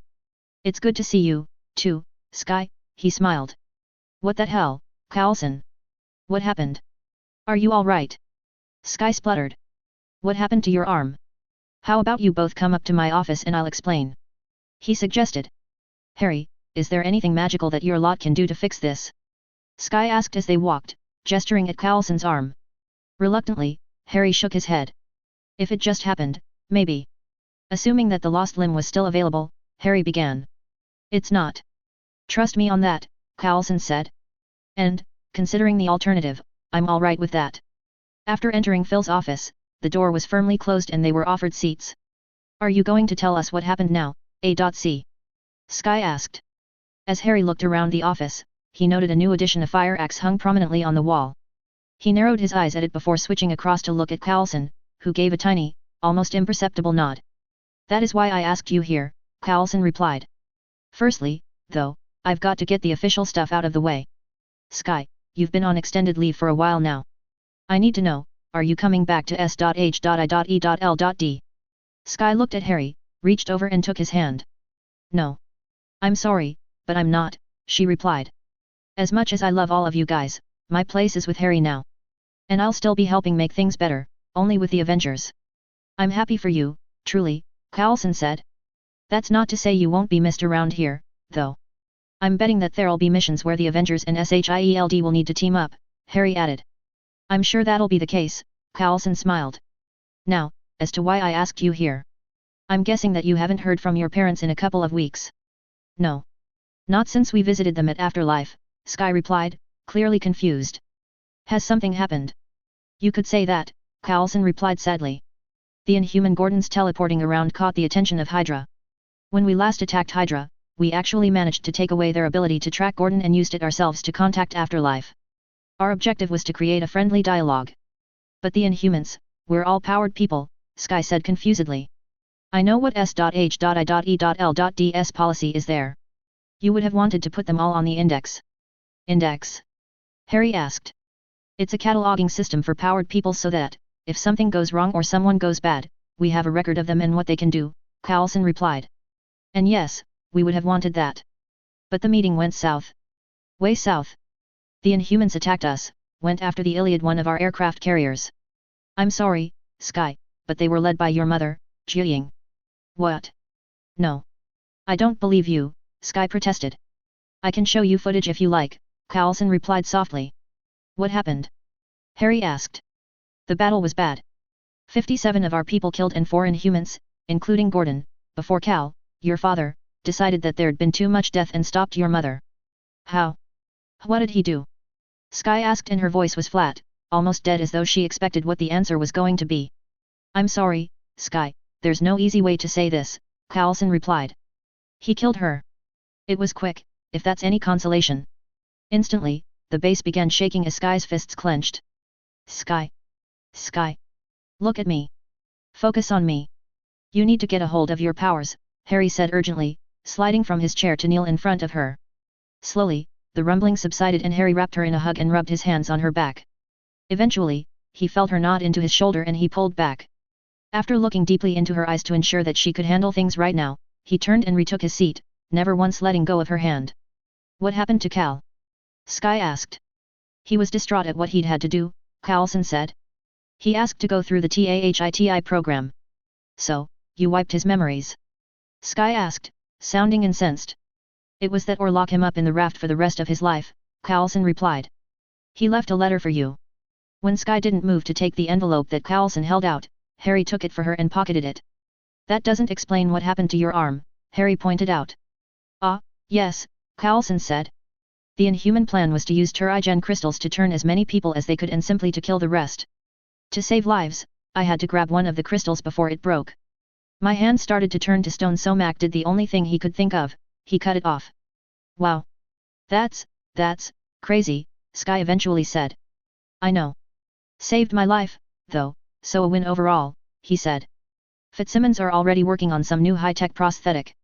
And the rest of the crystals? Sky asked. That was the big loss of the day. In the battle, the crate that they were in was sent overboard. I've had submersibles down there looking for it, but the ocean's deep in that particular part of the ocean, very deep, and we haven't had any luck finding it, Coulson replied. All these years I've been searching for my parents, and just when I finally found them, they turn out to be whack jobs and I lose them, Sky muttered. Sky, I really am sorry, if there'd been anything. Coulson began only to be cut off by her. Daisy. My name's Daisy, she said. What do you mean? Harry asked, giving her hand a squeeze. My parents, they named me Daisy. I think that I'd like to use it, to remember them by, she replied. I would have liked to know my last name, but I guess that it won't matter once we're finally married. For what it's worth, it's Johnson. Your name is Daisy Johnson, Coulson smiled. We finally managed to work out who Cal was. He owned a building in Milwaukee where his medical practice was. I don't know what sort of condition it's in, but it's yours now. Thanks, I guess, Daisy replied. The vibration of Harry's watch interrupted them and he looked down at it. Anything urgent? Daisy asked. It's Teddy. He's at the tower and he says that there's a whole lot of visitors there waiting to see me. 000000. Hurricanes. Harry couldn't help but grin at the greeting as they'd portkeyed into the tower. What are you lot doing here? He asked as George, Angelina, and Ron engulfed him in a combined hug. Well, we heard that our favorite adopted brother was getting engaged and we had to come make sure that she was worthy of the savior of the wizarding world, George replied. Even after all this time, Harry still found it shudderingly weird to hear George speak in complete sentences. We missed you, so what better excuse to come visit? Angelina corrected. Hello, Harry, Hermione said, stepping in and claiming her hug. I must say that I'm not impressed that I found out that my best friend is now engaged by reading about it in the Daily Prophet. Hey! Not my fault. Harry protested. You wouldn't answer your phone.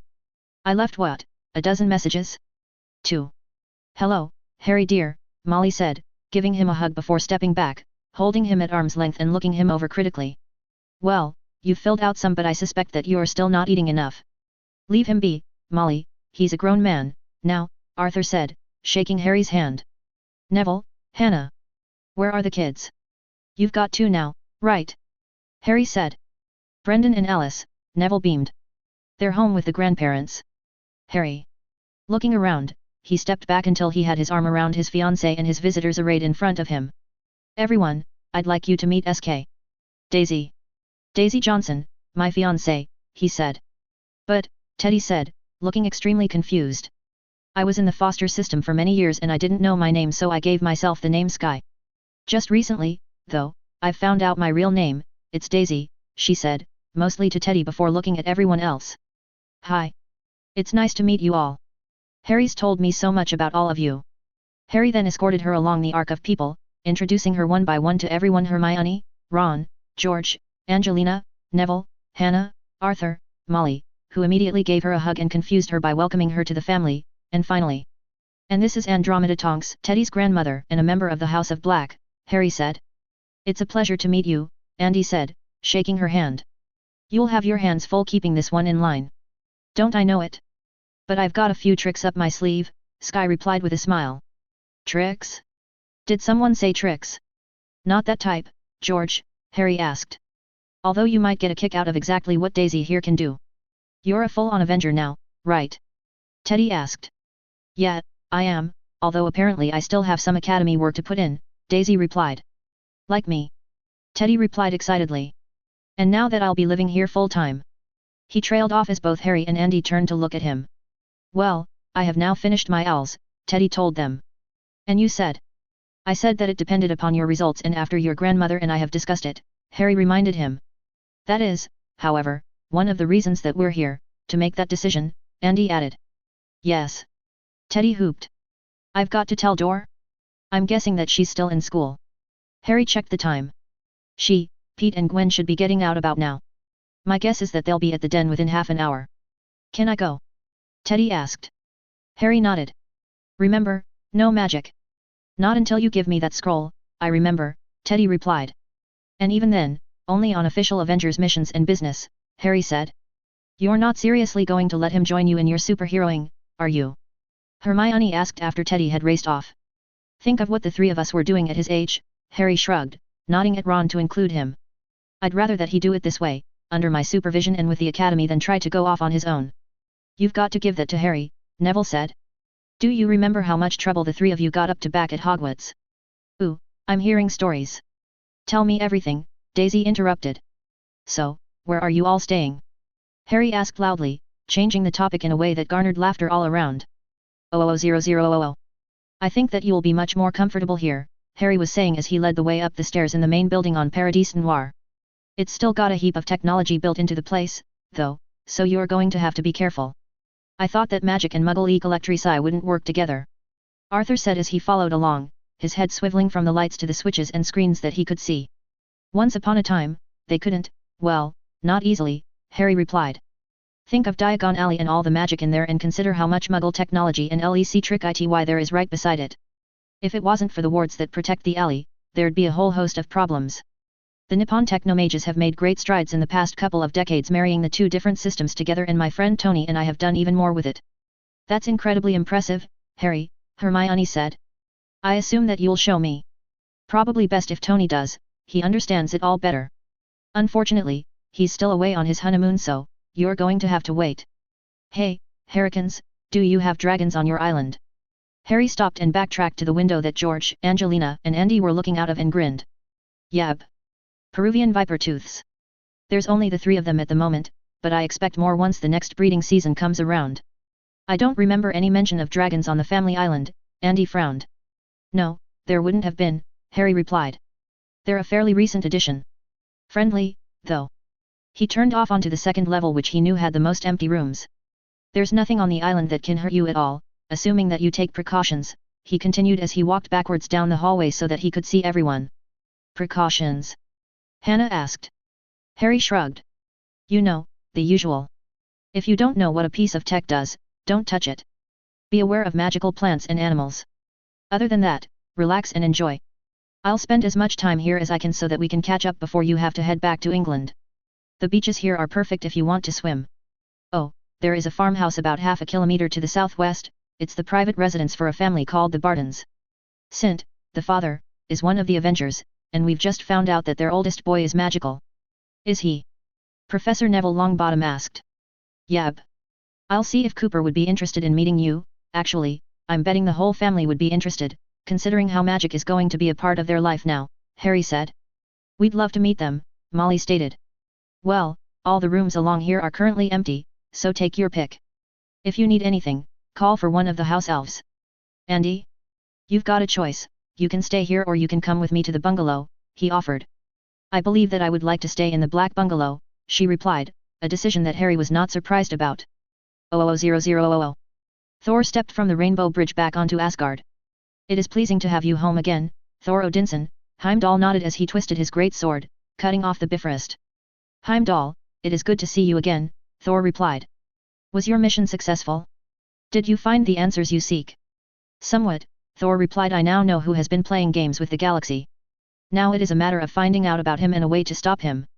What are your plans? Heimdall asked. For now, rest and a chance to gather my thoughts. After that, perhaps a journey into the heart of the Kree Empire might give me answers, Thor replied. One of this being's recent minions hailed from there. Perhaps there are answers there to be found. The Kree Empire is a dangerous place, Heimdall pointed out. I am aware, Thor nodded. I'm hopeful, however, that a prince of Asgard may be able to tread where others cannot. Chapter 87, Blending into the Background. Disclaimer: anything you see and recognize does not belong to me. Harry Potter is J.K. Rowling's, the Avengers and other related characters belong to Marvel. I'm simply playing in their sandboxes. 00000.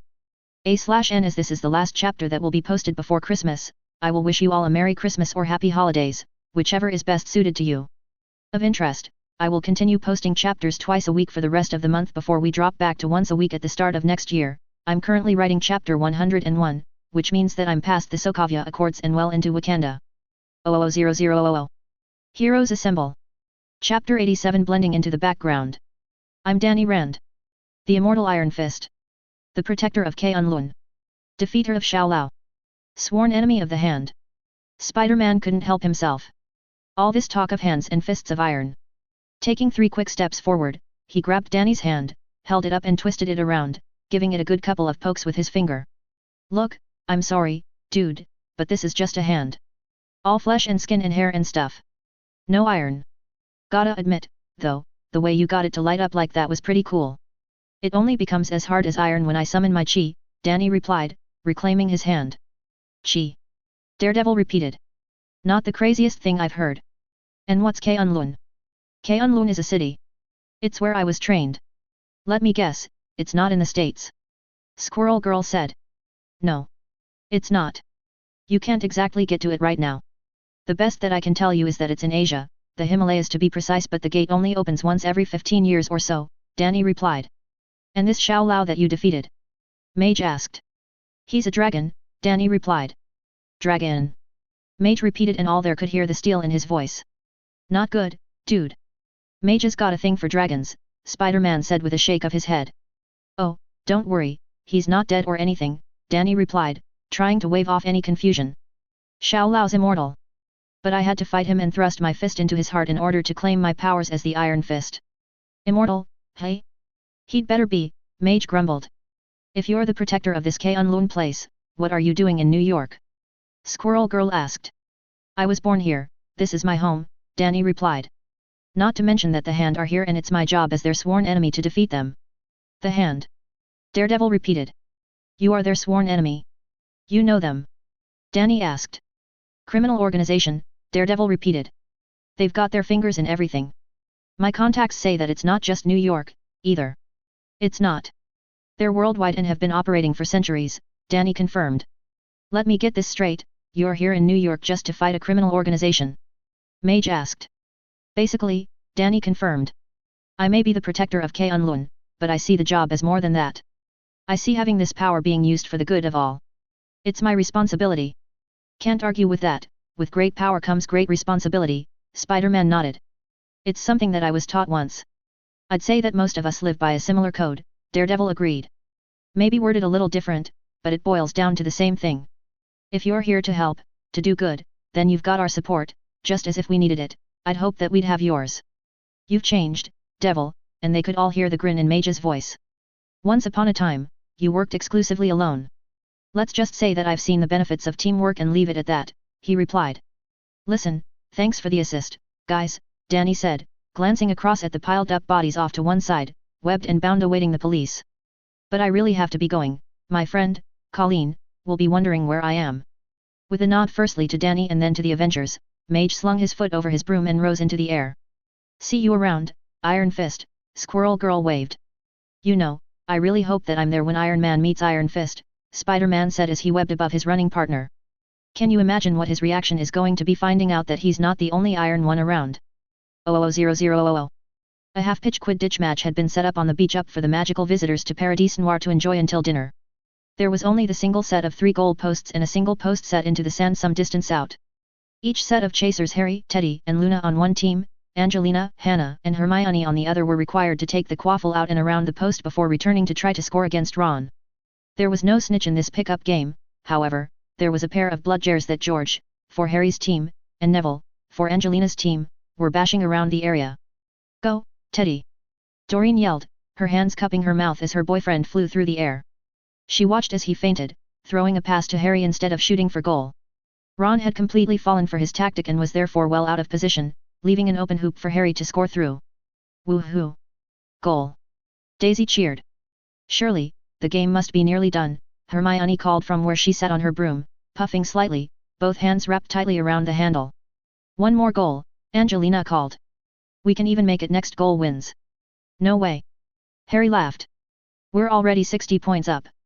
Besides the next goal is gonna be ours anyway. Who says I'm going to allow either of you to score again? Ron called. Their banter and Hermione's stationary hovering didn't stop the bludgers from flying around though. One of them, obviously sensing a target, suddenly changed direction and zoomed straight at Hermione's oblivious back. Hermione! Harry shouted a warning. And then a burst of gravity waves smashed into the bludger, altering its course 90 degrees and sending it far, far out over the ocean. The stunned Quidditch players looked down to see Daisy standing below, her arms still outstretched. This game really is bloody dangerous. Don't think I believed all those stories until just now. Hermione could have been seriously hurt there, Daisy stated. And you guys play this thing all the time. Well, it's our one big sport, George shrugged. Magic does tend to fix a lot of injuries, Angelina added. Yes. Harry hardly ever seemed to come out of a game without being hurt at Hogwarts, a clearly shaken Hermione said as she landed beside Daisy. Thank you. Anytime, Daisy replied. Oi. I wasn't that bad. Harry protested as he, too, landed. Harry, you almost swallowed the snitch in your very first game, Angelina reminded him with a shake of her head. Harry stared at her. What did you expect me to do? Ollie did say to get the snitch or die trying. True, Angie, I remember it, George said, nodding. Mind you, Ollie was always a bit obsessed. Oh, good, you've finished, Molly said as she appeared from the nearby path back to the main buildings. And no one even looks hurt for once. A number of sheepish looks were passed around at her statement. Thanks to Daisy, Hermione replied and handed her broom to Harry. Thank you, Harry, but I think that I've just used up my quota of flying for the next decade or two. Dinner will be ready in half an hour, so you've all got time to wash up, Molly told them. We'll see you there, Teddy said and took off on his broom, Doreen's bushy tail flapping directly over the bristles in their wake. 00000. Ted knocked tentatively on the door to Harry's study in the bungalow. A second later, he heard the permission given to enter, so he opened the door to find exactly what he'd been expecting, Harry and his grandmother waiting for him. Harry, of course, was seated behind his large desk, his hands clasped in front of him, his eyes focused on Ted. His grandmother was seated just to the side of the desk but back enough so that there was no doubt given that she was supporting Harry in this conversation. Come in, take a seat, Harry instructed and Ted scooted into the room and slid into the chair in front of the desk. He fidgeted with his hands, his leg bouncing slightly as the two stared at him, watching him, evaluating him. Well, that's what it felt like, anyway. You know why we asked you here? Harry asked. Ted nodded. It was the night before everyone from Britain was supposed to return home. He just hoped that he wasn't included in that group. I managed to pull a few strings, his grandmother began, and managed to obtain your OWL results a week earlier than they should have been released. Ted straightened, his eyes fixing on the envelope in front of Harry. When Harry picked it up and held it out, Ted quickly slid forward on his chair, reached out and took it. Taking a deep breath, he slid a finger under the flap, opened the envelope and pulled out the parchment. Ordinary wizard levels. Pass grades, outstanding, O, fail grades, poor, P. Exceeds expectations, E, dreadful, D. Acceptable, A, troll, T. Theodore Remus Lupin has achieved. Ancient runes, O. Arithmancy, O. Astronomy, E. Care of magical creatures, E. Charms, O. Defense against the dark arts, O. Herbology, E. History of magic, O. Potions, O. Transfiguration, O. Congratulations, you have achieved 10 owls. Ted let out a long sigh even as a broad grin split his face. 10 owls, he said, handing the parchment back to Harry. 7 outstandings, 3 exceeds. Harry took the parchment, gave it a read-through and handed it across to Andy. Brilliant work, Teddy. Harry exclaimed. That truly is impressive. Your parents would be extremely proud, I know that I am. Yes, this is amazing, Teddy. Well done, very well done, indeed, his grandmother said, coming around and giving him a hug and a kiss on the cheek. You said that I had to pass my owls with EES or better, Ted reminded them. And then I could move here, be an Avenger, like you. We did say that, didn't we? Harry said, glancing at Andy. Are you sure that that's what you want? You wouldn't prefer to stay at Hogwarts for your newts with your friends? You won't hurt my feelings if you want to stay in England. No, please, I want this. I want to be here, with you, with Doreen. I know that I'll need to work extra hard, what with finishing my magical education as well as my Avengers training, Ted replied. Okay, Harry nodded. I will lay it out for you completely. Your grandmother and I have agreed that you may stay here with me if that is truly your wish. However, it is only fair that you understand exactly what that will entail. Firstly, your magical education. I will arrange for tutors, in addition to what I can offer you. I expect that you will complete a minimum of 5 newts but preferably 7. In addition to that, you will enter Avengers Academy where you will be learning combat and tactics both magical and non-dependent upon what your trainers agree upon. I would hope that you would also complete a non-magical degree of some kind, but that is not a requirement. I agree to all of it, Ted replied as solemnly as he could. Harry and Andy shared a look and Ted noticed that his grandmother gave a small nod. Harry moved slightly and opened a drawer. Ted sucked in a quick breath at the sight of the scroll that he pulled out. I see that you remember this, Harry smiled. This is now yours, I've already added your name to it. Ted took it, pulled the ribbon and let it fall into his lap. Unrolling the scroll, he read through it, nodding as it spelled out exactly what Harry had told him that it contained when he'd first seen it so long ago. It was a decree from the International Confederation of Wizardry, entitling the bearer, in this case him, to a waiver for the statute of secrecy when undertaking the duties that pertain to keeping the world safe, specifically, as an Avenger. While he could perform magic in front of the non-magical world, the knowledge that there were other magicals was not to be divulged by him. There was an added clause near the bottom that, until such time as Harry James Potter, otherwise known as Mage, deemed him ready, he was to only perform magic in front of non-magicals with Mage's permission. Thank you. I won't let you down, Ted promised. If we thought that you would, then you wouldn't be getting that, his grandmother stated. I've seen you in action, out on patrol with Matt and the others, Harry added. I know that you can fulfill your obligations contained in that decree. Congratulations, Marauder, I don't think it'll take you long until you're out of your apprenticeship. Thank you, Uncle Harry, Grandmother, Ted replied. Then, can I go tell Doreen the good news? She's waiting for me just outside. Go on, you scamp, his grandmother replied. Immediately, Ted was up. He raced to the door, thought better of it, raced back to give her a hug, leapt across to hug Harry and then dashed out and through the door, the scroll still in his hand. Doreen. He called. 000000. The week had passed much faster than one would expect. Most of the time, the group had stayed on the island, simply catching up, eating, laughing, trying to avoid George's pranks and getting to know both Daisy and Doreen better. Of course, there'd also been a number of trips back to New York as well. Central Park had been the first of them, a chance for the British to get a taste and feel for the Big Apple before venturing into the crowded city. The Empire State Building had been passed over in favor of the views from Avengers Tower. They'd taken in a baseball game at Daisy and Steve's insistence. The Statue of Liberty had also been on the list, but Arthur seemed to enjoy the ferry ride more than the actual island and statue itself. Lavender and Daphne had kidnapped the women one evening and taken them to see a Broadway musical, something that had Molly talking about nearly non-stop for days. Andy had also taken the opportunity to catch Harry up on both Black and Potter House business from the Wizengamot. After all, she was well aware that he all but never read the reports that she sent him. But finally, the week was over and it came time for them to head home to work and family.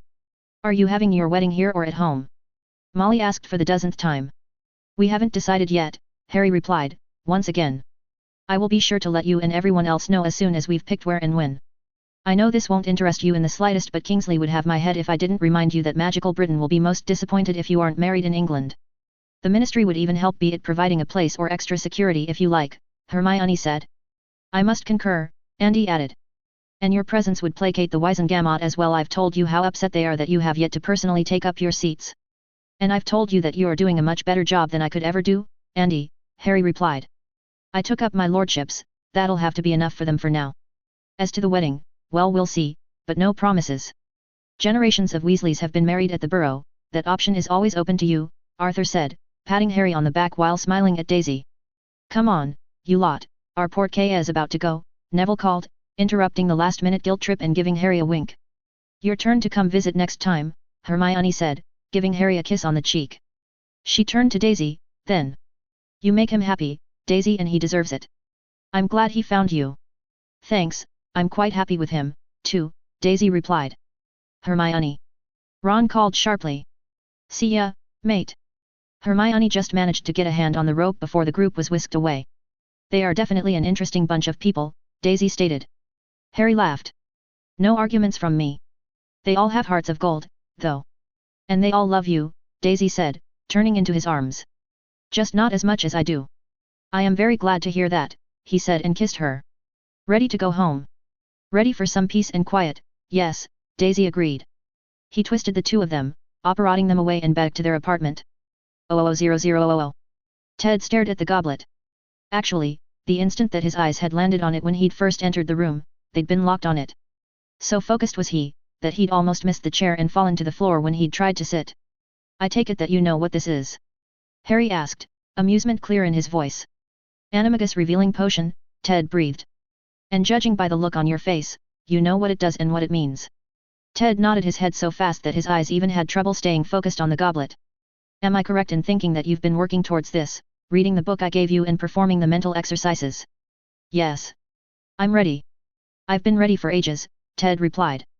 "But you'd said not to go any further and I haven't. I've done exactly what you said." "I know. Professor McGonagall has been keeping an eye on you." Ted looked up, blinking. He hadn't realized that. "I'm ready?" he asked eagerly. "Yes," Harry replied. "Now, you understand that this will only show you your animal? It won't transform you or make you into a full animagus straight away." "I know. What do you think I'll be? A wolf, like my dad? Or a bird, like you? Maybe a hawk or an owl? Or maybe something really cool like a lion or tiger or something?" Ted asked eagerly, his hair continuously cycling through color after color. Harry laughed. "Well, there's only one way to know. Get yourself comfortable and we'll find out." Instantly, Ted shuffled his butt backwards on the wide armchair. Feeling his legs dangling, he frowned and pulled them up, Indian style. That was better. His hands dropped into his lap even as he shifted his back from side to side to find just the right spot. Finally, he looked up. "Ready," he said eagerly. Harry picked up the goblet and brought it across. "Take your time. The more relaxed you are, the easier the vision will come," Harry told him, handing him the goblet. Ted took it and looked into the silvery liquid. He was ready, he knew it. Bringing it to his lips, he tipped it back, swallowing it in 4 large gulps. He felt Harry take the goblet from him even as his eyes closed and his hand flopped into his lap. Green was the first thing that filled his mind. Green of all shades. Slowly, brown lines and blobs and dots of yellow, purple, and red joined in. And then the world fell into focus. It was a forest, but a forest unlike anything that he'd ever seen before. It was dense, trees everywhere with leaves, vines, and flowers dotting the place. Somewhere here, he knew, was his animal, the one that he'd be able to become. Eagerly, Ted began looking around, listening hard for any sound that might indicate which way to go. But there was nothing. Total silence and stillness. Still, he waited, knowing that a sign would come. There. To the left. Slowly, cautiously, he moved firstly his eyes and then his head to where he'd caught a slight movement in his peripheral vision. Still, it took him a while to locate it, despite his eyes darting every which way to find what he'd seen. And then he caught the slightest movement again and he focused intently on that place. A frown formed when all he could find was a stick. Ted blinked when the stick moved slightly, all by itself. And then he realized that it wasn't a stick at all. It was a lizard, but a lizard so well camouflaged that it'd been nearly impossible to see. Now that he'd seen it, he watched it. Slowly, the lizard moved across the branch that it was standing on. Surprisingly, its skin changed from a green-brown to yellow as it passed in front of a flower. It could change its skin color? Ted wondered. And then it came to him, exactly what it was. Ted wasn't sure how to feel about that. It wasn't as powerful as a lion or as majestic as an eagle, but it could be useful. Right? Right? 00000. Bobby strode into the training room and looked over her charges. Peter and Doreen were currently competing in a bizarre game of catch. The ball itself was one designed by Tony with a simple counterweight inside it that caused it to slow about unpredictably both through the air and after it had bounced. The game was one that Bobby herself had devised for them. Each of them guarded a section of wall and had to throw the ball backwards and forwards, the goal to get the ball to hit their opponent's goal. The fact that they could bounce the ball off of any surface, at any speed and at any angle helped them improve both their reflexes and agility. It also didn't hurt their stamina. Speaking of stamina, Bobby noted that Teddy was currently on a treadmill, jogging. If he was following his old program, then he should be aiming for a 5-kilometer run. Theoretically, he'd been keeping up his running while at school in Scotland, this would show whether he actually had been. Jennifer was also working on a combination game/test that Bobby had devised, this one designed to test her reflexes and mental acuity. She was in the middle of a great board, 20 squares by 20 squares, each one only half a meter square. Her task was to step from square to square, but only on the green ones as they lit. If she stepped on a different colored one or took too long either leaping to the next or landed too late, a sharp, minor jolt of electricity would give her a mild shock. The big trick came in that there was always a pattern, one that could be predicted and one that needed to be found as the game became progressively faster as time elapsed. Melody was in the corner with the weights. Judging by the way the bar that she held behind her shoulders as she did her squats was bending, Bobby estimated that she was easily holding 500 to 700 kilos. The vision was in the firing range, hitting target after target with beams of bright yellow light emanating from the golden stone in his head. His challenge was increased as the range was 100 meters long and the targets only appeared randomly for 2 seconds before disappearing. And then there were the newest recruits. Pietro seemed to have completely recovered from his injuries. Bobby only knew that he was there because of the blue and silver blur that raced circuits around the room, well over head height. The fact that he could defy gravity like that, running so that his body was horizontal to the ground, was indeed telling as to his speed. Lastly, was Wanda. Currently, she was juggling weights with her red magic. Her hands were moving in an intricate pattern a couple of dozen meters below the weights as she moved them up and down in the most intricate pattern. Bobby nodded as she surveyed them, her arms akimbo. Yes, they all had plenty of potential, their own particular skill sets that gave them an advantage over others. The trick, she knew, was them harnessing those skills, using them to the best of their ability, without having to think what they were going to do. Most importantly, though, was their learning what each other could do so that they could work together as a team. Peter and Doreen, and even Teddy to a lesser extent, were already well on that path, with their nighttime jaunts through the streets of New York with Harry and Matt. But that was a limited environment. They, indeed all of them, needed to learn how to work together in any combination, in any environment. Bobby actually had plans for an extreme test. If today went as well as she hoped, she was seriously considering bringing it up with Steve sooner rather than later. It'd not only show this lot what was needed, but also show her where they needed extra work. Until then, she and they had work to do. Pulling her whistle, she gave it a long, loud burst. "All right, bring it in, time to start training," she called. Internally, Bobby grinned at the groans that she'd just elicited. Externally, though, her face showed nothing but a slight frown. She really enjoyed this job. 00000. Maria Hill frowned at the information that she'd been compiling. Individually, by itself, it didn't amount to much. Together, though, that was another matter. Slowly over the last month or so, information had been delayed being passed on to her, or worse yet, denied altogether. Contacts had disappeared. Allies had drifted away. There were some organizations that had even become, if not antagonistic, then at least barely neutral. Maria wasn't sure if it was her prior affiliation with SHIELD or her current association with the Avengers. If she had to guess, her money would be on the latter. When she'd first floated her suspicions to Nick, she'd found that he, too, was getting stonewalled. Really, it was fast becoming fact that the only ones that they could rely upon were their closest allies. Nick, of course, wouldn't rely on them even then. I can count the number of people I trust on one hand. And I'm not afraid of cutting off fingers. She'd heard him say it numerous times. She, on the other hand, despite her years in the secret business, had never found things that extreme. This last, though, that was the deal breaker. Her contact in the United Nations had just gone quiet, even going as far as telling her to stay out of what wasn't her business. Which was stupid in the extreme. She was in the world protection business, so, of course what went on in the United Nations was her business. There'd been rumors before she'd been cut off, though. Rumors that a project group had been formed. A group that had already reported back the assembly twice and both times had been behind closed doors, no cameras, no unauthorized persons. They were hiding something.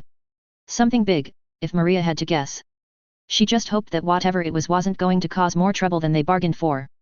If the United Nations instigated something that caused the Avengers to go against them, then Maria wasn't sure exactly who or what would be left standing at the end of it.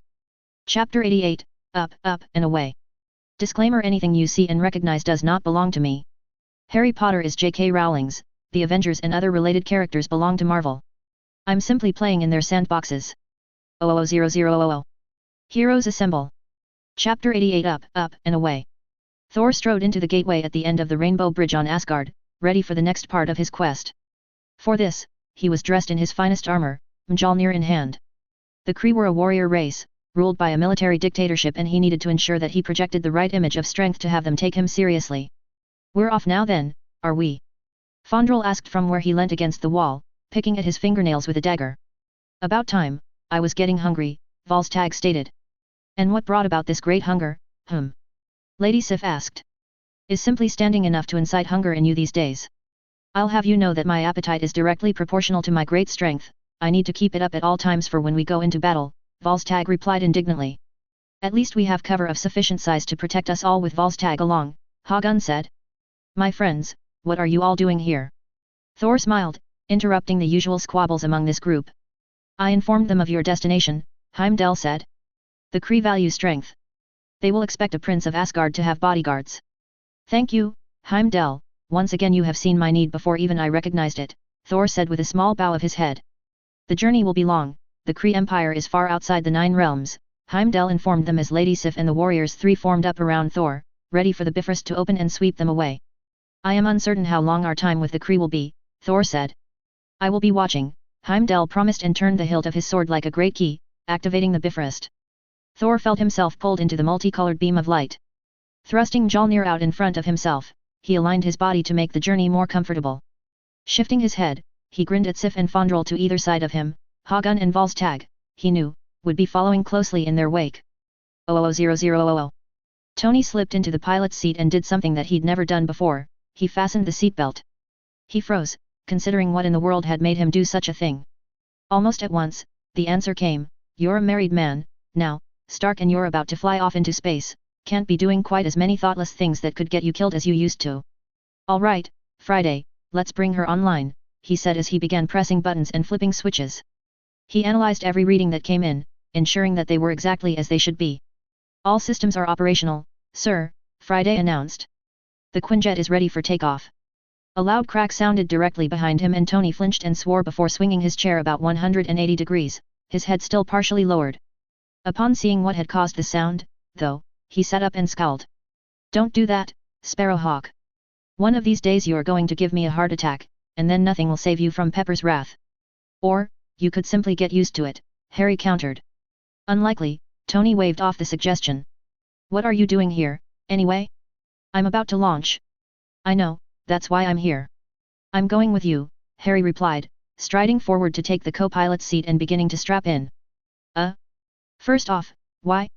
Second of all, if I wanted or needed a co-pilot, you'd be way down the line, Tony said, raising a finger with each point. Never hurts to have backup, Harry shrugged. Besides, if something goes wrong, then I'm probably your best bet in getting home safely. Tony snorted and cocked a thumb at the suit of armor standing in the back of the Quinjet. That's rated for spaceflight and re-entry. I'm good, but if you want to tag along, then fine, Tony said. He gave one last look over the controls before nodding. Friday, retract the roof, he instructed. The groaning of machinery high above them sounded and a sliver of light shot down on the cockpit as the hangar roof split in two and slid apart. Firing up the Quinjet's engines, Tony waited until the gap was just wide enough before lifting off. The Quinjet rose sure and steady until it was out, and then Tony poured on the speed, pointing the nose all but straight up. The G-force of the maneuver pushed him back in his seat, but it wasn't anything that he hadn't felt before. Beside him, though, Harry grunted, and Tony couldn't help but feel a bit of satisfaction at getting back at the magical. He watched the altimeter as they climbed, as well as half a dozen other readings, including the temperature of the hull, the state of the engines and the heat shielding itself. All stayed in the green, just as expected. Gradually, the sky above them darkened from the bright, light blue to a deep indigo. Spots of white began appearing, stars, and Tony marveled at what he'd created. And then, the thrust fell away. A small shift in the gravity under their feet told him that they'd transferred smoothly from the pull of the Earth to the artificial gravity plating that he'd designed. That was much quicker than I expected, Harry remarked. The shuttle liftoffs on TV always seem to take forever to go from the ground to space. Different propulsion, Tony explained. They've not using Arc tech. Thought about sharing it with space agencies? Harry asked. Nope, Tony replied truthfully. Think about it, Harry stated flatly, and Tony gave him a nonplussed look. Look, I know C's got the clean energy tech market wrapped up. But this has the potential to do some good. People have been obsessed with exploring the moon or Mars for decades. When was the last time humans went to the moon? Apollo 17, December, 1972, Friday replied. Exactly. Decades, Harry continued. From what I understand, it costs millions of dollars to send each shuttle into space to build and man the ISS.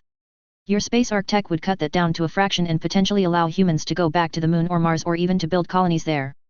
And after Ultron, you need to do something to compensate the world for nearly destroying it.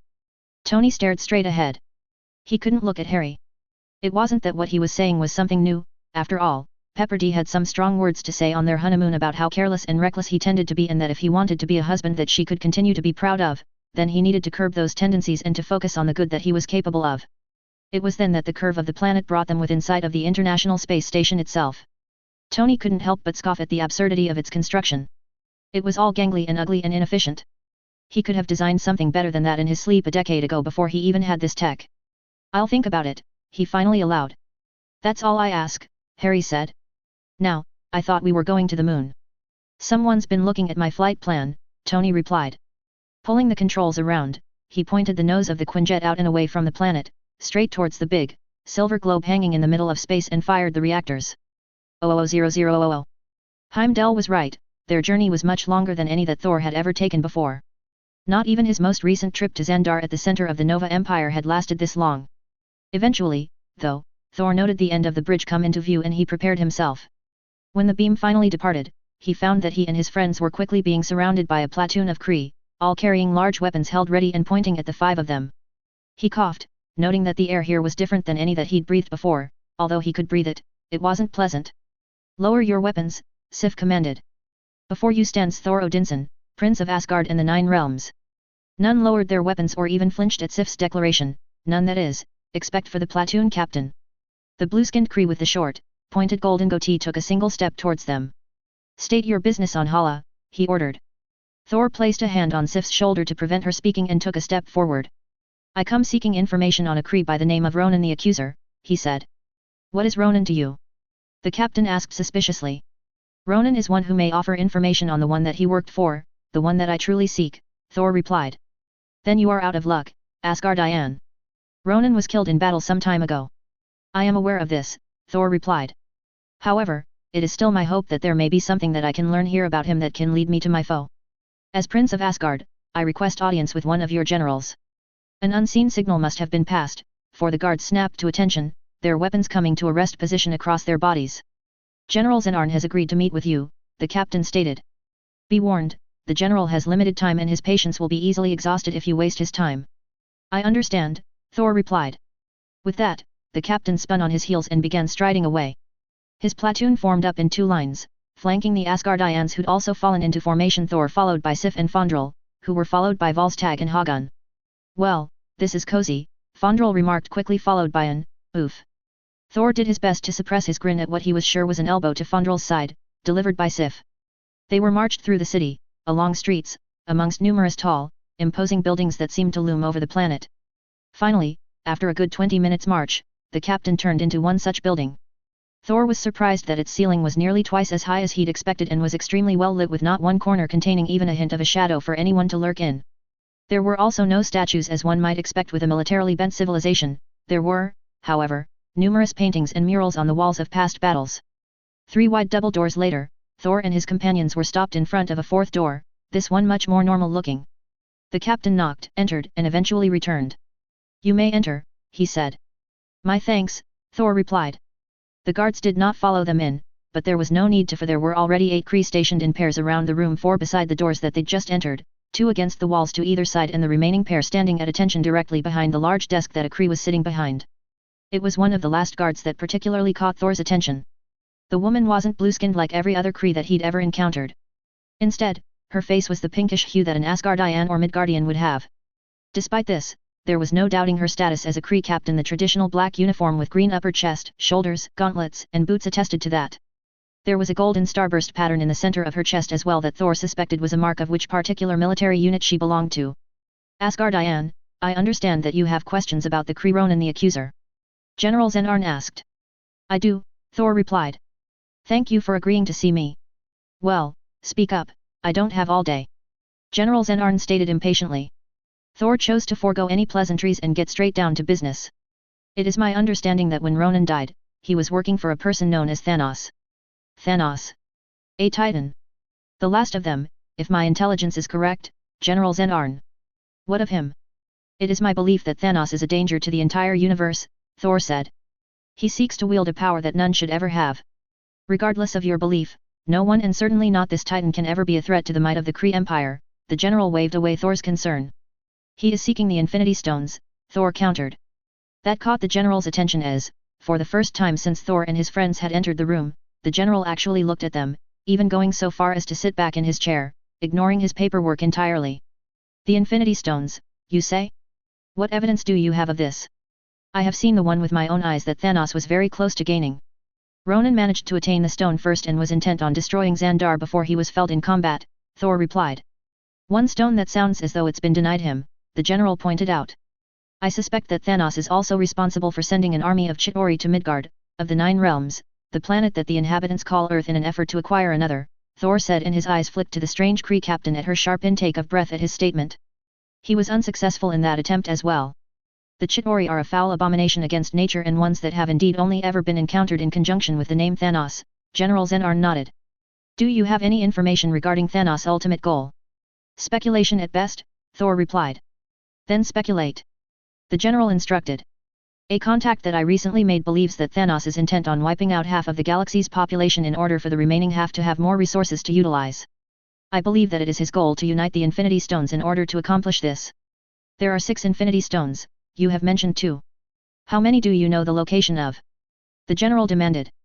"I have encountered 4, Thor replied vaguely. 2 have not surfaced in recent times and remain shrouded in mystery to me. I do not know whether or not Thanos has already found these stones. I do know that he must not be allowed to possess any of them." "General, if I may," the captain spoke up, and the general waved his hand in permission for her to continue. "There appears to be a potential threat here. Perhaps it would be wise for a Kree to ascertain firsthand whether or not this danger is likely to reach the Empire." The general spun his chair about to face her for a full half-minute before he turned back to Thor. "While the Kree know of this Thanos that you seek, we have no intelligence on his current whereabouts or military size or strength," General Zenarn stated. "The fact that Ronan is dead precludes us from seeking intelligence from that quarter. However, you have presented us with information that we did not have previously. To assist in ascertaining how much of a threat this Titan poses, I am assigning Captain Danver to accompany you until such time as either the threat is neutralized or deemed to be non-existent." "I will serve honorably and to the best of my ability," Captain Danver stated, bringing her right arm across her body so that her fist met her chest. "I appreciate your agreeing to see me," Thor said, but the general had already turned back to his paperwork and Thor knew that they'd been dismissed. The doors behind him were opened and Thor turned, striding through his own friends before hearing their footsteps echoing behind his own. There was a 5th behind him as well. Captain Danver. She was a puzzle, and one that Thor hoped to unravel. But that could wait until they'd left the heart of the Kree Empire. 000000. 5 hours, Tony stated proudly. "What?" Harry asked, looking up from the book that he'd been reading. 5 hours, Tony repeated. "We've achieved orbit around the moon and it only took 5 hours to get here. Do you understand what an achievement that is? We'll be going down in the history books." Closing his book, Harry looked at Tony. "Give me some context, please." The Apollo missions took about 3 days to travel from the Earth to the moon. The fastest ever before today recorded trip was the New Horizons probe, which took 8.5 hours. We've smashed both of those records, and that's on our first trip without me even pushing the engines. I bet I could shave off half an hour from that on our return trip without even trying. Congratulations, Harry said, shifting so that he could get a better look out of the Quinjet's front windows. The moon was so very close, it filled the entire view. Craters were the predominant features, as expected. The good thing was that every single one of them was different, making the view not as monotonous as it could otherwise be. Some craters were larger than entire cities back on Earth, others were smaller than a house. A couple looked to have even been created inside other craters, and two together had been formed like a strange infinity symbol. Was the plan to land? Harry asked. Not this trip, Tony replied. Mostly it was to get here, give the Quinjet a really good shakedown cruise. We'll take a pass over the important sites, though, the Sea of Tranquility, of course, and the Luther crater. Harry frowned. I've heard of the Sea of Tranquility, that's where the first moon landing was. What's special about the Luther crater? I picked up an odd reading from there and I've never been able to pinpoint exactly what it was, Tony replied. I figured while we were here, we'd have a closer look. While it was interesting seeing the moon up close, Harry found that he quickly grew bored of the monotonous grey. Even the different sized and shaped craters couldn't hold his attention for overly long. Thankfully, though, their first destination was reached in under an hour. We're coming up on the Luther crater now, Tony told him. Let's see. Kinda on the small size, only about 10 kilometers in diameter. But there's definitely something there. It's faint, though, hard to get a reading on. Harry frowned down at the crater. It didn't look any different from any of the others. Glancing at the readings that Tony was taking, he noted that it was less than 2 kilometers deep, not that that stopped him from seeing the bottom. I can't get it, Tony stated in clear frustration. It's like I'm being blocked.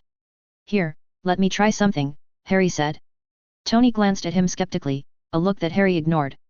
What was needed was to find out if there was actually something there, something that was blocking Tony's tech. Focusing inwards, Harry let his magic well up inside him, feeling it build and build until he could barely contain it. And then his eyes snapped open, focusing on a point about 5 meters outside the Quinjet. Slowly, a ball of emerald green appeared. Harry let his magic build inside it, making it stronger, steadier. When he was finally happy with it, certain that it wouldn't simply dissipate, he banished it straight down towards the crater. Harry watched as the green ball sailed down before unexpectedly impacting a dome of some kind. The magic washed over it and down, highlighting that it was there, protecting something, hiding something. Harry's eyes widened when he thought that he saw the shadow of buildings down there. Did you just see? Harry breathed. But Tony was already manipulating the Quinjet's controls, bringing her about and up, the engines roaring as he punched more and more speed out of her. Saw it. Getting the hell away from it, Tony replied. The Quinjet zigged and zagged under Tony's guidance. Harry assumed that it was just in case of anything firing at them. I'm pushing the engines as hard as I can, Tony stated. If we don't have the time it took to get here on the trip home, I'll be surprised. And when we get there, we can try to work out what in the hell that was. Now, aren't you glad that you brought me? Harry asked. Tony stared at him. I will be if you didn't just start an interstellar war by ringing their bell the way you just did. 000000. Pepper found the one that she was looking for out on the deck overlooking the garden on Paradis Noir with a wine glass in hand. Actually, all 4 ladies had a glass of wine in their hand as they relaxed, obviously enjoying both the view and the setting sun. Pepper. Come join us, Nat smiled, indicating one of the vacant chairs. Despite her task, she couldn't resist and settled onto the chair beside Daphne. Demi. Another glass of wine, if you please, Lavender called to the air. Instantly, a large glass of a deep red wine appeared on the small table beside her chair. Pepper smiled as she picked it up and savored the aroma. I don't think that I've ever had this wine before, she observed after taking a sip of the fruity bouquet. What is it? Would you believe it's an elven wine? Jane asked. Made with magic. It is divine, Pepper said. So, how was the honeymoon? Nat asked, eliciting a round of giggles from the ladies there. Better question, how long did it take Tony to ditch you for some tech? Jane asked.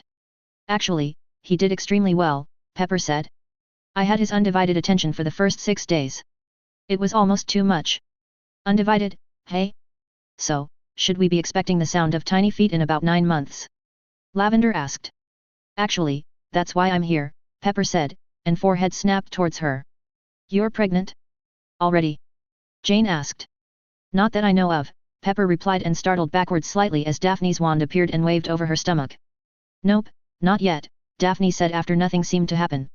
We were talking, though, Pepper confided. Both of our biological clocks are ticking and, now that Tony's finally committed, he's committed. He's not opposed to having a child. I'm glad that I'm already sitting, Nat stated. I never would have expected that of Tony Stark. Let's just say that he's mellowed over the years, especially now seeing Clint's family and how Harry is with Teddy, Pepper said. Yeah, I can see that, Nat smiled, almost sadly. If you want kids, then do it, don't put it off until it's too late. I know how that feels. You're not that old, Lavender said, tipping her glass at Nat. Nat laughed. You'd be surprised. The Red Room, where I was trained, changed me in more ways than one. The graduation ceremony, though, that ensured that children would never be an issue for me. It's efficient. If you'd like, I could examine you later, see if magic could give you back the option, Daphne offered. It's completely your choice. Thank you for the offer, but it's probably too late for me, she replied. Think about it, at least, Daphne insisted. Exactly how early can you test for pregnancy? Jane asked. Within a few hours, I think, Lavender replied. That's right. And after 3 days, we can even tell the sex of the baby, Daphne added. It's a fairly simple charm. Can you teach me? Lavender asked. Not that I've got a guy or anything, but it wouldn't hurt to know. Watch, Daphne said, pulling her wand once more. She directed it at her own abdomen, circled it anti-clockwise twice and gave a gentle tap. Coram infantem revelar, she intoned. For a brief instant, her stomach glowed blue. How come my stomach didn't glow like that when you tested me? Pepper asked. Because you're not pregnant, Lavender said, her eyes still glued to Daphne's stomach. Daphne is 000000. Sharon Carter, former SHIELD Special Agent, current CIA operative, surreptitiously checked her surroundings once again, using a combination of her peripheral vision, the small handheld mirror on her desk and the glass of the windows around her. Noting that all was clear, that she wasn't being observed, she reopened the window on her computer and continued typing. Subject, Brock Rumlow. Former affiliation, SHIELD, member of STRIKE and secretly, Hydra. Current affiliation, none. Known associates, mercenaries, a team handpicked by Rumlow himself. See attached. Current code name, Crossbones. Details, Rumlow survived Hydra's uprising, although he was seriously injured in the destruction of the Triskelion. Underwent 14 life-saving surgeries. Escaped custody by assaulting 2 nurses and his guard. Since his escape, Rumlow has been linked to 31 armed robberies of police stations and military convoys. Has become a well-known and connected individual in worldwide black market arms. Conclusion, Rumlow has set himself up as an independent arms dealer trading in all manner of weapons, both munitions and biological agents. Has no known loyalties apart from himself. Able to cross any international border. Last seen, Lagos, Nigeria, 5 hours ago. This information is marked Priority 1. The brief was short, but marking it Priority 1, Sharon knew that it'd be taken seriously and acted on hastily. A second check to ensure that she still wasn't being observed gave Sharon the confidence to send the package. Really, the CIA needed to update their protocols, but then, perhaps it was simply that she was comparing them to SHIELD, who were much more paranoid about that sort of thing. Hopefully, Rumlow would soon be caught. After all, watching and guarding Rumlow had been the very last order that Sharon had been given as a SHIELD agent, orders that she hadn't been able to carry out very well due to S.H.I.E.L.D's collapse. And while her old organization was making a comeback and she knew that she could easily step back into it, she simply didn't feel as though she deserved to, at least, not until this last order had been taken care of. File delivered, her computer said. Go get M. Hill, she whispered. Chapter 89, Visitors from Above. Disclaimer: anything you see and recognize does not belong to me. Harry Potter is J.K. Rowling's, the Avengers and other related characters belong to Marvel. I'm simply playing in their sandboxes. 00000. And we're now a week away from the 2-year anniversary of the posting of the very first chapter of Heroes Assemble. On fanfiction.net. I have dedicated hundreds and hundreds of hours to this story and now have it up on 3 different platforms: fanfiction.net, A03 and Wattpad for people to enjoy. I found out through one of my dedicated followers that someone was reposting Heroes as their own story on Wattpad. For alerting me to this chapter of Heroes is dedicated to one of my followers on Wattpad and someone who enjoys the story as much as I do, Grayson Divine. Thank you for looking out for me and my story. 00000. Heroes Assemble. Chapter 89, Visitors from Above.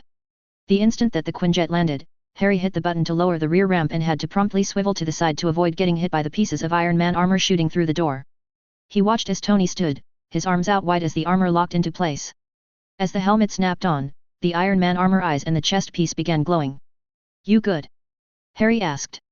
I am now, Tony replied as they strode from the Quinjet. This armor's a lot more powerful than the space armor. Convene in the training room, I've contacted the others. Harry twisted on the spot, arriving at the designated room long before Iron Man flew in, landing in his trademark crouch. And then others began arriving: Hawkeye, Bruce, Mockingbird, Pietro, War Machine. That's it. Where's everyone else? Tony asked, sounding somewhere between panicked and indignant. Cap's taken a team to Nigeria after a threat, Bobby replied. Everyone else is either at their day jobs or at school. But I called a code red. Tony protested. Ever heard of the boy who cried wolf? Clint asked. That's what happens, you call it for unimportant things, people don't believe you the next time. My wedding to Pepper was anything but unimportant, bird brain, Tony shot back. But this really is a code red situation. It is, Harry confirmed. We'll have to fill the others in later. Fill us in on what? Rhodey asked. It was at that precise moment that 4 individuals appeared in their midst, along with the world's largest dog. Every Avenger took a step back even as repulsors began glowing, bows were raised, wands were readied, and Bruce's skin took on a decided green tinge. We mean you no harm, the only woman, a redhead whose excessively long hair was moving of its own accord in a non-existent breeze, stated, her hands up, as though in peace. Who are you? What are you? Tony asked, staring at the powerful-looking hooves for feet that one of the men had. I am Medusa, Queen of Italan, the woman said. This is my husband Black Bolt, King of Italan and the Inhumans. Karnak is our advisor and Gorgon is our head of security. Harry stared at the 3 men. Apart from the hooves of Gorgon, they all appeared human. Black Bolt appeared to be typical Caucasian man, Gorgon or at least, the top half of him of African descent, and Karnak had more of an oriental look to him. Inhumans? He questioned, latching on to the familiar word. The supposed king of the Inhumans looked at him and began moving his hands in front of him in an intricate pattern. We Inhumans are descended from an experiment conducted by an alien race called the Kree. Medusa said. That they did on ancient humans, Tony finished. You're his interpreter? I'm guessing big, dark, and silent. There's mute. Black Bolt has vocal cords but he has not spoken a word in over 2 decades, Medusa replied. You wouldn't like it if he did, Gorgon stated in a deep, bass voice and a malicious grin. If you're Inhumans, that means that you've got special abilities, Harry said even as he swished his wand, creating a glowing silver stag that sped off through the closest wall. Gorgon raised a vicious-looking curved sword. What was that? He demanded. I simply sent a message to my fiancée, Harry replied. She'll want to be here for this. In answer to your question, we do indeed have special gifts, Medusa replied. Your question implies knowledge of the Inhuman race, Karnak stated, speaking for the first time. How? Inhumans? They're like Sky. Daisy? Rhodey asked. From afterlife. Not afterlife, Tony replied. The moon. The moon. Bruce asked. Is that why that dog looks so weird? Italan is on the moon, yes, as you well know, Medusa stated after Black Bolt signed. You did not answer Karnak's question, I noticed, and I would very much like to hear such an answer. It was then that Daisy portkeyed in, took one look at the visitors and raised her hands while circling towards Harry. Magic Man? She asked. This is Daisy Johnson, Harry said, indicating her, his eyes fixed on Black Bolt. My fiancé and an Inhuman. Honey, I'd like you to meet Black Bolt, the king of the Inhumans. No way, Daisy breathed. My mother never mentioned anything about Inhuman royalty. An Inhuman on Earth? Karnak stated, his head tilted in wonder. Our ancestors missed some. Excuse me. Pietro said, half raising his hand to get everyone's attention. Can we go back to the moon? You guys are aware that Galdaf and I took a jaunt to the moon to test out the new Quinjet today. Tony said. Well, while we were there, we checked out the Luther crater, a spot on the moon that I've been getting unusual readings from. Turns out that there's a hidden city there. Harry's magic bounced off their dome. Magic? Medusa asked. Let's just say that Inhumans aren't the only different humans on the planet, Harry replied. Am I understanding your explanation correctly, that you were not attacking Italan? Black Bolt asked through Medusa. Not in the slightest, Tony replied with a shake of his head. Scientific curiosity, nothing more. Your magic caused the integrity of the dome to drop by 12%, Gorgon stated. Sorry about that, Harry replied. How many other Inhumans are there on Earth? Medusa asked. Daisy shrugged. No idea, could be thousands, but there's probably only a couple dozen of us that have gone through Terrigenesis. As you have? Karnak asked. Yet. Apparently, I did it old school, using a diviner and a Kree temple, she replied. Why, how many Inhumans are there in Italan, was is? Yes, Adelan, Medusa smiled. There are currently just under 5,000 of us. 5,000? That must be one advanced city you've got there, Tony stated sounding interested. It was originally built by the Kree before they abandoned it in us, Black Bolt explained through Medusa. When they left Earth, they left behind a number of our ancestors. They descended to Earth to claim, what they thought at the time, were the rest of the Inhumans before retreating to the moon where we could live in peace, without being hunted or shunned by the normals. Doesn't sound like society's changed much since then, Bobby remarked. Now that it is clear that you meant no harm and you are hopefully assured that we mean you no harm, we would like to open a dialogue with you, Medusa said, interpreting her husband's gestures. How many others of Earth know of our existence? Gorgon asked. Only those of us in this room, Harry replied. And who will you tell of us? Karnak asked. That'll be up to you, Daisy said. We'll need to tell the rest of our team, but we're good at keeping secrets. The four Inhumans exchanged glances, the giant dog having decided to lie down at their feet, his eyes now half closed. That will be acceptable, Medusa nodded. Great. Well, if we're going to dialogue, how about we get a little more comfortable? Tony suggested. That would be nice, Tin Man, Medusa agreed. His name's Tony, Daisy grinned. This is Harry. Over there is Pietro. 00000. The Bifrost released the group back onto Asgard and Thor saw Heimdall turn the hilt of his sword, cutting it off. He turned, taking in their new addition. Welcome to Asgard, Captain Danver, he said, sketching a shallow bow. Carol, the woman in the Kree uniform replied. My name is Carol Danvers. That is not very Kree, Sif pointed out. That's because I'm only half Kree, she replied, before frowning. No, that gives the wrong impression. My genes were altered, making me part Kree. Then from where do you hail? Volstagg asked. Earth, she replied, but her eyes were on Thor. But, as you said, Carol Danvers, isn't exactly a very Kree-sounding name. All Kree names are hyphenated, so they adjusted mine to better fit in. Hey! Midgard, we have been there. Nice place, a little backwards, though, Fondrel stated. Thor, though, was nodding, his guess from earlier now having been confirmed. Are you an Inhuman? He asked. I don't know that term, Carol replied with a frown. How did one from Midgard come to be a Kree soldier? Sif asked. Now, that's a long story, she replied. I have called for food to be brought, we have time to hear it, Heimdall announced. Good man. Volstagg cried, slapping his friend on the back, followed by rubbing his hands together in obvious anticipation. And if we have to wait for Volstagg to finish eating, that gives us much longer to hear it, Hagun added. Insulting but true, Volstagg nodded. I would like to hear your tale, Thor said. I have many friends on Midgard and have spent much time there in the past few years. Carol walked across the room and lowered herself to sit on the steps leading to the dais where the Bifrost was controlled from. To be honest, there is much about my life on Earth that is hazy to me after all this time, she began. I was in the military, the Air Force. I flew fighter jets. Thor nodded to show that he understood the reference. I was good, damn good, considered one of the youngest and brightest, she continued. So good, in fact, that I was tapped for NASA, the United States Space Program. So, I was there when a Kree spaceship crash-landed on Earth. It was pretty much covered up straight away, but because I was the first on scene and the first to meet Captain Marvel, I was permitted to be in the know. Who covered this up from the people of Midgard? Thor asked, his suspicions aroused. They call themselves SHIELD. I know of them. Nick Fury never mentioned that he had met a Kree, Thor mused. You know Colonel Fury? A surprised-sounding Carol asked, her head snapping up. He is an ally, Thor confirmed. As is SHIELD. Hey, there you go, Carol said. Marvel and I became friends as we worked to adapt Earth tech to get his ship up and running again so that he could go home. What we didn't know was that he was being chased by some Skrulls. Well, they caught up to him on Earth and we had to fight them. 1, 2. But in the process, I was pretty well busted up. The fact that I'd saved Marvel's life meant that he felt that he owed me. Earth medicine couldn't save me, so he took me with him back to Hala, the Kree home world, where he made the Kree fix me. What they did to me, though, it ended up altering my genes, gave me a little extra than I started with. Saved my life, though. Extra? Sif asked. Exactly how were you changed in these Kree experiments?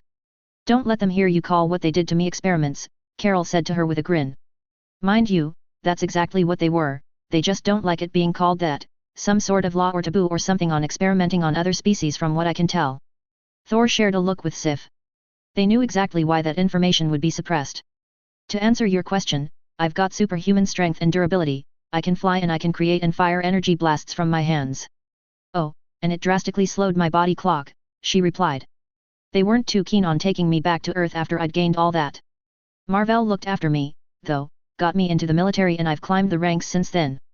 It's not a bad life and probably better than I would have had back on Earth, to tell you the truth, especially with these powers. I would have stood out like a sore thumb, Carol finished.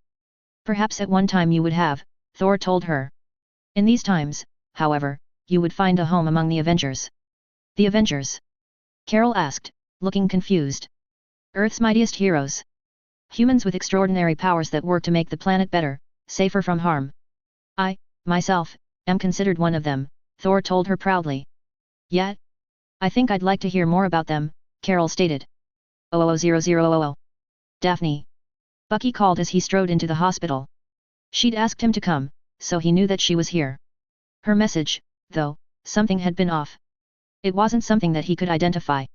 In here, James, she called. Following the sound of her voice, he entered her office. As usual, she smiled when she saw him, but again, it felt different. Hesitant, unsure maybe. Surprisingly, she pulled her wand after giving him a hug and waved it at the door. A squelching sound told him that the door had been sealed by magic and he raised an eyebrow at her. I don't want us to be disturbed, she told him. Is something wrong? He asked. No. Maybe, she replied with a shake of her head. Let's sit. There was a small two-person couch in the room, one that they'd often sat on and talked together. He turned his body towards her, noting with a frown that she sat facing straight ahead and not looking at him any more than a glance at a time. Daphne, are you breaking up with me? He asked, the first thing that came into his mind. Merlin, no. She cried, finally swiveling to face him, her eyes wide. I guess I'm just a little afraid that you may wish to break off our courtship. There's no way that that's going to happen, he assured her. I love you, Daphne. Now, just tell me what it is that's bothering you. Her mouth opened and closed once, twice, and finally she took a deep breath and he knew that she was about to begin. Last night, I was with the girls. The topic of children came up and Lavender asked me to show her how to do a spell that would show if she was pregnant. Bucky nodded, not sure where this was going but willing to listen. I demonstrated the spell on myself, Daphne continued. Again, Bucky nodded, wondering why he was being told this. And then, he froze. Slowly, his mind rebooted and sped up. Pregnancy spell. On herself. You're pregnant? He asked, and there was definitely a combination of hope, wistfulness, joy, and terror all rolled into that question. Her eyes lowered and she looked down. You are. In his excitement, he leant forward, hugging her and kissing her hard and long before pulling back and laughing. I take it you're not objecting, Daphne stated flatly. No. Why would I? I always wanted a kid, never thought that it'd happen, but always dreamed, he told her. How far along are you? Is it a boy or a girl? What am I talking about? It'd be way too early to know that one. Is it healthy? Daphne's finger came up to cover his mouth and to stop him from talking. I'm about 7 weeks along, she replied. Yes, the baby's healthy and, it's a boy. You can tell that already? Let me guess, magic, right? Again, Bucky let loose with a long, joyful laugh. He is healthy, though, right? Only with everything that they've done to me, the serums and the cryostasis and whatnot, not to mention your magic. Hey, will he be magical, like you? That we won't know until much later, Daphne replied, well after he's born. But he is healthy. I'll keep monitoring, of course, but there's no reason to assume that he won't stay that way. I'm going to be a father. Bucky exclaimed before once again leaning forward and wrapping her in a hug. It doesn't bother you that we're not married? Daphne asked. No, but if it bothers you, I'd be ecstatic if you'd marry me. You know that we've talked about it. The concept, yes, but you've never really proposed, not properly, she replied. Bucky's eyes focused intently on hers, searching for her feelings. And then, eyes still locked on hers, he slid off the couch and onto the floor. Daphne Isabella Greengrass, I love you with everything that I am. You know me, warts and all, and I know that you accept me for who I am. I would be honored if you would consent to marry me. So, what do you say? Will you marry me? Yes, she whispered and dropped down beside him, wrapped her arms around him and they kissed. 000000. I'm still not convinced that a baseball cap is going to be enough for you to blend in, Falcon said over the comms. This is Lagos, not Yankee Stadium. It's called hiding in plain sight, Widow stated. We're tourists, Wanda added. At least they're being inconspicuous where they are, Cap chimed in. And you're supposed to be getting a bird's eye view from up there and finding our targets, not critiquing our covers. Right, some of us have real work to do and don't get to sit around drinking coffee all day, Sam replied. I'll order you a cup to go, Widow stated. Assuming you find our man. It wasn't much, but Falcon D take it. All right, little guy, let's show 'em what we've got, he said, manipulating the gauntlet controls. Hitting the final button, a small, bird-shaped drone shot out of his pack and flew up and over the city. As he manipulated Redwing's flight path, a small display screen appeared on the inside of his goggles, allowing Falcon to see what his drone did.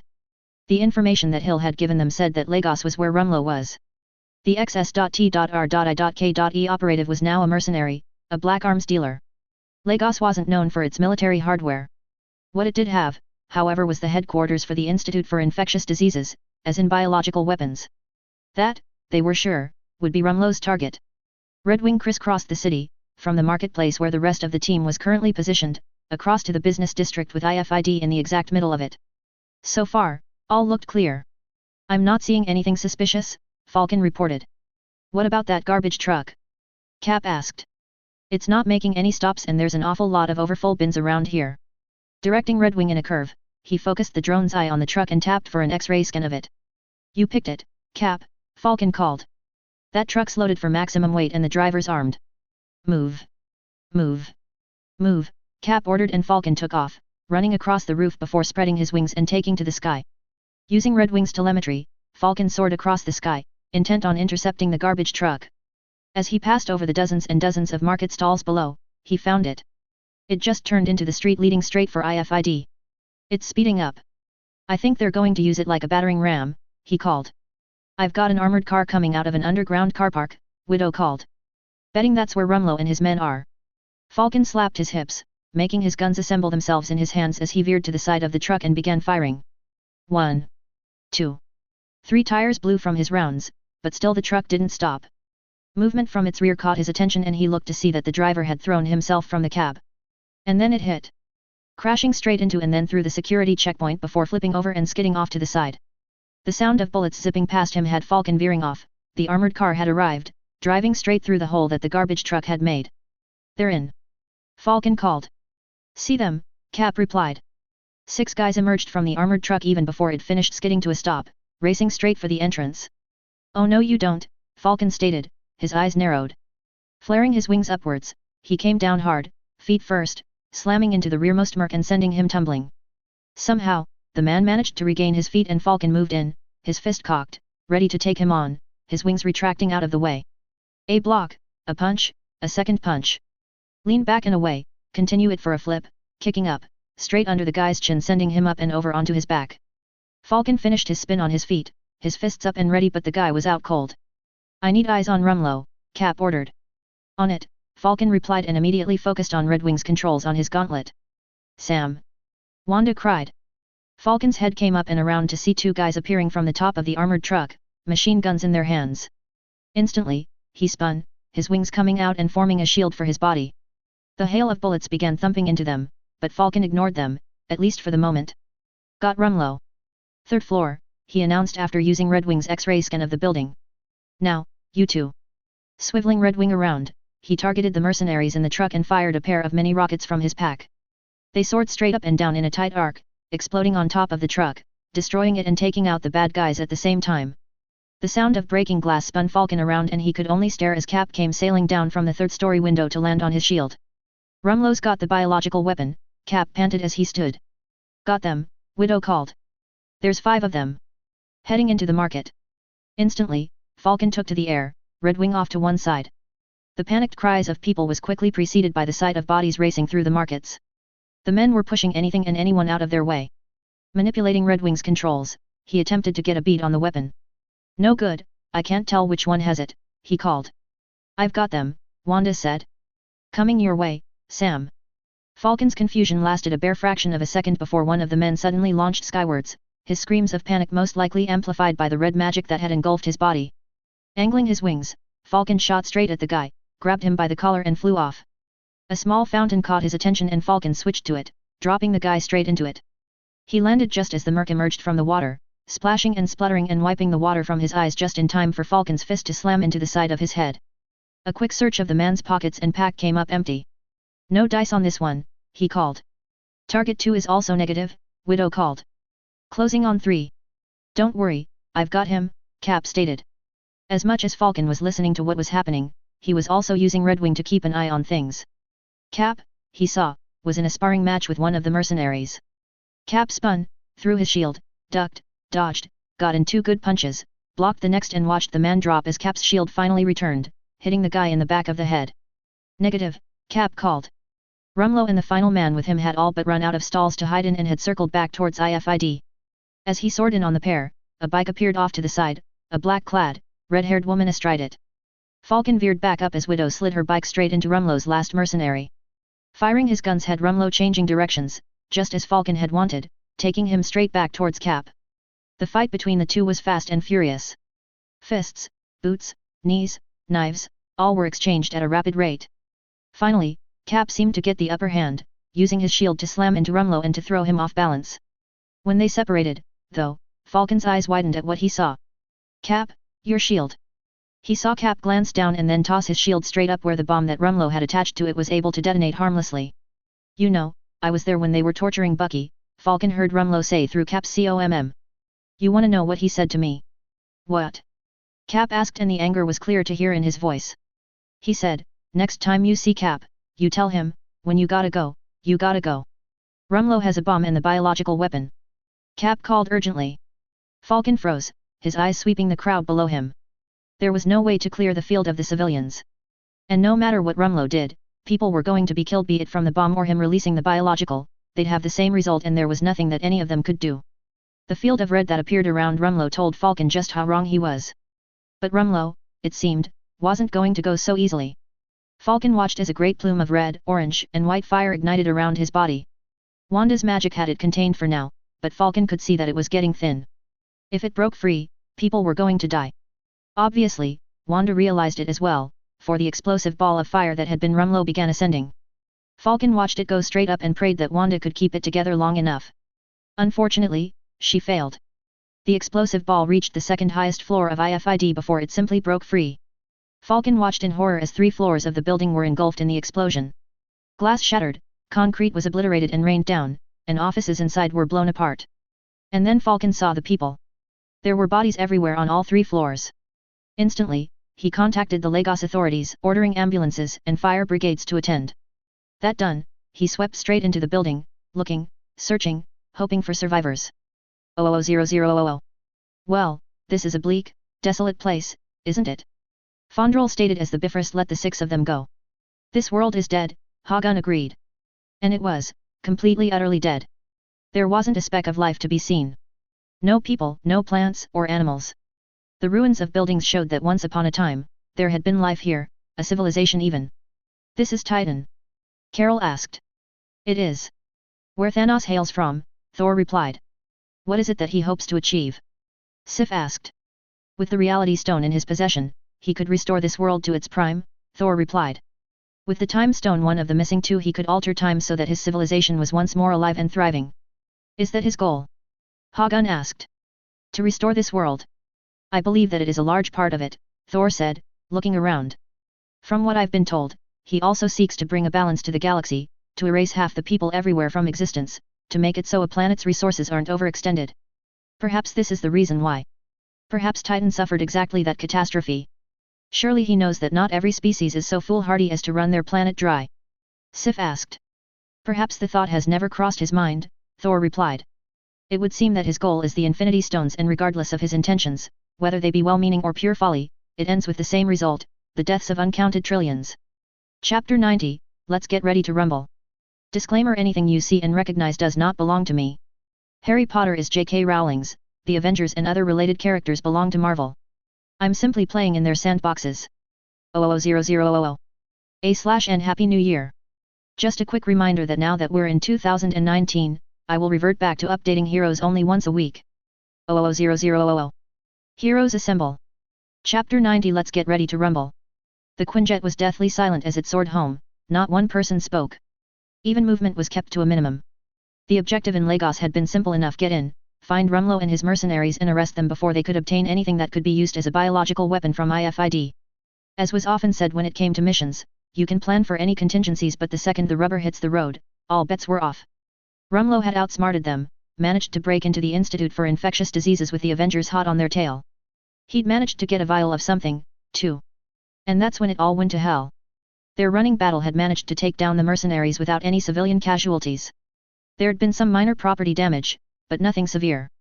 Rumlow, though, had been ready for them with an explosive vest, ready to sacrifice himself in order to see the Avengers fail.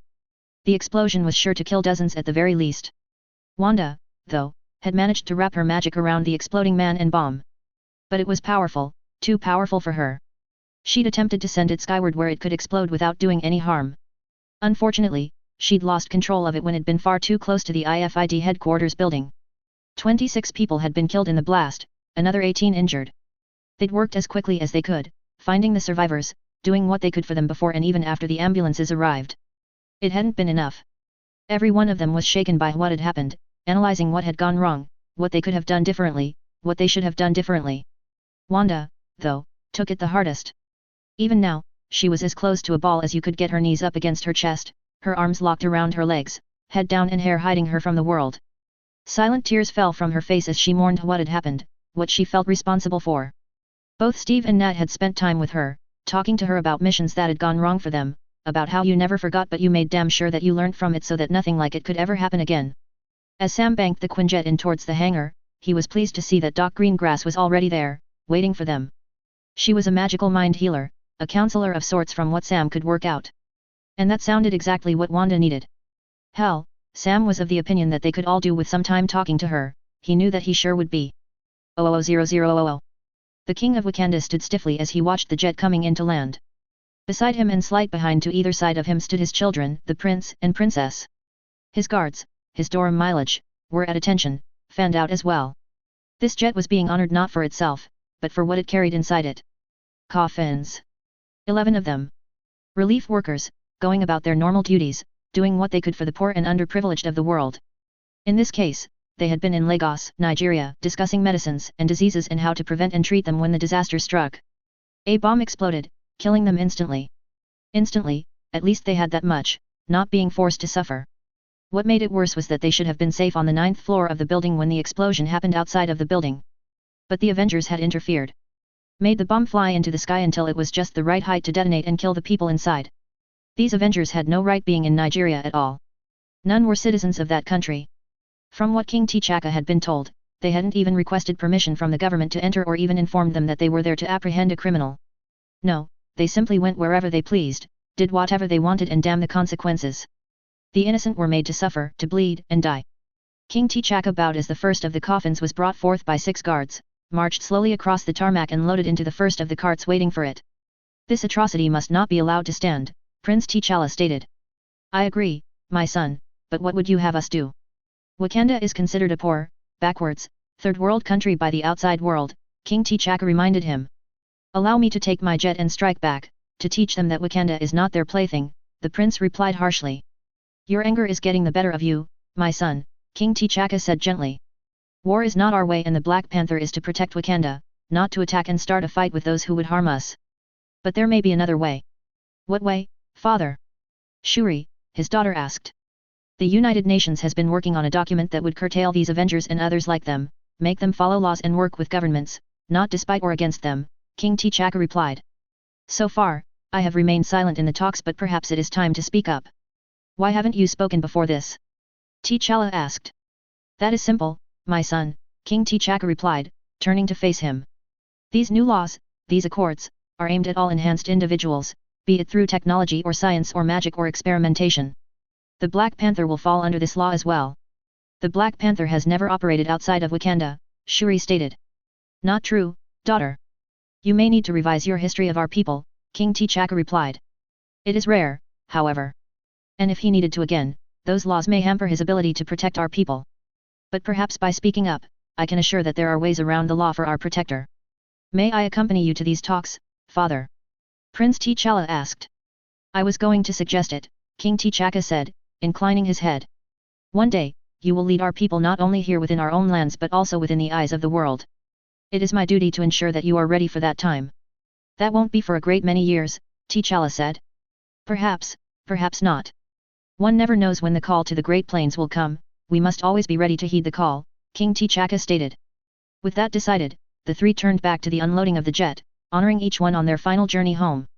000000.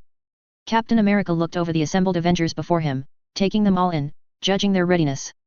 Most looked eager for whatever was to come, not that they knew what it was just yet. A couple appeared to be relaxing, conserving their energy. And then there was Wanda. She was just as he expected, looking incredibly depressed, the weight of what happened in Lagos still haunting her. Nodding to Mockingbird, the two stepped forward, instantly capturing everyone's attention. Today we're going to be trying something a little different, he began. A training scenario that we've never attempted before, but one that you should all learn a lot from. As well as have a lot of fun with, Mockingbird added. That's right, Cap nodded. First and foremost, this is a training scenario. And while we'll all be using our suits and abilities and treating it as though it was real, you also get to have some fun. Exactly what have you got up that spangly sleeve of yours? Iron Man asked. In its simplest terms, capture the flag, Cap replied. That got some interest and had them all looking slightly more attentively. This will be a team event and we'll be using a fair swath of the island for it, Mockingbird continued. There are 20 of us here, so 2 teams of 10. The aim is to work together to find and capture the other team's flag while protecting your own. There will also be some automatons. Mage. Mage stepped forward and swished his wand at a large box off to the side, making it disappear. What it revealed was a crude human-shaped body dressed in basic black shorts and shirt. It was bald and its face only really approximated a person's, with a blob for a nose and ears and sunken parts where eyes should be. This can follow basic commands: sit, stand, walk, stop, turn right, turn left, Mage stated. Each team will have 6 of these, hostages located with their flag, Cap continued. Rescuing the hostages from the opposing team will gain you bonus points. There are also these, Mockingbird stated, pulling a sheet off of a table to the side. On it, were 24 overlarge firearms, both handheld and rifle. She picked one up and held it up for all there to see properly. These fire like a normal gun, Mockingbird continued. But what they actually fire are paintballs, albeit with a magical kick. They'll knock you out for approximately 30 seconds, Mage explained. And the paint will stay, allowing everyone to see at the end who was hit and how many times. That'll also be taken into account when we determine which team is the winner, Cap stated. There are 2 port keys that will take the teams to 2 different parts of the island. Once your team has the flag and as many hostages saved as possible, use your watches to let everyone know and we'll rendezvous back here. What are the teams? Widow asked. Before we reveal that, Cap replied. There are 2 of our number that have yet to announce their code names. Wanda? Pietro. For a second, both looked startled. Quicksilver, Pietro called proudly. I'm not sure, Wanda replied hesitantly. I haven't really given it much thought. You want to leave it to the master, Iron Man jumped in. Let's see, what'd sound good? She's magical, right, like a witch. Marauder called. Witch, Iron Man repeated, and if it wasn't for his face mask, all there were sure that he was wrinkling his nose in disgust. Lame. Needs something to spice it up. Red Witch. Squirrel Girl suggested. You know, because of her magic being red. That's it, Iron Man stated. Scarlet Witch. Oh, I thought you liked my idea, Squirrel Girl sighed. Wanda. Cap asked. Sounds okay, she shrugged. Okay? Just okay? It's better than anything else any of you could come up with, Iron Man replied indignantly. Moving on, Mockingbird said. The teams. That got everyone's attention and distracted Iron Man from the beginning of his rant. We were thinking that it would be interesting to see how the Academy did as one unit, she continued. They've been training a lot together and have a fairly good idea of how well they can work together.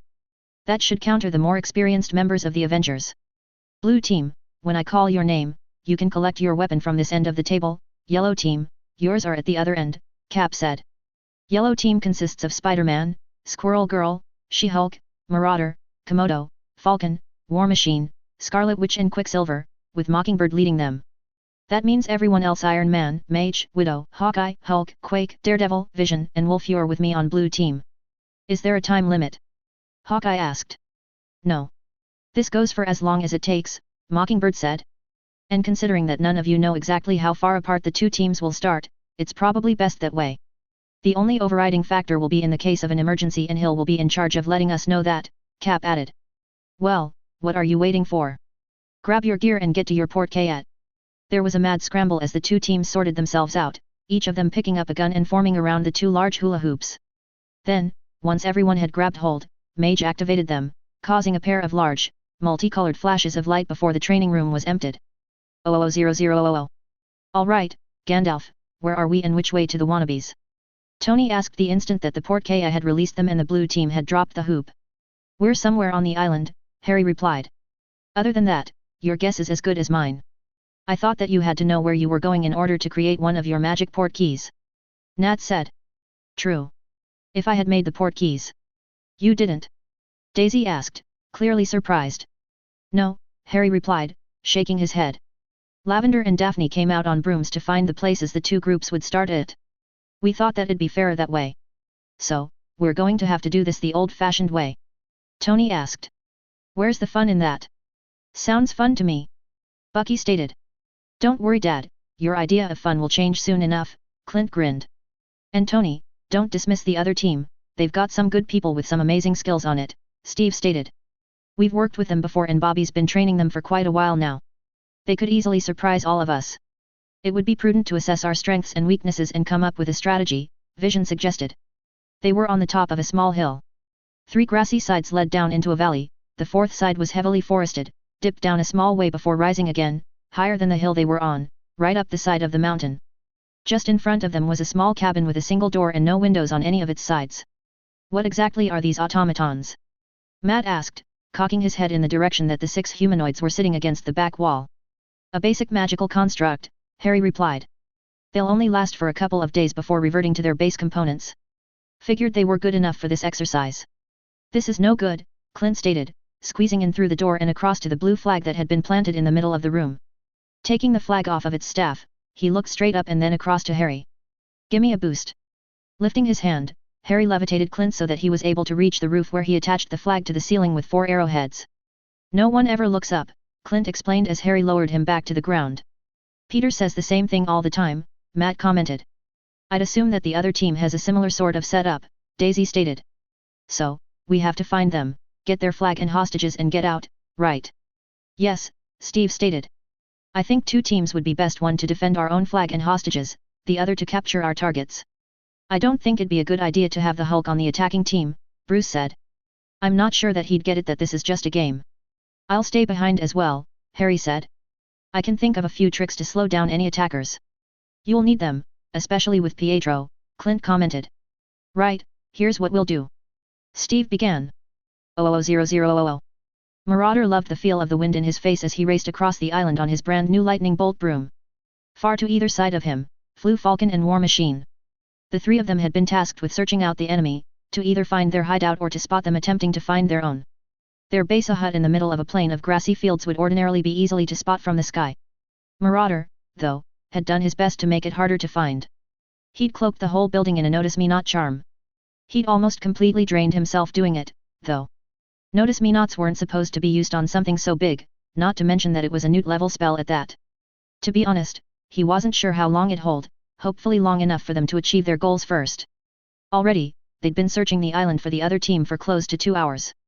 For a small island, it was sure taking a surprisingly long time to search, even with the 3 of them in the air plus the others on the ground. Their plan called for them to search in a spiral pattern out from their base. He knew that, eventually, they'd find them. The question was fast becoming whether it'd be before dark or not. Movement in the tree line ahead of him had him slowing, focusing in on what it was, checking to see if he'd finally found the enemy. A feathered head followed by a sleek black body, its wings tucked back told Marauder exactly what it was, a hippogriff. Now that he'd seen one, the rest of the herd could be made out as each one emerged from the trees. Unconsciously, he'd drifted lower, a smile on his face at the majestic animals. Unfortunately, they were also his undoing. A grunt escaped him as something slammed into the side of his thigh and his broom shied away. Looking down, he frowned at the blob of blue. And then the world faded to black as he slipped from his broom, falling the 10 meters to the ground. He never even felt it when gravity waves caught him and lowered him gently the rest of the way, nor knew it when his broom was retrieved and placed beside him. 00000. What do you want me to get first? The flag or the hostages? Quicksilver asked. They'll know we're here and ready to attack no matter what you grab first, She-Hulk pointed out. Not if I'm quick enough, Quicksilver grinned. I'm only counting the 3 of them, Mage, Daredevil, and Bruce, Spider-Man said as he crept forward on his hands and feet. If Matt's here, what's the odds that they already know we're here? Squirrel Girl whispered. His hearing is phenomenal. Then I'd best get the flag first, Quicksilver said, standing up and cracking his neck. Ensure the victory, at least. And then, in a blur, he was gone. Well, a blur to the others. To him, it was just as though everyone else had slowed down to the point of all but being frozen in time. The hut was directly before him, the door closed, but that didn't mean anything. Not even a lock lasted very long when vibrated quickly enough. A strange tingle washed over his skin meters in front of the hut and Quicksilver frowned at it, wondering what it was. But he was already past before it registered, so he ignored it. His hand closed around the doorknob and he paused in surprise to find that it wasn't even locked. Shrugging at their stupidity and arrogance, he simply opened the door and sped in. There was the flag, sitting on its pole in the middle of the room. The 6 hostages were lined up on chairs against the back wall. Quicksilver aimed to race straight across the room, grab the flag and a single automaton and race back out again. At least, that was his plan. What actually happened was that, the instant that his foot stepped inside the hut, it slid out from under him and it was all that he could do to keep his balance as he began sliding across the floor. And then he began accelerating. His feet churned under him and shot him forward at a speed that he'd never dreamed possible, straight at and then through the automatons that weren't there in the make-believe wall. Quicksilver didn't stop until he was out the other side, into the trees, down the hill and halfway up the mountain. By the time that he'd managed to break whatever had been done to him, he was out of breath and his hair was wild and filled with leaves and twigs. His chest was heaving as he attempted to regain his breath and he looked down at himself with his hands on his knees. Tears, dirt, and scratches of blood all marred his clothes and skin. He looked an absolute mess and he knew it. What just happened? He wondered. 00000. They won't fall for that again, Mage remarked even as he grinned at seeing Pietro disappear through where he'd projected an image of the hut to be. But it'll make them stop and think, not just rush in, Bruce pointed out. I count 3 where Pietro was, another 3 coming in from the west, from the air, Daredevil stated. Bruce. Mage said pointedly. All right, I just hope Hulk understands that this isn't real, Bruce sighed even as his skin began turning green and he began growing. Hulk. Hulk. Mage called after Bruce had finished his change. Hulk spun to face him, a fierce expression on his face. He was ready to fight and eager to smash. Hulk. Mage repeated. Our job is to guard that hut. No one goes in. And Hulk, no smashing. We're playing a game. Hulk's face took on a look of intense concentration before he said a single word. Tag. Something like that, big guy, Mage grinned. Here they come, Daredevil warned. Leaving Hulk and Daredevil to deal with the 3 coming at ground level, Mage turned towards the 3 coming in from the air. A wide area impedimenta hit Falcon, War Machine, and Marauder like a wall, stopping them cold, freezing them in place mid-air. Mage knew that he had to work fast. A pair of heavy ropes shot from his wand, across the sky and slammed into Falcon and Marauder, wrapping them up. Marauder was all but slammed face first into his broom as the ropes wound around him, Falcon had his wings twisted about him as he was bound. Ignoring War Machine for the moment, Mage levitated the 2 to the ground so that they wouldn't be hurt. Seeing War Machine come out of the jinx and bring his paintball gun to bear, he twisted, operating 10 meters away and directly behind the Avenger. Daredevil, though, wasn't wasting the opportunity that Mage had brought. Spinning out of the hand-to-hand battle that he was currently in with Squirrel Girl, he flipped over, landing with his gun out and fired, painting the 2 that Mage had downed in blue, knocking them out. Little Spider want play, Hulk rumbled as he plucked the web line from his arm and yanked. Spider-Man was pulled towards him with a surprised cry, only just managing to slip down and under Hulk's outstretched and open fist before he was caught. Hulk looked confused and frustrated as he began twisting his body this way and that as he attempted to catch the spider that was running around and around him. Hulk didn't notice Spider-Man's plan until the red and blue-clad one suddenly stopped, braced his legs and gave a great pull of the web line that he'd spun around Hulk. Timber! Spider-Man called gleefully as Hulk's legs snapped together and he lost balance to come crashing to the ground. His triumph, though, was incredibly short-lived as Mage hit him with one of the stunner paintballs, crumpling him where he stood. With a roar, Hulk sat up, ripped at the webbing binding his legs and pulled it away. He was just about to go teach the spider a lesson when he caught sight of something or rather someone green. A huge grin morphed onto his face and he reached out, poking his finger into She-Hulk's shoulder. Tag! He bellowed and promptly bounded away into the forest. Both teams, at least the ones still conscious, froze in their battle to stare at each other. What? War Machine asked. I told him that we were playing a game, Mage shrugged. He likes tag. You talk too much, Quicksilver proclaimed as he slid into the midst of them before ducking inside the hut. Mage grinned as the speedster froze in the middle of the room, a golden haze around him, his arms waving wildly about, his eyes wide. Daredevil dropped from the roof of the hut where he'd just finished knocking Squirrel Girl unconscious, landed on one knee and fired. The paintball slammed into Pietro, dropping him unconscious to the floor. It took the combined blue impacts from both Daredevil and Mage to render She-Hulk into the same state. I give up, War Machine said, powering down and raising his hands. You've got this round. 00000. I'm only seeing Mockingbird and Komodo, Wolf reported from his position just inside the tree line. Confirmed, Hawkeye agreed. You think everyone else is gone off to find our hut? Doubtful, Cap replied. This terrain gives them the advantage clear line of sight on all sides for over 100 meters. There's no way to sneak up on them. Then let's not, Iron Man stated and rocketed up and over the trees that they were concealed in. Iron Man does have a point, Vision agreed as he began to rise into the air. We do appear to outnumber them. Appear, Cap repeated grimly as he followed his teammates. This may not be the plan, but together always worked better than solo attempts.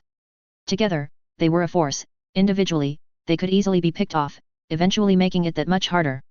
They've seen us, Quake called, skidding to a halt and throwing up her hands.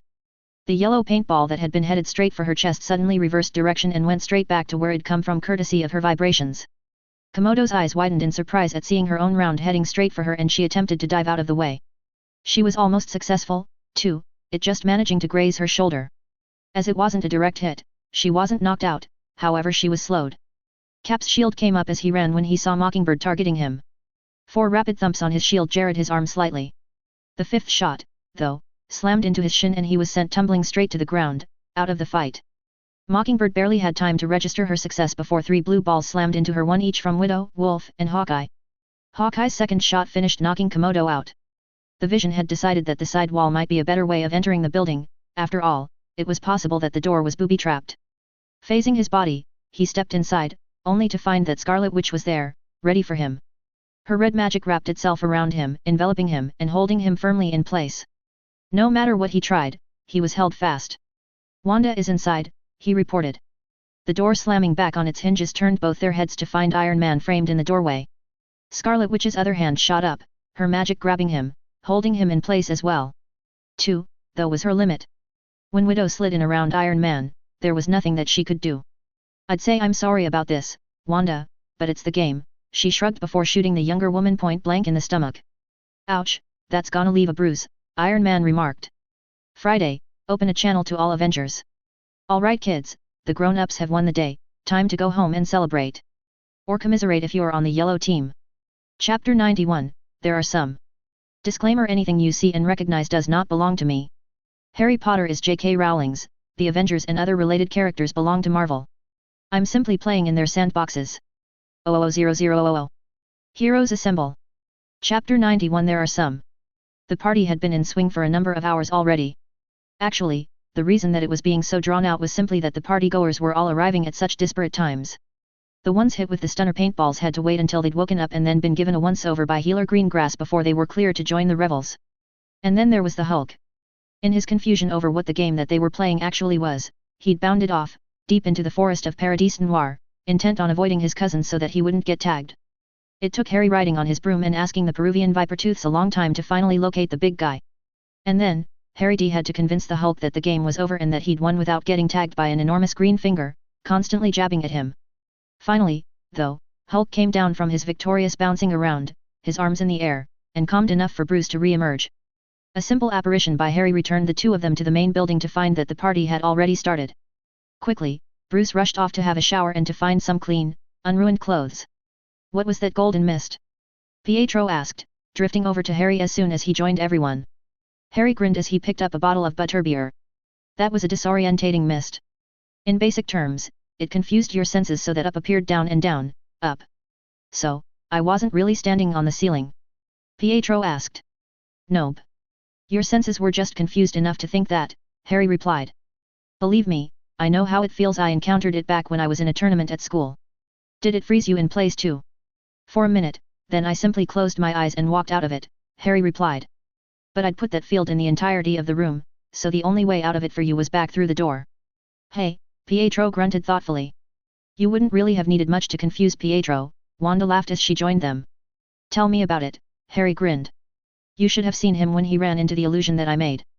He thought that he was entering the hut, instead he found himself triggering a skidding jinx and an overpowered acceleration charm. How far do you end up running, anyway? Nearly 3 kilometers before I could stop, Pietro groused. And then, when Wanda broke out into peals of laughter.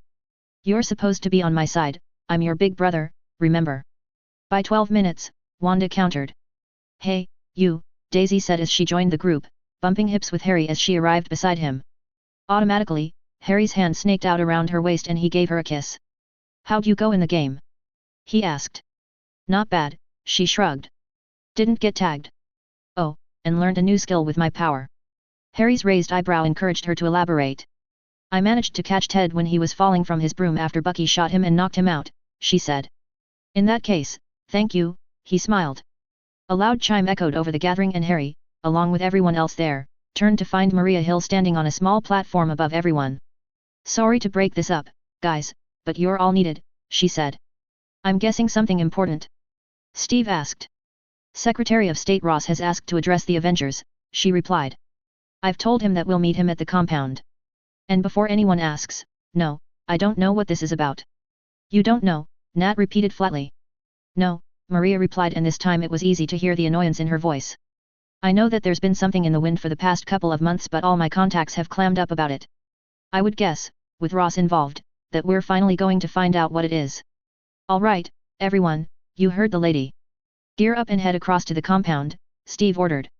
000000. All of the Avengers, minus Thor, who was currently off-world, and Melody, who hadn't committed to the team yet, despite how often she'd been joining in with the Academy program, filed into the largest of the conference rooms and took a set at either one of the two long tables or in one of the extra chairs set around the perimeter. The last to enter was Maria and Lavender, who accompanied Secretary Ross and his aide. You're all here, good, Ross stated as he took a position at the front of the room and surveyed them all. Harry noticed that the man frowned at each of the ones that was currently masked, their identities still hidden: Peter, Doreen, Matt, Teddy, and himself. I'm assuming that you have something for us, Steve half stated, half asked. Yes, but not in the way that you mean. I'm not here with a mission, Ross replied. Then why are you here? Maria asked pointedly from where she leant against the back wall, her arms crossed. For some reason, instead of answering, Ross started with an anecdote. 5 years ago, I had a heart attack, he said. I dropped right in the middle of my batting swing. Turned out that it was the best round of my life because after a 13-hour surgery and a triple bypass, I learned something that 40 years in the army never taught me: perspective. He glanced at Bruce then, a deep scowl flitting across his face so quickly that, unless you'd been looking, it would have been missed, as he paused in his stride across the front of the room before seeming to gather himself and starting again. The world owes the Avengers an unpayable debt. You fought for us. Protected us. Risked your lives. While a great many people see you as heroes, there are some, who would prefer the word, vigilantes. Harry stiffened in his seat and he noticed that he wasn't the only one. And what word would you use, Mr. Secretary? Nat asked for all of them. How about dangerous? Ross replied quickly. What would you call a group of US-based, enhanced individuals, who routinely ignore sovereign borders and impose their will wherever and whenever they choose and, quite frankly, don't appear to care about the mess that they leave behind? I think that you'll find that we do care. Every single one of us, Steve countered. There are nights when we don't sleep because of what we've done, what we've seen. But we do our best. Tony there's even set up the Stark Relief Foundation, to go in after the danger has passed and to help the civilians still there. Ross, though, apparently didn't agree with Steve's reply, or perhaps, Harry thought, he simply disregarded it. Turning to the large screen behind him, Ross picked up the controller and tapped it, bringing up a large map of the world with various places on it pinpointed in yellow. New York, he said, and the image that was displayed zeroed in on that point before beginning to show footage from the Avengers' battle against the Chitauri. London. This time, after zooming out to the map of the world and then back in, the screen showed Greenwich with the great spaceship of the Dark Elves parked there, people running from it, screaming. The Great Barrier Reef, Australia. Harry's eyes widened at the sight of a group of penned-in crocodiles, each clearly having undergone some strange mutation. Their legs were longer, thicker, more powerful looking, there were spines running down their backs, and the expression on their faces indicated that they were more intelligent than the regular kind of croc. Washington, D.C. Video began playing of the single helicarrier that had managed to lift off out of the 3 that Hydra had tried to launch. Harry could see the red and orange molten lava that he himself was pouring into the helicarrier's engine in order to bring it down. Germany. Smoking buildings could be seen in the background behind a fleet of ambulances, people on stretchers or bandaged and sitting on the ground all around. Brazil. This time the image was still instead of video. It showed the ruins of a compound. Barracuda. Most of the Avengers in the room had participated in the battle there, a battle that culminated in 2 nuclear missiles having to be taken down after being launched. South Africa. The video started out fuzzily before quickly gaining focus to show an angry, out-of-control Hulk picking up a car and tossing it carelessly away. Sokovia. The flying city was shown as it gained height quickly, buildings and land falling away to crash to the ground below, killing untold numbers that they'd been unable to get to and save quickly enough. Lagos. This one was the freshest in the minds of those who had been there. 26 people had been killed in the explosion that Rumlow had set off, not including himself. The footage even showed S number of those people in the rubble. That's enough, Steve commanded, and it was clear that it was a command. His voice was full of steel. For the past few years you've operated with unlimited power and no supervision, Ross stated. That's an arrangement that the governments of the world can no longer tolerate. Harry noticed Maria stiffen at those words and stand straighter, her face incredibly intent on what the secretary was saying. But I think we have a solution. Here Ross turned to his aide and took a large book-like document that was easily as thick as anything that Hermione would consider light reading. We call it the Sokovia Accords. Already approved by 117 countries. It states that the Avengers will no longer be a private organization. Instead, they'll operate under the supervision of a United Nations panel only when and if that panel deems them necessary. I'd like to think that we've done a good job of keeping the people safe, of making the world a better place, Steve stated. Tell me, Captain, do you know where Thor is right now? Because I can tell you that if I lost a 3-ton nuclear weapon, then I'd better have a damn good explanation, Ross challenged. Actually, yes, Steve replied. Thor's off-world. We know that there's a threat coming and he's finding out all that he can about it for us before it arrives. A threat? Ross repeated, skepticism clear in his voice. And what evidence do you have of this threat? A lot of small pieces, including some that you wouldn't listen to because it's not scientific or corroborated, Steve replied. Well, when you've got something concrete, that isn't some fairy tale imaginings, bring it to the panel and it'll be analyzed and the panel will determine if you need to do something about this threat, Ross said. And if what's coming doesn't give this government committee the time to make up its mind? Harry asked contemptuously. What if it's still debating when the threat has arrived and is destroying the planet? Are we expected to simply sit back and do nothing? I'm sure that the panel will make any decisions in a timely manner, Ross stated, and Harry wasn't the only one to scoff. This, Matt stated, tapping the thick document that had made its way to him, this seems an awfully big document to say that we're now a privately run organization. What else does it say? Ross stared around the room at the Avengers. Everyone, Harry could see, was staring right back, incredibly interested in that answer. You're right, the Sokovia Accords is not just aimed at the Avengers, Ross stated. It's aimed at a whole host of people, every one of them enhanced. Enhanced? What does that mean? Matt asked. For the purposes of the Accords, an enhanced individual is defined as any person, human or otherwise, with superhuman capabilities, Ross replied. This includes individuals whose powers are a part of their biology, whether natural or given to them, as well as individuals who utilize highly advanced technology to grant themselves superhuman capabilities. Every single one of you are subject to the same conditions as enhanced individuals, even if you are not enhanced yourselves. So, by that definition, people with magic are enhanced, because that's the way Marauder and I were born. Harry asked. Yes, Ross replied. Inhumans, too, Daisy said, catching Harry's eye. Anyone who isn't born and stays a normal human, Ross emphasized. Every one of you and others like you will be subjected to these accords. You will be registered and monitored. When this document was created, who represented the enhanced? Matt asked. Ross stared at him. No one. This document was created by and for the United Nations. And whether you're enhanced or not, you're still a part of this planet, so you're subject to its laws. Except not all nations are a part of the United Nations, Matt pointed out. And every government has their own laws that its own citizens need to follow. Last time I checked, there wasn't a country of enhanced people, Ross spat. Maybe there should be, Bucky shot back. I know what it's like to be regulated and monitored and only allowed out of my box when I was needed. It's no way to live. And what happens if we don't agree with these accords? If we don't sign? Nat asked. Then you retire. You wouldn't like the consequences otherwise, Ross stared at her challengingly. Compromise. Reassurance. That's how the world works. Believe me, this is the middle ground. So, there are contingencies. Rhodey asked. 3 days from now, the UN meets in Vienna to ratify the accords, Ross said. You sign them or you suffer the consequences. Steve glanced around at everyone before facing Ross again. We'll talk it over, he said. Ross nodded once to them, a second time to his aide, and marched from the room, Lavender falling in with them to see them from the compound. 000000. The door had barely closed behind Ross when chaos erupted. They can't be serious. Sam declared. With all the good that the Avengers have done. You've got to admit, just seeing that footage, it does look damning, Bruce said. Taken out of context, Nat said. 2 of those were direct attacks against the planet from extraterrestrials that we had to thwart. What would have been the consequences if we hadn't been there? There would be no planet. And most of the others were us countering Hydra, Steve added. Those helicarriers were designed to hold the world at gunpoint.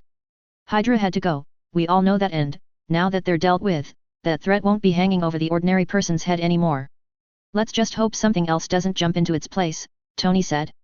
You know, Ross could have left us more than just the one copy, Jennifer groused, picking up the thick tome. And one that was written in Braille, Matt added.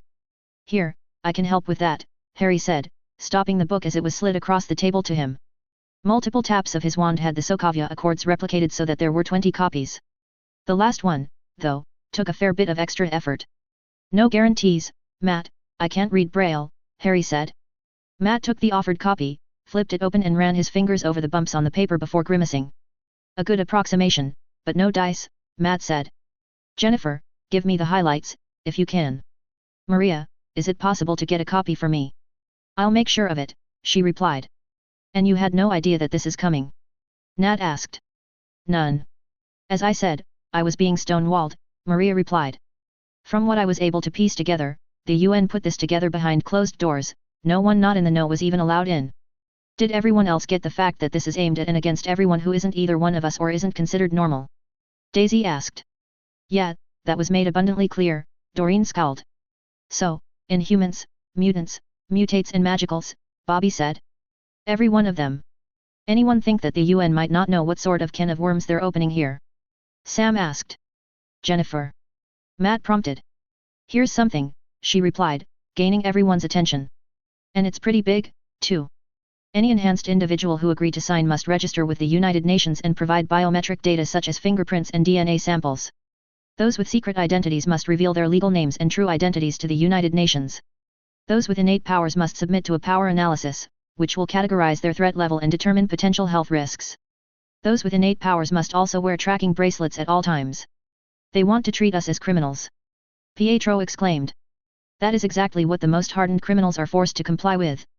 Harry. Daisy asked. Harry spun from the window that he was leaning against, trying to rein in his temper. I can tell you this now, without even hearing anything else. There's no way that I'll ever agree to that, he said, spitting the last. You all know that I don't like talking about my past all that much, and especially my titles in the magical world. But the biggest of them, the man who conquered, I got that after winning a magical war. That was a war where magicals who considered themselves of pure blood looked down on everyone else. Laws were passed. People were rounded up, put in camps, killed or simply disappeared, never to be seen or heard from again. Sounds like World War II and the Nazis' treatment of the Jews, Steve said grimly. I've read those account, and it was exactly like that. Harry replied angrily. These Sokovia Accords, it's the first step to rounding us all up and putting us somewhere safe. Harry's right, Teddy said. My dad, he was a werewolf. From what my grands told me, he struggled every day of his life to find work, to earn a living, just because he was different one night a month. He was hunted as well, died fighting for what was right, not giving in to the prejudices of those in government. Harry placed his hand on Teddy's shoulder and gave it a squeeze. Remus was a good man and a great friend. He'd be so proud of the man you're growing into. Anything else in there, Jen? Matt asked. Lots, but most of it's legal terminology that'll take us more than the 3 days that we have to go through it all and understand it. Here's something, she said, looking up at Tony. The creation of self-aware artificial intelligences is completely prohibited. I'd say that they put that in because of Ultron, Steve frowned. Well, I did say that I wasn't going to dabble in AIs anymore, Tony pointed out. So, it's a moot point anyway. 3 days isn't a lot of time to wrap our heads around this, Clint stated. What's the likelihood that it'll be passed? Peter asked as Lavender rejoined the group. I'd say very high, Maria replied. Ross said that there were 117 countries ready to ratify it. That's way more than half, it'll pass. What about the public? Will they support it if we're forced off the field? Bucky asked. That's hard to say, Lavender replied. Public opinion has been divided of late. Yes, they all remember what you've done to keep them safe. But with people like Jameson continually kicking up negative press, Ross had the right of it, there's a lot that don't see you as heroes, but as public nuisances or vigilantes. I don't like the fact that they've put this together without even consulting us or trying to work with us, Harry stated. Perhaps we need to force that issue, Steve mused. Bring our lawyers on board. Here he nodded at Matt and Jennifer. And get our own allies involved, those others that are going to be affected by this. I know that Black Bolt and most of the Inhumans are on the moon, but I suspect that if I asked, he'd be willing to be involved, Daisy stated. We know that there are other Inhumans on the planet and having an Inhuman king speak for us would have to look good. I'm taking this to the ICW, Harry stated. This has ramifications for the magical world, even if we're still in hiding. No one's really mentioned the mutants yet, Tony stated. I guess that I could go talk to them. Good, Steve nodded. We need everyone on this and we need to hash this out amongst us before we go in front of the UN. If there's anyone else that you know that this will affect, bring them up to speed and bring them here. And I'll reach out to Nick, see if his contacts are still active, Maria stated. I think that a round table of all the different humans should be held in Geneva. 3 days isn't long, but I think that we can pull it off. 000000. I don't believe that I've actually ever set foot on so many planets outside of the 9 realms before, Ha-gun stated. Just one more today, my friend, Thor assured him, clapping him on the shoulder. Answers are close, I can feel it. Where are we going this time? Fondrel asked. Nidavellir, Thor replied. Nidavellir? No such place exists. It is a myth, a legend, even among the Kree, and all agree that it does not exist, Carol stated. Oh, I assure you that it does, Thor laughed. Where do you think Mjolnir was born? Sif, Volstagg, Hogun, and Fondrel nodded in agreement. We have never been there, Thor has, though, and we have heard the tales. Today, it seems we get to see this marvel ourselves, Sif told her. When you are ready, Heimdall prompted.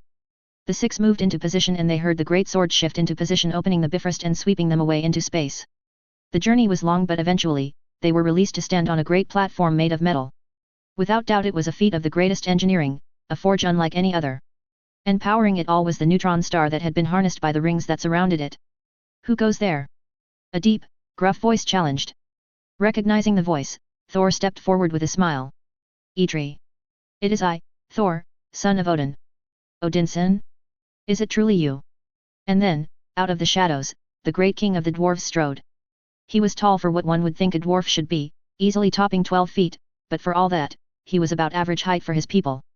As with all dwarves, indeed, all blacksmiths, he had a long, bushy beard, unruly hair and wore a thick, leather apron.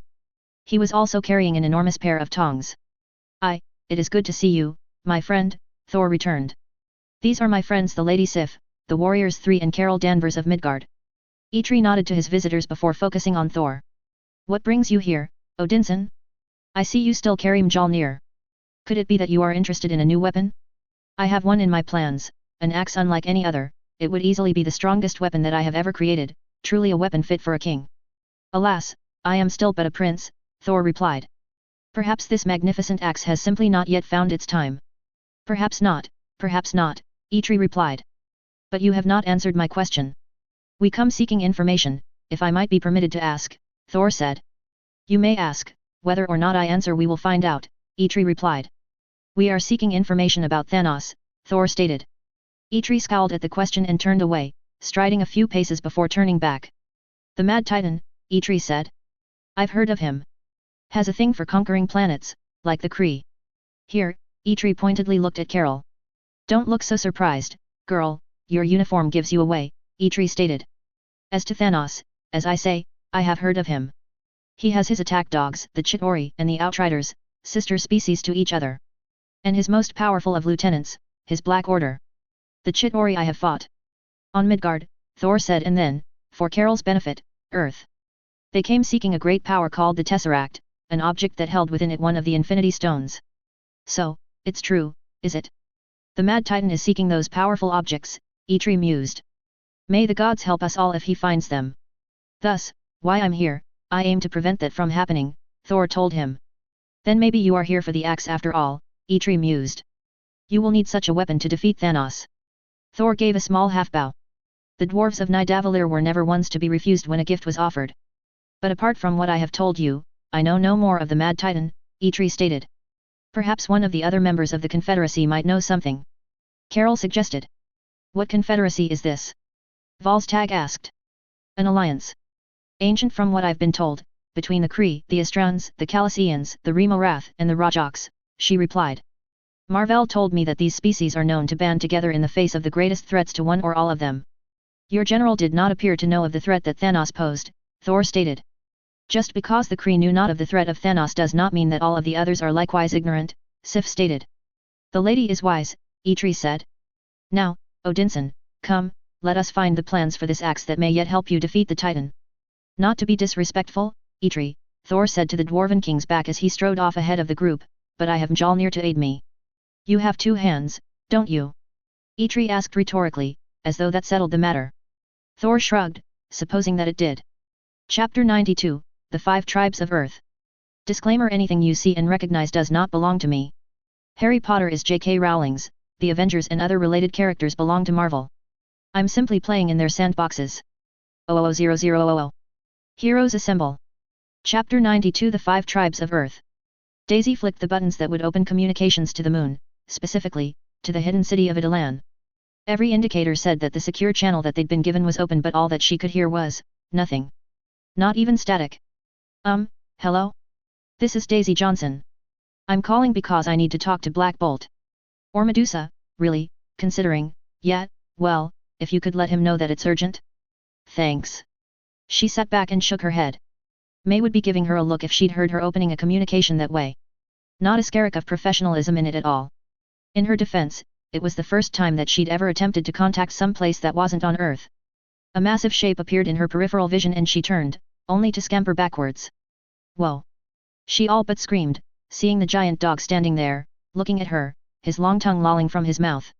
Lockjaw, right? Please don't do that again, you nearly scared me to death. Mind you, I should be used to it, what with how often Magic Man just likes to pop in everywhere unannounced. Lockjaw, of course, simply continued to stare at her. Cautiously, Daisy reached out to pat him on the head. Good boy, she said, you're not so tough, are you, despite your size. And then she felt herself being whisked away. When the disorientating transport finished, Daisy stumbled away from Lockjaw and took a good look around. This wasn't the compound. Where you brought me, hey? That would be Idalan, a young, female voice replied. Hi, I'm Crystal. Daisy turned to find a teenaged girl with a yellow tunic, black pants and honey blonde hair smiling at her. Daisy, she introduced herself. Sorry about simply sending Lockjaw to collect you, but my sister and Black Bolt were a little busy with a council meeting and didn't want you to think that they were ignoring you, Crystal explained. Sister? Daisy asked. Medusa, Crystal replied. Their conversation was cut short then by the arrival of the royal couple. Sorry to keep you waiting, Medusa said. Crystal, thank you for sending Lockjaw for Daisy. Your message said that it was urgent. Yeah, Daisy replied, gathering her thoughts into order. This morning, that is, the Avengers were told about a new set of laws that are likely to be ratified by the United Nations in 3 days. It's called the Sokovia Accords. In basic terms, it means that anyone who is not a normal human will be subject to extremely strict monitoring and laws about how they use their powers to help people. There's a whole brick-like book of the laws actually. Here, she pulled out a tiny, matchbook-sized copy of it and held it in the palm of her hand. Grow, she said, and suddenly felt her hand get pushed down by the weight of the now full-sized volume. Is that your power, making things big and small? An excited-sounding Crystal asked. Medusa said that you were one of us. Nah, my fiancé, Harry, did this, he's magical. My powers are that I can make earthquakes, she replied. Cool. I can manipulate the elements, Crystal replied. Black Bolt interrupted them by signing. These are Earth laws, why bring this to us? He asked through Medusa. Because these laws affect all humans, Daisy replied. And last I checked, Inhumans are humans, just with a little extra in them. And, when it comes down to it, not all Inhumans live up here, there's a bunch of us still down on Earth. We're trying to organize a roundtable conference between the United Nations and representatives from all the different types of humans that there are. I thought that having the King of the Inhumans represent us would help make our voices heard a bit better. How many different types of humans are there? Medusa asked. 5, Daisy replied. There's the normal humans, of course. Then there's us Inhumans. There's the mutates, the ones whose genes have been altered from what they originally were when they were born. The magicals, they're hidden but there's a large population of them. And then there are the mutants, those born with an extra gene to give them powers, kinda like us, but not. If I was to agree to this, it would mean revealing ourselves to the people of Earth, Medusa said for Black Bolt. Not necessarily, Daisy replied. We could do it in such a way that just implies that the Inhumans are hidden on Earth, sort of like the magicals. That has possibilities, but I would need time to think on this and consult my advisors, Black Bolt said through Medusa. That's cool, I get that. The meeting with the UN is in 3 days. But at 10 tomorrow morning, local time, we're having a meeting at the compound for everyone that these accords are going to affect. I'd like it if you'd come to at least that. Black Bolt looked at his wife before turning back to Daisy and giving a nod. Crystal, if you could have Lockjaw take Daisy back to Earth, please. Medusa asked. Daisy, we will see you tomorrow. Lockjaw padded up to Daisy and bumped his head against her chest. Wrapping her arms around him, she braced herself. See you tomorrow, she smiled. All right, Lockjaw, whenever you're ready to do your thing. 00000. Ding dong. All right, I'm coming, Scott all but yawned as he stumbled down the stairs. Really, people should know not to turn up so early on a Saturday afternoon, he decided after peering at his watch. Absolutely no consideration. He hadn't even had time to get dressed yet, simply to throw on his dressing gown when the doorbell sounded for the third time. I know you're in there, Scott, a voice called through the door, a voice that he recognized. Blinking the last of the sleep from his eyes, Scott pulled the door open. Oh, hey, Sam, good to see you, nice of you to drop by, he said. We need to talk, Sam stated, and Scott found himself being bumped out of the way as the Avenger walked inside. Sure, right, come on in, Scott said. You didn't happen to bring some coffee with you, did you? 00000. Tony considered the oval sign attached to the brick wall beside the double iron wrought gates. It was kinda small and almost hidden by vines. Really, he couldn't see the point of not having something bigger, grander, more elaborate. Still. Xavier's School for Gifted Youngsters. 1407 Graymalkin Lane, Salem Center. It was the right place. Now how to get in? Spotting a small intercom button, he reached out from the cherry red Audi R8 and pressed it. Hello? Anyone home in there? He asked. A burst of static had Tony grimacing. Can we help you? A gruff-sounding voice asked. Well, I'm looking for the X-Men and I believe that this is where they're based, so, yeah, Tony replied. There was silence on the other end for nearly a minute before the gruff voice came back. Don't know what you're talking about, bub. Sure, you do, Tony countered. Look, just tell Xavier that Tony Stark is here to talk to him. The fact that the gates clicked and began to swing open told Tony that his message had been received. Shifting the Audi into gear, he rolled forward and down the drive. There were teens everywhere on the lawns, a basketball course, swinging from trees, sitting under trees reading. It almost had Tony shivering. He'd thought that Avengers Academy was bad. But then, this was masquerading as a school, so. Stepping from his car at the front of the castle-like building, Tony looked at the closest kid, a teen, taller than him with jet black hair and a shifty look on his face. Don't touch my car, he instructed before walking up the stairs towards the adults in the doorway. Mr. Stark, it is a pleasure to finally meet you, a bald-headed older man in a wheelchair said, offering his hand. Xavier. Likewise, Tony replied, disregarding his personal preferences and actually shaking the man's hand. This is Logan, my history teacher, Xavier said, introducing the gruff-looking, unshaven stocky man standing beside him. I understand that you wish to talk to me. And then, after a pause. Yes, I see that we do need to talk. If you would follow me. Tony followed the two men through the mansion, attempting to ignore the fact that there seemed to be even more kids inside than there had been outside. Finally, Xavier wheeled into a large study and Tony ambled in, nodding at Logan who waited at the door. Please, have a seat, Xavier offered as he wheeled himself behind his desk. No, thanks, I'm good, Tony replied, feeling a little too much as though he'd just been called to the principal's office to relax. When the door closed, Tony turned to find that not one, but 5 people had filed into the room behind him. As well as Logan, there was a man with strange red glasses completely covering his eyes, a black-skinned woman with flowing white hair, a normal good-looking woman with long, red hair and green eyes, and a powerful-looking blue-furred man wearing glasses. The last of which, had Tony jumping backwards. This is Scott, Ororo, Jean, and Hank, Xavier introduced each of the new arrivals. They are also teachers at my school. And X-Men, Tony said and decided to show off a little by pointing at each one. Cyclops, Storm, Phoenix, Beast, and Chuckles over there is known as Wolverine. You know that we're the X-Men. How? Logan all but growled. I'm Tony Stark and an Avenger, he replied, and really, what more did he need to say? I can see that what you have to say is important, Xavier said, and Tony narrowed his eyes at the man. I am a telepath, I can see your thoughts. If you would explain the situation to the others. The Avengers were visited by Secretary Ross this morning, he began. The UN are ratifying some new laws in 3 days. The Sokovia Accords. They're designed for every human that's a little different, mutates, inhumans, mutants and anyone else. Me and the other Avengers like me who get their powers from tech get added in for fun. How are these new laws going to be enforced? Hank asked. Most mutants are keeping their abilities a secret from the world around them already. That's the thing, Tony replied. One slip up and it's game over. Fingerprints, DNA, ankle monitors, the whole kit and caboodle get taken when you sign. There's a bunch of laws in there as well about how and when you can use your powers both here in the US and overseas. Can't see Magneto and the Brotherhood going along with that, Logan grunted. Magneto? Tony asked. A very powerful mutant and once, a friend, Xavier replied. The X-Men have had numerous quarrels with Eric and his followers for years. Yet, well, I'm told that if you don't toe the line, that we'll regret it. And those details have been left to our imagination right now, although I'd suspect that the raft is involved, Tony replied. Raft? Scott asked. Prison. It floats and submerges and moves about underwater, wherever those in charge want it to go. I helped design it so that the most dangerous of prisoners on the planet can be kept there where the ordinary, everyday people could be safe, Tony replied. If it's made of metal, then it won't hold Magneto, Logan stated. Tony simply shrugged.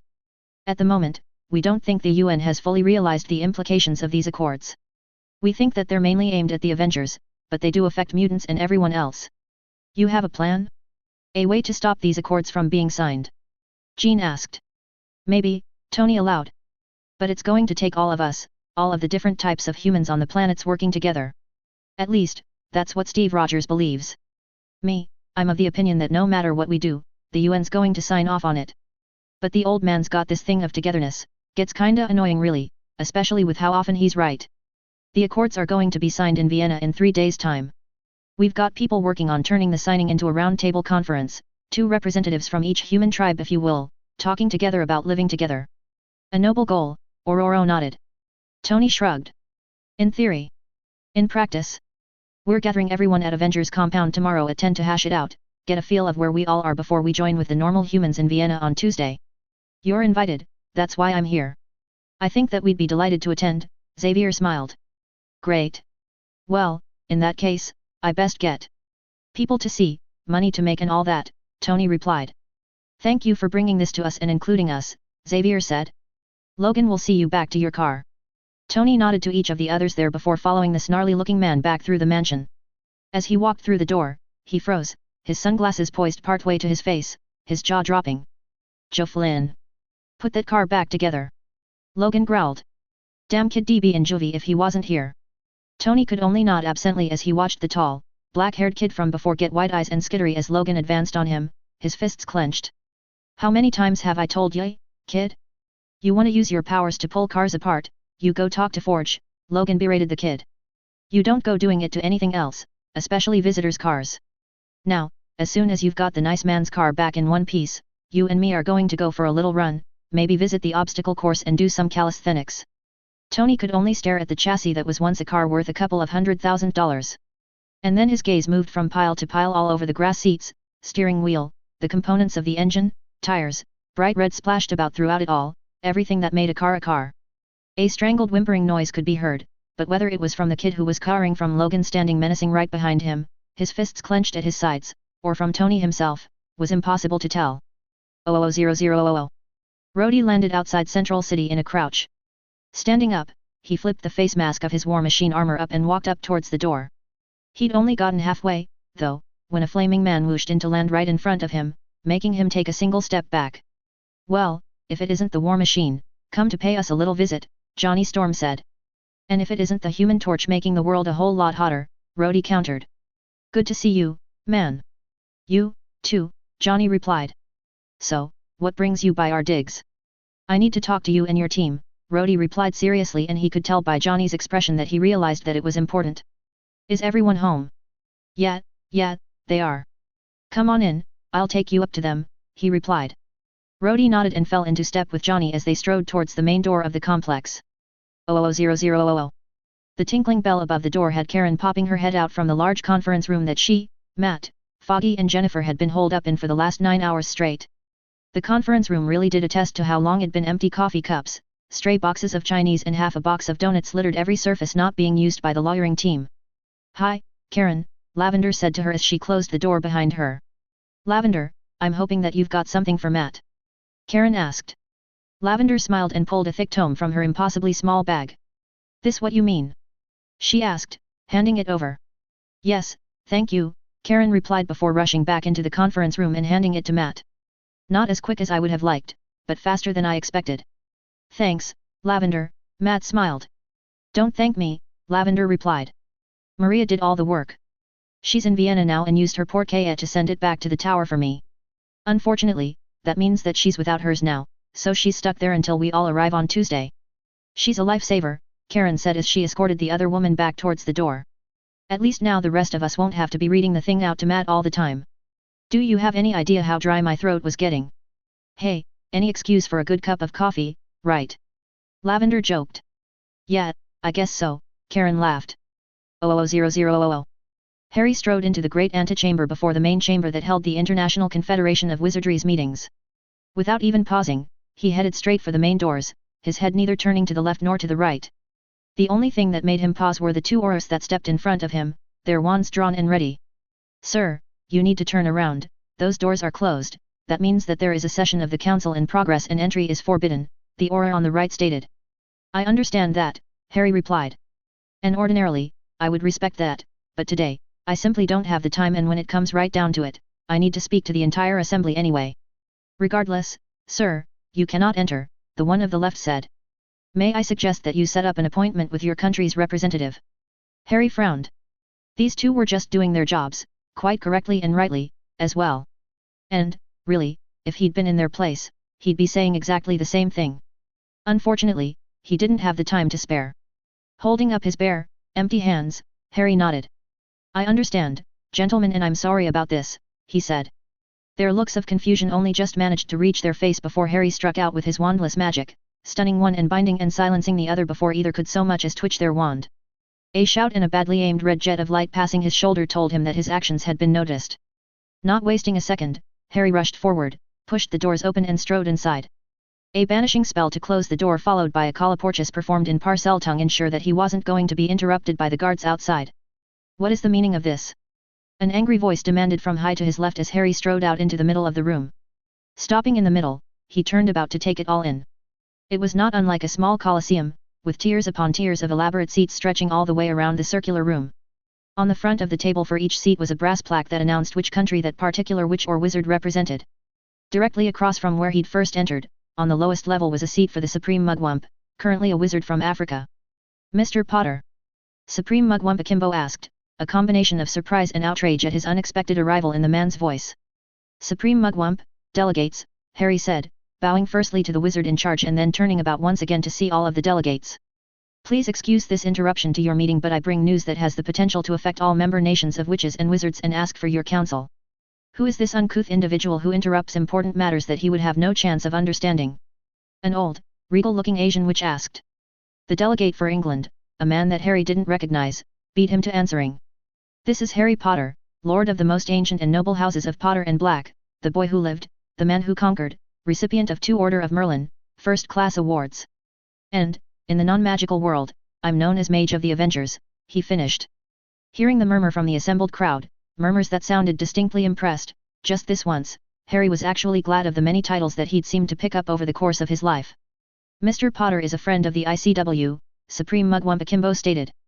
He has acted on our orders and wishes and has, on occasion, been our deputized representative to the non-magical world. Again, Harry bowed to the Mugwump. What urgent matter brought you here seeking our counsel, Mr. Potter? Mugwump Akimbo asked. It is in relation to the non-magical world, Harry began. Just today, I have been notified of a new set of laws that are about to be brought into the world by the United Nations, the non-magical governing body of the world, very much like this esteemed gathering. If these are new laws for the non-magicals, why bring this matter to us? A wizard in the second tier to his right asked. The statute of secrecy ensures that none of their laws affect us, another wizard agreed. True, Harry nodded and held up one finger. Just one question. How much longer do you think that the magical world can stay hidden? Without magic, the non-magicals have developed technology at an astounding pace that allows them to do much of what we can do with a flick of our wand. They have satellites in orbit that can map every square inch of the surface, submarines that can go anywhere underwater, planes that fly through the air thousands of times faster than any broom, and they have even sent men to walk upon the moon. So, I ask you again, with the kind of advancement that they are capable of, how much longer can we stay hidden? As long as we need to.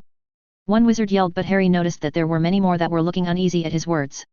I sincerely hope that we have that luxury, Harry replied, looking up at him. The statute of secrecy has been in place since 1689, Mugwump Akimbo stated. However, the world is a much different place today than it was over 300 years ago. This debate comes up every few decades, an ancient witch with more lines wrinkling her face than Harry had ever seen before on a single person stated.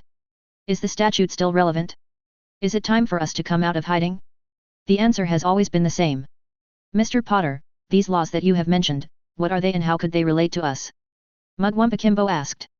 Harry turned about, making eye contact with as many of the delegates as he could before coming to rest facing the Supreme Mugwump. They call it the Sokovia Accords, he began. It is a set of laws for the non-magical humans of the world to identify and keep a watch and check on those that are different from themselves. Once upon a time, there would have been a simple delineation between magical and non-magical. No longer is that the case. Now, there are 5 separate types or tribes of humans sharing Earth. There are the magicals, of course, as well as the non-magicals without any sort of ability or enhancement. Then there are the mutants, those who science has determined carry an extra part within themselves. Like them are the Inhumans, although their difference comes from their ancestry, a species from another planet called the Kree. Lastly are the mutates, those who have had their physiology changed by science or something extraordinary in some way from the normal non-magical humans that they were into something new, something special. It is because there are now 5 different types of humans in the world that I brought this matter to you. These laws, these accords, have been made because the non-magical, normal humans are afraid of what they don't understand. I and my friends who count themselves a part of the other tribes of humans are aiming to get the United Nations to sit down and talk about our differences, to find a way for all types of humans to work and live together, no matter their ancestry, genetics, color of their skin, the language that they speak, whatever it is that makes a person different. It is my belief that magicals deserve a place at that table. I am already known throughout the world as a magical through my involvement as Mage of the Avengers, so I shall have a place at the table. But there will be a second seat beside me for a magical representative. Shouldn't it be filled? You expect us to believe that the non-magicals are so diverse? That some of them have powers, can do what we can with a wand? A skeptical witch asked. Or that beings from another planet even exist? Another mocked. A wizard in a crisp business suit with flowing dark blue open robes over it stood and held his lapels, looking all around the room. I can assure you that everything that Mr. Potter has said is the truth, the delegate from the United States declared. I am willing to swear a vow, if you wish, as I'm certain that Mr. Potter is also willing to do so. Harry nodded his thanks up to the wizard. I am. These accords sound much like the laws that sent the magical world into hiding in the first place, the delegate from Spain frowned. They do, Mugwumpa Kimbo agreed. The big difference that I can hear from what Mr. Potter is telling us is that this time, we actually have a chance to discuss and influence those laws, to see if the non-magical world is willing to accept us and our culture for who and what we are. I'm not saying that things would be easy if it was decided to come out of hiding, Harry said. Because it won't be. It will take time, a long time, possibly, for the people of the world to fully accept us and for us to accept that we are a part of the wider world. What I am saying, though, is that this is a chance to take that first step into a brave, new world. When is this meeting happening? Mugwumpa Kimbo asked. On Tuesday, in Geneva, Harry replied. I would formally like to move a motion that a representative from this body join Mr. Potter at the round-table discussion of the United Nations in Geneva on Tuesday, Mugwumpa Kimbo declared. This vote is not to determine whether or not the magical people of the world will come out from behind the statute of secrecy, simply that one of us is there to represent us and to report back for our discussion of how to move forward. He paused then, looking around at his fellow delegates. Do I have a seconder? Almost at once, the delegate for the United States rose. I second the motion. Very well, we have a seconder. We will now move into a time of discussion. Mr. Potter, I thank you for bringing this matter to our attention, Mugwumpa Kimbo said, adding a small bow. 000000. Nick Fury stared into the eyes of the man across from him. He didn't blink, he didn't twitch a facial muscle. He simply waited. Finally, the other man's head dropped and Nick knew that he'd won. Fine. I'll ensure that it gets added to the meeting's agenda, he sighed. A round-table discussion of the Sokovia Accords before the signing and ratification. 12 seats, Nick reminded him. 2 for each of the different types of humans, including a pair for normal humans like Stark or Rhodes or Wilson, those guys who you've declared as being under the Accords because of the tech they use. 12 seats, he agreed with a nod. Glad we had this meeting, Nick said with a smile. With a nod, he gathered Hill to him and they turned to exit the room. You know, for a dead guy, you're pretty annoying. You know that, right? He called after him. Nick didn't even turn, he simply grinned to himself. It was good being him some days, especially when people did exactly what he needed them to do. Chapter 93, as the old man said, together. Disclaimer: anything you see and recognize does not belong to me. Harry Potter is J.K. Rowling's, the Avengers and other related characters belong to Marvel. I'm simply playing in their sandboxes. 000000. Heroes assemble. Chapter 93 as the old man said, together. Convincing SHIELD to be inconspicuous around the compound wasn't that hard, especially after Steve had spoken to their director, explaining what it was that they were trying to do. Most of their Quinjets had taken off hours before the guests were to arrive, leaving a skeleton complement of agents. Lavender had taken charge of the main arrangements, ensuring that the large room that they would be using was decorated appropriately and that catering was taken care of. She'd had one half of the room left open with long tables along one wall for the food, a smaller table against the back wall for drinks, both hot and cold, and a large open space in the middle for people to mingle in. The other half of the room was where the formal part of the day's talks were to happen, thus, there were tables and chairs set up to hold as many as 50, all facing a podium at the front. The Avengers, of course, had been the first to arrive and, while there was the usual banter between them, there was an undertone to their words and expressions that told the real story, showing their knowledge of how important that day and the next couple were going to be. "Whoa, this place is nice," Scott Lang said, looking around as Sam ushered him through the door. "I mean, I knew it looked pretty great the last time that I was here, not that I had much time to look around, mind you. That tends to happen when you rob places," Sam countered. Scott stopped, looked at him and held up a finger. "I never rob people," he stated. "I burgle them. No violence. No one ever got hurt. There's a difference. Besides, I don't do that anymore." "I don't know, man, the bruises I had after the last time you were here told a different story," Sam replied, rubbing his chest with the memory of that encounter. "I said I was sorry." Scott protested. "No one was supposed to be here. I was told that this was just an old storage facility." "I'm guessing that you're Scott," Steve said, joining them with a smile, his head extended to shake. "Oh, wow, you're Captain America," Scott gushed, enthusiastically shaking hands. "I know," Steve smiled. "Call me Steve. Glad you could be here." "Thanks for thinking of me," Scott replied before frowning. "Thanks for thinking of me. We're all in this together," Steve said. "Make yourself at home." "But not too at home," Sam added quickly. "No, just picking up stuff and walking off with it. Not even if it's a pastry and a cup of coffee?" Scott asked as they wandered in that direction. "You know what I mean," Sam replied. 00000. A sleek, black jet hovered over the compound's tarmac for a half-minute before slowly descending to land. Tony, Nat, and Clint found that they didn't even have to move as it rotated so that its rear was facing towards them. That meant that when the ramp descended for those inside to come out, they were already facing them. Tony blinked upon noticing that there were more than just the wheelchair-bound Xavier and the 5 X-Men that he'd met just the day before. "Welcome to Avengers Compound," he said. "You'll find it a little different from your place. For one, your jet will still be in one piece after the talks, and for another, there's a lot less kids running around." "I apologize for Joe Flynn," Xavier said. "He's still new at the school and his instincts from the streets are very much still with him. He'll come around. Until then, he's going to find himself getting very fit," Logan stated. "The kid couldn't even run all the way home last night."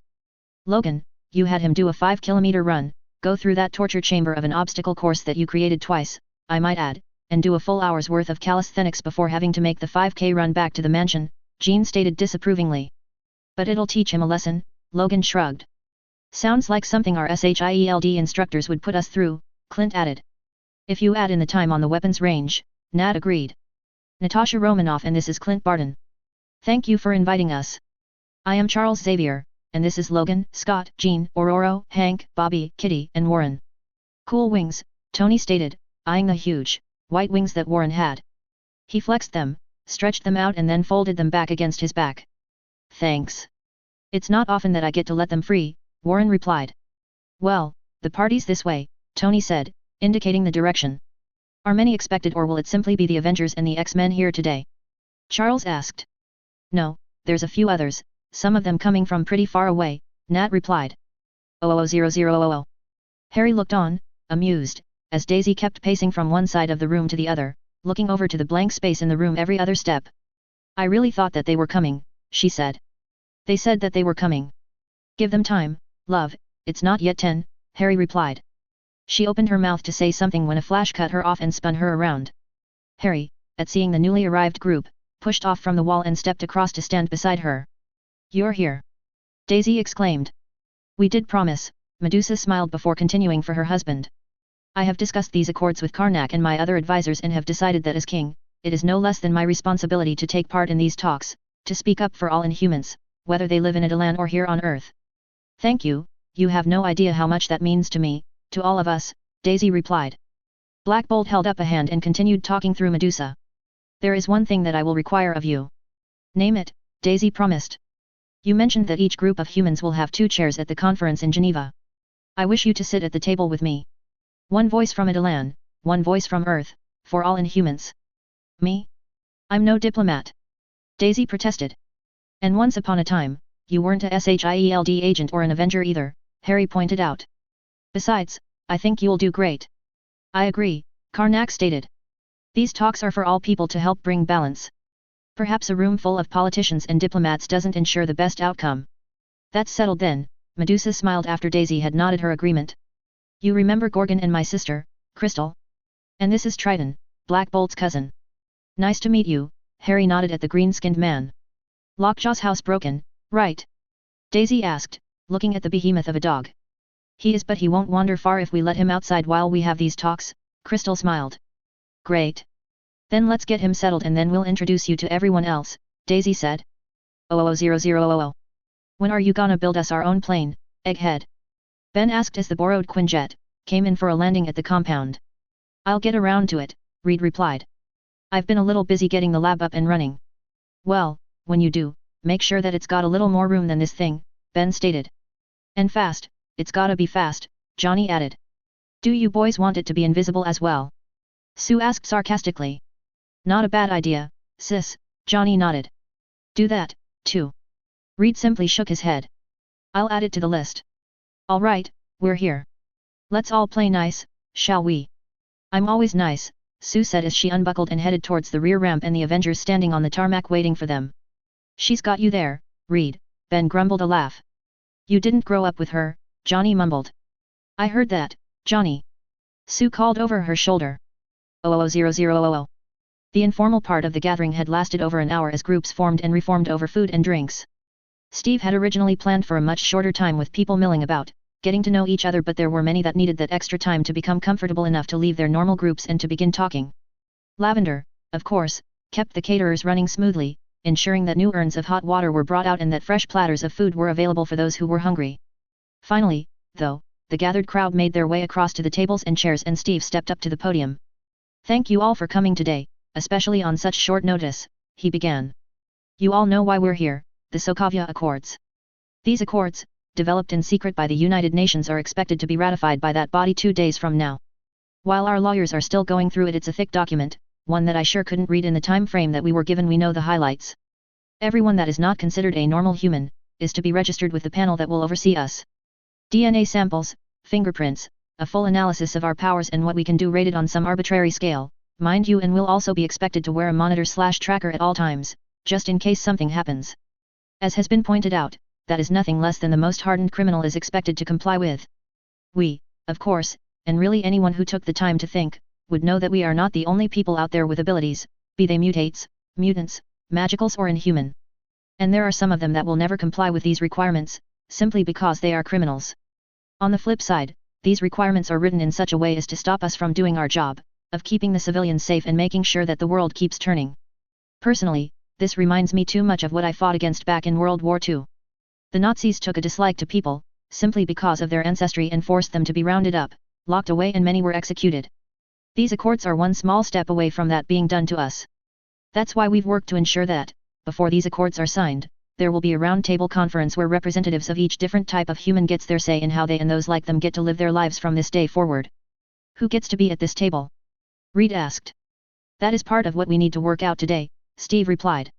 Right now, I can tell you that there will be 12 seats in total, 2 representing each people, mutants, mutates, magicals, inhumans, normals and the supernormals, those of us like Tony, Bucky, and Sam who use tech to fight the good fight.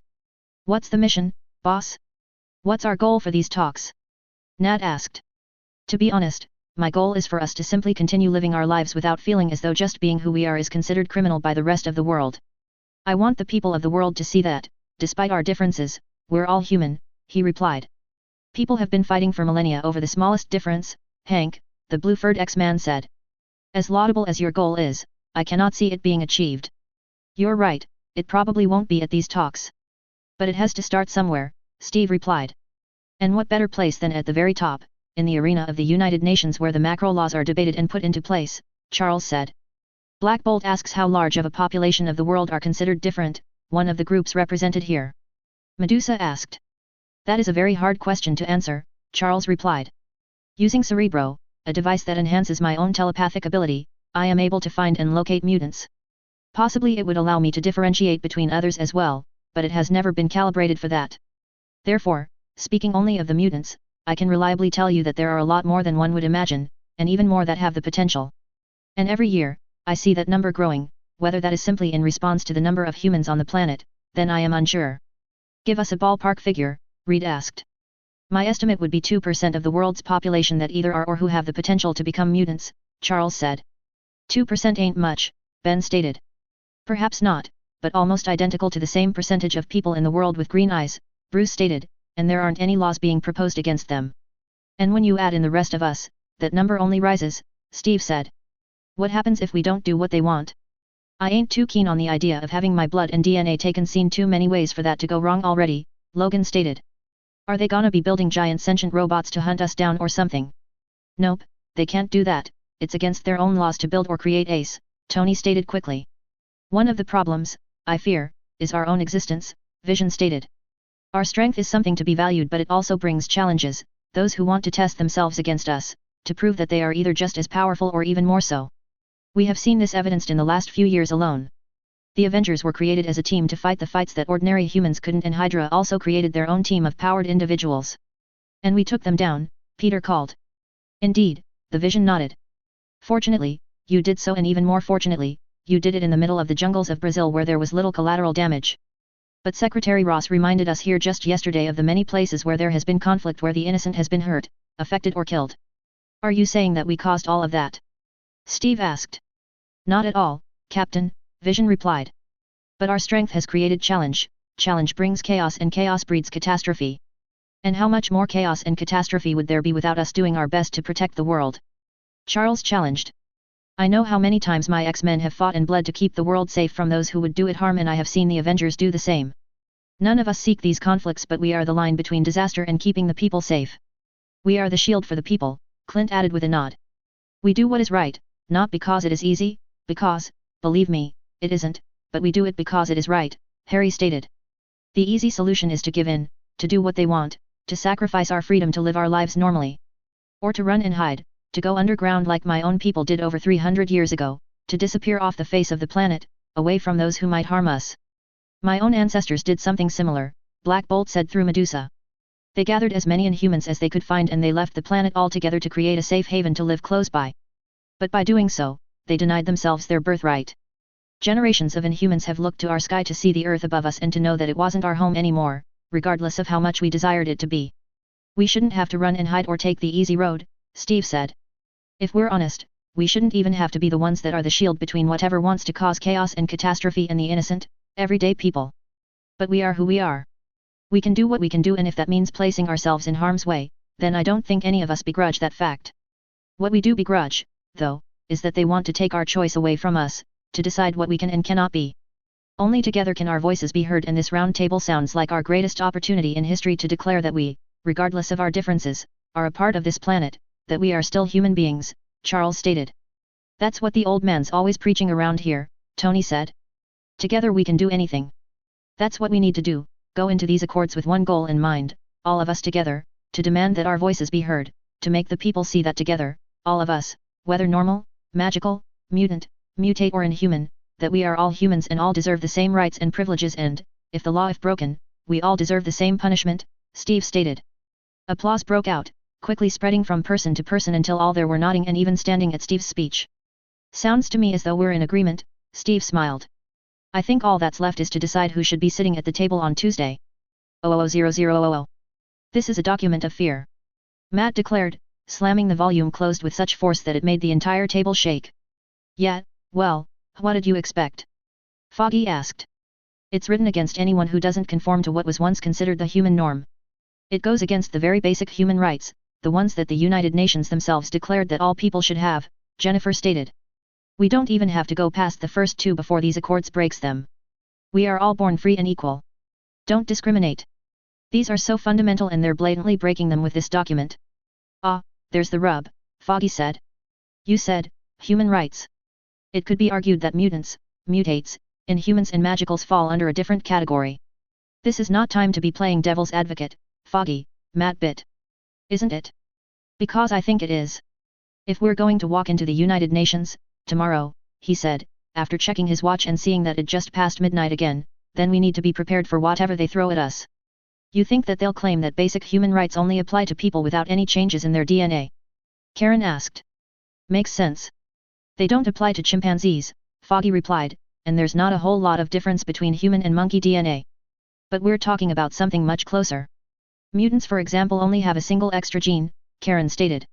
And Inhumans have the DNA from another species in them, Foggy countered. But they're still human, we can see that, Matt stated. Not if you look at Doreen or Melody or that blue guy from the X-Men. They even look fundamentally different, Foggy argued. How's that different from regular people with different colored skin or eyes? Jennifer asked. I know it's not, Foggy said, but they'll argue that it is. Could we argue that basic human rights should be applied to all individuals who live on Earth? Karen asked. It could be a tough sell, but I don't see why we can't, Matt stated. And if we can do that successfully, that should mean that we can argue against the mandatory DNA swaps, fingerprints, power analyses and ankle monitors, Jennifer said. And people's rights to keep their identities secret if they want, Matt added. And we all know how close that one is to your heart, Foggy smiled. All right, we can work with that, Matt said. The other stuff, though, I'm not sure that we can do anything about that in such a short amount of time. If we'd had a year, heck, even a month, maybe. But a day. Any enhanced individuals who sign are prohibited from taking action in any country other than their own, unless they are first given clearance by either that country's government or by a United Nations subcommittee, Karen read. Yes, that part, Matt nodded. Neither the Avengers, the X-Men, the Fantastic Four or even individuals will be able to do anything about some problem that crops up in another country without getting clearance first. And if it's something like a military coup staged by other enhanced, then it's not likely that they'll be given clearance to enter that county, Foggy sighed. We can't get around that using the freedom of movement law? Karen asked. No, Jennifer replied. Normal international laws would come into effect, passports and visas and the like. The Avengers' concern is that, with our movements curtailed, how long will it be before the bad guys realize it and use it to hold civilians or the world hostage? We need the freedom to get the job done without waiting for some committee to decide that we can go in, Matt relayed. Foggy sighed. We hear you, man, and we totally agree. Maybe this is just one of those times where the ones in charge making the rules will have to learn by you guys following the rules and letting the bad guys do their thing and hope that the regular police and whatever can deal with it. But what will the world look like when they finally realize their mistake and that they need us? Matt asked, a question that none of them could answer or even wanted to imagine an answer to. 000000. The buzzing of his phone pulled him from sleep. Fumbling fingers managed to find it and pick it up. Bleary eyes swam in and out of focus at the time 4:30. Another half hour and his internal alarm would have gone off anyway. Pressing the right buttons, he opened it up and found that a simple text message had been sent. She's gone. In her sleep. He stared at it, 1,000 images rushing past his eyes, 1,000 more of the things that could have been. Slowly, he swung his legs over the edge of the bed and sat up, his head in his hands and let the tears flow. 000000. There was something that he couldn't quite put his finger on. He wasn't sure if it was the way that his father was carrying himself or his speech patterns or the way that he seemed more relaxed than he'd ever seen him before. Whatever it was, Thor found it puzzling. Perhaps Odin was finally coming to terms with Frigga's death? It was possible, but with the amount of time that Thor had spent away from Asgard, he couldn't be certain. Hopefully, this search for answers would soon be over. And not only that he would have found the answer, but that the threat of this Thanos would be neutralized once and for all. This is a mighty weapon, Odinson, Heimdall stated, having appeared at their table, his finger touching the axe that leant against it. Does it have a name? Eitri named it Stormbreaker, Thor replied, picking it up, marveling once again at how the handle seemed a perfect fit for his hand. Heimdall cocked his head and Thor was sure that he was seeing far more than just the double head of the axe. You could summon the Bifrost with this, Asgard's sentry stated. So, I have been told, Thor agreed. Where will we continue our search next? Carol asked. Thor frowned at the question, unsure of the answer to give. At her suggestion, they had visited the prime planets of each of the Confederacy, the Astrans, the Calaseans, the Remorath, and the Rajoks. Carol's presence had ensured that they were given audience. After all, a Kree captain and one who was a member of an elite Kree task force, even if said task force had been disbanded for some years, had a lot of sway among Kree allies. Unfortunately, only the one race, the Calaseans, had even heard of Thanos, and their information was woefully out of date and of no use. I am uncertain, Thor admitted. The few leads that we we have already chased down. And most gave us little to no useful information at all, Sif stated. True, Carol nodded. What about trying one of the planets that Thanos conquered? Hogan suggested. Zenhobri, perhaps. No, I think not, Thor replied slowly. I do not believe that will teach us anything new. I agree, Carol said. All of the worlds that Thanos conquered in the past were before he became obsessed with finding the Infinity Stones. There has not been a new conquering in the last half-dozen years. And, as far as it goes, we already know his modus operandi: subdue the planet and kill a random half of the population, then leave them to their fate. So, we have no idea where to go. Fondrel asked. Not quite, Thor contradicted. There is one last place that I would like to go, one last item that I would like to check before we return to Midgard. Where's that? Volstagg asked, a large chicken leg in his fist paused halfway to his mouth. No, here.